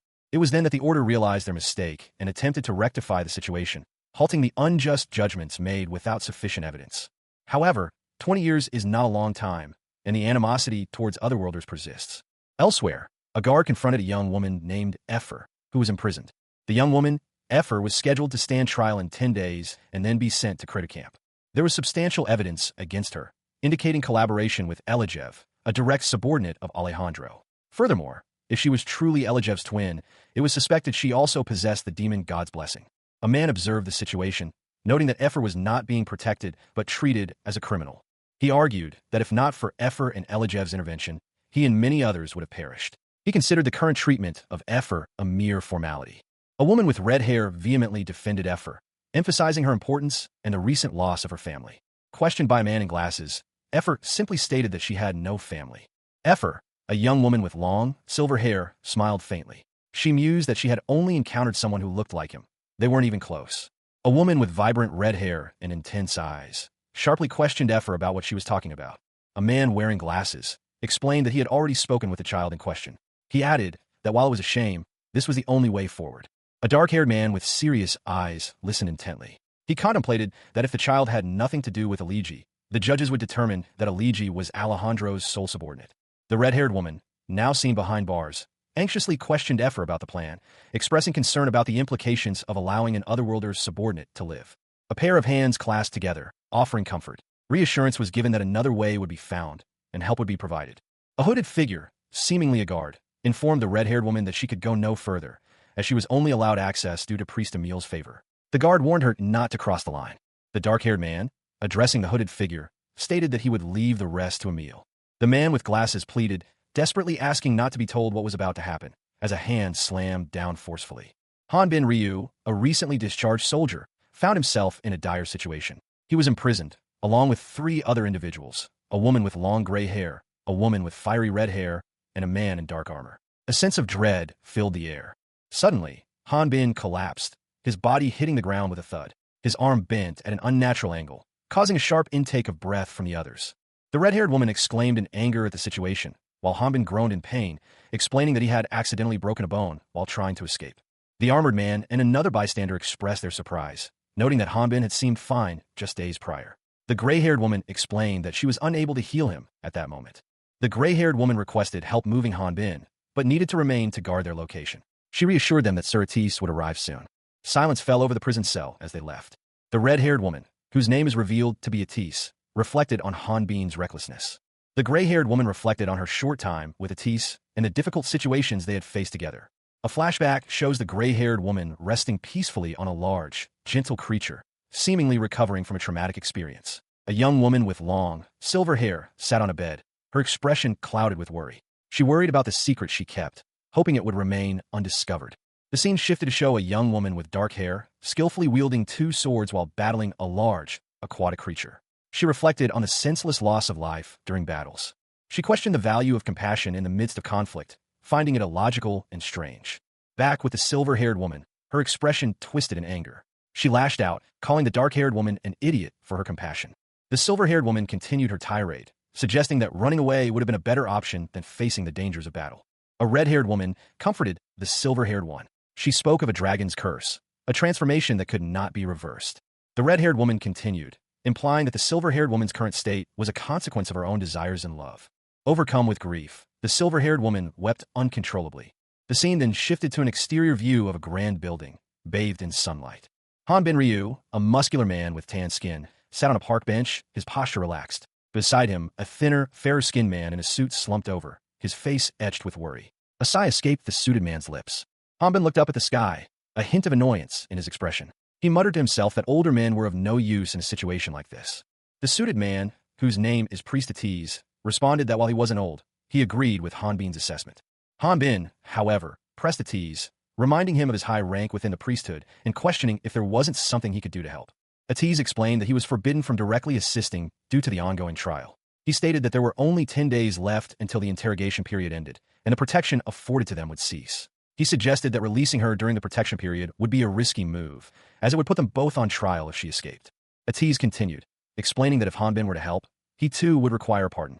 Hanbin's eyes widened at the mention of a pardon. He was informed that any relationship with the girl in question was forbidden. Atis explained that due to Hanbin's significant contributions to a past mission, he could potentially receive a pardon. Hanbin then questioned the Order of Light's methods, noting their use of people. Atis explained that he, as a spiritualist, should be assisting Hanbin, but his current circumstances prevented it. He assured Hanbin that working with Suratis would be sufficient. Hanbin Ryu, a recently discharged soldier, found himself utterly bewildered. His expression reflected his confusion as he questioned the task before him, to subjugate some ghosts. He was led to a decrepit, ominous-looking house, shrouded in an eerie, dark atmosphere. The house stood in stark contrast to its surroundings, its decaying structure hinting at a long history of neglect and perhaps something more sinister. Approaching cautiously, Hanbin peered through a tattered curtain. A horrifying visage met his gaze. A ghostly figure with an unsettling smile emerged from the shadows. A glowing orb, described as Omphalos Blessing, though unstable, was easily absorbed by a level 70 individual. Eljandro, it was stated, had been too greedy. Leslie, tired of blaming the deceased Eljandro, turned her attention to her companion. She pointed out his success in retrieving an item from the light dragon's nest, despite the difficulty. He responded that he had simply found a modified crystal ball that the Rathnians had left behind. The demon lord's blessing, while problematic due to the uncertainty of the Order's suspicion, was deemed highly valuable to them, as they had waited 10 years for such an item. Its acquisition would appease the Order for the loss of the dragon's nest. Additionally, it appeared to have other useful applications. Leslie noted that there was active searching for otherworlders in Great Earth. However, she found relief in the Order's proactive approach. The conversation shifted to the past fear of Rathnians towards the mere mention of Great Earth. Now, however, their reaction was described as that of an ungrateful lizard's tail. The implication was that there might be a reason for their increased interest in otherworlders. Leslie questioned the logic of their actions, given their possession of the demon lord's blessing. A clarification was given. Countless otherworlders exist, but they were chosen for their ability to control their murderous urges. The need to quickly resolve the situation before suspicion arose was emphasized. Leslie's companion, seemingly resigned, questioned the necessity of their actions. A woman with crimson hair and piercing yellow eyes devised a plan. She proposed a strategy to deal with a large group of enemies at once, suggesting they be lured together before being dealt with swiftly. She then addressed another individual, a being identified as a maiden, level 35, of the Who species. The maiden readily agreed to her proposal. The scene shifted to a dilapidated villa, once owned by a ruined family. It was known locally to be haunted and situated near a village. However, the truth was far more sinister. The villa was a former experimental testing site, concealing numerous secrets. To protect these secrets, the location was heavily booby-trapped. The traps were elaborate and deadly, described as masterful works of art.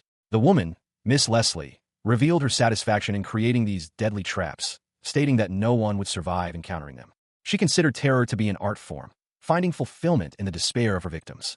Her obsession was so intense that it affected her sleep.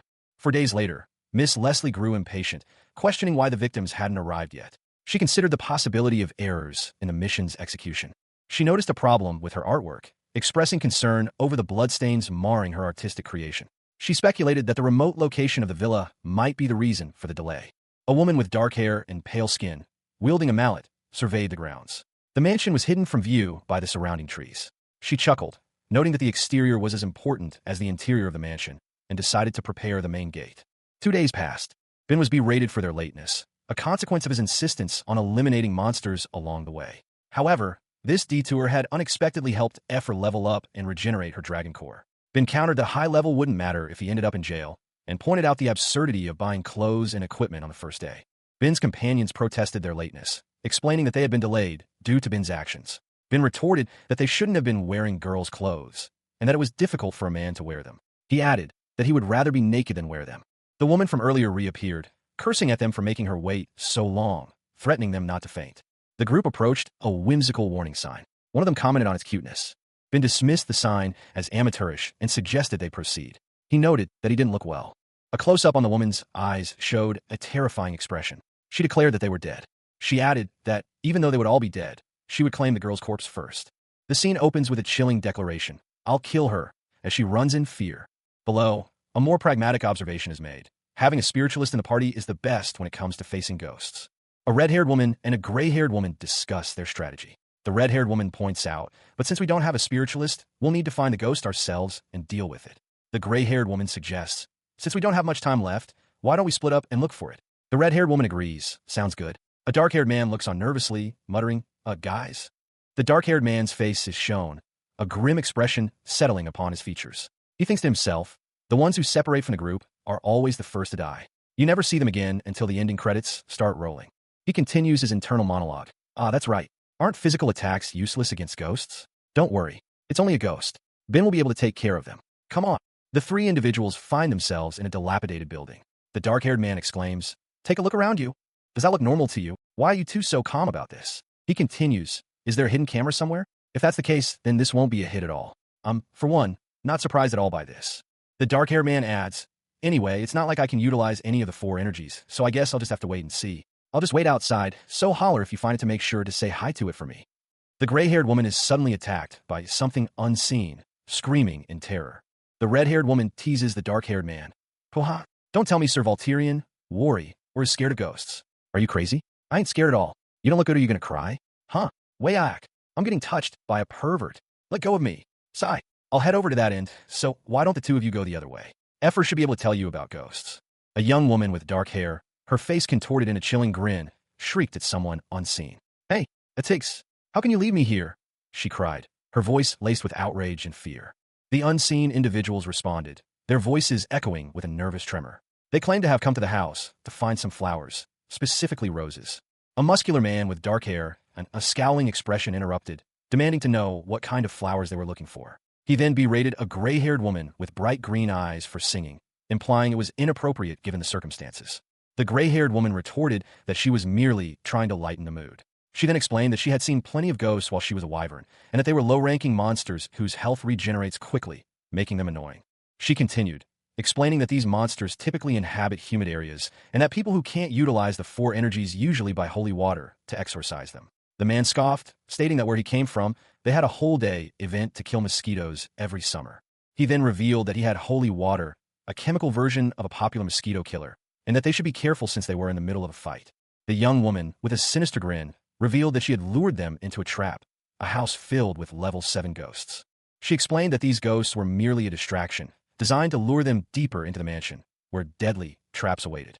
With a maniacal laugh, she announced her intention to activate her traps, while the muscular man warned his companion about an impending danger. Hanbin Ryu, a muscular man with dark hair, ran through a dark corridor, dodging a barrage of spiked traps that sprung from the ground behind him. A young woman with short, white hair, Atis, fought off shadowy, ghost-like creatures with a pair of glowing swords. The shadowy creatures were impaled by Atis' swords, their forms dissolving into dust. Below, another ghostly figure watched with wide, frightened eyes. Atis, her face set in determination, continued her assault, swearing under her breath. She unleashed a powerful attack, sending a wave of energy towards the remaining creatures, obliterating them. Atis landed gracefully, her sword still glowing, before collapsing against a wall. Hanbin's voice called out to her. Atis, leaning against the wall, scolded Hanbin for his reckless running, pointing out the numerous traps he'd triggered. Hanbin retorted that he hadn't panicked. Atis noted Hanbin's sweating, and he explained his anxiety stemmed from concern for Atis' safety, fearing she might be hurt by the traps. She dismissed his worries, confident in her abilities. Atis expressed her belief that the traps were designed to be obvious, and that once triggered, the area was cleared. She doubted Atis would fall victim to them. Atis concluded that Hanbin was the only one to have fallen prey to the traps, prompting Hanbin to angrily retort that she should apologize to the person who set them, as he was the one who destroyed them. A young woman in light armor, her expression a mix of fear and accusation, confronted a ghostly figure in a dimly lit corridor. She accused the apparition of destroying her masterpieces. The ghost's face, pale and distorted with a gaping maw, filled the next frame, its eyes wide with silent fury. Suddenly, a muscular man with dark hair appeared, startled. He stammered, asking Hanbin what was wrong, clearly unnerved by the situation. The woman's eyes widened in alarm. A sword, seemingly embedded in the man's back, was the source of her terror. The man cried out that his sword was stuck. The man's face was contorted in pain and confusion. He wondered aloud if it was Sir Atis. The woman, still visibly shaken, urged him not to joke around. Her concern was evident as she watched him struggle. The scene shifted to show the man, now visibly injured, attempting to pull the sword free, while the woman looked on with worry. In a desperate attempt to escape, the man plunged through a hole in the floor. The final image showed him falling into darkness, with a narration box revealing that there were only 4 days left until Efra's trial. The narrative reveals that Hanbin Ryu and an unspecified group found themselves trapped within a mysterious mansion. Hanbin Ryu and a young woman with silver hair, Atis, found themselves trapped within an endless hallway. Atis voiced her concern, wondering if they were completely trapped. A ghostly figure appeared, prompting Atis to inquire about the mage from their party. The figure was identified as a fake ghost. The fake ghost revealed that she was also trapped, and that she could leave whenever she wanted. She then informed them that they were stuck in a dungeon. The fake ghost explained that while others could leave at will, Hanbin and Atis were trapped because they had a way out. She stated that they had to follow her instructions. The fake ghost explained that if they found a specific artifact, they would be able to clear the dungeon and be transported out. She detailed the rules. They needed to clear tests in each room to proceed to the next. Hanbin, looking apprehensive, listened intently as the fake ghost continued her explanation. The fake ghost indicated that the key to opening the door to the next room was somewhere in the current room. The final room of the tutorial was a dimly lit chamber, stained with dried blood. A disembodied voice echoed, advising that further clues were hidden in small spaces around the room. Hanbin Ryu, a muscular man with dark hair, and a fair-skinned woman with gray hair, both clad in simple attire, entered the room. She compared the situation to a treasure hunt, while he found it less exciting. He scoffed at her suggestion that this was a date, declaring that whoever found the key first would win. Suddenly, a ghostly, pale-skinned girl with long dark hair appeared, cackling that finding the key was only the beginning, as each wrong search would trigger a deadly trap. The girl gleefully anticipated watching them struggle with her elaborate traps. Hanbin, however, quickly found the key, surprising both the girl and his companion. He explained that he used his ability to sense metal to locate it, prompting accusations of cheating from the ghostly girl and a retort from his companion that the rules were never specified. The ghostly girl, irritated, offered a final hint, to check the clock. Hanbin followed the hint, opening a hidden door. The ghostly girl was shocked by his success. Hanbin Ryu, a recently discharged soldier, found himself in a bizarre tutorial. Two young women, one with pale skin and gray hair, the other with dark hair and pale skin, were struggling against him. He scoffed, "This is how adults fight, you kiddos." He added, "You're not allowed to break doors." One of the women leaped onto a platform, activating a mechanism. Hanbin, seemingly unfazed, effortlessly smashed through a wooden barrier, landing in a large wooden tub. His eyes narrowed, a furious expression contorting his face. With a roar, Hanbin used a large pipe as a weapon, flinging the two women into a pool where a monstrous crocodile lurked. The gray-haired woman laughed hysterically, tears streaming down her face. The other woman, equally delighted, grinned widely. Suddenly, a massive serpent emerged, its coils constricting the space around Hanbin and the two women. Hanbin, along with the two women, leaped back, narrowly avoiding the serpent strike.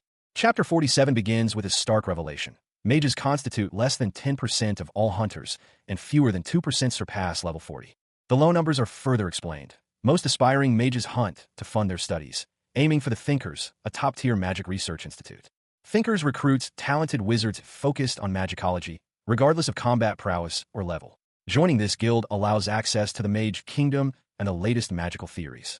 A dimly lit, decrepit corridor leads to a vibrant turquoise door, hinting at a hidden location within the rundown building.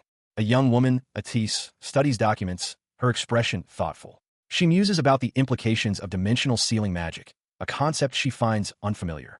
Atisse is baffled by the magic she's encountered, questioning the choice of location for such a powerful spell. She wonders why such a powerful magic would be placed in such a dilapidated mansion. She realizes the magic's effectiveness relies on the presence of the operating tool, making it function like a dungeon, even without the caster present. However, she considers this an unusual mistake. Suddenly, a figure rushes past Atisse, who shouts no. Atisse clarifies that the magic wasn't a mistake. It was intentionally designed to activate when someone tries to leave.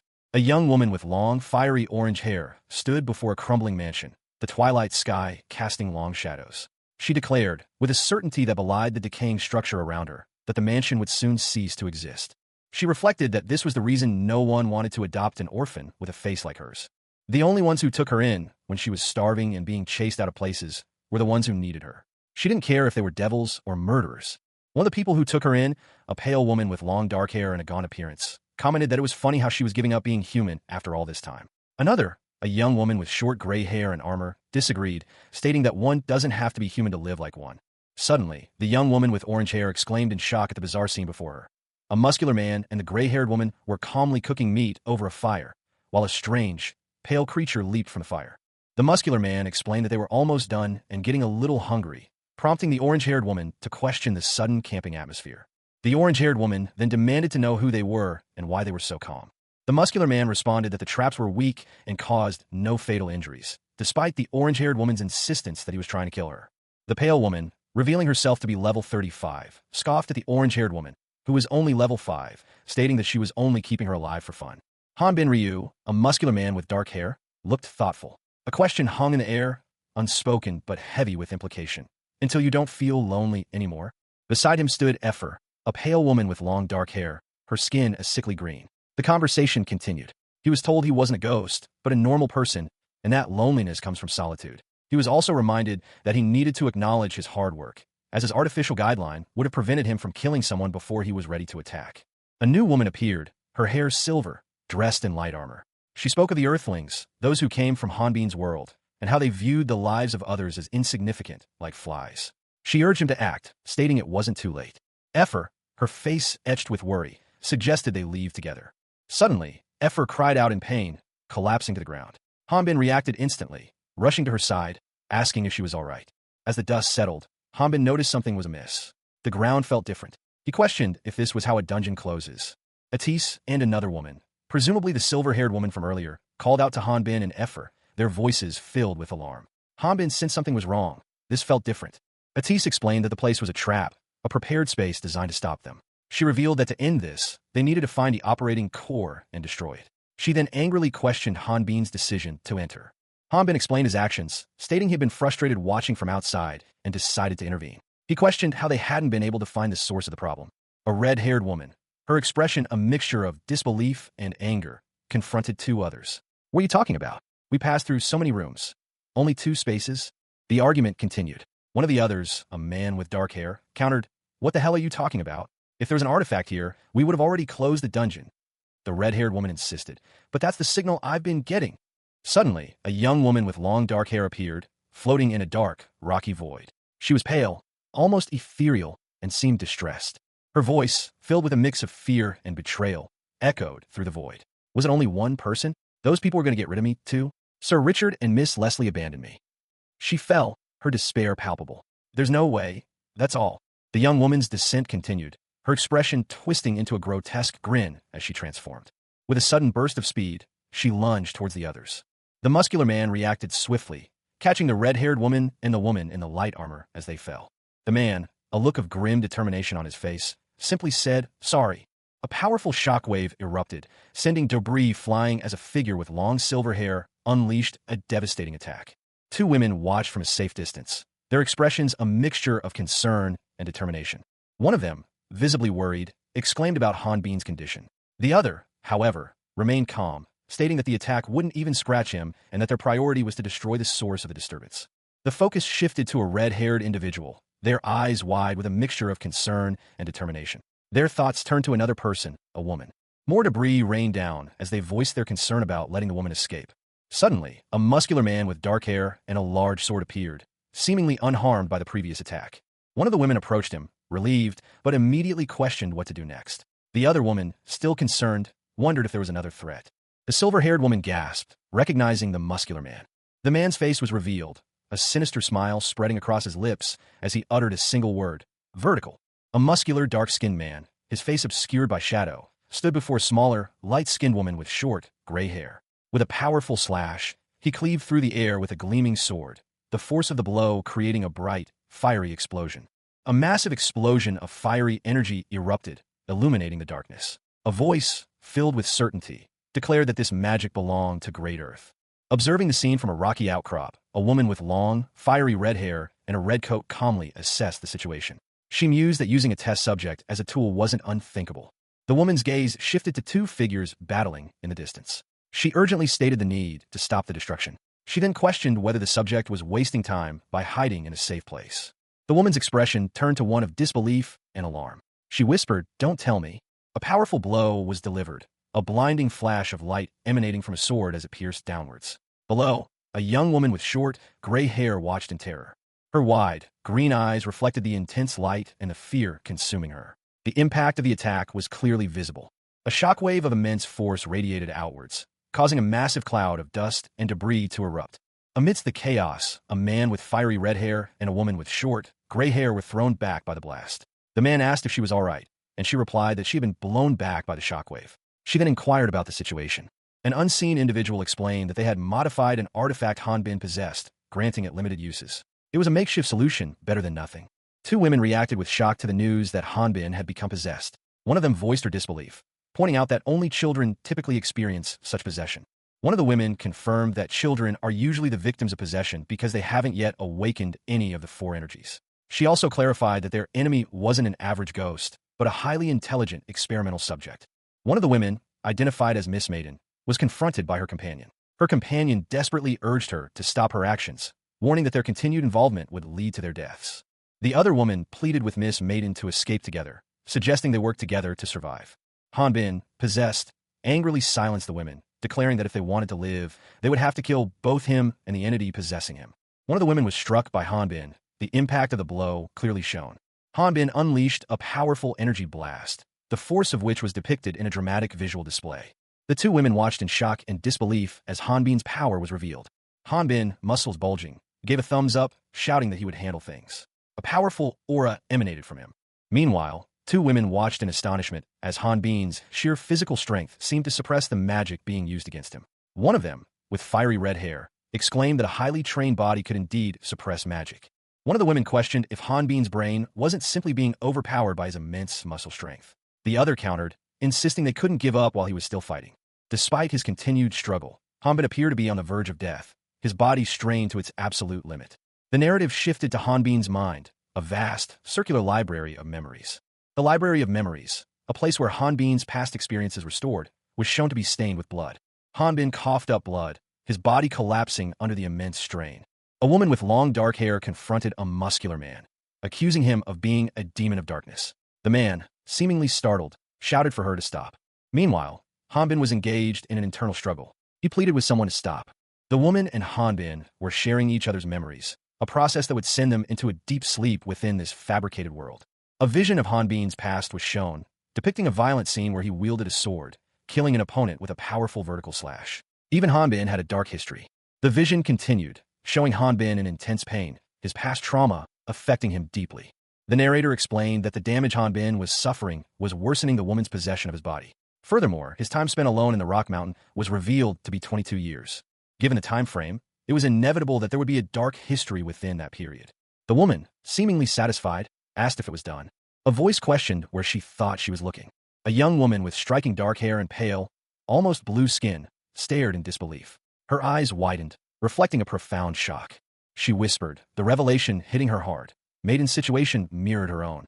A flashback showed Maiden, her pale, blue skin visible, writing in a journal within a grand mansion. Meanwhile, a muscular man with dark hair watched her from outside, a look of concern on his face. He muttered to himself, his suspicion growing. The man's face contorted with grief. Tears welled in his eyes as he recalled Maiden's dark past. He thought of her every night under the stars.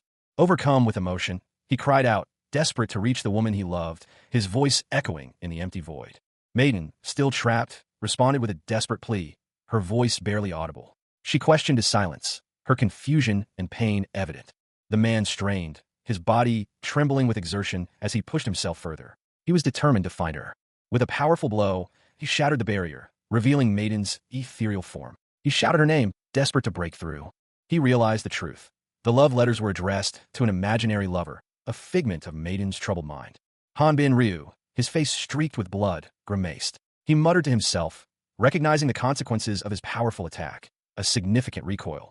Yet, he remained defiant, his inner voice declaring that any shame belonged to the onlookers, not him. A figure, resembling a zombie, hurtled through the air, clutching Hanbin's weapon set. Above her, a voice declared, "This is it for you." Hanbin, muscles bulging, countered with a powerful declaration of his own. "No, this is the end for you." Hanbin's weapon set, revealed to be a collection of Maiden's 4 Great Heroes BL fanfic, was consumed by a brilliant light. From the light, a woman emerged, reaching out to Hanbin, who extended his hand in response. Hanbin focused his attention inward, a glowing light emanating from his chest as he channeled his power. The light intensified, surging through Hanbin's body, transforming him. A woman, her expression one of concern, observed Hanbin from a distance, wondering about the intensity of his current battle. Another woman, addressing a man lying on the ground, questioned the practicality of using salvage debris to create a device, given its origin in the creation of their world. The man simply responded with the questioning is. A woman with vibrant red hair explained that since magic forms when otherworldly mages use their guideline, the fundamentals are unknown, making it nearly impossible to independently create such magic. A magical circle glowed faintly as a mirror of entanglement shattered, its pieces falling into a dark abyss. The woman with red hair and a man with gray hair discussed the broken mirror. The woman surmised that since the mirror tool comes in pairs, if one breaks, the other will as well. The man lamented the loss of useful magic tools. The red-haired woman and the gray-haired man continued their conversation. The woman stated there was no need to feel bad about using the tools for their missions, since this place is the holy land of magic tools. The man agreed. The red-haired woman suggested going shopping, as they hadn't done so in a while. The gray-haired man responded that their mission comes first. The red-haired woman sighed, questioning the necessity of their actions, especially considering the mage symposium and the attention it would draw. The gray-haired man responded that it was unavoidable, as the symposium would attract many eyes. The two figures scaled a tall tower, aiming to remain unnoticed. The mage symposium, initially a simple lecture, gained popularity among nobles who collected magic tools as luxury items. The increased interest in magic tools created by thinkers made the symposium a target of their attention. The mage symposium had concluded. It was a place where new magical tools were revealed and where nobles socialized and showed off their possessions. Night had fallen. On the rooftop of a large building, a cloaked figure stood over a kneeling individual. Inside, a hooded figure, A woman with red hair partially visible under her hood and a mask covering her lower face shushed a man as she entered through a window. Two guards noticed a commotion. One suggested it was from the party, but the other thought it sounded closer. The hooded woman urged the man to follow her. He retorted that he didn't care and asked what the plan was. They came face to face with a large golem. An intruder alert was triggered, and the golem was ordered to eliminate the intruders. The woman, surprised, questioned if it was a golem. Hanbin Ryu, a low-level otherworlder, unleashed a powerful blow, a blue energy surging from his fist. The force of the impact sent his opponent reeling. He muttered in surprise as his sword shattered. From the wreckage, a crimson blade materialized, the aura blade. He found himself facing a massive golem. A woman with crimson hair and piercing eyes observed the scene. She stated that it was an artificial golem, questioning why he had destroyed it. Another woman, elegantly dressed in heels, appeared, sighing at the destruction of the golem, their product for an upcoming symposium. She accused Hanbin and his companion of destroying her lab in the past. Their apology was accepted with indifference. A woman with long blonde hair and ornate clothing appeared, stating that their report would need to be worthy. The title card introduces Zenobia, the archmage of the four heroes.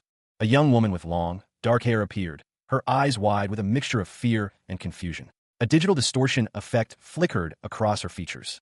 The camera moved down, showing her upper body clad in a simple white top. The same digital distortion was present. She looked around, her expression one of disbelief. "I'm sure I was fighting just a second ago." The scene shifted. She found herself in a desolate, reddish landscape, a large sword lying on the ground nearby. She questioned aloud, "Am I dead?" She mused, "It's pretty weird for it to be hell." She continued her internal monologue, questioning, "Wait, is it like this because it's hell? In the end, I was just used as a tool and lived a useless life." She thought, "Seeing as how I'm dead probably means those guys were able to get out safely from the mansion. Yeah, I would have felt bad if those guys died, and I'll only be hunted down if I lived longer anyway." A dark, shadowy canine figure appeared behind her. She concluded her thoughts, "Still, I'm happy that I had fun in the end and didn't die a painful death." The scene opens with a pair of clawed feet padding softly across a dark, metallic floor. The only light source seems to emanate from the floor itself, casting an eerie glow. The camera angle shifts, revealing a hooded figure moving through a dimly lit corridor. The image is heavily distorted, with digital glitches obscuring details. A young woman with long black hair, her face partially obscured by shadows, stared down the corridor. "A dog?" she questioned, her voice laced with uncertainty. From the darkness, a wolf-like creature emerged. Its eyes glowed with an unnatural light. "Stop whining like a kid saying you're dead," it snarled. The woman, startled, stumbled backward. "It's all over if you don't keep moving," the creature warned, as she noticed a monstrous maw opening beneath her feet. "Huh," she gasped. Terror consumed her as she fell into the abyss. The monstrous maw closed around her. She found herself in a different place, her mind racing. Wait, don't tell me this isn't hell, but that I'm still in that guy's consciousness?" she wondered, utterly bewildered. Suddenly, a ghostly figure of the woman lunged at a man, who reacted with surprise. "Impossible," he exclaimed. The man grappled with the spectral woman. "This guy's dangerous. All that trauma, despair, and anger. How in the world did this guy?" "It was only for a second, but I almost got sucked in," he thought, struggling against her. Sura Tiggs and a young woman with gray hair stood before a glowing circular portal. The woman was emerging from it. A dark-haired woman in a white dress was running away from a man who activated a device, initiating an operation. The woman screamed in pain as the operation's effects took hold. The woman's body was engulfed in a bright blue energy. The energy exploded, causing significant damage to a nearby house. The explosion created a large, glowing sphere of energy in the forest. Chapter 49 of Survival Story of a Sword King in a Fantasy World. A muscular man with red hair emerged from the rubble, coughing. The man, Sura Tiggs, and the gray-haired woman were alive, though injured after the explosion. He groaned in pain. Hanbin Ryu, along with his companions, a red-haired woman and a gray-haired girl, awoke to find themselves outside the mansion. They had been trapped in a magical space, and the magic had worked even though they had fainted. The red-haired woman exclaimed in surprise, questioning what had happened to the mansion and the space. The red-haired woman confirmed that it was already morning and wondered if a whole day had passed. The gray-haired girl agreed. The red-haired woman noted that they had little time left until the trial. The gray-haired girl chuckled, stating that the last step was up to her.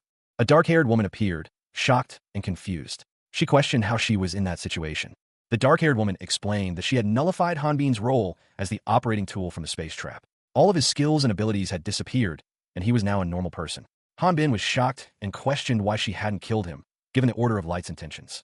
The dark-haired woman responded that she would have killed him if he had taken over Bin's body. She explained that his actions made her want to hand him over to the Order. Because of Hanbin, Effer wouldn't be able to make it to the trial, and they would have to go all the way to Crater Prison Camp. Despite that, she had wanted to save him and kept waiting for him to come out.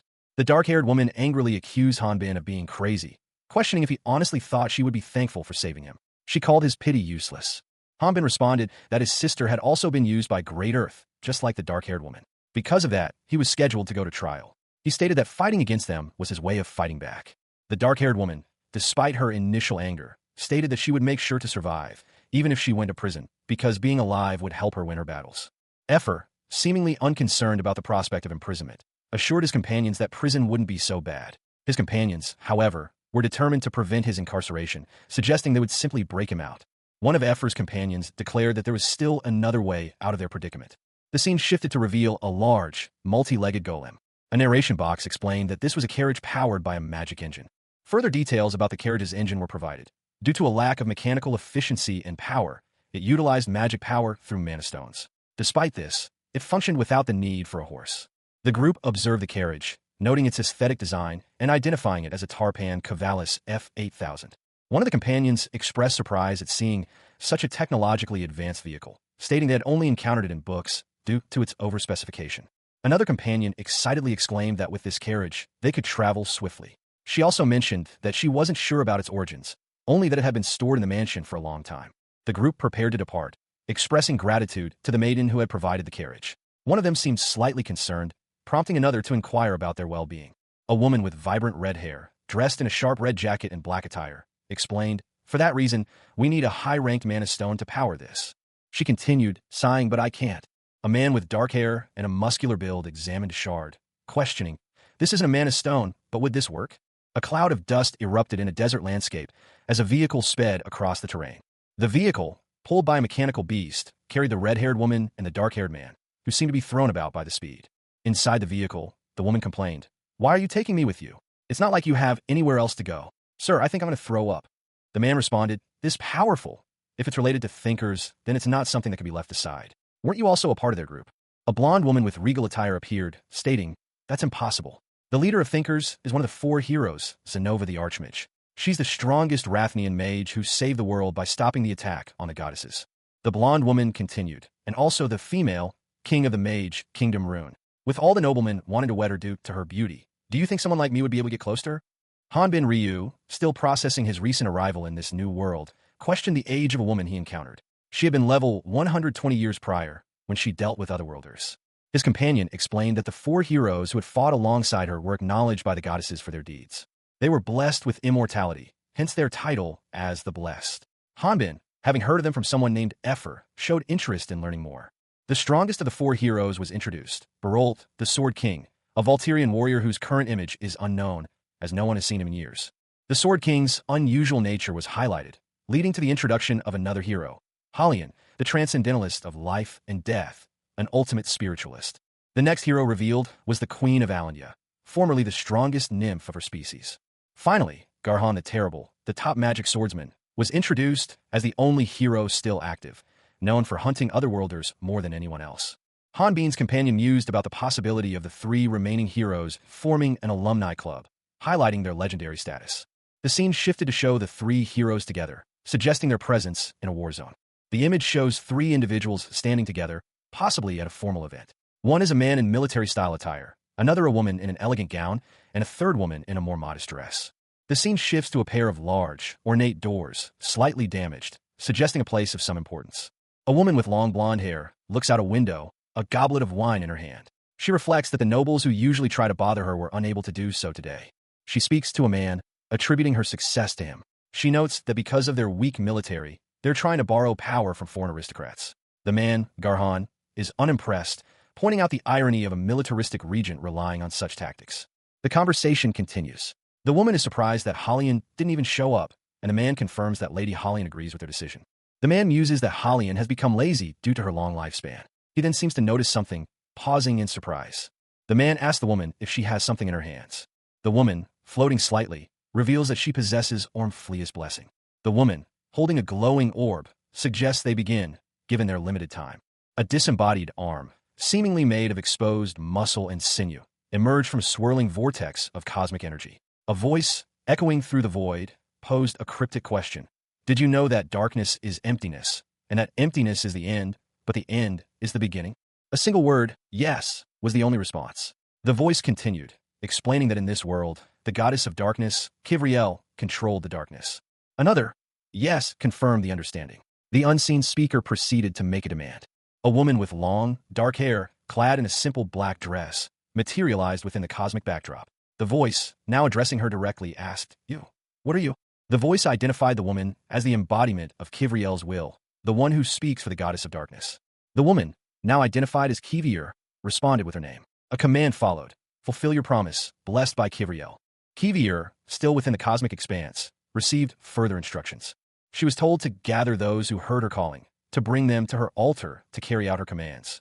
Her response was obscured, indicated only by illegible scribbles. The image shows an arm and shoulder, partially visible, belonging to a dark-haired individual. A speech bubble, filled with illegible scribbles, suggests a message that is currently indecipherable. A swirling, luminous energy emanates from a low point, filling the otherwise dark space. A woman with long, dark hair stands with arms outstretched, facing a radiant, multicolored light emanating from a cosmic scene. The woman, now identified as Kivriel, the embodiment of darkness, stands between two kneeling figures, a blonde woman and a man in a white coat. Kivriel addresses them, inquiring about their status as recipients of the goddess's blessing. Kivriel's face is shown in close-up. The narration box identifies the two kneeling figures as Garhan, the Terrible, and Zenova the Archmage. Kivriel questions Garhan and Zenova, directly asking if they're truly blessed by the goddesses. Garhan, the blonde man, is shown from behind, his long hair obscuring his face as he makes a sudden movement. Garhan questions the nature of the blessing, expressing skepticism. Garhan scoffs, expressing his disbelief in a cynical manner. The image shows a close-up of Hanbin Ryu's face, his expression unreadable. He is dressed in a dark, ornate uniform with gold accents, suggesting a position of authority. A woman with long, straight black hair and intense, dark eyes stared out into the cosmos. Her expression was serious, almost accusatory. She questioned the unseen individual before her voice sharp and demanding. "Are you truly among those who have received the blessing of the goddesses?" A blonde man with a stern expression appeared, his long hair whipping around him as he moved. He seemed to be deflecting an unseen attack. He scoffed, his voice laced with disbelief. "Blessing?" The blonde man's skepticism intensified. He muttered under his breath, his words dripping with sarcasm. "Blessing my ass." He stated, his gaze unwavering. He then addressed the woman, his tone shifting to one of inquiry. "It seems that you both aren't here for mere answers. So why are you here?" The woman and the blonde man stood back to back, facing away from the viewer. The woman's dark hair flowed behind her like a cape. A flashback showed the woman fighting alongside a muscular man against otherworldly beings. She explained, her voice heavy with the weight of the past. "We fought against the otherworlders who were on the side of the demon god 20 years ago."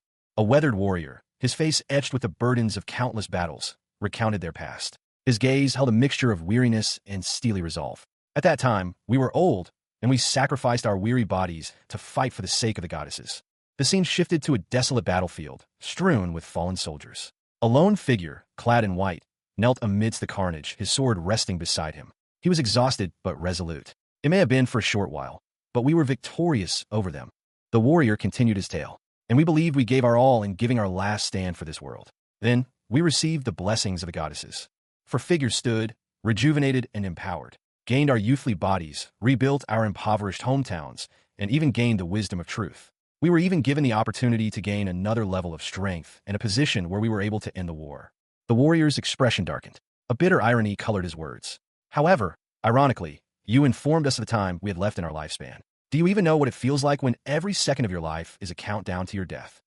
A shadowy army materialized behind him, their presence ominous. His voice was laced with betrayal. "We believed that you, who were given the highest position possible, wouldn't be greedy for immortality. However, it seems that we've only been too good to you." A woman with dark hair and piercing eyes addressed the warrior. Her tone was cold and dismissive. "However, mistakes and despair are reserved for those who enjoy life. So if you've received the answer to your question, then leave." A powerful energy erupted from the ground, engulfing the shadowy army and the warrior. The scene was chaotic and filled with intense energy. Amidst the chaos, a figure in a white coat emerged, his defiance clear. "No, my despair isn't that I have a limit to my lifespan." A woman with dark hair and striking purple eyes, adorned in dark attire, confronted a blonde man. She questioned him about the actions of the goddesses following a catastrophic event. The blonde man listened as the woman recounted the unfairness of their situation. Despite the sacrifices made by their people, they were dying. The blonde man's expression hardened. He declared his despair to be directed at the goddesses themselves. Surrounded by shadowy figures, the blond man questioned how beings who only experience a fraction of time could possibly understand the depth of his despair. A voice echoed, suggesting that while the immediate chaos was evident, the full truth remained unseen. A swirling vortex of energy filled the space, signifying a powerful shift in the narrative. The blond man, now holding a sword, declared that this world needed not a passive god, but a hero who actively punishes evil and upholds justice. He proclaimed their need for immortality to become the unwavering pillar that sustains the world. The blond man pleaded for immortality so they could protect the world, his words barely audible as he addressed someone named Garon. A woman, Zenova, stood before man. Her body was severely damaged, her flesh torn and decaying, yet a faint ethereal glow emanated from her. She seemed to be manipulating some form of dark energy. The man, his face etched with shock and grief, whispered Zenova's name. A disembodied voice echoed, stating that the pursuit of eternal life was not a sin. The man, seemingly in a mystical realm, was offered death, not as punishment, but as a release from the fear of death itself. The man, his hand now skeletal, was told that this painless death was a mercy, a way to escape the fear of death. He protested weakly. He angrily accused the goddess of darkness, shouting that this was the opportunity they had granted him. In a moment of bitter realization, the man screamed that it was the goddesses who had betrayed them, specifically mentioning Kivriel. His face contorted in rage and despair as he was consumed by a dark energy. His hand, the last vestige of his being, fell into the abyss. A robotic quadruped stood before the crater courthouse, its metallic frame gleaming under the setting sun. It muttered to itself, barely making it on time.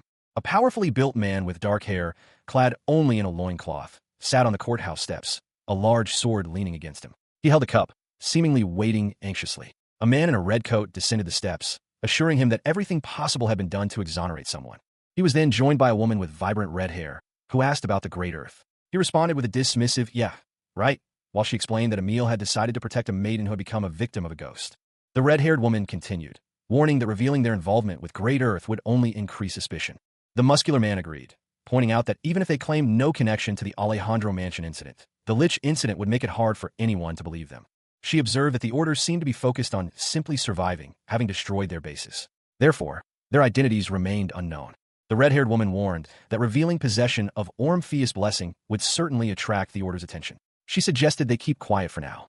The muscular man wondered if his guideline was abnormal, given his ability to use magic. The woman speculated that it was likely a unique blessing from a demon god, different from typical guidelines.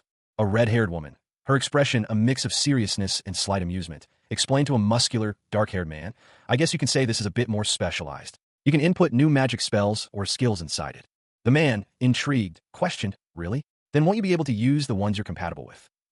The woman continued, emphasizing a key point. "The problem is you can even use those that you're not compatible with. You, a swordsman, and a high-level mage will both be able to use magic that could read an opponent's level. It's similar to how a dragon absorbs experience." She gestured to a device on her wrist. With this, a person can go beyond the capabilities of their own limits as a mage. The man listened intently as she elaborated, "Basically, humans are like computers with low specs, and advanced magic is like a high-spec program. The only way the computer can use the program is either to have a guideline or Ormflau's blessing." He nodded, relieved. "Still, we're really lucky to have escaped from the mansion. We were able to stop the magic because Maiden was stuck inside with us." The woman added, her expression serious, and the fact that this was only a fragment of Ormflau's blessing that the magic wasn't complete. She pointed to the device again, her voice laced with a hint of fear. "If this was a more complete blessing," she concluded grimly, "then you both would have probably never been able to get out of that magic trap, and I wouldn't have been able to do a single thing." Hanbin Ryu, a powerfully built man with dark hair, forcefully fed a piece of food to Effer, a red-haired woman with wide, surprised eyes. The action was swift and somewhat aggressive. Effer, still visibly startled, clutched the remaining food. Her expression conveyed a mix of shock and slight annoyance. Effer blamed Hanbin for not focusing on eating the food, pointing out that if it had been a larger portion, it wouldn't have been a burrito. Hanbin, meanwhile, reflected on his past, wondering what his life would have been like if he hadn't been transported to this world. Hanbin dismissed his thoughts as useless, stating that dwelling on what-ifs is pointless when time moves forward. He then focused on the present, emphasizing that their survival until now is what matters. Effer agreed. A scene shift showed a man demanding Effer drop something. He then asked her how her mission went. Effer explained that the mission was successful thanks to evidence she had gathered. The scene then showed Hanbin seemingly causing a disturbance, leaving others shocked and confused. A woman observed Hanbin eating the food, and then a sudden attack occurred. Han Bin reacted with anger and aggression, while another woman watched in horror. A woman with fiery red hair, dressed in a crimson jacket, exclaimed, her face contorted in a mixture of anger and disbelief. A montage of intense battle scenes flashed across the screen, showcasing various warriors locked in fierce combat. The images were dark and chaotic, hinting a large-scale conflict. The montage continued, focusing on a blonde-haired man in a white coat wielding a glowing staff, and a woman with dark hair, clad in black, wielding a sword. Their expressions were grim, determined.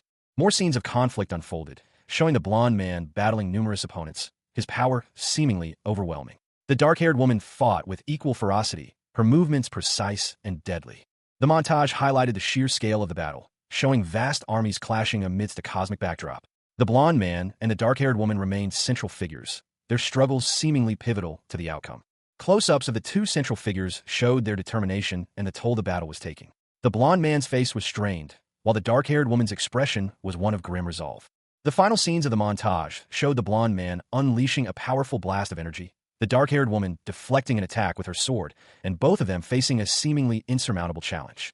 A montage of chaotic scenes unfolds, a clash of swords, a swirling vortex of dark energy, and a lone figure, Han Bin Ryu, with steely eyes, amidst the turmoil. His expression is one of grim determination, hinting at a long and arduous struggle.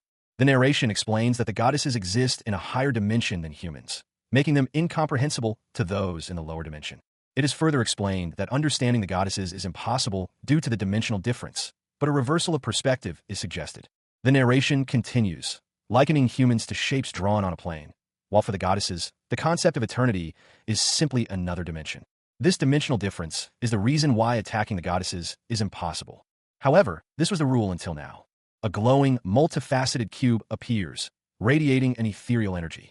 The text identifies the cube as dimensional sealing magic created by a goddess. A man, seemingly named Kivriel, reflects on the irony of a high-dimensional being trapped in a low-dimensional field. Kivriel speculates that they may have forced themselves into that space, and that the goddess of time and space was responsible for their presence there. A woman with long blonde hair and a golden headpiece holds a swirling purple energy in her hands. Her magic was beginning to fade. A man with blonde hair and piercing blue eyes explains that the woman's complete entrapment occurred only after her head was severed, and that even if she escaped now, it would be too late, as they had already absorbed half of her power. The blonde man continues, stating that because Akafula's blessing is incomplete, they are unable to absorb all the goddess's power. He holds a glowing, ornate card in his hand. The blonde woman asks how he plans to complete the blessing. The blonde woman explains that to keep the goddess trapped, they cannot leave the neutral space, and since there is no time in this space, their lifespan won't decrease while absorbing her power. She urgently asks if the other woman is listening. The blonde woman reacts in surprise to hearing the goddess's voice emanating from a cube. The man explains that it should be impossible in a low-dimensional field. The blonde woman is shocked that the man used some of the absorbed power. The man confirms that they will be able to communicate with the outside world, and that keeping a close eye on the Order of Light is important. He states that they will face religion with religion. The man reveals his plan to contact the Dark Brotherhood. A gloved hand, clad in dark fabric, held aloft a rectangular card. The card's surface depicted a golden cross-shaped sword, set against a rich, red-brown background, framed by an ornate golden border. The card was further examined, its details highlighted by a soft, ethereal glow. A young woman's face filled the frame, her eyes wide with excitement and her cheeks flushed. A wide, joyful smile stretched across her lips. The young woman addressed a muscular man with dark hair and a large sword. She exclaimed about the absurdity of registering a level 15 newbie hunter. The man responded that there were reasons for this. He offered to pay the registration fee, but another individual, a woman with reddish-brown hair, interjected, stating that she would pay since her brother owed a debt to the Volturian warrior. The reddish-brown-haired woman continued, mentioning that she had forgotten to bring back clothes and burn down Emil's temple. The muscular man expressed surprise at the mention of burning down a temple. He vowed to extract every penny from his brother as payment for saving his life. A nearby guild worker then offered the man a free guild card, since he was cooperating with the order. The muscular man inquired about becoming a hunter, having heard that it was possible for those who came from the countryside. Another individual observed him, noting his awkwardness and speculating that he was indeed from the countryside. A young man with reddish-brown hair confirmed that the muscular man was indeed a hunter. He commented on the man's seemingly new equipment, suggesting he had recently purchased it. A status box appeared, revealing his level 20 and species human. An official, seemingly unimpressed by Han Bin's level, questioned the timing of his decision to register as a hunter, considering his late entry at level 20. He then requested Han Bin's name and place of birth. Han Bin, a young man with brown hair, clad in simple yet sturdy armor, carrying a sword and shield, confidently stated that he hailed from Shanghai. With a wide, self-assured grin, Hanbin introduced himself as Sana, the warrior. The scene opens on a desolate, snow-covered landscape in the northeast of Kalduri, a kingdom with a history spanning 1,000 years. Alone, ancient tower stands atop a snow-capped mountain, a silent sentinel against the harsh elements. Suddenly, a disturbance erupts near the tower. A shout rings out.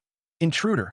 A group of people flee in panic from an unseen threat. One of them, exasperated, mutters, "Why the hell did dragons have to build a damn nest here?" Another shouts, "Run!" One of the fleeing individuals notices something else entirely, his voice laced with disbelief. "Why are the heresy inquisitors here?" A group of figures in dark robes and ominous masks approach, their leader possessing a striking, glowing hexagonal device on their face. The inquisitors advance relentlessly. From above, a lone figure is seen clinging to the side of the tower, seemingly unnoticed amidst the chaos. Hanbin Ryu, a recently discharged soldier, found himself in possession of a fragment of an Ormflau's blessing. He cursed his luck. The Inquisitors had arrived just as his experiment succeeded. Panic seized him. How could the Inquisitors have found this hidden location? He knew he needed to escape immediately. Hanbin's hasty retreat was interrupted. A figure, cloaked and powerful, blocked his path. The figure swiftly knocked Hanbin to the ground. Hanbin pleaded for mercy, explaining that he was merely a wanderer. His attacker hesitated, noting Hanbin's expensive-looking clothing and wondering about his rank. The attacker also worried about Hanbin's hidden level, making a direct confrontation risky. The attacker admitted that while they didn't usually target refugees, Hanbin's origin as someone from Great Earth changed things. The attacker prepared to unleash a powerful attack. A man with a crazed grin pointed a golden firearm at the protagonist. He cackled, "Kaya, if you already knew that, then you should have killed me on the spot." His laughter intensified as he continued. "Did you think you'd be fine in front of this gun that I created?" Suddenly, the protagonist moved with incredible speed. He vanished in a blur, leaving only a crater where he once stood. The attacker lay defeated in the newly formed crater, his weapon broken. Another figure approached, observing the scene. The newcomer stated, "Seeing as how you use a gun, it seems that you're an otherworlder that has crossed over recently. Don't you know there's a reason for everything?" He held a glowing green object in his hand, explaining, "The reason why your seniors never used guns, and why they just left you to live, there's a reason for everything." He continued, handing over the fragment will. Hanbin Ryu, a recently discharged soldier, let out a weary sigh. He was slumped against the cold, unforgiving surface, the remnants of his journey still clinging to his dark, ornate armor. Nearby, a small, ornate box lay open, its contents spilled onto the ground. He muttered to himself about the inconvenience. The scene shifted to a desolate, snowy landscape. A towering structure, seemingly ancient and ominous, loomed in the distance, watched over by several cloaked figures. A monstrous figure emerged from the swirling snow, its massive form radiating an aura of immense power. It let out a booming, maniacal laugh. A man with blonde hair and a peculiar mask appeared, seemingly unfazed by the creature's size. He sneered, promising to teach the beast a lesson. The blonde man, whose name is Alejandro, internally assessed his own strength, noting a significant increase in his level and skills.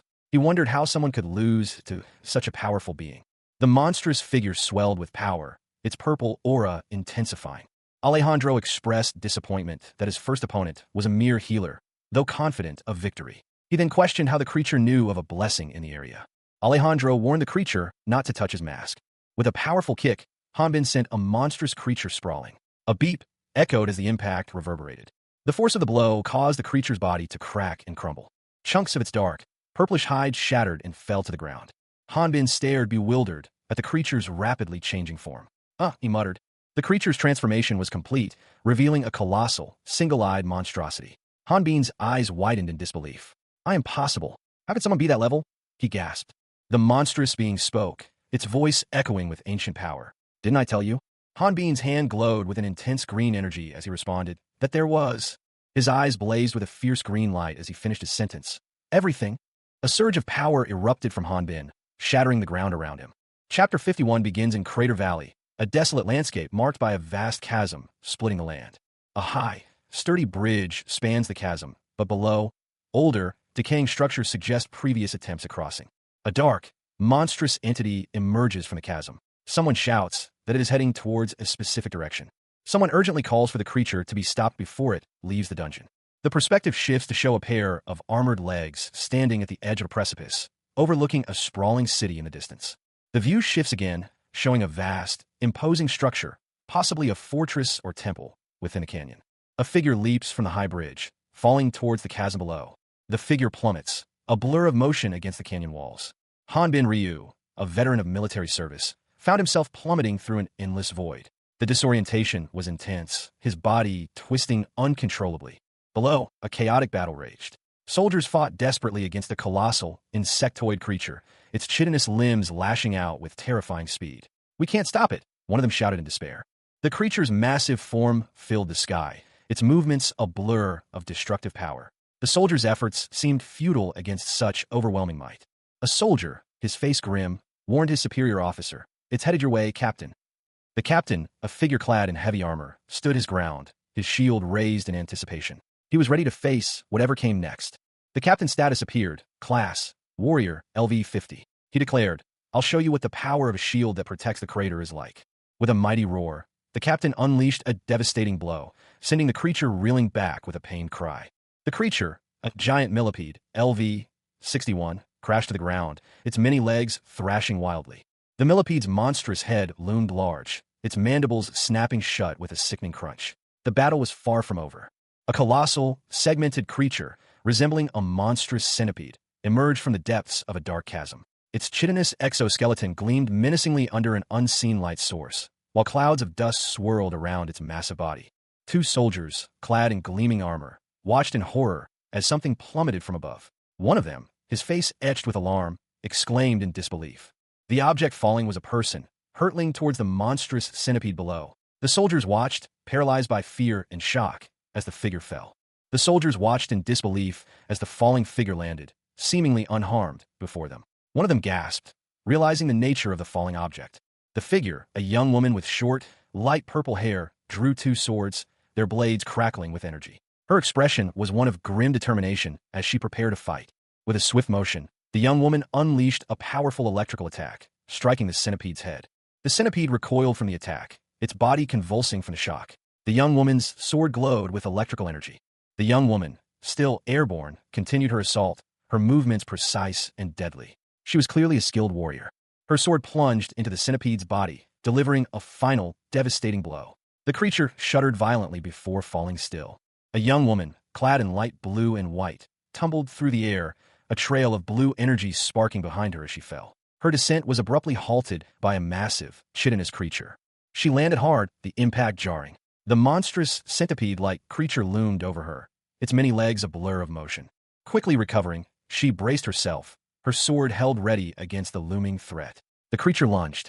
Observers watched from a distance, their voices filled with awe and fear. "It's Effer, the new hunter that appeared 2 months ago. She's been leveling up at a frightening speed."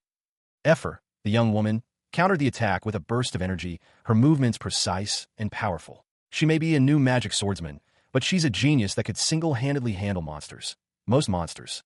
Nearby soldiers watched, their expressions a mix of fear and morbid fascination. One whispered, "According to rumors, her sister died in that dragon's nest incident, but decided to become a hunter to help the people." Another added, "Sir, it's kind of scary that you know so much."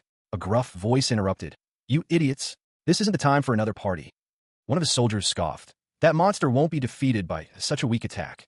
The centipede reared back, preparing for another attack. A woman with long, fiery red hair appeared, a strange golden staff in her hand.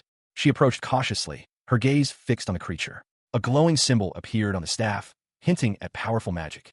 Hanbin Ryu, a recently discharged soldier, found himself in a desperate struggle against a monstrous creature. He wielded a strange staff, channeling a surge of blue energy in a desperate counterattack.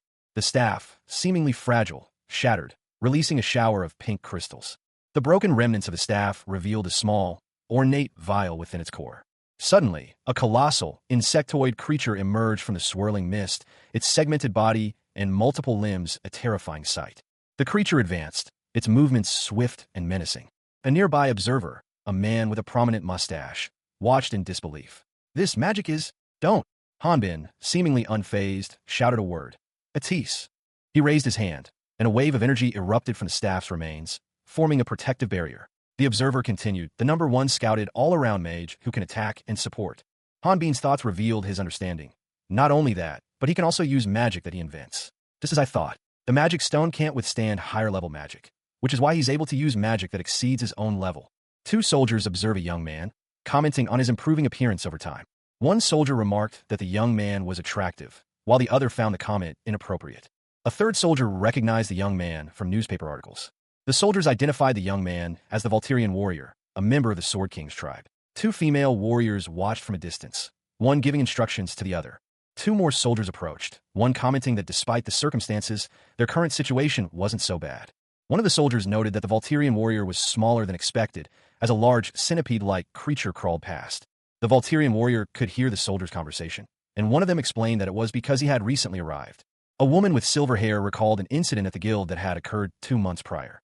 She connected the incident to the Volturian warrior.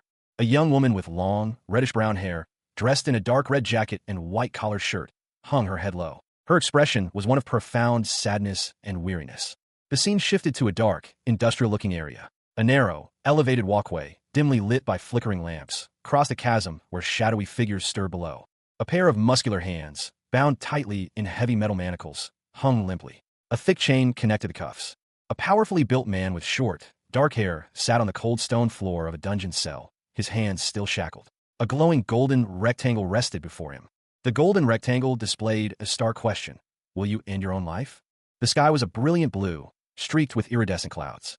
Below, a large building stood, its architecture a curious blend of styles. A voice, laced with disdain, commented, TCH. Do hunters have no aesthetic values? Two men stood before a group of guards. One, stout and jovial, remarked, it's like a building where those otherworlder criminals live. The other, more refined, responded, well, isn't it true that they've influenced the architecture of this world as they crossed over? Approaching the Hunters Guild, one man asked another, what brings you to the Hunters Guild, Judge? The judge replied, it's about that white-haired girl that was recently on trial. I believe her name was, Miss Effer? That's right. She's been on my mind lately. A man, observing Miss Effer from afar, commented, she's quite pretty. I feel that it's a shame that such a pretty girl is doing dirty jobs as a hunter. He continued, what's her party like? I came because I was worried. A man with glasses, looking displeased, observed someone. He muttered to himself about the person's disgusting appearance while saying favorable things, noting that he should be patient since the person was a small-time noble who made large donations to the order. The scene shifted to a bustling Hunters Guild. Someone questioned if the atmosphere was usually this noisy. Due to the nature of their work, friction between hunters was always high. Furthermore, they carried weapons which could lead to fatal consequences during private altercations. To prevent this, the use of weapons in disputes between hunters was strictly forbidden within the guild. Violators would lose their licenses. This rule was particularly enforced when a new hunter registered with a level above 20. Essentially, this happened whenever someone suspected of being an otherworlder appeared at the Hunters Guild. A hunter fell to the ground, surrounded by other hunters. He groaned in pain. Confused, he wondered what had just happened. Hanbin Ryu, a recently discharged soldier, found himself pushed by someone. He questioned the action, asking, why do you push me? Meanwhile, another individual, seemingly concerned, addressed someone named Bin, questioning whether a child was an otherworlder. A woman with red hair, Atis, and another, Effer, then inquired if they had heard of Shanghai or Zhang Luxin. Effer, the girl with silver hair, reacted with confusion to the mention of Zhang Riashan, wondering if it was a type of food.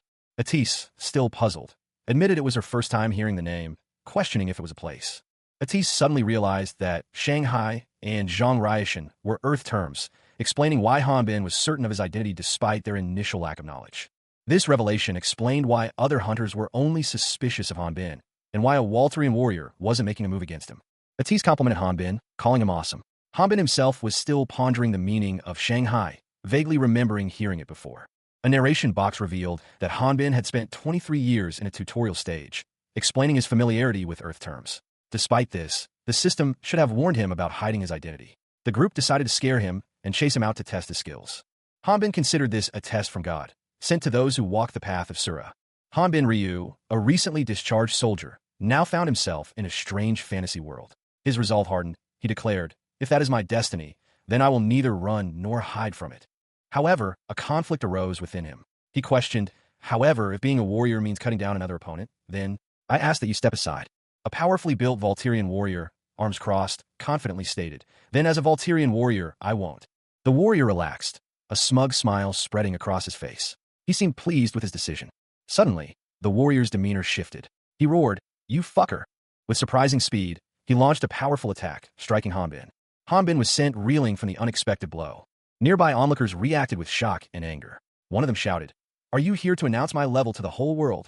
If you're gonna die, then go and die in a corner somewhere. Hanbin, dazed and frustrated, angrily demanded, why the hell did you have to tell everyone my level? Hanbin Ryu, a recently discharged soldier, found himself in a precarious situation. He stared in disbelief, his face contorted in a mixture of shock and fear as he processed the information. The Volturian warrior was level 5. A silent scream escaped him. I'm fucked. The impact of the revelation reverberated through him. He was still reeling from the unexpected blow. A young woman with gray hair, wielding a sword, taunted him. Kya, how does it feel like getting bitch-slapped by a Volturian moron? Meanwhile, another young person with reddish-orange hair watched the scene unfold with a mixture of amusement and alarm, urging someone named Atis to intervene. Atis, do something. Ha ha, I wonder what just happened. Atis, a bystander, observing the unfolding chaos, questioned the situation. Hey, what the hell is going on? The Volturian warrior is level 5? But judging by how that person fights, it doesn't make sense, does it? Two soldiers discussed the absurdity of a level 5 warrior fighting a level 70 monster. One of them scoffed. How can a level 5 hunt a level 70 monster? What a joke. Ha ha ha. That's right. Maybe he's just a crazy bastard, not an otherworlder. Hanbin, grateful for the unexpected assistance, addressed the soldiers. Thanks, guys. Don't know who you are, but what the hell? It's me, the one you gave the artifact spear to. Anyway, thanks. Suddenly, a group of soldiers surrounded Hanbin, demanding his surrender. Stop right there. Drop your weapons and surrender. A priest, Emil, arrived on the scene, identifying the soldiers as belonging to the judge, not the order. Ah, good thing that you're here, Priest Emil. Can you do something about these guys? These aren't people from the order. They're the judge's soldiers. The scene concluded with two of the judge's soldiers lying unconscious on the ground, one on top of the other. Chapter 52 begins with an explanation. The Crater Prison Camp was built to confine otherworlders. The narrative then shifts to a visual depiction of this prison. All captured otherworlders are confined within this hellish structure. It is revealed that this massive structure was designed by Garhon, the Terrible. The prison's construction is detailed. It was built using naturally formed dungeons on both sides of a steep valley. The prison has 26 floors to house the otherworlders, and escape attempts are futile. Anyone trying to break out will fall over a steep cliff. Even trying to fly out is impossible. The walls are 15 meters thick. The deepest parts of the prison walls are at least 40 meters thick, a fact highlighted by the inability of even Barolt, the Sword King, to penetrate a 48-meter thick steel wall during a test. Therefore, even a powerful Volturian like the protagonist would be unable to escape this prison. A man with dark hair and intense eyes stood before another, a shorter man in a cap. His expression one of concern. The taller man was addressed with disdain. You got it? You greenhorn Volturian. The shorter man's voice rose in anger. He declared, from this moment on, you're not a Volturian. The taller man's eyes narrowed. The words during your 100-year sentence here hung heavy in the air. A sinister-looking man with a large mustache and a goblet of wine in his hand leered down from above. The taller man, still in his cell, reacted with disbelief. What? 100 years? He shouted in outrage. Why? Why 100 years? Another individual explained. That was an accident. It was all that other guy's fault in the first place. There's no point in asking for an appeal since all the other judges are also nobles. We asked Priest Emil for help, but he said they won't even give you a chance to be exonerated. Two women sat before the cell, observing the imprisoned man. One had red hair, the other gray. The text below stated, plus, it looks like that judge is in charge of Crater Prison. Even if outsiders make a fuss, it won't matter. The gray-haired woman offered a solution. But since we heard that he likes money, we're thinking about paying him off. A voice, calm and reassuring, cut through the darkness. That's right. Just sit tight. We'll do our best to save money. The camera angle shifted, revealing a bleak, multi-tiered cell block. Rows of identical doors lined the walls, each one a potential prison for a soul lost in this strange world. Hanbin Ryu, his back to the viewer, stood within the cell block, his silhouette stark against the dim lighting. He seemed lost in thought, his gaze fixed on the distant rows of cells. His thoughts turned inward. He realized that escape was not an option.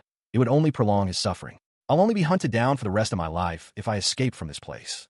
He continued his internal monologue, weighing the consequences of his actions. And I'll also lose my chance to receive the goddess blessing through the order, which means I won't be able to meet the goddesses and ask them to return me back home. Resignation settled over him. I guess I can't do anything else but to wait for Atis and Epher. In the background, a scuffle erupted. The sounds of a struggle echoed through the cell block. A furious voice boomed from outside his cell. You bastard. Huh, do it look like a joke to you? You've only been here a week. Hanbin, lying on the floor, responded weakly. Please stop. This isn't right. Another voice, this one more aggressive, pressed him. Then what did you do that got you in here, huh?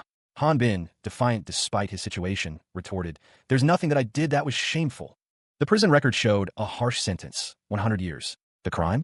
Throwing an unidentified person towards a noble, resulting in a charge of attempted assassination. A man's face, etched with worry and confusion, filled the next frame. The record noted he had previously worked as a bodyguard. Another entry, another 100-year sentence. This individual had worked for the Order of Light for a single week. Suddenly, a cheerful voice broke the somber tone. A muscular man appeared, surprised to see his acquaintances. He regretted not having punched one of them instead of merely slapping him. The muscular man called out to one of his friends, using a derogatory nickname. One of the men denied knowing the muscular man.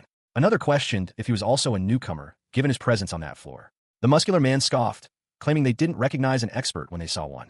A smaller man recounted his own experience with the muscular man, emphasizing the unbelievable fact that he was only level 5. The muscular man struck a powerful pose, a surge of energy emanating from his hands. His attack sent one of his friends flying.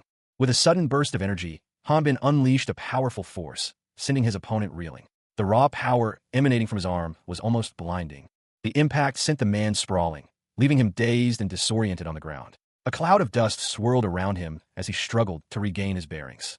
The other young man watched in astonishment, exclaiming about the incredible skill Hanbin had just displayed.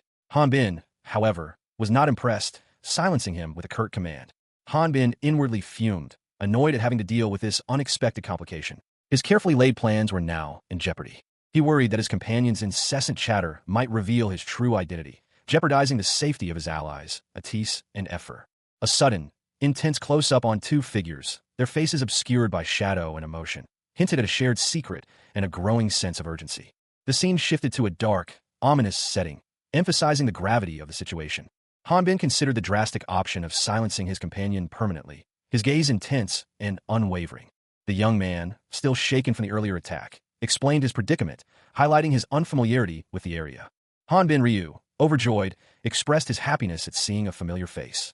He smiled broadly at the other young man, who seemed equally pleased to see him. The scene was bathed in a warm, golden light. A close-up showed a man's lips curled into a smirk. The man sighed, then introduced himself as Felid Bin, requesting to be called Felid. Another man, Zhang Luxin, introduced himself and expressed his pleasure at meeting Hanbin. Zhang Luxin then questioned Hanbin's survival up to that point, his expression one of disbelief. Zhang Luxin pointed out that Hanbin's status as an otherworlder was quite obvious, and wondered how he had managed to avoid detection.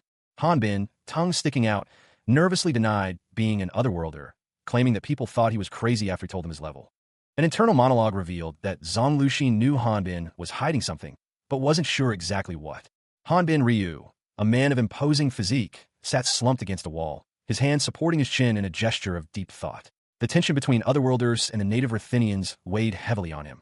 Another man, smaller and lighter in build, approached Hanbin, offering him several glowing, teal stones. He explained that they were magic stones, a token of his thanks.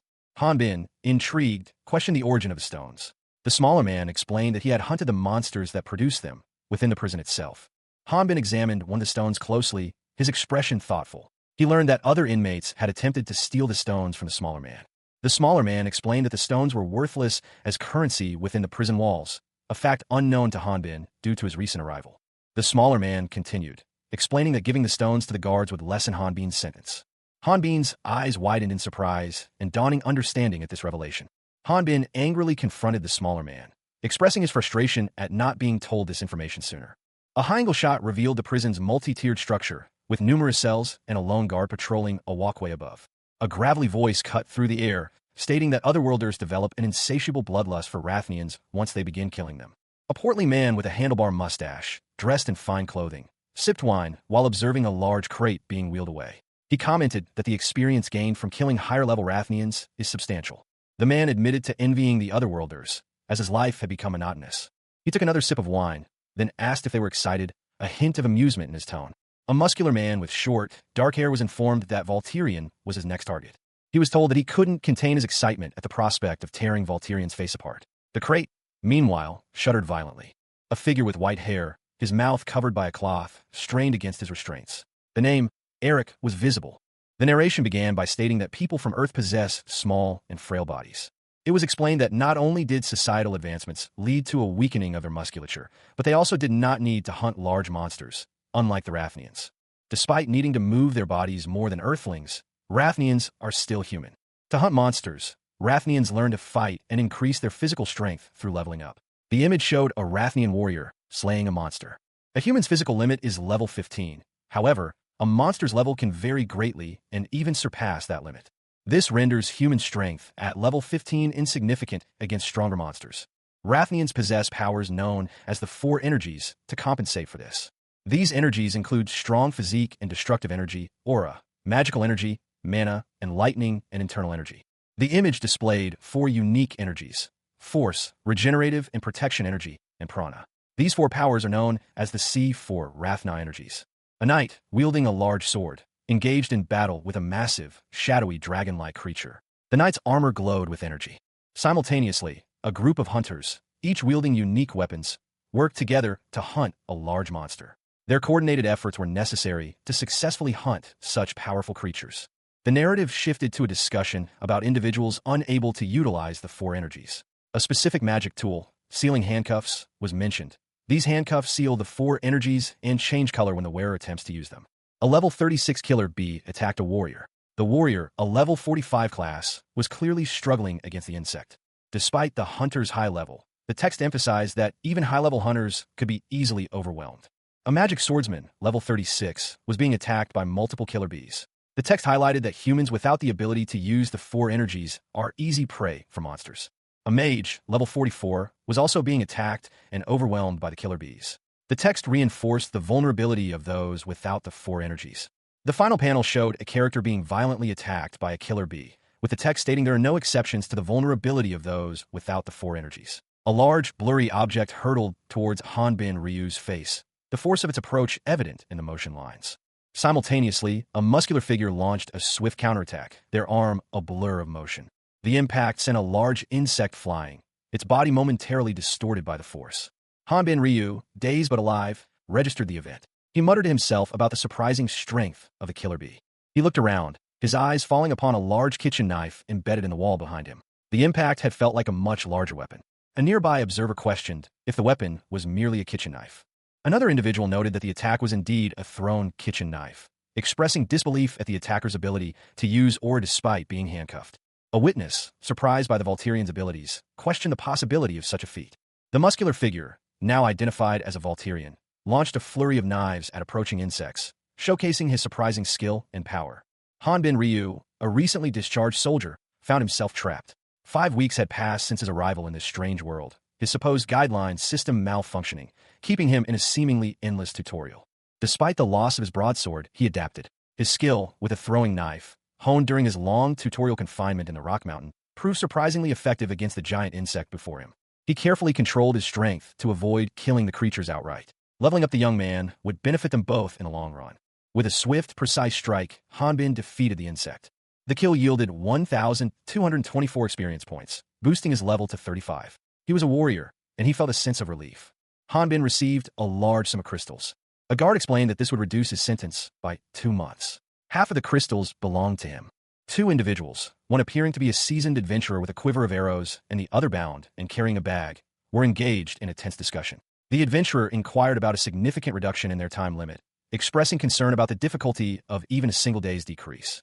The conversation continued, with the adventurer proposing a trade involving bread and kitchen knives. His companion, a younger man, questioned the practicality of such a trade, suggesting actual weapons would be more beneficial.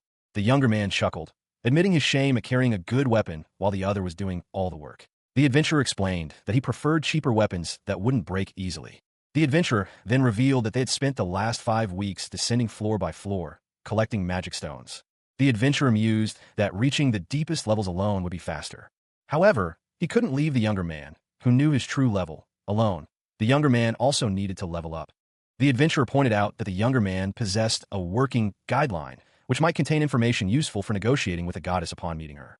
He concluded that they both needed to be released at the same time. Hanbin Ryu, a young man with a cheerful expression, explained to his companion, a larger, darker-skinned man, that instead of reducing his sentence, he would prefer something else. Hanbin then made a request: 100 loaves of bread. The bread was distributed to a large group of people, described as victims of bullies from the upper floors. They expressed their gratitude. A voice questioned Hanbin's use of his hard-earned magic stones for this purpose. Hanbin and his companion laughed, stating that monsters would reappear regardless, and invited everyone to help themselves to the bread, despite its quality. An angry voice called Hanbin a moron, questioning his decision and whether he wanted to rot in jail forever. Hanbin, unfazed, responded that a hero cannot ignore suffering, even if it means helping criminals. Suddenly, the sound of approaching footsteps was heard. The sound of heavy footsteps grew louder as several figures in dark armor approached. A dark, imposing structure loomed. The air hung heavy with an oppressive silence. A lone figure, Hanbin Ryu, moved purposefully through a corridor flanked by rows of guards. He was visibly tense, his body coiled and ready for action. Hanbin surveyed his surroundings, his expression grim. He muttered to himself, deeming the place a total cesspool. Suddenly, a large, imposing figure appeared, demanding to see the judge. A desperate plea echoed through the hall. A man, his face etched with worry, begged for a family visit. Guards intervened, ordering him a halt. A discussion ensued regarding the farmer's bail. An official scoffed at the idea, suggesting he hunt monsters to atone for his past transgression. It was revealed that the farmer had lost a leg 3 months prior in a monster attack. The officials debated the farmer's inability to hunt or gather magic stones due to his injury. One suggested giving him another chance. The decision was made. The farmer would be returned to the dungeon. Hanbin Ryu, a recently discharged soldier, found himself kneeling on the cold, hard ground. He called out desperately for a judge. The head warden, a stout man with a walrus mustache, approached. He explained that otherworlders like Hanbin were no longer profitable and questioned his presence in this dilapidated place. Hanbin explained that he was looking for a prisoner. Meanwhile, a bound prisoner cried out for help, calling for Hans and Charlie. His pleas continued, desperate and choked with fear, as he was dragged away. A guard ordered the prisoner to stop squirming, mentioning that they didn't have to kill him themselves. The scene shifted to Hanbin, his back to the viewer, observing the situation. He turned, revealing a powerful physique. Someone shouted, "Volturian! You madman!" Hanbin, now identified as Volturian, stood amidst guards, his presence radiating power and menace. Hanbin Ryu, a recently discharged soldier, found himself sprawled on the ground, the impact of a blow sending him reeling. 2 figures in dark armor loomed over him, their legs and weapons visible. Above him, the armored figures questioned his intentions, their words laced with suspicion. "Are you looking for a fight?" The perspective shifted, focusing on the armored figures' feet as they stood over Hanbin. In a different location, 2 men conversed. One, powerfully built, confidently declared they were about to enter the dungeons themselves. His companion, smaller and more sinister looking, added with a laugh that they had already cleared out the monsters from another dungeon. The armored figures explained that they had cleared out all the monsters from another dungeon, allowing them to enter this one together. Hanbin, still on the ground, watched them, confusion evident in his question, "What are you doing?" The 2 armored figures turned to Hanbin, their faces obscured by their helmets, but their tone implied suspicion as they questioned his intentions. "Weren't you about to head in?" Hanbin's eyes glowed red as he rose, a dangerous glint in his gaze. He challenged them with a question. "Did you want to go around?" The scene transitioned to a view of a bright, cloudy sky. The scene opens in the northeast of Kalduri, a kingdom with a history spanning 1,000 years. The location is identified as the Snowy Mountains, home to a 1,000-year-old dragon's nest. A group of figures stands atop a rocky outcrop.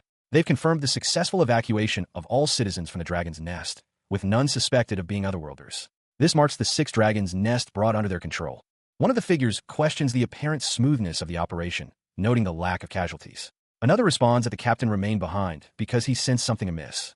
The group contemplates the state of the dragon's nest, questioning what would remain after its destruction. A closer view reveals the extent of the damage to the dragon's nest. One of the figures remarks on the displeasure caused by the situation.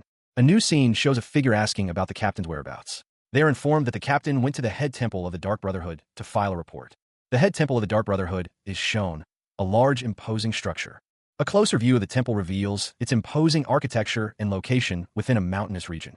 The final scene shows the Saint's Chapel, a location seemingly within the temple complex.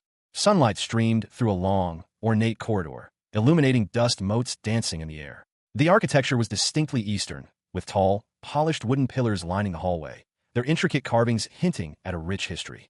In a grand hall, a figure in dark robes addressed someone unseen. They inquired about the success of a recent expedition. 3 figures stood before a large screen or tapestry. One, centrally positioned, appeared to be receiving an offering from another, while a third stood guard. The Inquisitor reported that their investigation had revealed a research facility for otherworlders, as the Saintess had foreseen. They had also recovered a powerful artifact. The artifact, a small crystal, emanated an ominous aura, despite its size. The Inquisitor emphasized its importance in preventing widespread chaos. Sir Leon Hart, a man in a dark robe and mask, was informed that the Goddess of Darkness would look favorably upon him. The full view of Sir Leon Hart was revealed, his attire suggesting a position of power and authority. A close-up of Sir Leon Hart's face, obscured by a hexagonal mask with glowing blue lines. Sir Leon Hart, still masked, addressed the Saintess, commenting on the strangeness of the situation. A woman with long black hair, seemingly floating amidst swirling dark energy, was the focus of the discussion. A blond man, partially visible, questioned, In the past, wouldn't the goddesses send us prophets to observe our world, then give us enlightenment? The woman remained suspended, the dark energy continuing its ethereal dance around her. The blond man continued. They never directly influenced our behaviors. He posed a further point. Wouldn't that just imply how disrespectful the otherworlders are now? A man in a red and gold coat, Sir Leon Hart, appeared, stating, "However, by the time we arrive at the scene after receiving the oracle, the casualties already exceed 100 people." Leon Hart, his face obscured by a hexagonal mask, pressed his point further. "If the goddesses know the location, then shouldn't they inform us earlier?" An older woman, addressed as Sir Leon Hart, spoke. She stated, "I've been a saintess for over 70 years. Another individual, seemingly a priest or similar figure, chimed in. "And true to what you say, I've never received this many oracles at a given time." Leon Hart, still masked, retorted, "However, how dare you question their judgment when the goddess's only concern is for the safety of this world? You may be one who's blessed, but questioning so is unforgivable." The saintess responded, "Forgive me for my foolishness. You may not grow old. However, I pray that you won't make the same foolish mistakes when you were younger. Take care of the words you speak." A masked individual, presumably Hanbin Ryu, stood before a group of people. One of them, a woman in traditional garb, reminded him to remove his mask on his next visit. He offered a brief apology. The woman's comment about his handsome face was followed by a declaration from the masked individual that he would remain on standby until the next oracle was revealed. Another individual, offering a blessing to the goddess of darkness, Kiviril, from Ormfaus. The masked individual reflected on the detailed oracles received, which allowed them to obtain Ormfaus' blessing. Despite repeated inquiries, the goddesses only revealed that their existence should remain hidden from otherworldly beings. The masked individual sensed something was amiss. He questioned what was happening. A hand reached out to receive a crystal.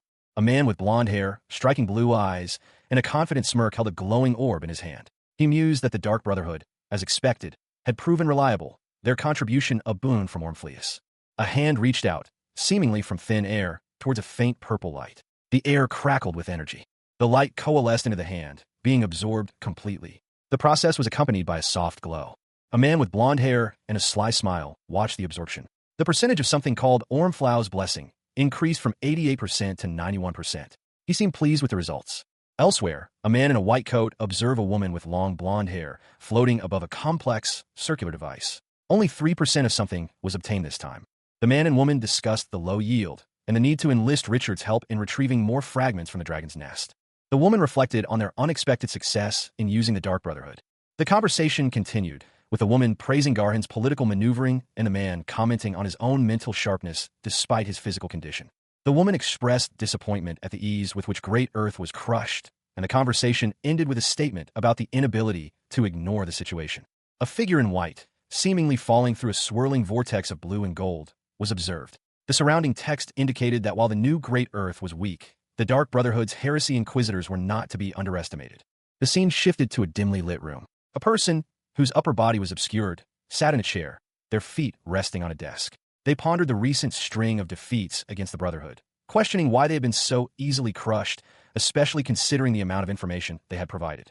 Leon Hart, described as one blessed by the goddesses, was shown resting in a dimly lit room, surrounded by books. The text indicated that he was a member of the Dark Brotherhood. A conversation ensued. One individual suggested that Leon Hart should be brought to their side, as they could learn from his lifespan. Another countered that he may have received the goddess blessings, but had refused a successful life in joining the Brotherhood.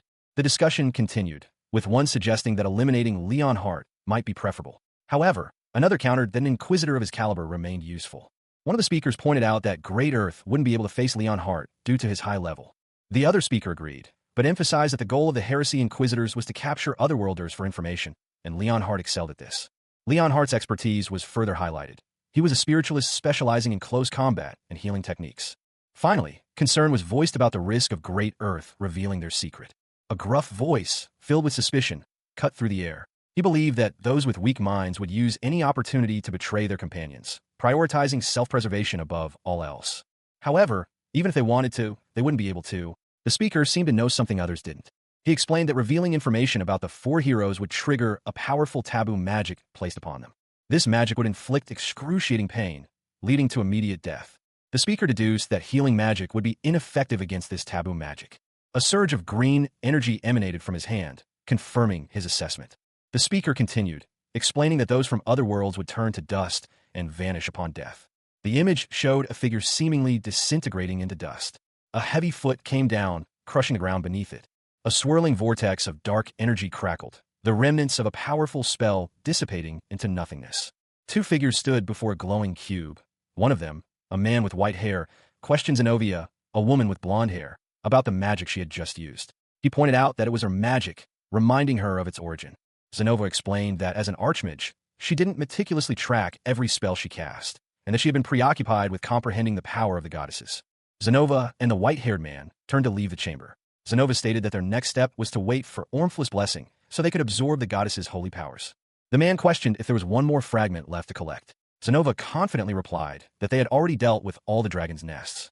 Zenova clarified that the dragon's nests managed by Otherworlders weren't the only places the fragment could be. She revealed that she had heard of another Otherworlder imprisoned in a crater prison camp she had created long ago.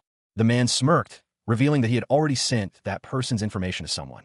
The scene shifted to a group of prisoners, one of whom, a woman with vibrant red hair, was prominently featured. The man's voiceover explained that all they had to do was wait for Leslie, who had infiltrated the camp.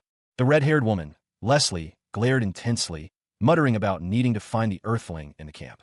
Hanbin Ryu, a recently discharged soldier adrift in life, found himself in a desperate situation. He knew that if he didn't act quickly, he would be next on the list of targets. His thoughts raced. He needed to find the others, secure the fragment, and escape. But then, a sudden and unexpected sight stopped him in his tracks. A group of guards, alerted to his presence, rushed towards him. One of them shouted, "You madman!" Meanwhile, a conversation unfolded between several individuals. One of them questioned the whereabouts of the Volturian warrior, believing him to be dead. Another countered, mentioning that the individual next to the Volturian had attempted to assassinate a judge. A different individual chimed in, stating that the Volturian warrior had arrived intentionally after hearing about the wicked events transpiring within the facility. They also noted that the young man with the red scarf was not the one Garhan was referring to. The young man with the red scarf, identified as a level 35 warrior, was deemed suspicious due to his low level and the incongruity of his imprisonment timing. The problem, as one of the guards pointed out, was that they had already reported to Garhan that the Volturian warrior was dealt with, yet he was still alive. Another guard, observing the low-level warrior, questioned his claim of being a Volturian, suspecting deception. Two guards in dark blue and silver armor confronted Hanbin Ryu, their swords drawn. "Stop right there," one of them shouted. A young man with brown hair, seemingly a companion to Hanbin, approached, concern etched on his face. He asked Hanbin, "Take care of who? Were you thinking of committing suicide here?" Hanbin, his expression grim, replied, "I already have 2 dragons to take care of." Hanbin's eyes glowed red with anger as he muttered to himself, "Fucking noble bastard. He should just leave after taking a quick look around." His anger intensified, his gaze fixed on something beyond the immediate scene. Hanbin turned to the guards, his voice low and dangerous. "What are you standing around for?" The guards, visibly shaken, reacted with fear. His murderous intent is tremendous. One of the guards, eyes wide with shock, exclaimed, "This is a Volturian." The young man smirked, a knowing glint in his eyes. "So that's what you meant?" A powerful fist clenched, a surge of energy emanating from it. One of the prisoners declared that they could no longer remain silent. 2 prisoners, emboldened, voiced their agreement, asserting that silence would not save a single life. Another prisoner, his voice ringing with defiance, called upon those who felt unjustly sentenced to stand up. Guards, clad in heavy armor, reacted with alarm and anger to the sudden rebellion. One guard shouted at the instigator, calling him a moron. A guard questioned the sanity of the rebellious prisoner, but another prisoner countered that the prison system itself was the truly insane element. A prisoner, his face contorted with rage, shouted about the families they had left behind, emphasizing the unfairness of their extended sentences. He explained that he had been imprisoned far longer than his original sentence, highlighting the impact on his family. His child had grown into an adult during his unjust confinement. Other prisoners joined the chorus of complaints, expressing their anger and frustration. They demanded their release, their sentences having been fully served. The prisoners continued their cries for freedom, their desperation palpable. A chaotic scene unfolded. Several people, bound and clearly distressed, desperately cried out for release. Their pleas echoed through the air, a desperate chorus of "Release us." The cries continued, growing louder and more frantic. Among the captives, a young woman with vibrant red hair and striking yellow eyes stared ahead, her expression a mixture of fear and defiance. The intensity of the situation was palpable. The shouts intensified into a full-blown riot. A nearby soldier, witnessing the escalating chaos, urgently warned someone nearby, "It's a riot. Please escape, sir." A nobleman, his face contorted in a mixture of shock and outrage, watched the unfolding events with disbelief. "How dare these peasants do this in front of a noble?" he exclaimed, his voice laced with fury. The nobleman's fury escalated. He declared, There's only one way to deal with such lowly bastards. Bring him out. Elsewhere, two men observed the scene with concern. One of them, clearly startled, exclaimed, "What the hell is going on?" The other man, more composed, offered an explanation. "I believe it's the warrior's way to save those that are weak. So they must have realized this. A true warrior, no, hero, helps the people to stand up for themselves." One of the men, overcome with emotion, declared his loyalty. "I shall serve you forever, brother." The other man, however, remained skeptical, responding with a curt, "Stop ting. Let's all follow the Volturian hero." Hanbin Ryu, his body straining against the bonds, gasped for air as two figures loomed over him. The name Volturian was shouted repeatedly, a desperate plea echoing in the confined space. The shouts continued, punctuated by Hanbin's ragged breaths. He was shackled, his movements severely restricted. Hanbin continued to struggle against his restraints, his breathing heavy with exertion. The metallic restraints were firmly secured around his arms, preventing any escape. A crowd of people surged forward, their faces a mixture of anger and fear. Their shouts and agitated movements indicated a volatile situation. One of the figures in the crowd raised a weapon, aiming it towards Hanbin. A man from the crowd stared in disbelief, his mouth agape. He seemed shocked by what he was witnessing. Hanbin, still bound, was escorted through a dark corridor by 4 guards armed with spears. He was clearly a prisoner. A woman, watching from a distance, whispered in astonishment, "There really was an otherworlder in here." 2 men stood together, one with a look of disbelief on his face, muttering, "I can't believe it." A woman with crimson hair and striking yellow eyes gasped, exclaiming to those around her, "That's the otherworlder that Garhan was talking about." A crowd of people watched, their expressions ranging from fear to suspicion, as a young man with white hair and a gas mask was revealed to be level 61, class, magic swordsman. The young swordsman, his face partially obscured by the mask, spoke with a cold tone, "Uncivilized bastards. Now, they're quiet." The swordsman addressed a man in fine clothing, his fist clenched. "That's right. Showing you this much fear is just about right for shits like you." The crimson-haired woman spoke again, her voice laced with a hint of worry. "As soon as I release him, he'll get rid of you all in less than 5 minutes. For sure, I may be a higher level than him, but..." The swordsman, still bound, thought to himself, "It'll be difficult since I have these sealing handcuffs on. Should I make a run for it right now?" The man in fine clothing laughed, his voice booming. "However, I am merciful, and my merciful judgment right now. I shall add an additional 50 years to every bastard here for the act of rebellion." The man continued, his voice filled with cruel glee. "And the madman who led the rebellion will get 100 years. Hanbin Ryu, a young man with brown hair, argued with a much larger, dark-haired man. He insisted that the plan wasn't his idea, blaming his brother. The larger man retorted that if the plan succeeded, the Volturian would receive an additional 200 years. The scene shifted to a prison camp. A gruff voice, presumably a guard, observed that the 2 newcomers were unlike the others. They had dared to attack the great man and caused a riot. A merciful judge offered a deal. With everyone's sentences hanging in the balance, a proposition was made. The judge wanted Hanbin to fight another otherworlder. The outcome of this fight would determine their fate. A masked figure, seemingly the otherworlder, was shown. The judge's instructions were clear: slash, stab, and rip each other apart. The judge's words were accompanied by a close-up of his face, contorted in a furious expression. The intensity of the situation was palpable. The judge threatened to reduce everyone's sentences if Hanbin won. His rage was evident. Hanbin's fellow prisoners reacted with shock and disbelief. One of them refused to participate in such a brutal fight. The judge explained that Hanbin's true level would soon be revealed, making the fight inevitable. One of the prisoners proposed a plan to reduce their sentences by hunting monsters. They would repay their debts themselves. A burly man, his back to the viewer, was being escorted down a dimly lit corridor. He carried a large knife at his hip.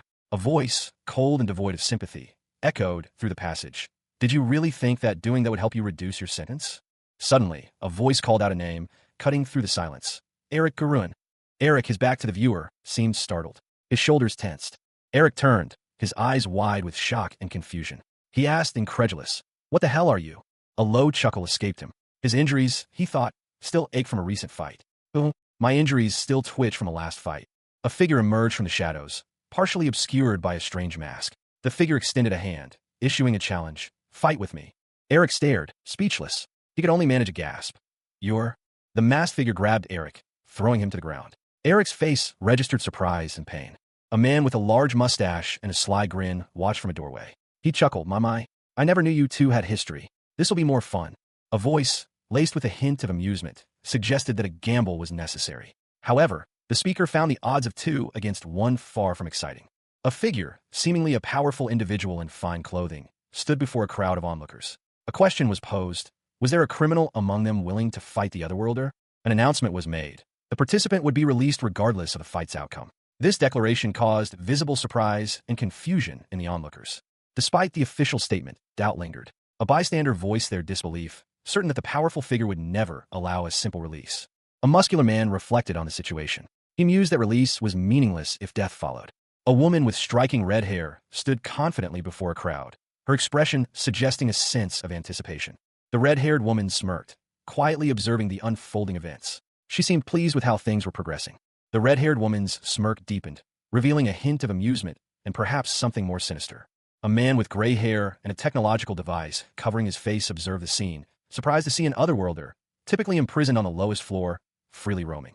A man plotted, his thoughts focused on a plan. He mused that the Ormflau's blessing should be implanted in a specific individual, ensuring a fake death to prevent any reports from reaching Garhon. He considered this a strategic maneuver, a way to kill two birds with one stone. A jovial-looking man with a large mustache chuckled, stating that it had been a while since he had looked forward to something so entertaining. The scene shifted to show three individuals: a woman with crimson hair and sharp eyes, a man with brown hair and a serious expression, and a partially visible figure in the background. A desolate landscape unfolded, marked by a deep chasm cutting through the rocky terrain. A dark opening, resembling a cave entrance, was visible within the chasm's depths. From the chasm's depths, a swirling vortex of brilliant blue energy pulsed, its ethereal glow illuminating the surrounding rocks. The vortex expanded, its luminescence intensifying as it climbed towards the surface. Two figures were propelled from the vortex. One, a young woman with fiery red hair, landed gracefully. The other, a smaller, light-haired girl, tumbled awkwardly. The red-haired woman grinned, extending a hand to the fallen girl. "Congratulations on your first dungeon closing, Effer." She then turned to the viewer, a thoughtful expression replacing her earlier cheer. "How in the world did you withstand the essence share, Atisa?" A pixelated explanation appeared, detailing a process called essence share. The high-level Hanbin weakened the monsters, allowing the low-level Atise to finish them off and absorb their essence for a level up. Atise, still recovering, commented on the rapid level up, noting that absorbing so much essence made her stomach churn. A woman with vibrant red hair and a stern expression addressed another, whose appearance was obscured. She commented on the difficulty of the initial stages, noting that the other's soul's essence had been unexpectedly absorbed quickly. She confirmed that the other had stabilized their dragon core. The red-haired woman continued, praising the other as a genius wyvern, though the other, a young woman with gray hair, stated that they were at their limit. The red-haired woman acknowledged the large amount of essence absorbed and suggested they rest to process it. The red-haired woman expressed excitement, stating they were going home after clearing a dungeon and obtaining an artifact that needed appraisal. The red-haired woman reflected that if Hanbin had been present, he would have explained the artifact's use and features. She continued, suggesting that if anyone heard of his actions, they would assume he was imprisoned, given his past. The gray-haired woman questioned whether he would be all right in prison, mentioning the presence of shady characters there. She expressed hope that he could handle them. The red-haired woman worried that if he fought back, he might become a murderer. The gray-haired woman agreed, changing the subject. The question of how to get home was posed, with a location Krita Valley indicated. Effer transformed and flew away. 20 years prior, a cataclysmic attack on Rathna by the great earth goddesses had irrevocably altered the fate of Otherworlders. The people of Rathna now viewed them as enemies. Garhon, one of the four heroes, believed the Otherworlders to be a threat and constructed the Krita Dungeon, a prison designed to contain them. Through observation of captured Otherworlders, Garhon compiled data on their abilities and behaviors. He discovered that Otherworlders gained no experience from killing Rathna citizens, but did gain experience from killing each other, and that their skills increased automatically. Furthermore, Otherworlders could use suicide as a means to escape extreme pain, and the dungeon monsters could not differentiate between Otherworlders and Rathna citizens. Finally, Otherworlders completely disappeared from the world upon death. The inherent violence of the Otherworlders, coupled with the continuous experimentation and the resulting increase in their average power level, made them impossible to control. Consequently, the Krita prison was repurposed. It became a standard prison for Rathna criminals. However, the facility designed to experiment on Otherworlders remained. Secretly, it was now operating as an arena. The time had come for the long-awaited spectacle, a contest pitting inmates of all races and genders against each other. As always, the rules were simple. Monsters would pour into the arena. Several monstrous creatures, their eyes glowing menacingly red, were trapped within a cage. The scene was set in a dimly lit, dungeon-like area. A portly judge, with a jovial expression, announced that there was no time limit and that any accidental injuries during the competition would be overlooked. The announcer dramatically introduced the first combatant, a demon king, unscathed from countless battles. The Demon King, revealed to be the one sent to this world by the Demon King Omphalos, was shown to be severely injured, clutching his face in pain. He felt a dormant power within his left arm, a power he identified as the King of Darkness. With a roar, the Demon King declared his vengeance would begin. Another character, seemingly a human, scoffed at his outburst, calling him an insane otherworlder. The Demon King scoffed at the human's words, stating that no one else could understand his darkness. The human, a noble, expressed their frustration at their own embarrassing situation. The noble, showing surprising patience, offered the Demon King a crystal fragment to increase his power. The Demon King accepted the gesture. Despite the grim circumstances, the Demon King found contentment in the noble's bright smile. Rauda Estelfia, wrongly accused of being an otherworlder, was imprisoned, his name erased. He vowed revenge, planning to attack his accuser during an upcoming match. Despite the time passed, Raud still felt the pain inflicted upon him that day. His ability to recognize his enemy from a single glance fueled his hatred. He recognized his opponent as Erkgaron, a member of the strongest warrior tribe in Rathna. The similarities between them were striking. Erkgaron, a Valerian warrior, was also identified as Philidbin. Though he didn't know Eric's true identity, Raud knew someone did, someone who knew his old name. Raud realized his identity had been discovered. The revelation that someone from Great Earth knew his background was unsettling. However, if his true identity was known, there was no need to corner him. Raud feared that his enemy might target his friends, Atis and Efer. Raud decided to kill Eric and escape. Hyungnim, another character, approached Raud, asking what he wanted. Hyungnim, a powerfully built warrior, addressed another man. He expressed respect for the other's strength and character, but stated their need to kill the Earth Otherworlder that day. The other man, Hanbin, questioned whether it would not be more beneficial to engage in conversation rather than fighting. Hyungnim sighed, acknowledging that Hanbin's inexperience with the world made a peaceful resolution unlikely. Hyungnim raised his hand, signaling the start of the fight with a sharp now. The scene shifted to a dramatic close-up. The words, "Who will be the victor? There is nowhere to run," filled the air with tension. From all sides, monstrous creatures poured into the arena. Above, a powerful barrier, created by 20 spiritualists, sealed off the ceiling, trapping them within. Hyungnim, seeing the dire situation, decided to postpone conversation and focus on survival. Hanbin agreed. With the arena sealed and monsters swarming, the match officially began. Hanbin Ryu, a recently discharged soldier, found himself sprawled on the ground, his sword clattering away. He had been ambushed. The narration focused on Hanbin's physique. His neck was thick, his back broad, like a mountain, and his muscles resembled the ocean in their vastness. His chest flexed powerfully with each swing of his sword. Two women observed Hanbin from afar, commenting on his impressive, almost artistic musculature. One woman, the Baroness, questioned the other about her interest in the Valerian warrior. The Baroness admitted to needing a servant and considered Hanbin for the position, despite his lack of magical skills. The two women were startled by the sudden appearance of a man. The man, a merchant, humbly accepted the attention from the esteemed ladies, downplaying his importance. A man with blonde hair and a mustache, dressed in a dark suit, addressed a group of women. He offered to take a picture of their unmatched beauties, holding a small, rectangular device. One of the women, intrigued, asked about the object in his hand. He explained that it was a new magic item from his company, a trait recorder, and that it was like carrying a whole mansion. One of the women remarked on how effortlessly he used it, suggesting he must be high level. The man modestly replied that his experience with hunting was nothing to boast about. He then proceeded to test the magic item's functionality. The trait recorder displayed an image of two individuals, a man and a woman, engaged in combat against a large insect-like creature. The man recognized them as the otherworlders Hyungnim had mentioned.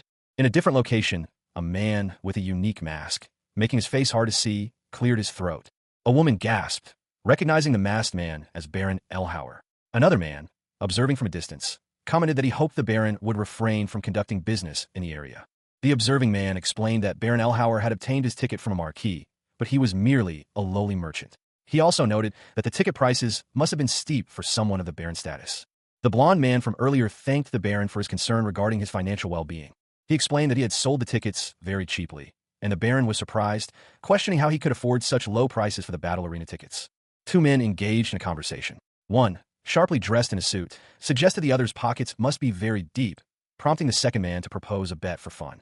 The second man, with a large mustache, asked who the first man thought would win between a Volturian and an otherworlder. The suited man questioned if the other was betting on the Volturian's side, expressing surprise at the prospect of someone betting on an otherworlder. The second man chuckled, mentioning that monsters were appearing from all sides. The suited man's expression shifted to one of shock and disbelief as he questioned what was happening.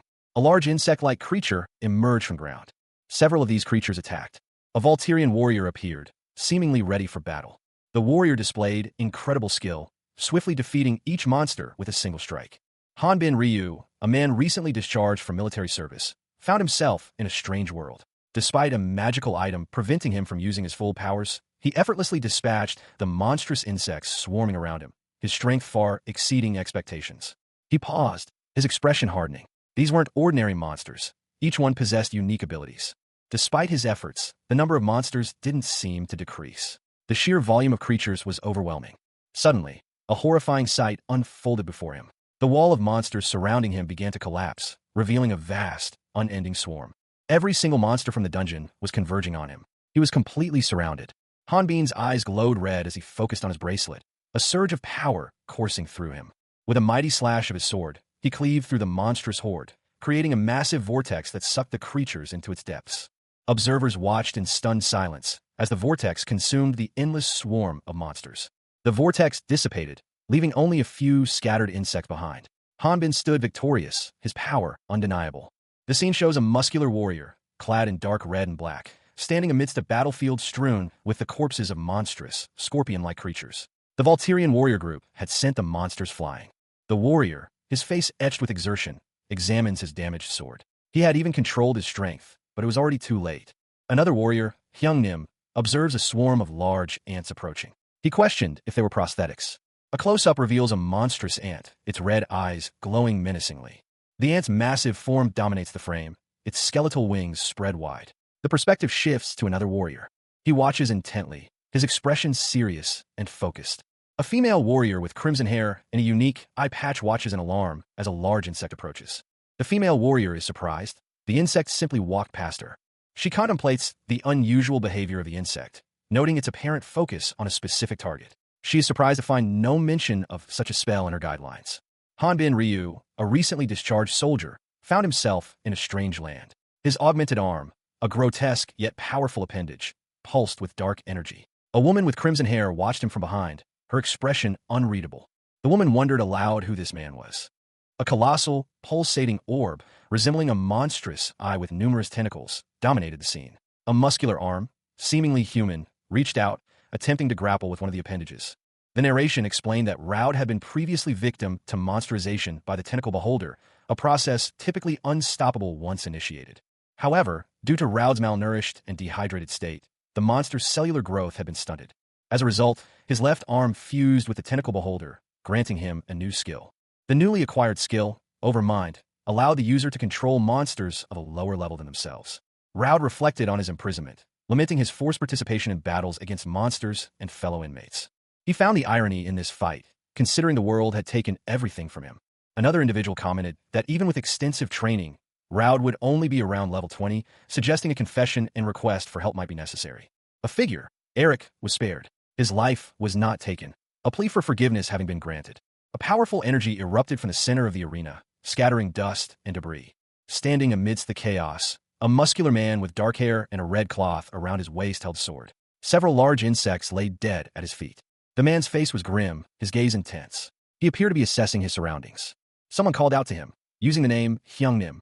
A woman with gray hair and a gas mask looked on in distress.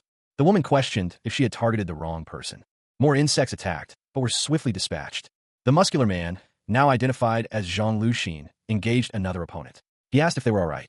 Hyungnim, still recovering from a recent attack, explained that he had been caught in the crossfire and blown away. Another individual approached, concerned for Hyungnim's well-being, noting that monsters seemed to be targeting him specifically. Hyungnim confirmed that he was indeed the target, as a muscular man stood menacingly behind him. Hyungnim's companion questioned why he was being targeted, to which Hyungnim responded that he had some theories, though they sounded rather outlandish. The man's expression was serious, suggesting that Hyungnim's theories, however crazy, might hold some truth. Hyungnim's worried expression showed his uncertainty about the situation. The word artifacts appeared, hinting at powerful items. A narration box revealed that these artifacts were powerful tools obtained by closing dungeons. In this world, artifacts are symbols of honor for hunters who successfully close dungeons. However, without knowledge of the level restrictions, latent powers, and activation methods, an artifact is merely decorative. Therefore, hunters visit appraisal shops to learn about an artifact's powers and price. He arrived at Appraisal Street, adjacent to the Hunter Guild. He examined the artifact. A level 30 restriction was noted. The artifact had 10 daily uses, with unlimited total uses. Its abilities, activated by incantations, allowed the user to instantly change clothes. Due to its unlimited uses, the artifact's value was estimated to be 3 times higher than similar items of the same level. The appraisal was complete, and the artifact was valued at approximately 5,000 EX. He thanked the appraiser. A young woman with vibrant red hair, Maiden, cheerfully appraised an item. She admitted to feeling bad about providing free appraisals. Another woman, with dark hair, questioned Maiden's generosity, suggesting it was due to needing bail money for someone named Felix SSI, who was currently imprisoned. Maiden explained that her need for money stemmed from Matisse SSI having to sell all her spellbooks. Maiden, holding a peculiar artifact resembling a clamp, confidently stated that she didn't need those spellbooks. She revealed that all the magic she truly needed was contained within the artifact. The dark-haired woman reacted with surprise, estimating the artifact's value to be 10 times higher than most magical items. Maiden, slightly embarrassed, agreed. Maiden playfully clarified that she was joking, acknowledging the secret nature of the artifact's power and that she hadn't revealed it to the order.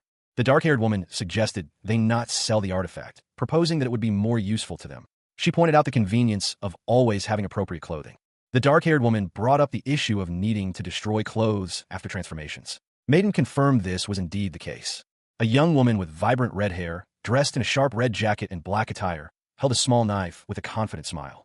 Beside her, a smaller figure with silver hair and a serene expression observed. In the background, a crude sketch of a dragon, seemingly torn apart, was visible.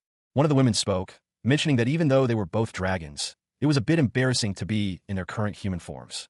Suddenly, a look of surprise washed over the red-haired woman's face as she realized something. The silver-haired woman also looked shocked, her eyes wide with surprise. A third woman with dark hair stood between them, equally surprised by the revelation. The silver-haired woman exclaimed in disbelief, questioning how this was possible. Both women reacted with expressions of shock and disbelief, their mouths agape in astonishment. The red-haired woman asked if the other knew about their true identities. The silver-haired woman responded affirmatively, explaining that while accessing the memories of someone named Fella, she had seen his memories.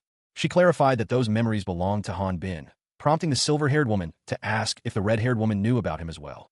The red-haired woman admitted to knowing, stating that she hadn't been trying to hide it and was just about to tell them. She further explained that she had discovered Han Bin's identity, but he hadn't harmed her. The silver-haired woman then voiced her support for Han Bin, vouching for him as a descendant of the fire dragon. Two young women sat opposite a weary-looking woman behind a desk. One of the women, with silver hair, spoke, expressing her disbelief. "That's not it." The weary woman countered, her gaze intense. "But you guys don't know what's inside that man." A horrifying, monstrous visage filled the frame, a creature of nightmare with multiple eyes and rows of sharp teeth, its presence radiating malice. The silver-haired woman turned to her companion, her voice laced with concern. 22 years before Han Bin came to Rathna. He's pretending to be normal on the outside, but the red-haired woman stated grimly, "That man is dangerous." He stood poised, his body tensed, ready for action. Han Bin moved with surprising speed and power, his sword a blur as he engaged a swarm of monstrous insects. With each swing of his blade, he dispatched several of the creatures, his movements precise and deadly. He continued his relentless assault, his skill evident in his efficient and brutal combat. Han Bin Ryu, a recently discharged soldier, found himself in a desperate struggle against a horde of monstrous insects. His muscular physique, honed from years spent in a flawed tutorial system, was on full display as he unleashed a powerful blow against the largest of the creatures. The force of his strike sent a shockwave through the air, momentarily stunning the giant insect. Han Bin's back was to the viewer, highlighting his powerful build and the intensity of his assault. With a swift, precise movement, he plunged his sword into the creature's vulnerable underbelly. The impact was brutal, a stark contrast to the relative calm of his previous movements. The monstrous insect fell, its demise echoing the end of a long, arduous trial. Han Bin stood victorious, his sword dripping with the creature's ichor. He emerged from the battlefield, his body battered, but his spirit unbroken. Two figures watched from a distance, their expressions unreadable. The two observers were a man and a woman, their faces partially obscured by shadows. The man wore a gas mask, while the woman sported a dark, Gothic-style dress. The man, seemingly surprised by Han Bin's strength, questioned the weakness of his monster army. The woman countered, explaining that the average level of the monsters was over 30, with some even reaching boss level. Despite this revelation, Han Bin remained only level 5, a testament to his incredible skill and resilience.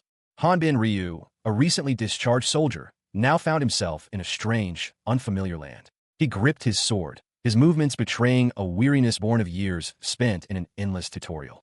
His face, etched with the grime of battle and the exhaustion of decades, was a mask of quiet determination. He was asked if he had more to give. In the stands, a portly man in ornate clothing watched with disbelief, a photographer beside him capturing the scene. The man exclaimed his astonishment at Hanbin's actions. The photographer, seemingly unfazed, calmly suggested bringing in more powerful monsters to test Hanbin's limits, noting that the previous monsters were strong enough to destroy a city. He reflected that even that wasn't enough to fully gauge Hanbin's potential. The cheering of the crowd had ceased some time ago. The photographer noted that the spectators had witnessed Hanbin's prowess firsthand. The legendary Volturian warrior's valor was undeniable. Their fear of him was overwhelming the entire arena. Hanbin was questioned again, this time about whether he truly had nothing more to offer. The photographer pressed him, suspecting Hanbin was hiding something, and vowed to crush all of his remaining potential. A masked figure, his face partially obscured, glared with intense anger. He muttered to himself, questioning whether he would crush everything. The masked figure unleashed a burst of energy, shouting an accusation of impudence. From the energy, a monstrous cyclopean hand emerged, its single eye glowing ominously. In a large arena, a muscular man with dark hair stood defiantly, sword in hand, amidst a swirling vortex of energy. He stood his ground, facing a massive swarm of large black ants. The masked figure and another, smaller figure watched from above as the man fought the ants. With a powerful strike, the man cleaved the ground, destroying many of the ants. A large, dark blade descended from above. The masked figures were forced to flee as the blade crashed down, causing a massive rock slide. A group of people, their faces etched with terror, huddled together in a dimly lit room. Fear was palpable in the air. Two figures watched the scene unfold. One, a man with gray hair and a gas mask, cackled maniacally. His companion, a young woman with vibrant red hair, stared wide-eyed in shock. "Ah! It looks like I succeeded," the man exclaimed. The woman could only utter, "It's." A colossal insectoid creature emerged from the depths, its form casting a long shadow over the scene. The creature was identified as Queen Antonia, the level 80 boss of Krita Valley's deepest dungeon level. Queen Antonia clutched her head in pain. My head is hurting," she groaned. She wondered who would dare use such skill against her. "What?" she exclaimed. The queen's gaze fell upon her children, and she cried out, "My children!" A muscular figure emerged from behind a rock, his back to the viewer. He confirmed, "Yeah, that's right." Hanbin Ryu, his face etched with a mixture of exhaustion and disappointment, examined his broken sword. He lamented that he had expected too much from it. Suddenly, a monstrous, shadowy creature resembling a rabbit lunged at him, its red eyes glowing menacingly. Hanbin braced himself for the impact, his powerful physique tensed. The creature crashed into the arena floor, creating a massive shockwave that sent tremors through the stands. Spectators watched in horror. One of the spectators, a man in a suit, shouted at the others, questioning why they weren't evacuating the arena. Another spectator, a portly man with a mustache, chuckled, suggesting that despite their appearance, the otherworlders were cowards. He explained that 20 level 60 spiritualists were maintaining a barrier, preventing the inmates from rebelling. The portly man continued, stating that this party could even hold off 5 dungeon bosses, and that they would watch the Volturian get torn to shreds from their safe vantage point. The man in the suit angrily called the portly man a dumb bastard. The man in the suit clarified that it wasn't the dungeon boss he feared, but something else entirely. A monstrous creature, insectoid in nature with glowing red eyes, emerged. Its form was vaguely humanoid, but its chitinous carapace and multiple limbs were undeniably alien. A cry of alarm rang out. "It's the Volturian warrior." The creature lunged forward, its massive weapon a blur of motion. It struck with brutal force, its blow connecting with a human figure who attempted to block it with his arms. The impact sent him sprawling. Despite the injury, the human grinned, a cruel smile twisting his lips. "Well," he said, "since I broke my sword, give me a hand, will you?" A blur of motion. A dark blade sliced through the air, leaving a trail of energy in its wake. Hanbin Ryu, a muscular man with dark hair, was locked in a fierce struggle with an unseen opponent. His grip tightened, his face contorted in exertion. Having broken his sword, Hanbin requested assistance. A sinister smile stretched across his opponent's face, a cruel glint in his eyes. The scene shifted, focusing on Hanbin's movements. He unleashed a powerful, reverse vertical slash. The force of the attack sent a shock wave through the air. The attack continued, its trajectory aimed at a laser grid. A large, spider-like creature emerged from the depths of the arena, its multifaceted eyes gleaming ominously. A crimson beam of energy shot from an unseen source, striking the creature directly. The beam's impact caused a massive explosion of light and energy, shattering the arena floor and sending debris flying. The spider-like creature was thrown back, its body visibly damaged by the intense energy blast. Cracks spread across the arena's walls as the force of the explosion continued to reverberate. The ground beneath the creature gave way, creating a massive crater as it was engulfed in dust and debris. The dust settled, revealing a deep chasm where the creature once stood. Only fragments of its body remained. A message appeared, declaring Queen Antonia eliminated and displaying the experience points gained and needed to reach the next level. The scene transitioned to a solid black background. A narration box explained that Otherworlders were feared for a specific reason. Two men shook hands, one in a red jacket and the other in a beige shirt. A sense of uneasy camaraderie hung in the air. The reason for the Otherworlders' murderous impulses was their guideline. Hidden within the guideline was a secret quest, with the starting condition being the murder of a Rathnian. Rathnians were being tricked by evil goddesses. Killing one was a small sacrifice to save the world of Rathna. The reward for murdering a Rathnian was a brain-delivered substance. This substance granted immense pleasure and vigilance. Therefore, for an Otherworlder, murdering a Rathnian provided immediate, highly addictive pleasure. It was the greatest drug. That's why, if Otherworlders murdered even one Rathnian, they couldn't escape the impulsive feeling. A woman with dark hair explained the situation. She recalled a little-known fact from her time on Earth. Two women discussed Hanbin. One of them, with long white hair, commented that he had never done anything like that before. The other woman, with short, reddish hair, agreed, emphasizing that Hanbin had never faced such conditions. The first woman conceded, adding that it was only because it hadn't happened yet.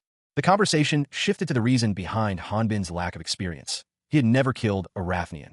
They explained that because all his previous kills were Otherworlders, he had never been afflicted with a murderous addiction. Hanbin was shown on the ground, and the women continued, pointing out that killing other Otherworlders yielded no rewards. However, they questioned how long his luck would last. Hanbin looked up with a worried expression. Suddenly, a monstrous scorpion-like creature emerged from the shadows, its presence filling the scene. Hanbin Ryu, a recently discharged soldier, found himself in a precarious situation. He was crouched low, his back to a pursuing figure, the ground cracked and broken beneath him. Giant, menacing ants and a monstrous wolf blocked his path. Escape was impossible.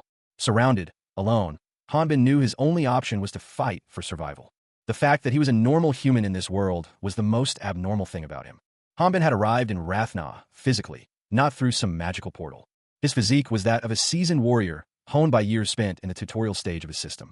Despite his formidable appearance, he remained trapped on the mountain. However, if an enemy pursued him, his dormant instincts would awaken. A wolf, eyes blazing with predatory intent, emerged from the shadows, ready to attack. It was observed that for someone like him, becoming addicted to murder would not be difficult, even compared to other Otherworlders. A woman with silver hair addressed someone named Atis, stating that he must have felt his murderous intent at least once. Atis seemed confused by the comment. A red-haired woman explained that it was a misunderstanding, as she had only met him a short while ago. She clarified that the misunderstanding was cleared up after they fought together against the Lich. Someone stated that Hanbin does not murder without discretion. A man with a large mustache looked shocked by this information. A sudden impact caused a large crack to appear on the floor. Three men were seen reacting to the event, appearing to be in shock and fear. Hanbin Ryu, his dark hair obscuring his face, lay on the ground, amidst shattered glass and rubble. The scene suggested a recent struggle.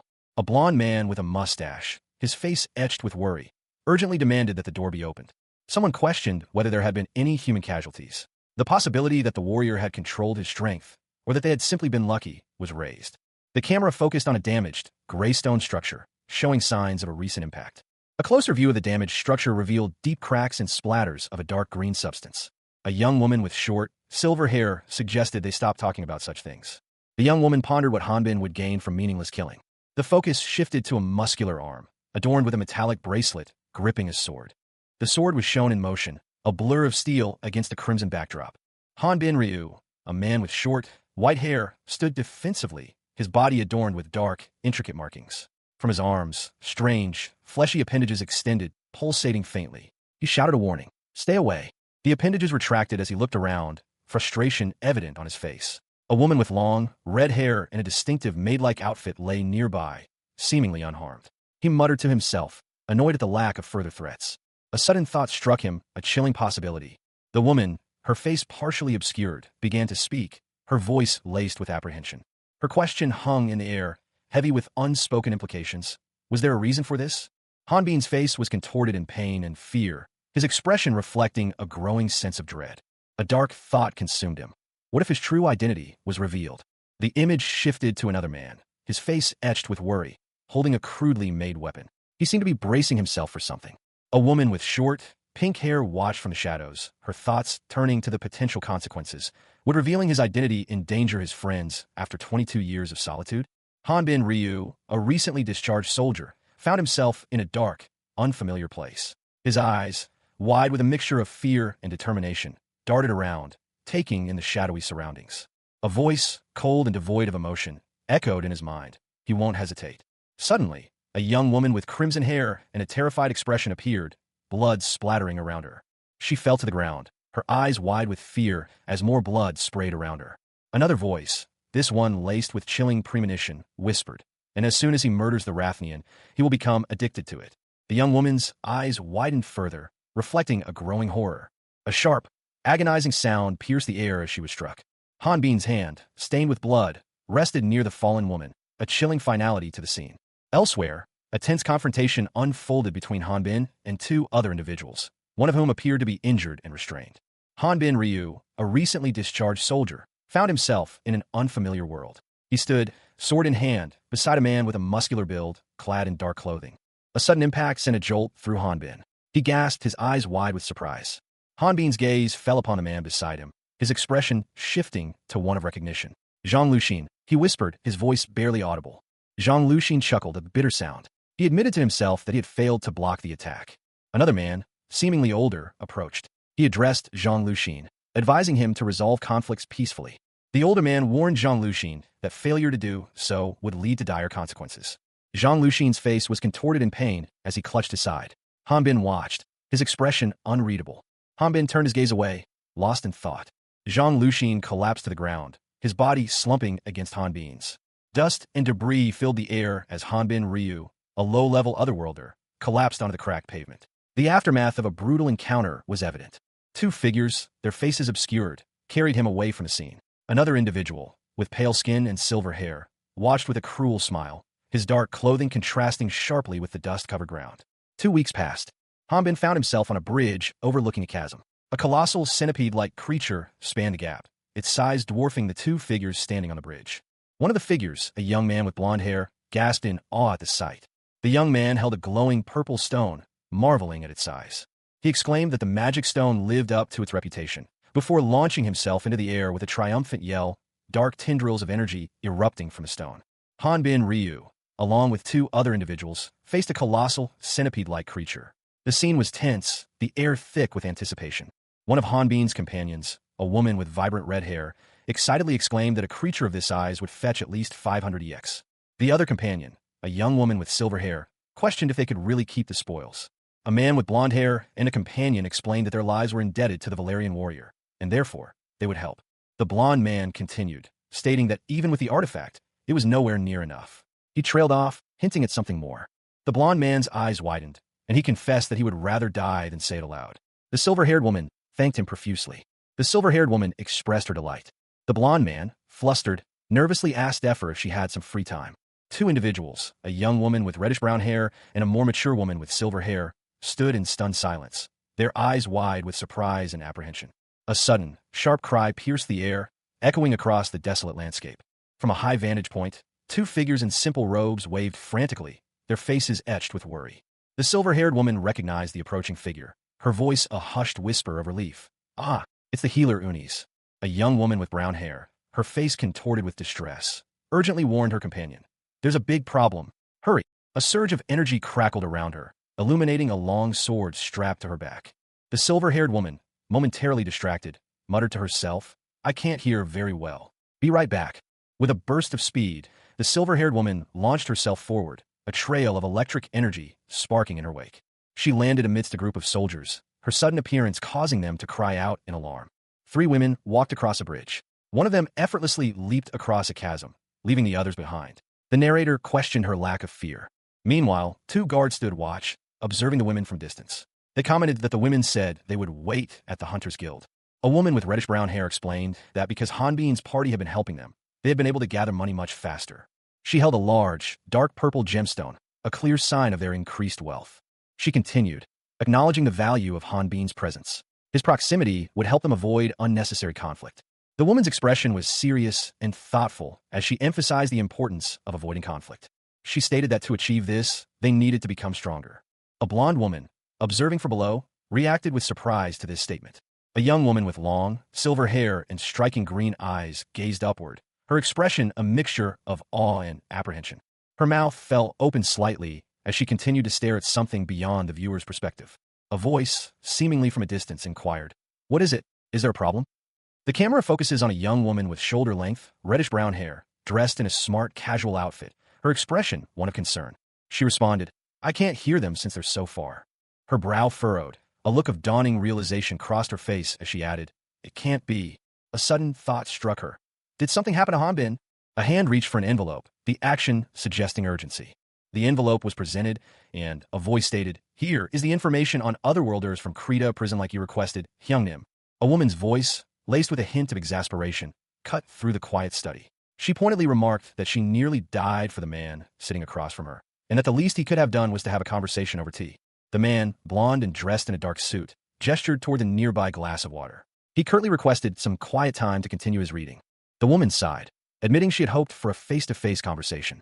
She questioned why she was doing the research instead of the Dark Order, who would likely be much faster. The man, taking a sip of his coffee, explained that he had some personal matters to attend to. The woman, looking at some documents, wondered aloud if the man was the otherworlder from Krita prison.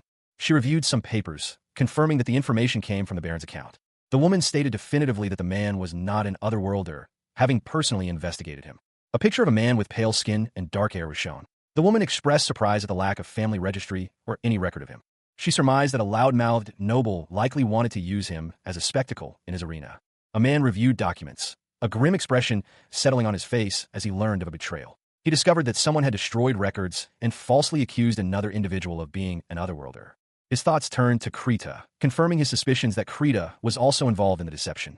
The man, his face partially obscured, focused on a recent message from the goddess concerning another otherworlder. He acknowledged the goddess's actions, but questioned his own haste in trying to manage the situation before it escalated. He paused, a thoughtful expression crossing his features. His gaze fell upon several photographs, each depicting a powerfully built man, a warrior. He wondered about the identity of this individual.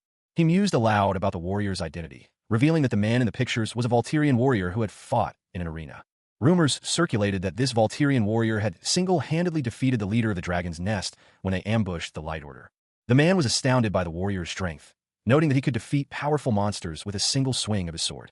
Two figures sat in a dimly lit room. One, dressed in a crisp white shirt and dark trousers, stood with his back to the viewer, while the other, a stout man with blonde hair and a jovial expression, remained seated. The seated man commented that since Volturians didn't measure levels, they couldn't know for sure what the other man's level was, but he had an assumption. The standing figure, whose name was Felix, began to speak. Felix explained that about a year ago, he had borrowed money from the seated man on short notice. The seated man recalled that Felix had arrested the wrong person at one point and had to pay compensation. He then asked if Felix was going to repay the debt immediately. Felix stated that he needed to capture a level 5. A close-up revealed Felix's face, partially obscured by a hexagonal, glowing mask. A young woman with striking silver hair and wide, surprised eyes looked up, her expression a mixture of shock and wonder. Beside her, a man in a sharp red suit and dark tie watched her with a stoic expression. Three men, their faces contorted in terror, stared upwards in a state of sheer panic. One of them, larger than the others, shuddered violently. Withdrawal symptoms from murdering a Rathnian were, it seemed, quite serious. Observing the scene from a distance, a woman with long brown hair and a woman with long purple hair exchanged a look. Judging by their levels, the former remarked, the men were already out of their minds. The brown-haired woman, seemingly disappointed, questioned her companion. Were they let down because the symptoms were less extreme than expected? The purple-haired woman, her face obscured by a white cloth, simply replied, Queen Halion. Queen Halion, slightly annoyed, addressed her companion, Zenovi, asking her not to make fun of her. After all, hadn't she seen even more disturbing things after becoming Queen Olindi? Despite this, Queen Halion still felt something was off. Didn't they look like they were searching for something? Two women conversed. One, with blonde hair, casually inquired about a certain girl. A young woman with reddish-brown hair sat huddled against a wall, a large, shadowy hand looming over her. She appeared distressed. The camera focused on the young woman's distressed state. A large hand approached her, and someone asked, Leslie? The narrative explained that some individuals from other worlds self-harmed due to the withdrawal effects of being in this new world. The young woman's face was contorted in a grimace, her expression reflecting intense inner turmoil. The narration continued, explaining that in such situations, suicide could be a tempting option. The focus shifted to another woman, her face partially obscured by a veil. The camera angle shifted to reveal more of the veiled woman's face and neck. The words, I don't want to die, were displayed prominently, emphasizing the character's desperation. The words, "I don't want to kill," were displayed, adding another layer to the character's internal conflict. Hanbin Ryu, a man with fiery red hair, crouched low to the ground, his expression grim. He held a small cluster of dark blue berries in his hand, his gaze fixed on them with a mixture of anger and despair.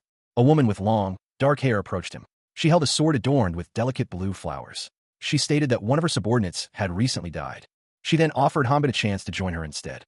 Hanbin, still seated on the ground, clutched the berries tightly. He appeared lost in thought. He silently harbored resentment towards the four heroes who had imprisoned him in this desolate place. His thoughts turned to revenge, specifically against a Rathnian he could easily reach. Despite his desire for vengeance, he found himself unable to refuse the woman's offer. Hanbin's expression hardened as he looked at the woman, a mixture of determination and grim resolve in his eyes. From her elegant tone and kind voice, he understood. A young woman with reddish-brown hair lay among a vibrant bouquet of flowers, blood staining the ground around her. The image focused on the colorful flowers, a stark contrast to the bloodstains. To them, someone like him was merely a toy, disposable at any moment. The woman's back was shown, displaying an intricate tattoo covering most of it. The restraint, she explained, allowed them to suppress their murderous urges. They had performed the dirty work for the four heroes. A medal depicting a world map was shown, symbolizing their role as the fake Great Earth. The restraint, she revealed, was born from her fear of them. A woman with crimson hair, dressed in dark clothing, confessed to herself, "I fear enough to vow loyalty to those I hate." She reflected, "I never would have thought that I would feel that fear again." A muscular man, clad in dark red and gray armor, held another man captive. The captive was bound and appeared to be struggling. The crimson-haired woman silently concluded, rebelling would be meaningless. A young man with dark hair thought, "Now that I've seen that strength." The woman whispered, "W8." The young man stated, "Levels are meaningless." A powerful hand reached out, seemingly aiming for the woman. The woman screamed in pain and fear as the hand made contact. A powerful energy surge emanated from Hanbin Ryu. With a sudden burst of energy, Hanbin shattered the restraints binding his wrists. A gruff voice accused him, You're a spiritualist, right?" The man's face contorted in rage as he grabbed a terrified woman. The woman pleaded, "Please save that guy." Hanbin, still on the ground, weakly questioned, "What?" A glimpse of a woman's hair was visible. Hanbin's face showed a mixture of determination and grim resolve. The woman whispered a desperate plea. "Please." A young woman with vibrant red hair, styled with a large bow, stared wide-eyed, her expression a mixture of fear and distress. Her pupils were abnormally large, reflecting the intensity of her apprehension. The camera angle shifted, revealing a portion of the woman's upper body, her clothing torn and stained. A man with dark hair was partially visible, his attention focused on her. A voice, sharp with urgency, cut through the tension. Someone demanded that the pressure on a man's arm be released, and that a bandage be given to them. The scene showed a group of people gathered around a fallen man. The red-haired woman was tending to him, while others looked on with varying expressions of concern and grim determination. The man groaned in pain, muttering words of acknowledgement. The red-haired woman's internal monologue revealed her fury. She felt betrayed and outraged by the events unfolding. A stout man with a prominent mustache appeared, his face contorted in a furious expression. He was clearly enraged. The stout man's voice boomed, filled with righteous anger. He declared that everyone involved would face immediate execution. A sense of impending doom filled the air as the scene shifted to a dark, ominous location. The sound of something heavy falling echoed. The red-haired woman and the muscular man watched as the fallen man was taken away by a shadowy figure. Dust swirled around them, highlighting the gravity of the situation. Hanbin Ryu, his breath ragged, glared at his attackers. "Those bastards," he thought. "They're going to act this way when a man is dying."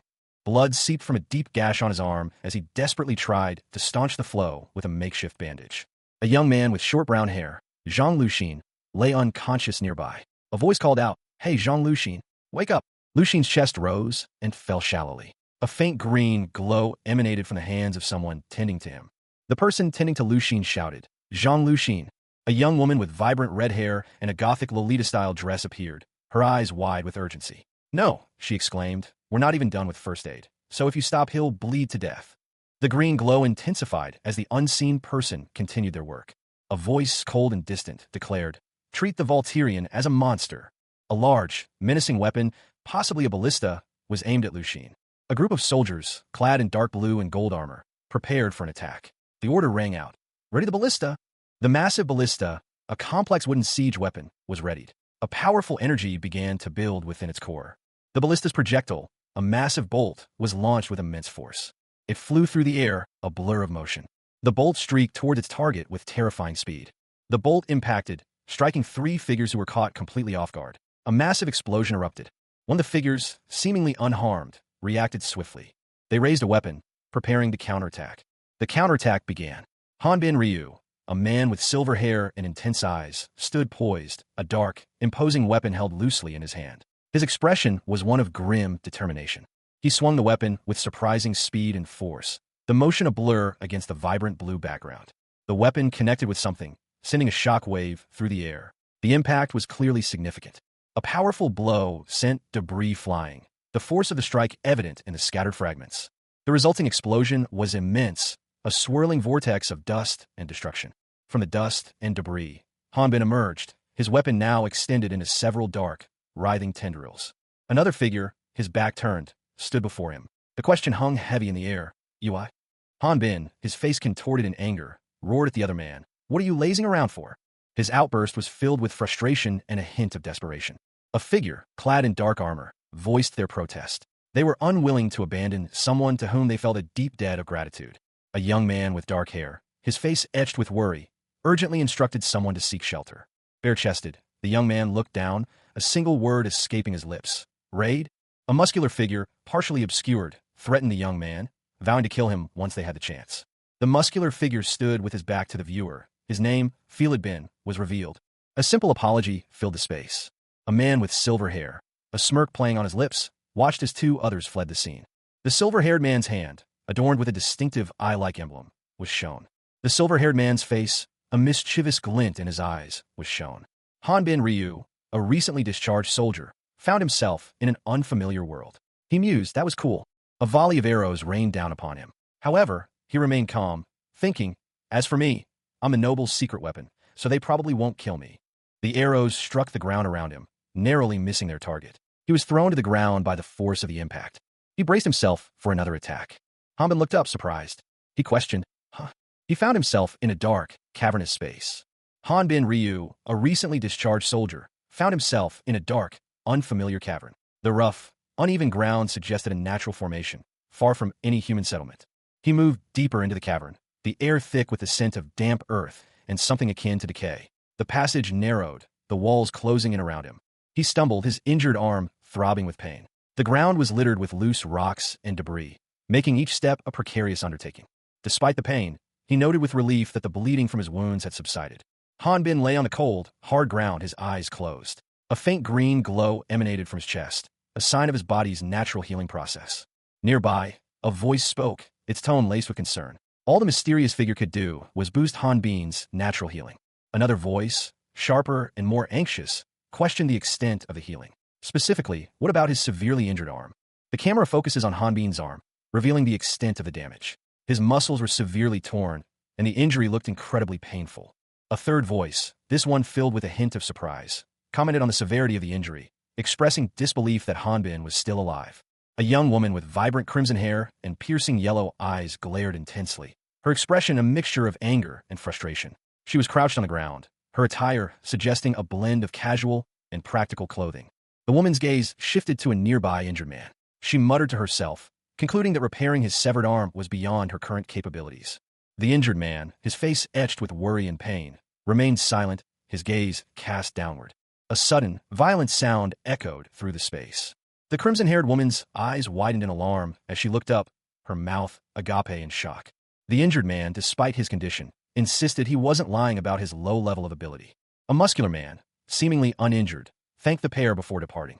The woman anxiously questioned the man's sudden departure. The departing man explained that once the injured man was healed, they needed to escape the dungeon. Raud's forceful removal of the boss left only one task, finding the boss room. Despite this, another individual decided to scout ahead, ensuring the area's safety before proceeding.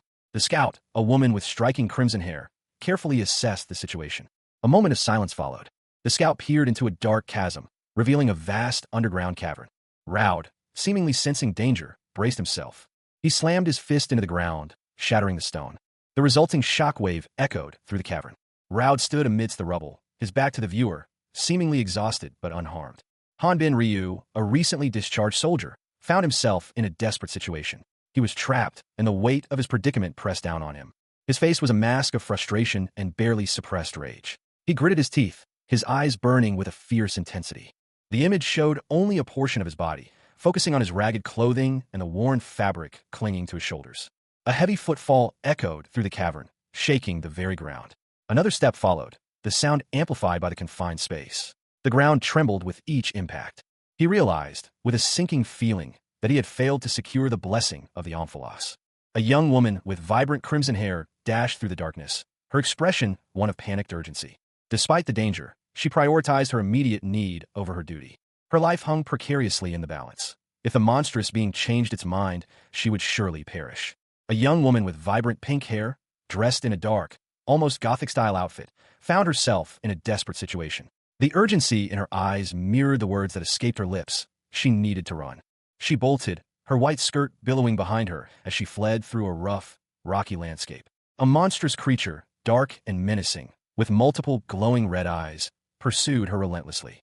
The creature's grotesque features were fully revealed. A horrifying spider-like beast with a gaping maw filled with sharp teeth and several pulsating red eyes. A notification appeared, identifying the creature as an eggplanter, level 70. The eggplanter launched a swift, powerful attack, a dark projectile hurtling towards the fleeing woman. The projectile struck with terrifying force, the young woman's eyes widening in shock and fear as she was caught in the blast. The aftermath of the attack left her injured and vulnerable. A wanted poster was shown, featuring a muscular man named Felidbin. News spread like wildfire. Felid, an inmate, had escaped from prison. Two young women, one with auburn hair and the other with silver, reacted with shock and concern to the news. One of the women voiced her disbelief and confusion, repeatedly questioning why this had happened. A hand reached into a bag, revealing a large quantity of purple crystals. The bag was full of glittering purple gems. The women realized that the gems represented a significant amount of wealth, enough to ensure their survival for a considerable time. One of the women, addressing the other by the name of Atisse, questioned her plans. Atisse explained that they needed to find Felid and escape immediately, revealing that the dungeon Felid had escaped from was not intended for inmates. Atisse's determined expression showed her resolve to act quickly. A figure in a dark suit and tie spoke, their words carrying a chilling implication. The more monsters there are, the better it is for us. A young woman with silver hair and striking green eyes tilted her head, a thoughtful expression on her face. She questioned aloud, but since he hasn't been caught yet, doesn't it mean he is in hiding? The woman continued, her voice laced with a hint of concern. The dungeons are complex, and it'll take a while to locate them with just us two. Another man, observing the scene, voiced his concern. Surely you don't plan on going all by yourselves? A blond young man, holding a staff, confidently offered his assistance. If it's a search, we can help as well. The woman in the dark suit replied, her tone suggesting a sense of finality. I believe that will be our debt settled then. The two women expressed their gratitude, their faces beaming with relief. Thank you. You guys. The man in armor instructed them. Then we will prepare ourselves and meet you at the 24th lift later. Let's all regroup there. One of the women announced her next move. Then I'll begin with selling these magic stones. I'll be buying 2 dungeon maps, so I guess I'll see you later. A young woman with vibrant red hair, dressed in a smart red jacket over a white collared shirt, expressed concern. She worried that Hanbin Ryu's situation was about to escalate, potentially leading to violence. She stressed the urgency of reaching Hanbin before a major conflict erupted. A gloved hand reached for a golden door handle. The red-haired woman emerged from a doorway, encountering a cloaked figure. The figure was tall and imposing, clad in dark robes with gold accents. The woman's boots were visible as she stepped into the hallway. A close-up revealed a portion of the cloaked figure's face, partially obscured by a hexagonal, glowing blue mask. More of the masked figure was shown, revealing a blonde-haired individual. The masked figure spoke, acknowledging the unexpected reunion. The red-haired woman's face showed a mixture of surprise and apprehension. A name was spoken, a title uttered with respect, Sir Atisse. A young woman with long, dark red hair and striking yellow eyes reflected on the harsh reality of her situation. She mused that otherworlders could not have true allies. She continued her internal monologue, reasoning that for someone hiding their identity, an ally could be more dangerous than an enemy. This often led to a tragic end, with such individuals dying while fleeing from monsters far stronger than themselves. The woman found herself facing a monstrous creature, an eggplanter, whose level was listed as 70. The narration box confirmed that this was the typical fate of a normal otherworlder. The eggplanter attacked, its appendage hurtling towards the woman's head, filling her with terror. A blur of motion indicated a sudden intervention. A man with brown hair appeared, saving the woman from the attack by intercepting the blow. He caught her as they both fell to the ground. The man grunted in pain as the impact of the attack reverberated through his body. A young woman with vibrant red hair lay injured on the ground, her expression one of clear distress. Nearby, a young man with brown hair frantically urged her to flee, his voice laced with alarm. He warned that the approaching monster was incredibly powerful. The monstrous creature was revealed, a colossal, insectoid being with a long, dripping proboscis. The young man, despite his fear, braced himself, kneeling before the immense threat. The creature lunged, its proboscis whipping towards the young man. He reacted swiftly, a golden energy erupting from his hands as he created a protective barrier. The red-haired woman, despite her injuries, focused her own energy, a scoff escaping her lips. She unleashed a powerful blast of energy, striking the creature and sending the young man sprawling. The impact created a shockwave, causing a significant tremor in the ground. A monstrous creature, vaguely insectoid with multiple eyes and sharp mandibles, lunged forward, its gaping maw aimed at a glowing yellow object. A blinding flash of golden light erupted from the object, momentarily obscuring the scene. The creature's claws struck the object, shattering it into fragments. The creature, now visibly damaged, recoiled from the impact, pieces of the yellow object scattered around it.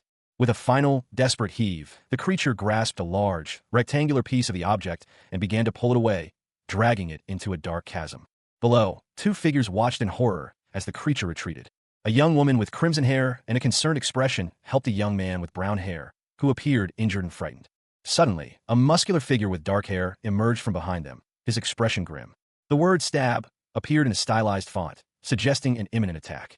Hanbin Ryu, a recently discharged soldier, found himself in a precarious situation. He stood atop a massive, glowing golden rock, his powerful physique straining as he braced against an unseen force. Two smaller figures, a woman in a dark dress and a child in a brown cloak, watched from a distance, their expressions a mixture of fear and awe.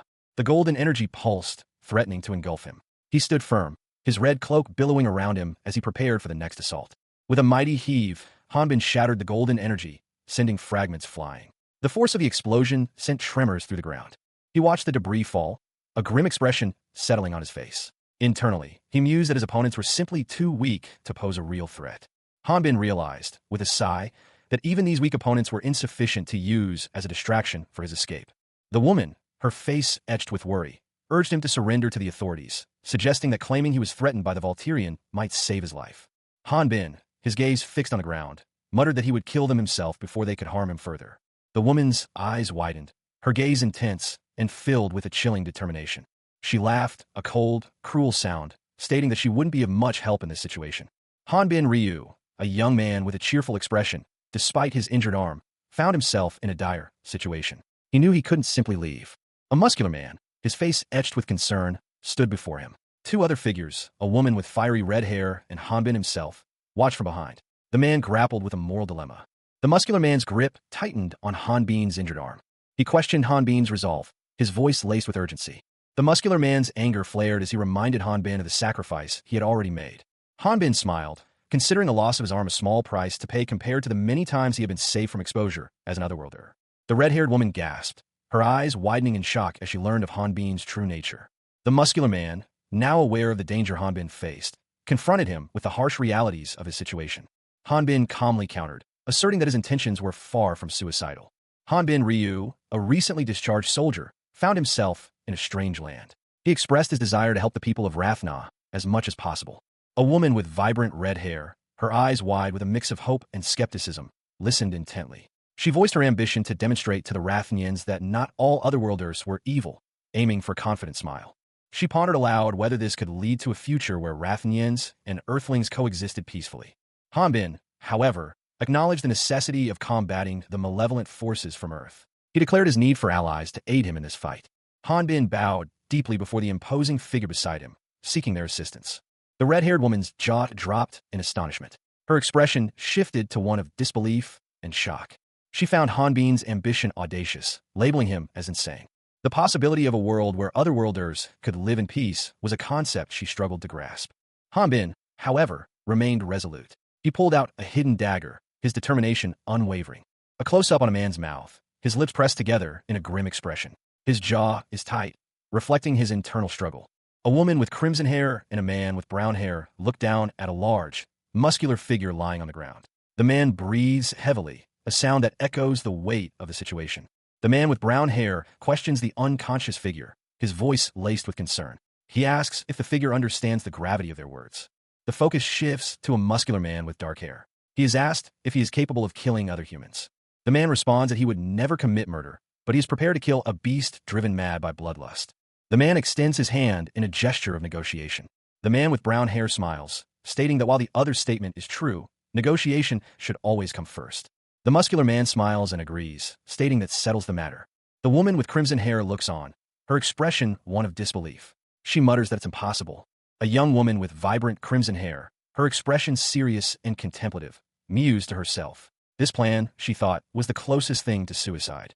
Meanwhile, two men conversed. One, powerfully built and bare-chested, listened as the other, smaller and clad in dark clothing, explained his plan. The smaller man chuckled. "I'll explain the details later." The larger man responded. "That's what I thought. First, we need to find a way out of here. Night will be the best time to sneak out." Leslie, having worked for 10 years at Great Earth, found her reality challenged by an unbelievable character before her. Despite the strangeness of the situation, she believed they might stand a chance. Hanbin Ryu lay asleep, his mouth slightly open, drool escaping. A green aura emanated from the hand of another person, hovering over Hanbin. It seemed deeper than it looked. The green aura appeared to originate internally. The powerfully built man questioned if it was too much to practice swordsmanship with only his hands. The woman explained that Hanbin's residual aura had been protecting his body. She revealed that it was a spiritualist's aura used to strengthen the body. The man was surprised to hear about this residual aura. The woman continued, explaining that while a spiritualist is a defense specialist, the principle is similar to remaining plana. Hanbin Ryu, a man recently discharged from military service, found himself questioning his reality. His body felt stronger, his aura more potent, yet he could only use physical attacks. He wondered why his abilities were limited despite his apparent growth. A young woman with vibrant crimson hair approached him, her expression a mix of concern and curiosity. She asked him about something he had mentioned earlier. The woman's eyes widened, a sudden thought striking her. She wondered if she could also. She responded to his question, her tone suggesting a degree of apprehension. Hanbin, his muscular physique on display, expressed his desire for her to forget everything that had happened. If others discovered his true nature as an otherworlder, it would only bring trouble. He reassured her, suggesting a plan to mitigate the risk of discovery should they be found out. The woman, her gaze intense, listened intently. She warned him to keep their secret, emphasizing the importance of avoiding detection. Hanbin promised to keep the dungeon close while she rested. Hanbin Ryu, a muscular man with a bare torso, sat on the ground, exhausted. Beside him lay a young woman with crimson hair, sobbing, and a boy with short brown hair, sprawled out, unconscious. The woman, her face pale, rested her head on her arm, her eyes heavy-lidded. She seemed to be drifting in and out of consciousness. She stirred slightly, her eyes fluttering open, revealing a hint of determination. The sky was a clear, bright blue, dotted with fluffy white clouds. A large, imposing building stood in a rocky canyon, its gray walls stark against the vibrant sky. A single red door was visible on the upper level. An irate, overweight man with a large mustache slammed his fist on a table. "There's no news on him when the bounty is this large." He continued, "The Hunters Guild says that if it's not a reward comparable to a C-rank raid, then they can't move. If it's a C-rank raid that's worth a nation's money, what are the guards and informants doing? The dungeon is so complex, so there's no news. Damn, if that Volturian gets out and blabs about the Otherworlder being fake." A large, irate man with a prominent mustache clenched his fists. He declared that Hanbin Ryu would face trial before the Order of States. Inside a lavishly decorated room, a man in a suit interrupted a tense conversation. He insisted on speaking to the Baron immediately, despite the current turmoil. A figure in imposing, dark armor, their face obscured by a helmet, angrily ordered the man to leave immediately. The armored figure, still speaking, insisted that it was impossible, but the suited man, unfazed, stated that if words failed, the visitor would be imprisoned. A blinding light filled the room, emanating from a doorway. The intense light caused a nearby table and its occupants to be thrown violently across the room. The suited man apologized for the interruption, but requested cooperation with an investigation. The large man, now visibly shaken, stammered in fear, revealing the arrival of the Dark Order's heresy inquisitor. Hanbin Ryu, a man recently discharged from military service, stood before a group of individuals. He wore a distinctive black and gold robe, his face obscured by a technological mask. He explained that he was short on time and lacked the necessary warrant. He declared that this lack of warrant would not matter. A figure, partially obscured by shadow, revealed only a portion of their face and a technologically advanced headpiece, expressed a quiet apprehension. He was hoping he was mistaken. The same individual was surprised to be seen. A woman with vibrant red hair, dressed in formal attire, observed the scene with a serious expression. She confirmed that the runaway inmate was indeed the man in question. She wondered if he had come looking for someone named Felid. The scene shifted to an alleyway. A young woman with light-colored hair and a futuristic outfit spoke to two other individuals, one in a red jacket and the other in a yellow robe. She mentioned Hanbin Garen. The individual in the yellow robe, an inquisitor, stated that the important thing was Han Bin's relationship with otherworlders. The young woman with light hair stated her belief that an otherworlder was in the city. The red-haired woman questioned the evidence for this claim. The inquisitor, in response, stated that for now, it was merely the instinct of a heretic inquisitor. A figure cloaked in dark robes and a distinctive, hexagonal mask stated their intentions. They were there to find evidence, beginning with a meeting. The cloaked figure was met by two other individuals, one with fiery red hair and a stern expression, and another with silvery hair and a more apprehensive look. The cloaked figure believed their goals were aligned, inviting them to accompany him. A sudden, bright light erupted from a doorway, causing a nearby individual to stumble backward in surprise. The intense light illuminated a room, revealing a chaotic scene. A person was thrown violently to the ground, amidst scattered furniture and broken picture frames. A pained cry escaped their lips. The cloaked figure and the two individuals from the previous scene arrived, observing the aftermath. The cloaked figure explained that he was short on time and lacked a warrant. He expressed doubt that this would matter, referring to the individual as a heretic of the Dark Order. A terrified individual, his face pale with fear, was shown peeking from behind a table. He wondered if his deception had been discovered. The cloaked figure addressed the situation, hoping for cooperation with the investigation. A stern-faced figure, clad in a dark red and gold uniform with a distinctive, glowing blue helmet, addressed someone unseen. He demanded to know the whereabouts of the escaped inmates. The scene shifted to a room in disarray. A window was shattered, the furniture overturned, suggesting a hasty escape. From outside, a figure seen descending rapidly. A portly man with light brown hair and a worried expression swung wildly on a makeshift rope, his descent uncontrolled. He landed roughly, muttering to himself about having to deal with a fake otherworlder. Suddenly, a young woman with pale skin and silver hair appeared from above, startling the man. The man questioned who this fake otherworlder could be. The woman swiftly attacked, sending the man flying backward on his makeshift rope swing. He let out a surprised yell as he tumbled through the air. A rotund man in elaborate clothing tumbled to the ground, his face contorted in a silent scream of terror. His eyes bulged, reflecting the sheer panic that consumed him. The sound of his fall echoed through a dimly lit corridor. A voice, sharp with alarm, pierced the silence. Baron, a young man with short, light brown hair, his back to the viewer, was sprinting down a corridor. Two armored guards were visible in the background, their weapons drawn. He shouted, ordering a lockdown. The sound of heavy, metallic objects moving echoed through the building, accompanied by the distinct clang of a large metal hook. The rotund man, still terrified, scrambled along a wooden walkway, his escape hampered by ropes binding his feet. He cursed under his breath, his face a mask of frustrated confusion. Damn it, why did a hunter come with a heretic inquisitor? A fiery explosion erupted from the ceiling above him, sending debris raining down. The hole in the ceiling widened, revealing a molten mass of fiery orange. A young woman with fiery red hair and a determined expression emerged from the hole, wielding a flaming weapon. She landed gracefully, ready for battle. A young woman with fiery red hair, eyes blazing with intensity, demanded an answer. The air crackled with unseen energy, a fiery glow illuminating her. She held a strange, ornate weapon, her voice sharp as she pressed her question. What have you done with Feel It? Her gaze followed a figure tumbling down a rickety wooden structure. A look of grim determination settled on her face. The figure, a man in simple clothing, crashed into a wooden cart at the bottom of the structure, the impact sending him sprawling. Two figures in dark armor and helms appeared, crossbows raised, blocking her path. The crossbowmen aimed their weapons, prepared to fire. The woman's expression hardened. She glared at them, her voice filled with defiance. Don't get in my way. With a burst of speed, she moved, a blur of motion. Another figure, a young woman with silver hair, was seen briefly behind her. A sword, seemingly abandoned, lay on the ground, its point aimed directly at the approaching crossbowmen. Three figures in dark armor were struck by a powerful surge of blue energy. The force of the blast sent them sprawling. One of the armored figures cried out in pain as the energy continued to course through their bodies. They apologized. A young woman with short, white hair appeared, her eyes wide with concern. She told them to be grateful they hadn't been incinerated by the magic. Elsewhere, a red-haired woman, Effer, questioned a white-haired woman about the whereabouts of the heretic inquisitor. The white-haired woman reported that she hadn't seen any sign of him following them. The two women, Effer and the white-haired woman, were moving quickly through an industrial area. Effer suggested they use the magic stone transport carts to follow a nobleman. A man with a mustache, presumably the nobleman, believed that following the carts would lead them to Hanbin.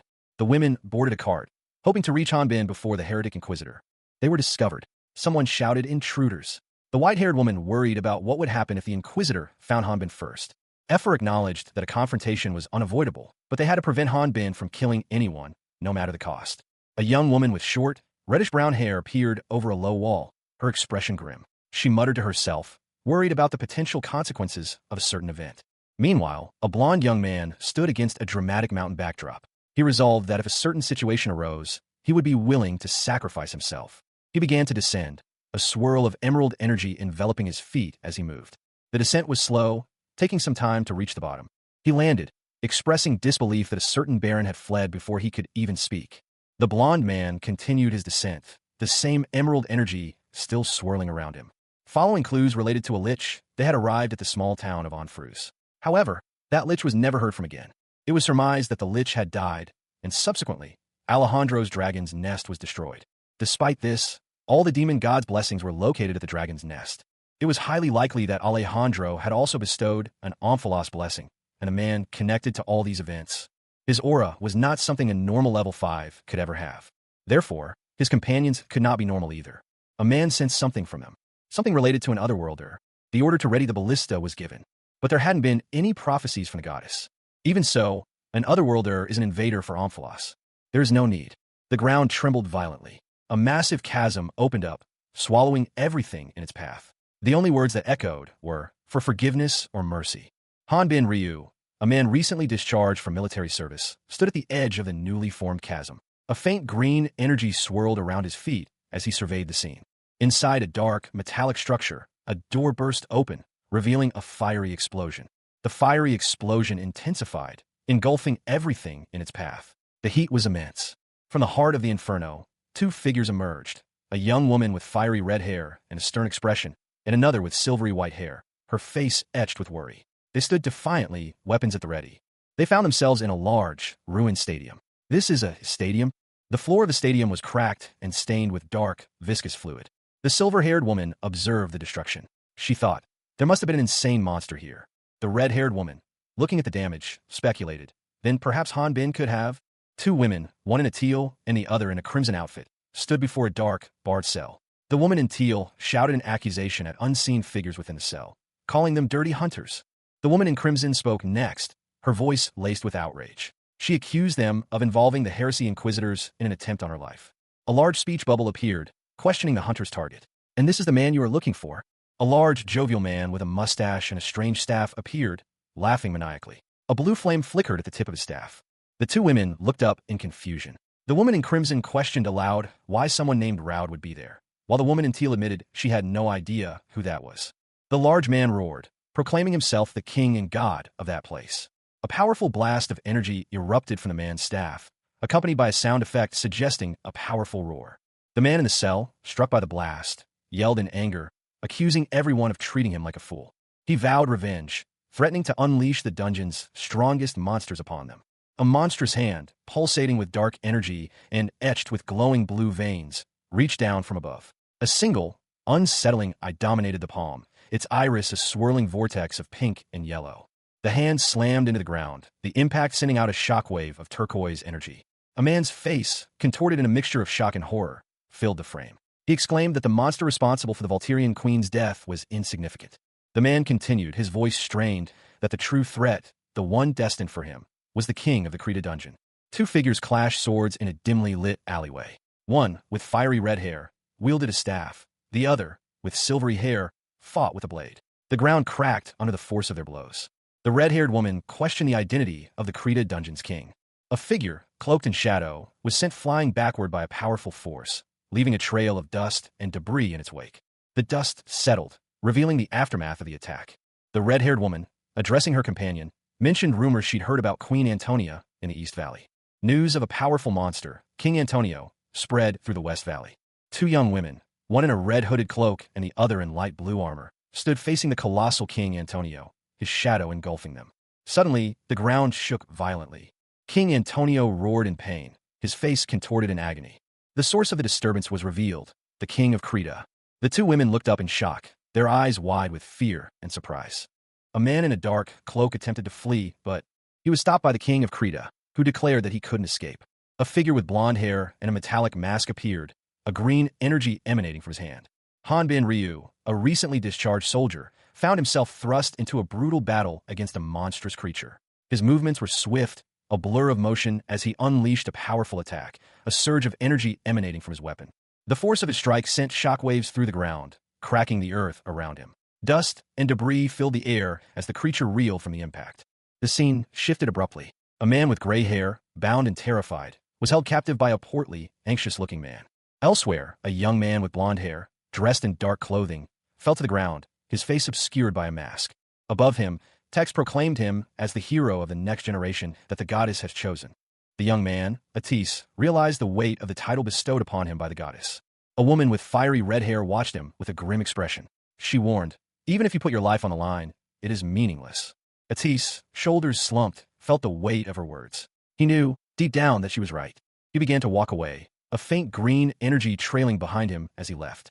3 figures stood before a large, imposing structure, their backs to the viewer. The building resembled a stark, gray arena, with a single, dark doorway visible in the center.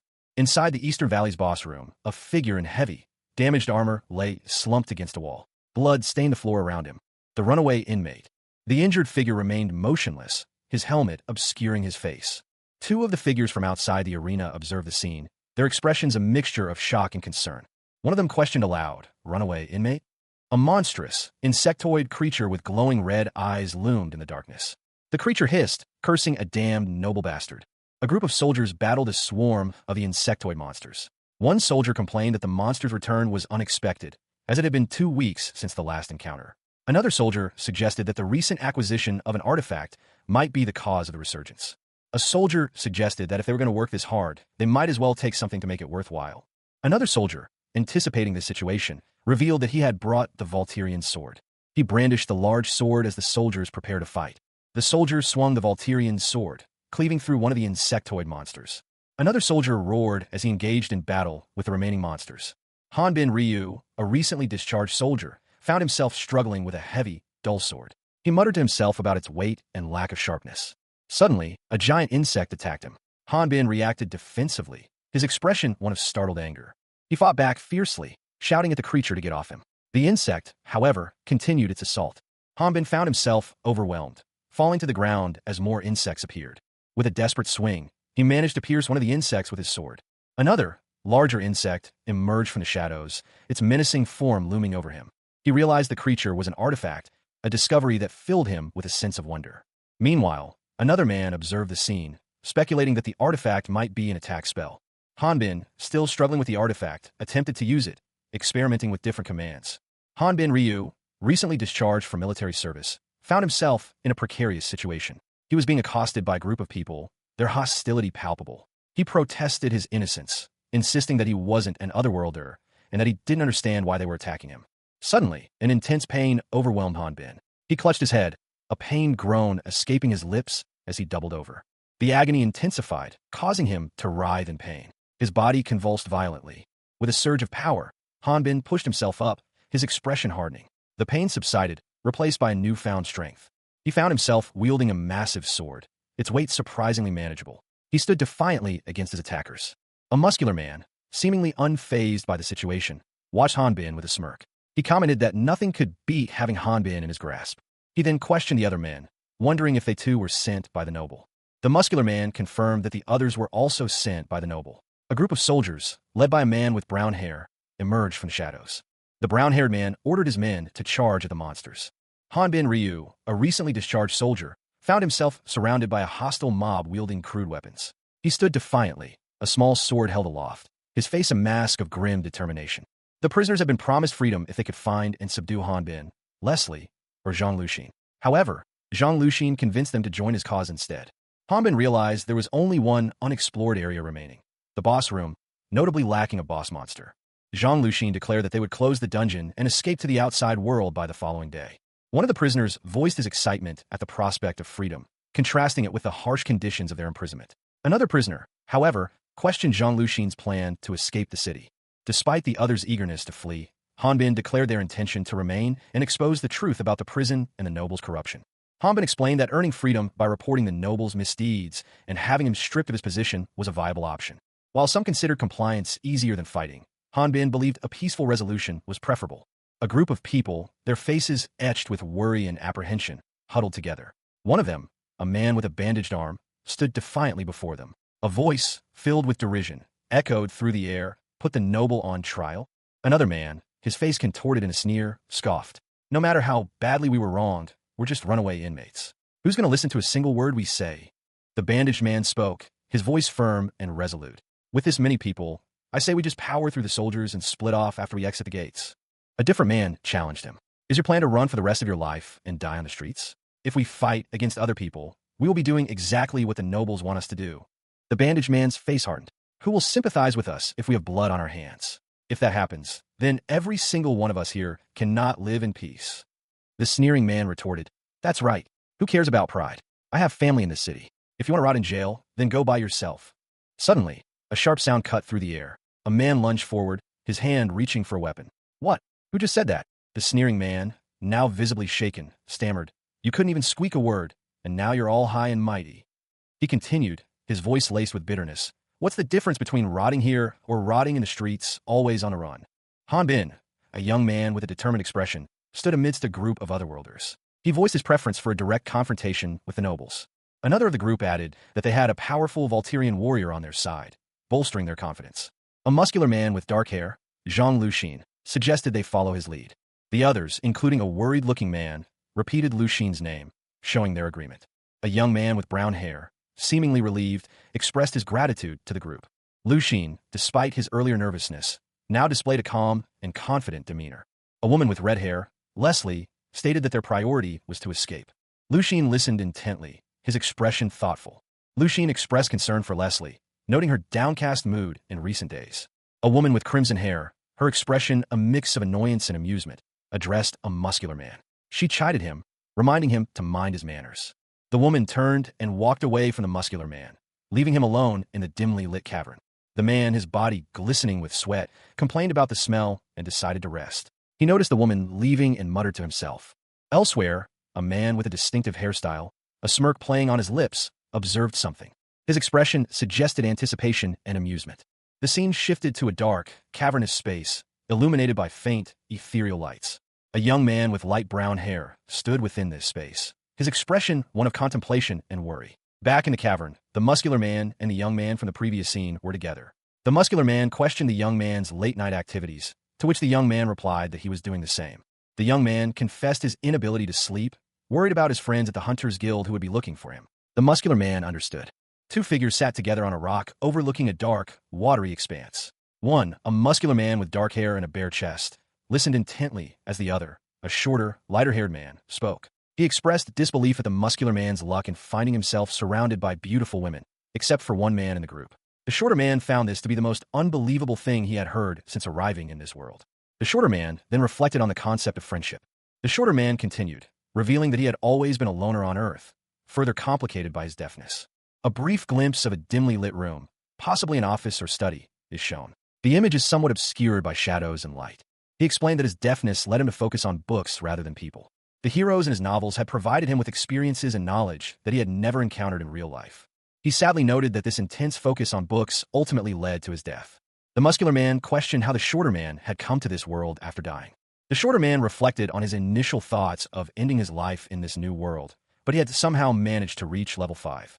Hanbin Ryu, a recently discharged soldier, found himself in a strange new world after completing the tutorial stage of his system, a stage that had lasted over 2 decades. There, he encountered others who, like him, had been reincarnated. Despite never having met before, the harsh environment of the tutorial forged an unlikely friendship between Hanbin and the other reincarnated individuals. They shared a campfire, a meal, and the camaraderie born of shared hardship. Hanbin smiled, reflecting on the unexpected joy of having found his first true friends. However, their time together was short-lived. While enjoying this newfound happiness, they unknowingly leveled up to level 20. The next moment, Hanbin found himself alone again, transported to a new land called Rathna. He resolved to use his real name and forego a mask, driven by a desire to find his friends again. His ambition was to become a renowned warrior, his fame a beacon to guide him to his lost companions. He envisioned a world where Rathnans and otherworlders could coexist peacefully. This noble goal, however, was a stark contrast to the reality he faced. He was currently focused on helping the inmates and acting righteously. His current actions, while seemingly virtuous, were a small step in a much larger journey. Two figures sat amidst a cavernous landscape. One, a muscular man with dark hair and a bare chest, looked thoughtfully at the other, a younger man with lighter hair and simpler clothing. The muscular man questioned, "If that's the case, The scene shifted to show several people lying in glowing, circular depressions within a rock face. Words floated above each person: money, fame, and peace of mind. A caption read, "Everyone has their own dream." The muscular man spoke again, his words sharp and direct. "People who claim they don't act for their own self-interest are either stupid or lying." He continued, his expression unwavering. "The only important difference is if others can benefit from that too." The scene showed both men sitting together, gazing out at a starry expanse beyond the cavern. The muscular man explained, "Because of your self-interests, the people here are alive. Then wouldn't the dream of a world where others can understand each other be?" The younger man cleared his throat, a slight sound in the vast cavern. He responded, a hint of discomfort in his tone. "Ugh, wasn't that a little bit too serious?" The muscular man reflected, "No. Thinking about it, I'm over 40 years old, right? I can say this much as a mentor in life." He looked down at the younger man, who was now slumped over, seemingly exhausted. The muscular man continued his thought, "If he looks at me weird after I said all those things to him, he might be hurt." Kneeling before a powerfully built man with dark skin and short hair, a young man with brown hair professed his unwavering loyalty. He declared that he would forever bow in the other's direction before sleep and would write of his glory for generations to come. The powerful man responded with a curt, "Stop now, you bastard." He then reflected that he shouldn't have said those things. The powerful man continued his internal monologue, regretting his previous words. He wished he had advised the young man to prioritize his own well-being. The scene shifted to a dark cave entrance. A woman with long, dark red hair was seen falling into the cave. She landed heavily, groaning in pain. The woman, still within the cave, muttered that she needed to go a little further. She struggled to her feet, determined to continue her journey. The woman, whose name is Zenobia, lamented that her delayed report caused this extra work. A young woman with crimson hair, her face partially obscured by a mask, gripped a knife tightly. Murderous urges overwhelmed her, but she fiercely fought them back, shouting internally, "Are you kidding me? These stupid, murderous urges, go to hell." Despite her struggle, a sense of resignation settled over her. She internally conceded, "I'm going to die anyway." She considered her options, muttering to herself, "I'd rather." Suddenly, a man with spiky blonde hair and a dark vest appeared. He observed her, questioning, "I was wondering where you were heading, but you've gone this far?" The man approached, extending a hand reassuringly. He said, "EY, there's no reason to be afraid. You didn't want to be with those crazy bastards back there, right?" He explained his own situation. "As for me, I'm actually supposed to meet some soldiers around here. Turns out just turning them in has a fat bounty on it." The woman's expression shifted, and she seemed to be in distress. The man suddenly grabbed her, and she appeared to be bleeding from a wound on her arm. The woman's eyes widened, and a sinister smile spread across her face as she uttered, Hanbin Ryu awoke with a gasp, his heart pounding. He was surrounded by a crimson haze, a terrifying visage looming before him. What kind of dream is this? He wondered, a shiver running down his spine. The feeling of dread was palpable, a cold certainty settling in his gut. No matter what he did, he couldn't shake the feeling that he was trapped. A wave of red energy pulsed around him, intensifying the nightmare. He felt a sense of inescapable doom. "I can't run from it," he realized, his muscles tensing. The horrifying truth crashed over him. He was nothing more than a plaything. "I'm their toy," he thought, despair washing over him. The words "sacrifice for the greater good" appeared, mocking his helplessness. Suddenly, a system notification appeared. The Rathnian extermination was complete, and he had earned 54,902 experience points, along with a bonus reward of 54 milligrams of Amphalos joy. He found himself in a dark, damp cavern. Two figures in dark armor emerged from the shadows, their spears raised. The air crackled with anticipation. Hanbin Ryu sat amidst the carnage, a chilling laughter escaping his lips. He had slaughtered them all, his eyes gleaming with a terrifying light. "Ah ha ha ha ha ha! Chach," he cackled, his laughter echoing through the cavern. Looking up, his gaze was cold and calculating. "They all die," he whispered, the weight of his actions settling upon him. The chapter begins with a close-up on Hanbin Ryu's face, his expression grim and determined. His eyes, narrowed in concentration, suggest a recent, unsettling event. The camera pulls back slightly, revealing Hanbin's muscular torso. He carries a large sword at his side. A narration box appears. "Bad things happen from places you can't see." Hanbin stands in a dark, narrow passageway. He is shown from the knees up, his expression somber. A narration box explains, "When I came looking for Leslie with Zhang Luxin, it was all too late." The scene shifts to show two bodies lying lifeless on the ground. One is a soldier in armor, the other a civilian. A narration box states, "One of the inmates and the noble's soldiers were dead." A narration box reveals a crucial detail. The problem is that the soldier was killed by an inmate. Hanbin looks down at Leslie, who is unconscious and bleeding. Another narration box explains, "It seems like Leslie tried to take her own life, but she is alive for now." Hanbin urgently tries to wake Leslie, shouting, "Leslie SSI, please wake up." Hanbin's gaze hardens as he considers the implications. He thinks, if an armored soldier died in one stroke, thinking about levels, it had to have been her. A question arose in the mind of a muscular man with dark hair, but why would a noble soldier come alone? He pondered the implications of this unusual circumstance, his gaze fixed on something unseen. The question lingered in his mind. Alone? The scene shifted to a dark cave. A large, muscular man stood, his back to the viewer, a spear lying discarded on the ground. Meanwhile, two other individuals, a man and a woman, were engaged in a conversation. The man with brown hair expressed his concern. They should have said something to us first. The woman, with long red hair, was injured. Her name was Jean. The brown-haired man continued. Does that mean we will be closing the dungeon right now? Leslie is being healed by her residual prana, but it's only a temporary step. We need a healing potion from the surface. The muscular man from the cave examined his hand, noticing blood. He stated, it seems like one of the soldiers that we're attacking is still alive. The brown-haired man looked up, a worried expression on his face. He muttered, soon the entire force will come rushing in. How? The brown-haired man, whose name is Hyungnim, anxiously asked the muscular man. But, what are you going to do, Hyungnim? A countdown timer appeared, indicating that Hanbin Ryu's system was tracking something. 5 hours, 59 minutes, and 52 seconds remained until its next use. Observing a soldier's movements, Hanbin noted that he was heading away from the boss room. He considered using this to his advantage. Hanbin was given instructions. Upon exiting the dungeon, he would meet someone at the end of the Eastern Valley. He was asked to confirm his understanding. Hanbin launched himself forward with surprising speed. As he moved, he called out to someone named Hyungnim. Hanbin, wielding his sword, executed a powerful spin attack. He admitted to feeling nervous. During his attack, Hanbin sensed something was wrong. He regretted not turning back. Hanbin Ryu, a recently discharged soldier, found himself in a desperate situation. He mused that if he could just survive this immediate crisis, he would have at least avoided the worst.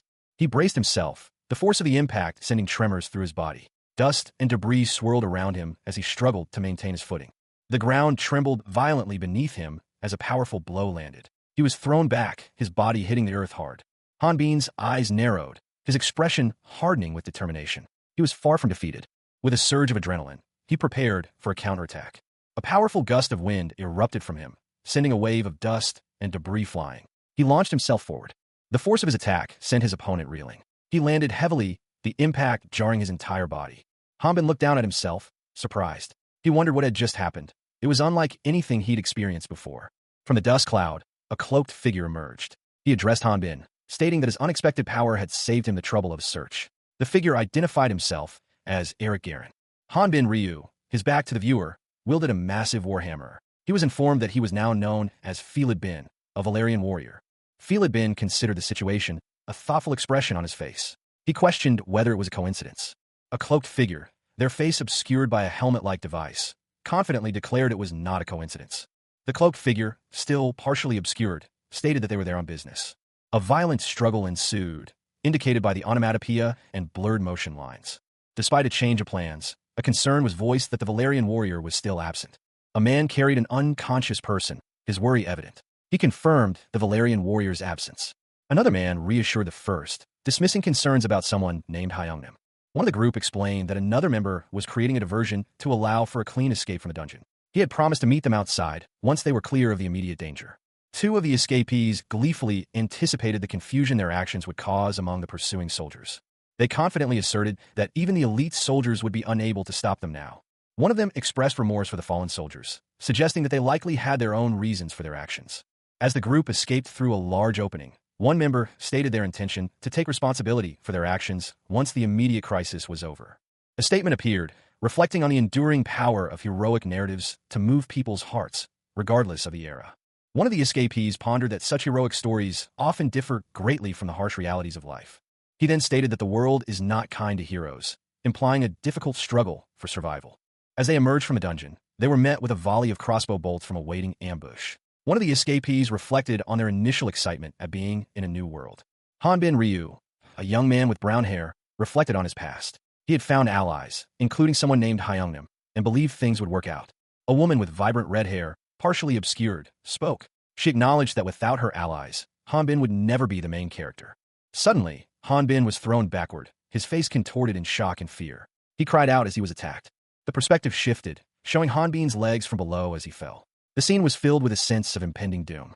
Hanbin's face was shown in close-up, his mouth agape in a silent scream of terror. His eyes were wide with fear and desperation. Han Bin was violently thrown around by a group of people, the motion blurred to emphasize the chaotic nature of the attack.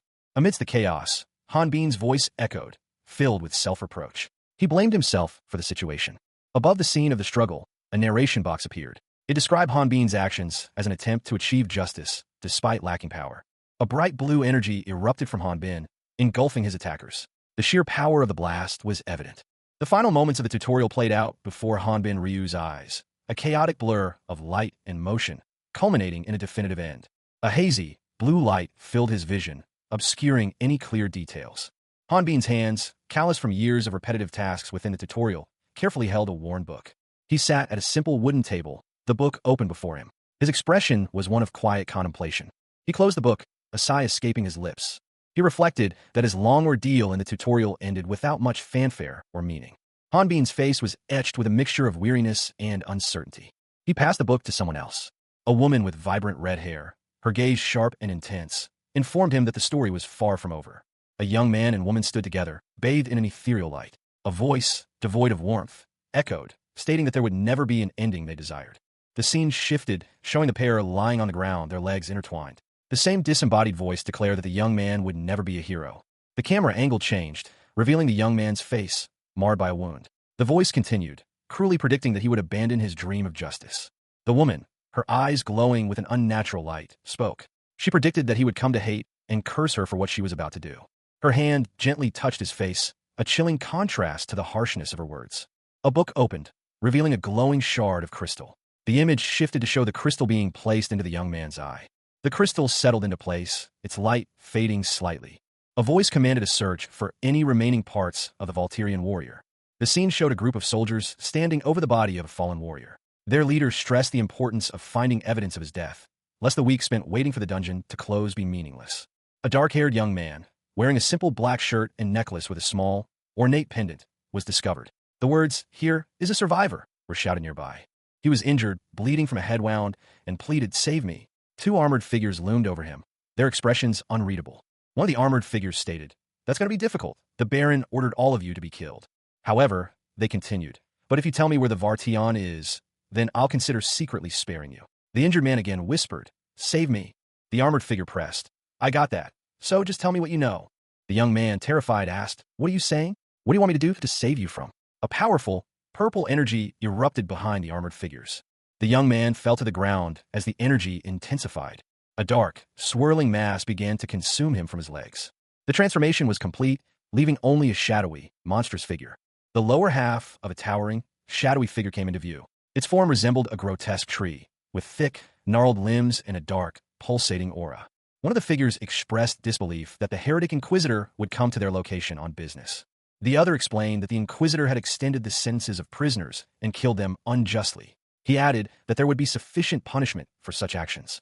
The heretic Inquisitor, a figure cloaked and masked, was shown. His mask was a geometric design of glowing lines. The Inquisitor stated that the man's crime was pretending to be an otherworlder. He continued, explaining that worldly matters were outside their concern. He clarified that members of the Order of the Shepherd received orders from the six goddesses and led the sheep, and that their role was not to judge the sheep as good or evil. The Inquisitor reiterated that they did not interfere with worldly deeds. The other figure, whose face was mostly obscured, questioned the Inquisitor's role, suggesting that a heretic Inquisitor's job was not to hunt bad sheep, but rather to find wolves in sheep's clothing. He then paused, seemingly contemplating something. A muscular man, seemingly unconcerned, questioned if it mattered that he was posing as a Volturian. He confidently stated that his level had already been seen, confirming his identity as an otherworlder. Han Bin Ryu, a recently discharged soldier, found himself inexplicably busy. He mumbled an apology, indicating he was preoccupied. A muscular figure, his dark hair contrasting with his tan skin, stood before him. The man's gaze was sharp, questioning Han Bin's intentions. "Are you trying to escape?" Then, another individual, cloaked and masked, explained his actions. He needed information about Omphalos' blessing and had no choice but to seek out Suratis and Epher. The muscular man, Han Bin, stood with a massive sword across his back, his posture tense. The cloaked figure made a swift movement. The cloaked figure's concern intensified. Even if the muscular man knew Atis, the fact that he also knew Epher was alarming. He was clearly searching for Omphalos' blessing. Han Bin's expression hardened. He questioned the cloaked figure about their actions when they encountered those seeking Omphalos' blessing. The cloaked figure explained that others had wanted to find Han Bin before him, but he had been faster. Han Bin, his eyes narrowed, stated that he hadn't done anything yet. His priority was to learn more about the cloaked figure. Hanbin Ryu, a recently discharged soldier, found himself thrust into a fantasy world after spending 2 decades trapped in a faulty tutorial. He swung his sword, a powerful blow aimed at his unseen opponent. His adversary, cloaked and imposing, remained calm. He stated that there was no need for an immediate response. Hanbin's opponent declared that he would not believe anything Hanbin said, ending the conversation. Chapter 63 begins with Hanbin Ryu falling into a dark cavern. The impact of his fall sends tremors through the earth. He finds himself surrounded by several armored figures, each wielding a large, curved blade. They attack him relentlessly. Hanbin manages to deflect several blows, but the sheer number of opponents overwhelms him. With a mighty heave, he grabs a large stone and hurls it at one of his attackers, momentarily stunning them. He uses this opening to deliver a powerful blow, shattering the attacker's helmet. Hanbin continues his assault, his movements fluid and precise despite the chaotic situation.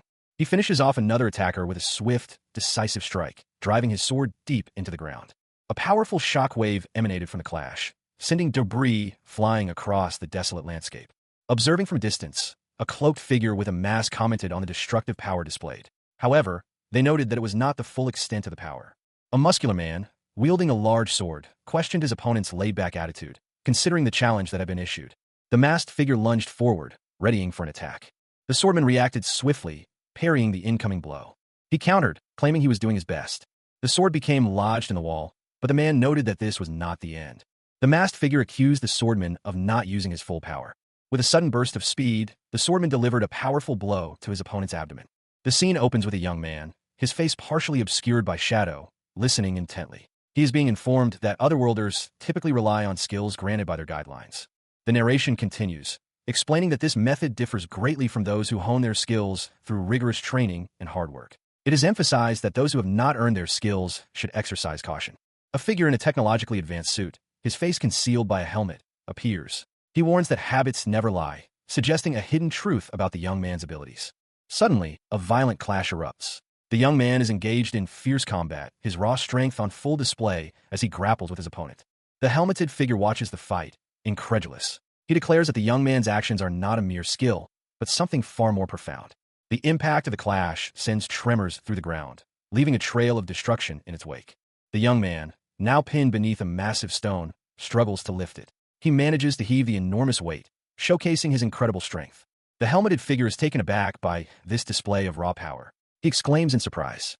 The young man, his face contorted in a triumphant roar, declares that he has never witnessed such raw power before. Hanbin Ryu, a recently discharged soldier, found himself in an unfamiliar world after a sudden transportation. He swung his sword, a blur of motion, sending a shockwave that shattered the earth. The force of the blow sent a massive boulder flying, its trajectory a testament to his raw power, honed over 2 decades spent trapped in a flawed tutorial. Below, a chasm opened, revealing a glowing, turquoise energy emanating from its depths. The sheer power was palpable. From the depths, a cloaked figure emerged, their movements suggesting a practiced control over the mystical energy. Hanbin, sensing a threat, prepared himself, his large sword held high, ready to face whatever emerged from the abyss. Above ground, a man in a suit, his face partially obscured by a mask, watched Hanbin with a mixture of surprise and suspicion. He muttered, "Even if you aren't an otherworlder." The man's astonishment was evident. He questioned, how is it that someone who is only level 5 able to have such? Another man, seemingly observing the scene from a distance, wondered aloud. Did he destroy the boulder with his barrier? I got this way after beating up countless dogs trying to survive. The suited man scoffed. It seems you aren't in your right mind. Hanbin Ryu, a young man with blonde hair and a distinctive mask, moved with surprising speed and agility. His movements were a blur of motion, a whirlwind of controlled power. His opponent, a muscular man wielding a large sword, accused Hanbin. He questioned how a level 5 otherworlder could have gone unnoticed. The two clashed, their weapons meeting in a shower of sparks. The force of their blows shook the very ground beneath their feet. Hanbin's swift counterattack sent his opponent reeling. The impact was immense. A powerful energy erupted from the point of impact, creating a blinding flash of light and a shockwave that spread outwards. The muscular man, struggling to his feet, was surprised by Hanbin's strength. He found it hard to believe a level 5 otherworlder existed. He muttered to himself about the unlikelihood of such a low-level otherworlder appearing. Hanbin, catching his breath, reflected on the world created by the 6 goddesses. He realized something significant. This world, he realized, had never before encountered otherworlders. Hanbin Ryu, a recently discharged soldier, found himself in a strange, dark place. His expression was one of grim determination as he muttered to himself, "I think you're also being weird, too." Suddenly, a dark figure in a suit appeared, falling from above. A powerful force seemed to propel him downwards, creating a vortex of energy. Hanbin, reacting swiftly, slid down a rocky incline, his large sword held firmly in his grasp. He countered the falling man's earlier statement, arguing, "If that's what you're going to say, then there could even be good otherworlders, couldn't there? I don't know who's the villain anymore." With a burst of speed, Hanbin launched a powerful attack, his movements a blur of motion. His sword connected with the suited figure, sending a shockwave through the air. The two locked in a fierce struggle, the suited man questioning, "Villain?" The suited man scoffed, "That's something only the strong can say. Sheep will always tremble in fear, just in the presence of a wolf." Hanbin retaliated with a swift punch, connecting solidly with his opponent. Hanbin Ryu, a recently discharged soldier from another world, found himself in a desperate struggle. His opponent proved unexpectedly strong, leaving Hanbin wounded and gasping for breath. He realized the nature of his adversary, a heresy inquisitor, a warrior trained for combat above all else. Facing such a skilled opponent alone was a significant disadvantage. The inquisitor grabbed Hanbin by the throat, his strength evident. Despite the odds, Hanbin resolved to fight back, using sheer strength to overpower his enemy. He focused on overwhelming the inquisitor with brute force, a desperate gamble in his dire situation. The clash of their powers sent shockwaves through the ground, shattering the earth around them. Hanbin's opponent, however, proved resilient. A piece of the inquisitor's technology shattered, but he remained standing. Hanbin, gritting his teeth, prepared for another attack, determined to end the fight quickly. He lunged forward, his movements a blur of motion as he aimed a powerful blow at the inquisitor. A man with blonde hair and piercing green eyes, identified as a spiritualist, leveled at 120 plus alpha, where alpha represents a goddess blessing, declared, "It's too late." The following panel showed a close-up of another man's face, his expression unreadable, his eyes wide and dark. A surge of energy erupted from the blonde spiritualist. He unleashed a powerful blast of energy, a wave of light and power that seemed to crack the very air. The force of the blast caused a massive crater to form in the ground, sending debris flying. The impact continued, the ground trembling violently as the energy dissipated. A man with dark hair and a muscular build was seen falling into the crater, his expression one of shock and disbelief. He muttered, "Level 120? He continued to fall, his thoughts racing. How strong is that? Not only that he has a plus alpha, what does that mean? The man landed hard, clutching his hand. He wondered, "So why's my hand?" Hanbin Ryu, a recently discharged soldier, found himself in a desperate struggle. His opponent, a man in a dark suit, effortlessly deflected his sword strike, sending him sprawling across the ground. The suited man observed Hanbin, a hint of amusement in his eyes. He commented on Hanbin's apparent confusion. He explained that Hanbin's attack had been ineffective. The man continued, noting that while Hanbin might be stronger physically, his own defenses were superior. The suited man revealed that his superior energy, or prana, redirected Hanbin's attack back onto himself. Enraged, Hanbin accused his opponent of cheating. The suited man scoffed at the accusation, claiming he was fighting without restraint. He elaborated on his fighting style, explaining that true predators don't waste energy or rush into attacks. The suited man advised Hanbin to go for the kill, pointing out his inability to use aura outside of his attacks. Hanbin Ryu, a recently discharged soldier adrift in life, found himself questioning his extended stay in the tutorial stage. He mused that his prolonged experience might explain his current predicament. Suddenly, a glowing, cube-shaped object materialized before him. A muscular, dark-haired man watched intently. A blond man with piercing green eyes appeared, his expression a mixture of curiosity and malice. He noted Hanbin's otherworldly scent.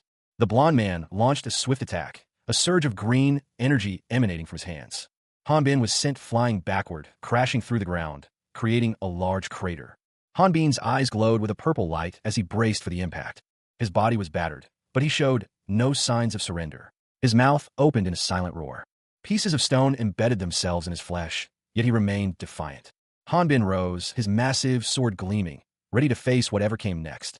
Hanbin Ryu, a recently discharged soldier, found himself in a desperate struggle. His face contorted in exertion, muscles straining as he unleashed a raw power. A blinding flash of energy erupted from his body, shattering the stone around him. The force of the blast sent a nearby figure reeling.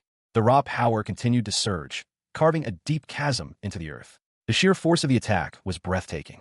Observing from a distance, a blond man in a dark suit watched the aftermath with a calculating gaze. He seemed unimpressed by the display of power.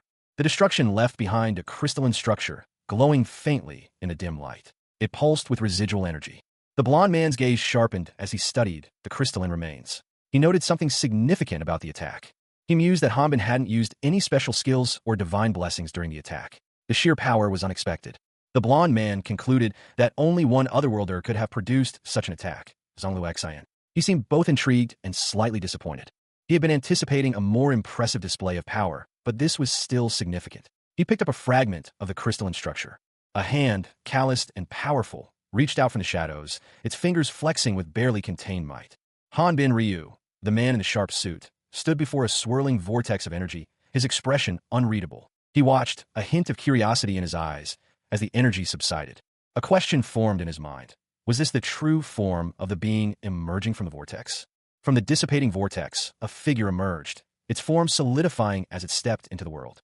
The figure revealed itself to be a powerfully built warrior, wielding a long sword with practiced ease. He moved with a fluid grace, his muscles rippling as he effortlessly carved through the air. The warrior's movements were a blur of motion, leaving only a trail of dust in his wake. His eyes glowed with an intense red light, his expression one of barely controlled fury. The credits for the creative team behind the story are displayed. A figure with blonde hair emerged from a swirling vortex of green energy. He smirked, confirming something with a simple, "That's right." A voice questioned, "Is that your real form?" A muscular figure, clad in tattered red cloth, swung a large sword, creating a sandstorm around him as he moved. His eyes glowed red with fury as he braced himself. A powerful impact shook the ground. A foot came down, shattering stone. The ground cracked open, revealing a dark vortex below. Hanbin Ryu, a muscular man with short dark hair, wearing a simple red cloth, was sent flying backward by a powerful force. The impact sent tremors through the ground. His assailant, a blonde man in a sharp suit, stood over him, a teal energy swirling around his hands, forming crystalline structures. The blonde man unleashed a wave of energy, a shimmering teal blade of pure energy. The energy surged forward with blinding speed. Ryu reacted instantly, swinging his sword to meet the attack. The blonde man's attack struck Ryu's blade, but instead of causing damage, it was deflected by a shimmering, teal barrier. Ryu's hand, bleeding slightly, gripped his sword. He stated that attacking him without using their aura was useless. The blonde man questioned if Ryu had fallen into despair. The blonde man, with a contemptuous expression, dismissed Ryu's efforts as pathetic. Hanbin Ryu, a recently discharged soldier, found himself thrust into a brutal battle. His body, honed by 20 years in a flawed tutorial system, reacted instinctively, unleashing a furious counterattack. The force of his strike sent shockwaves through the air, a crimson torrent erupting from his opponent. He followed through with a devastating blow, a surge of energy blasting his foe away. Observing the scene from a distance, a man with blonde hair watched with narrowed eyes, his expression unreadable. Meanwhile, Hanbin felt a searing pain as an unseen force pierced his defenses. The blonde man's gaze intensified. He wondered if Hanbin had broken through his residual aura. He knew that such an action would be suicidal for Hanbin. The blonde man dismissed the notion. Hanbin seemed to be in a state of shock, oblivious to his own pain. Despite the injury, Hanbin continued his assault, his movements fueled by an almost supernatural energy. Hanbin Ryu, a recently discharged soldier, found himself inexplicably transported to a fantasy world. He was still adjusting to his new reality when a powerful force erupted around him, a surge of energy that sent him reeling. From the swirling chaos emerged a muscular figure, his eyes glowing with a fierce intensity. This was his opponent, a warrior whose raw power was evident in every tense muscle. The warrior launched a brutal attack, his movements a blur of speed and violence. Hanbin barely managed to defend himself against the onslaught. Hanbin parried the blow, but he was clearly outmatched. He muttered to himself, unimpressed by his opponent's technique. This isn't even considered swordsmanship. Hanbin, despite being on the defensive, unleashed a burst of energy, a wave of power that sent his opponent reeling. Watching Hanbin's unexpected display of power, his opponent observed, "He's like a savage beast."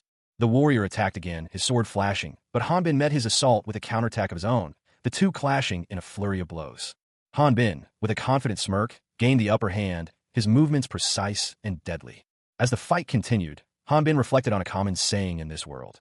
They say that you become a monster the longer you fight against them. He then added to himself, "If that's the case." A man with crimson eyes and sharp teeth glared, his expression one of barely contained fury. He demanded to know who his opponent was this time. He unleashed a powerful blow, his muscles bulging with the force of the strike. The impact sent his opponent sprawling, his face hitting the ground with a thud. A massive explosion rocked the area, sending debris flying and creating a crater in the ground. Dust settled, revealing a large, dark hole in the earth. The ground continued to tremble, the air thick with the lingering effects of the blast. Two women watched from a distance, one with fiery red hair and the other with silvery gray hair. The red-haired woman mused that the situation sounded familiar. The gray-haired woman exclaimed in disbelief, questioning if Hanbin Ryu was already fighting the Inquisitor. She reasoned that if it were Hanbin, he would have already cleared the dungeon, but something must have gone wrong. The two women then set off down a path, believing it to be the fastest route to the boss room. A young woman with silver hair and striking green eyes expressed concern. Despite everything, she wondered about Hanbin Ryu's fate. Another woman, this one with vibrant red hair, countered that losing wasn't their immediate problem. She explained that confronting the Inquisitor would inevitably brand Hanbin as an enemy of the Brotherhood. The panel showed a close-up of a man with dark hair and glowing red eyes, his expression one of fierce determination. He was clearly a formidable opponent. The red-haired woman continued, observing that a confrontation with the Inquisitor would likely result in one of them being killed. The silver-haired woman worried that even victory would leave Hanbin addicted to violence. The red-haired woman declared that she would prevent such an outcome. Urgency filled her voice as she stressed the need to act quickly. Both women sprang into action, running at full speed. A warrior, clad in crimson and gray armor, stands silhouetted against a pale background. The helmet obscures his face, but his powerful physique is evident. The warrior has returned. Skeletal figures, their eyes glowing with an eerie blue light, turn their gaze towards him. The skeletons were atrocious monsters, the narration states, killers without hesitation. A close-up on one of the skeletons emphasizes its terrifying visage. The monster prepares to attack. With swift movements, the warrior dispatches the skeletons with ease. The warrior efficiently eliminates the monsters. He feels no sympathy for them. One skeleton, defying death, lunges at the warrior, screaming insults. Ignoring the insults, the warrior swiftly ends the creature's life. The remaining skeletons rush forward. A fierce battle raged. Skeletal figures, their eyes glowing an eerie blue, clashed with a warrior clad in crimson armor. The skeletons, despite their apparent demise, continued their assault, their cries echoing through the air. They were described as monsters that could speak human words. Despite the relentless onslaught of the undead, the warrior remained steadfast, a champion of justice.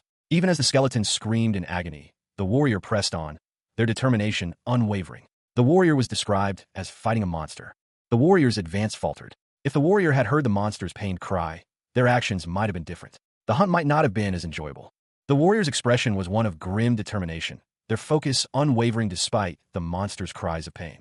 The hunt, however, would not be as enjoyable if the warrior heard the monster's cries of pain. The warrior launched a powerful attack, a blinding flash of energy erupting from their weapon. The attack was swift and decisive. The warrior's attack connected, sending a shockwave through the battlefield. The force of the blow was immense. The warrior brought their weapon down with tremendous force, the impact creating a small crater in the ground. Dust and debris flew everywhere. Despite the powerful attack, the warrior collapsed. A message appeared. The user's level was too low to utilize Ormflau's blessing. The warrior lay defeated, their weapon falling from their grasp. The battle was over. The image displayed a stark contrast. On one side, a young man with short, light hair sat calmly, reading a book.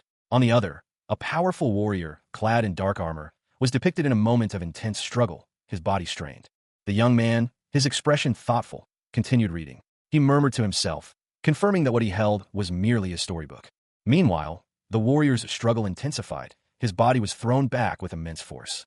A monstrous creature, its form vaguely reptilian, advanced, its movements swift and deadly. The creature's head, a terrifying visage of sharp teeth and glowing eyes, loomed closer, its presence menacing. The young man's book glowed, and a series of numbers appeared, indicating a significant increase in experience points and level. The scene shifted to show a battlefield littered with fallen figures, the aftermath of a brutal conflict. More experience points were gained, further increasing the young man's level. Suddenly, a new message appeared, mentioning the joy of Ormflaus and a quantity of 805 milligrams. A man with blue hair and a head wound appeared, his expression one of shock and pain. Hanbin Ryu, recently discharged from military service, found himself in a bewildering situation. He looked around, his eyes scanning the scene before him. What's going on? He wondered, his voice barely a whisper. His gaze fell upon a horrifying sight. Numerous bodies lay scattered across the floor, a grim tableau of death. The prisoners and their guards. All were lifeless. The chilling realization struck him. They were all dead. Every single one. A towering, armored figure emerged from the shadows, its presence radiating menace. Hanbin, still reeling from the carnage, could only watch in fear as the creature approached. The creature's clawed hand reached out, its grip tightening around Hanbin's neck. He let out a strangled cry of terror. EK. Panic seized him. It's an artifact. I don't even know how to use it, so I'll give it to you. So please don't kill me. He pleaded, desperation lacing his voice.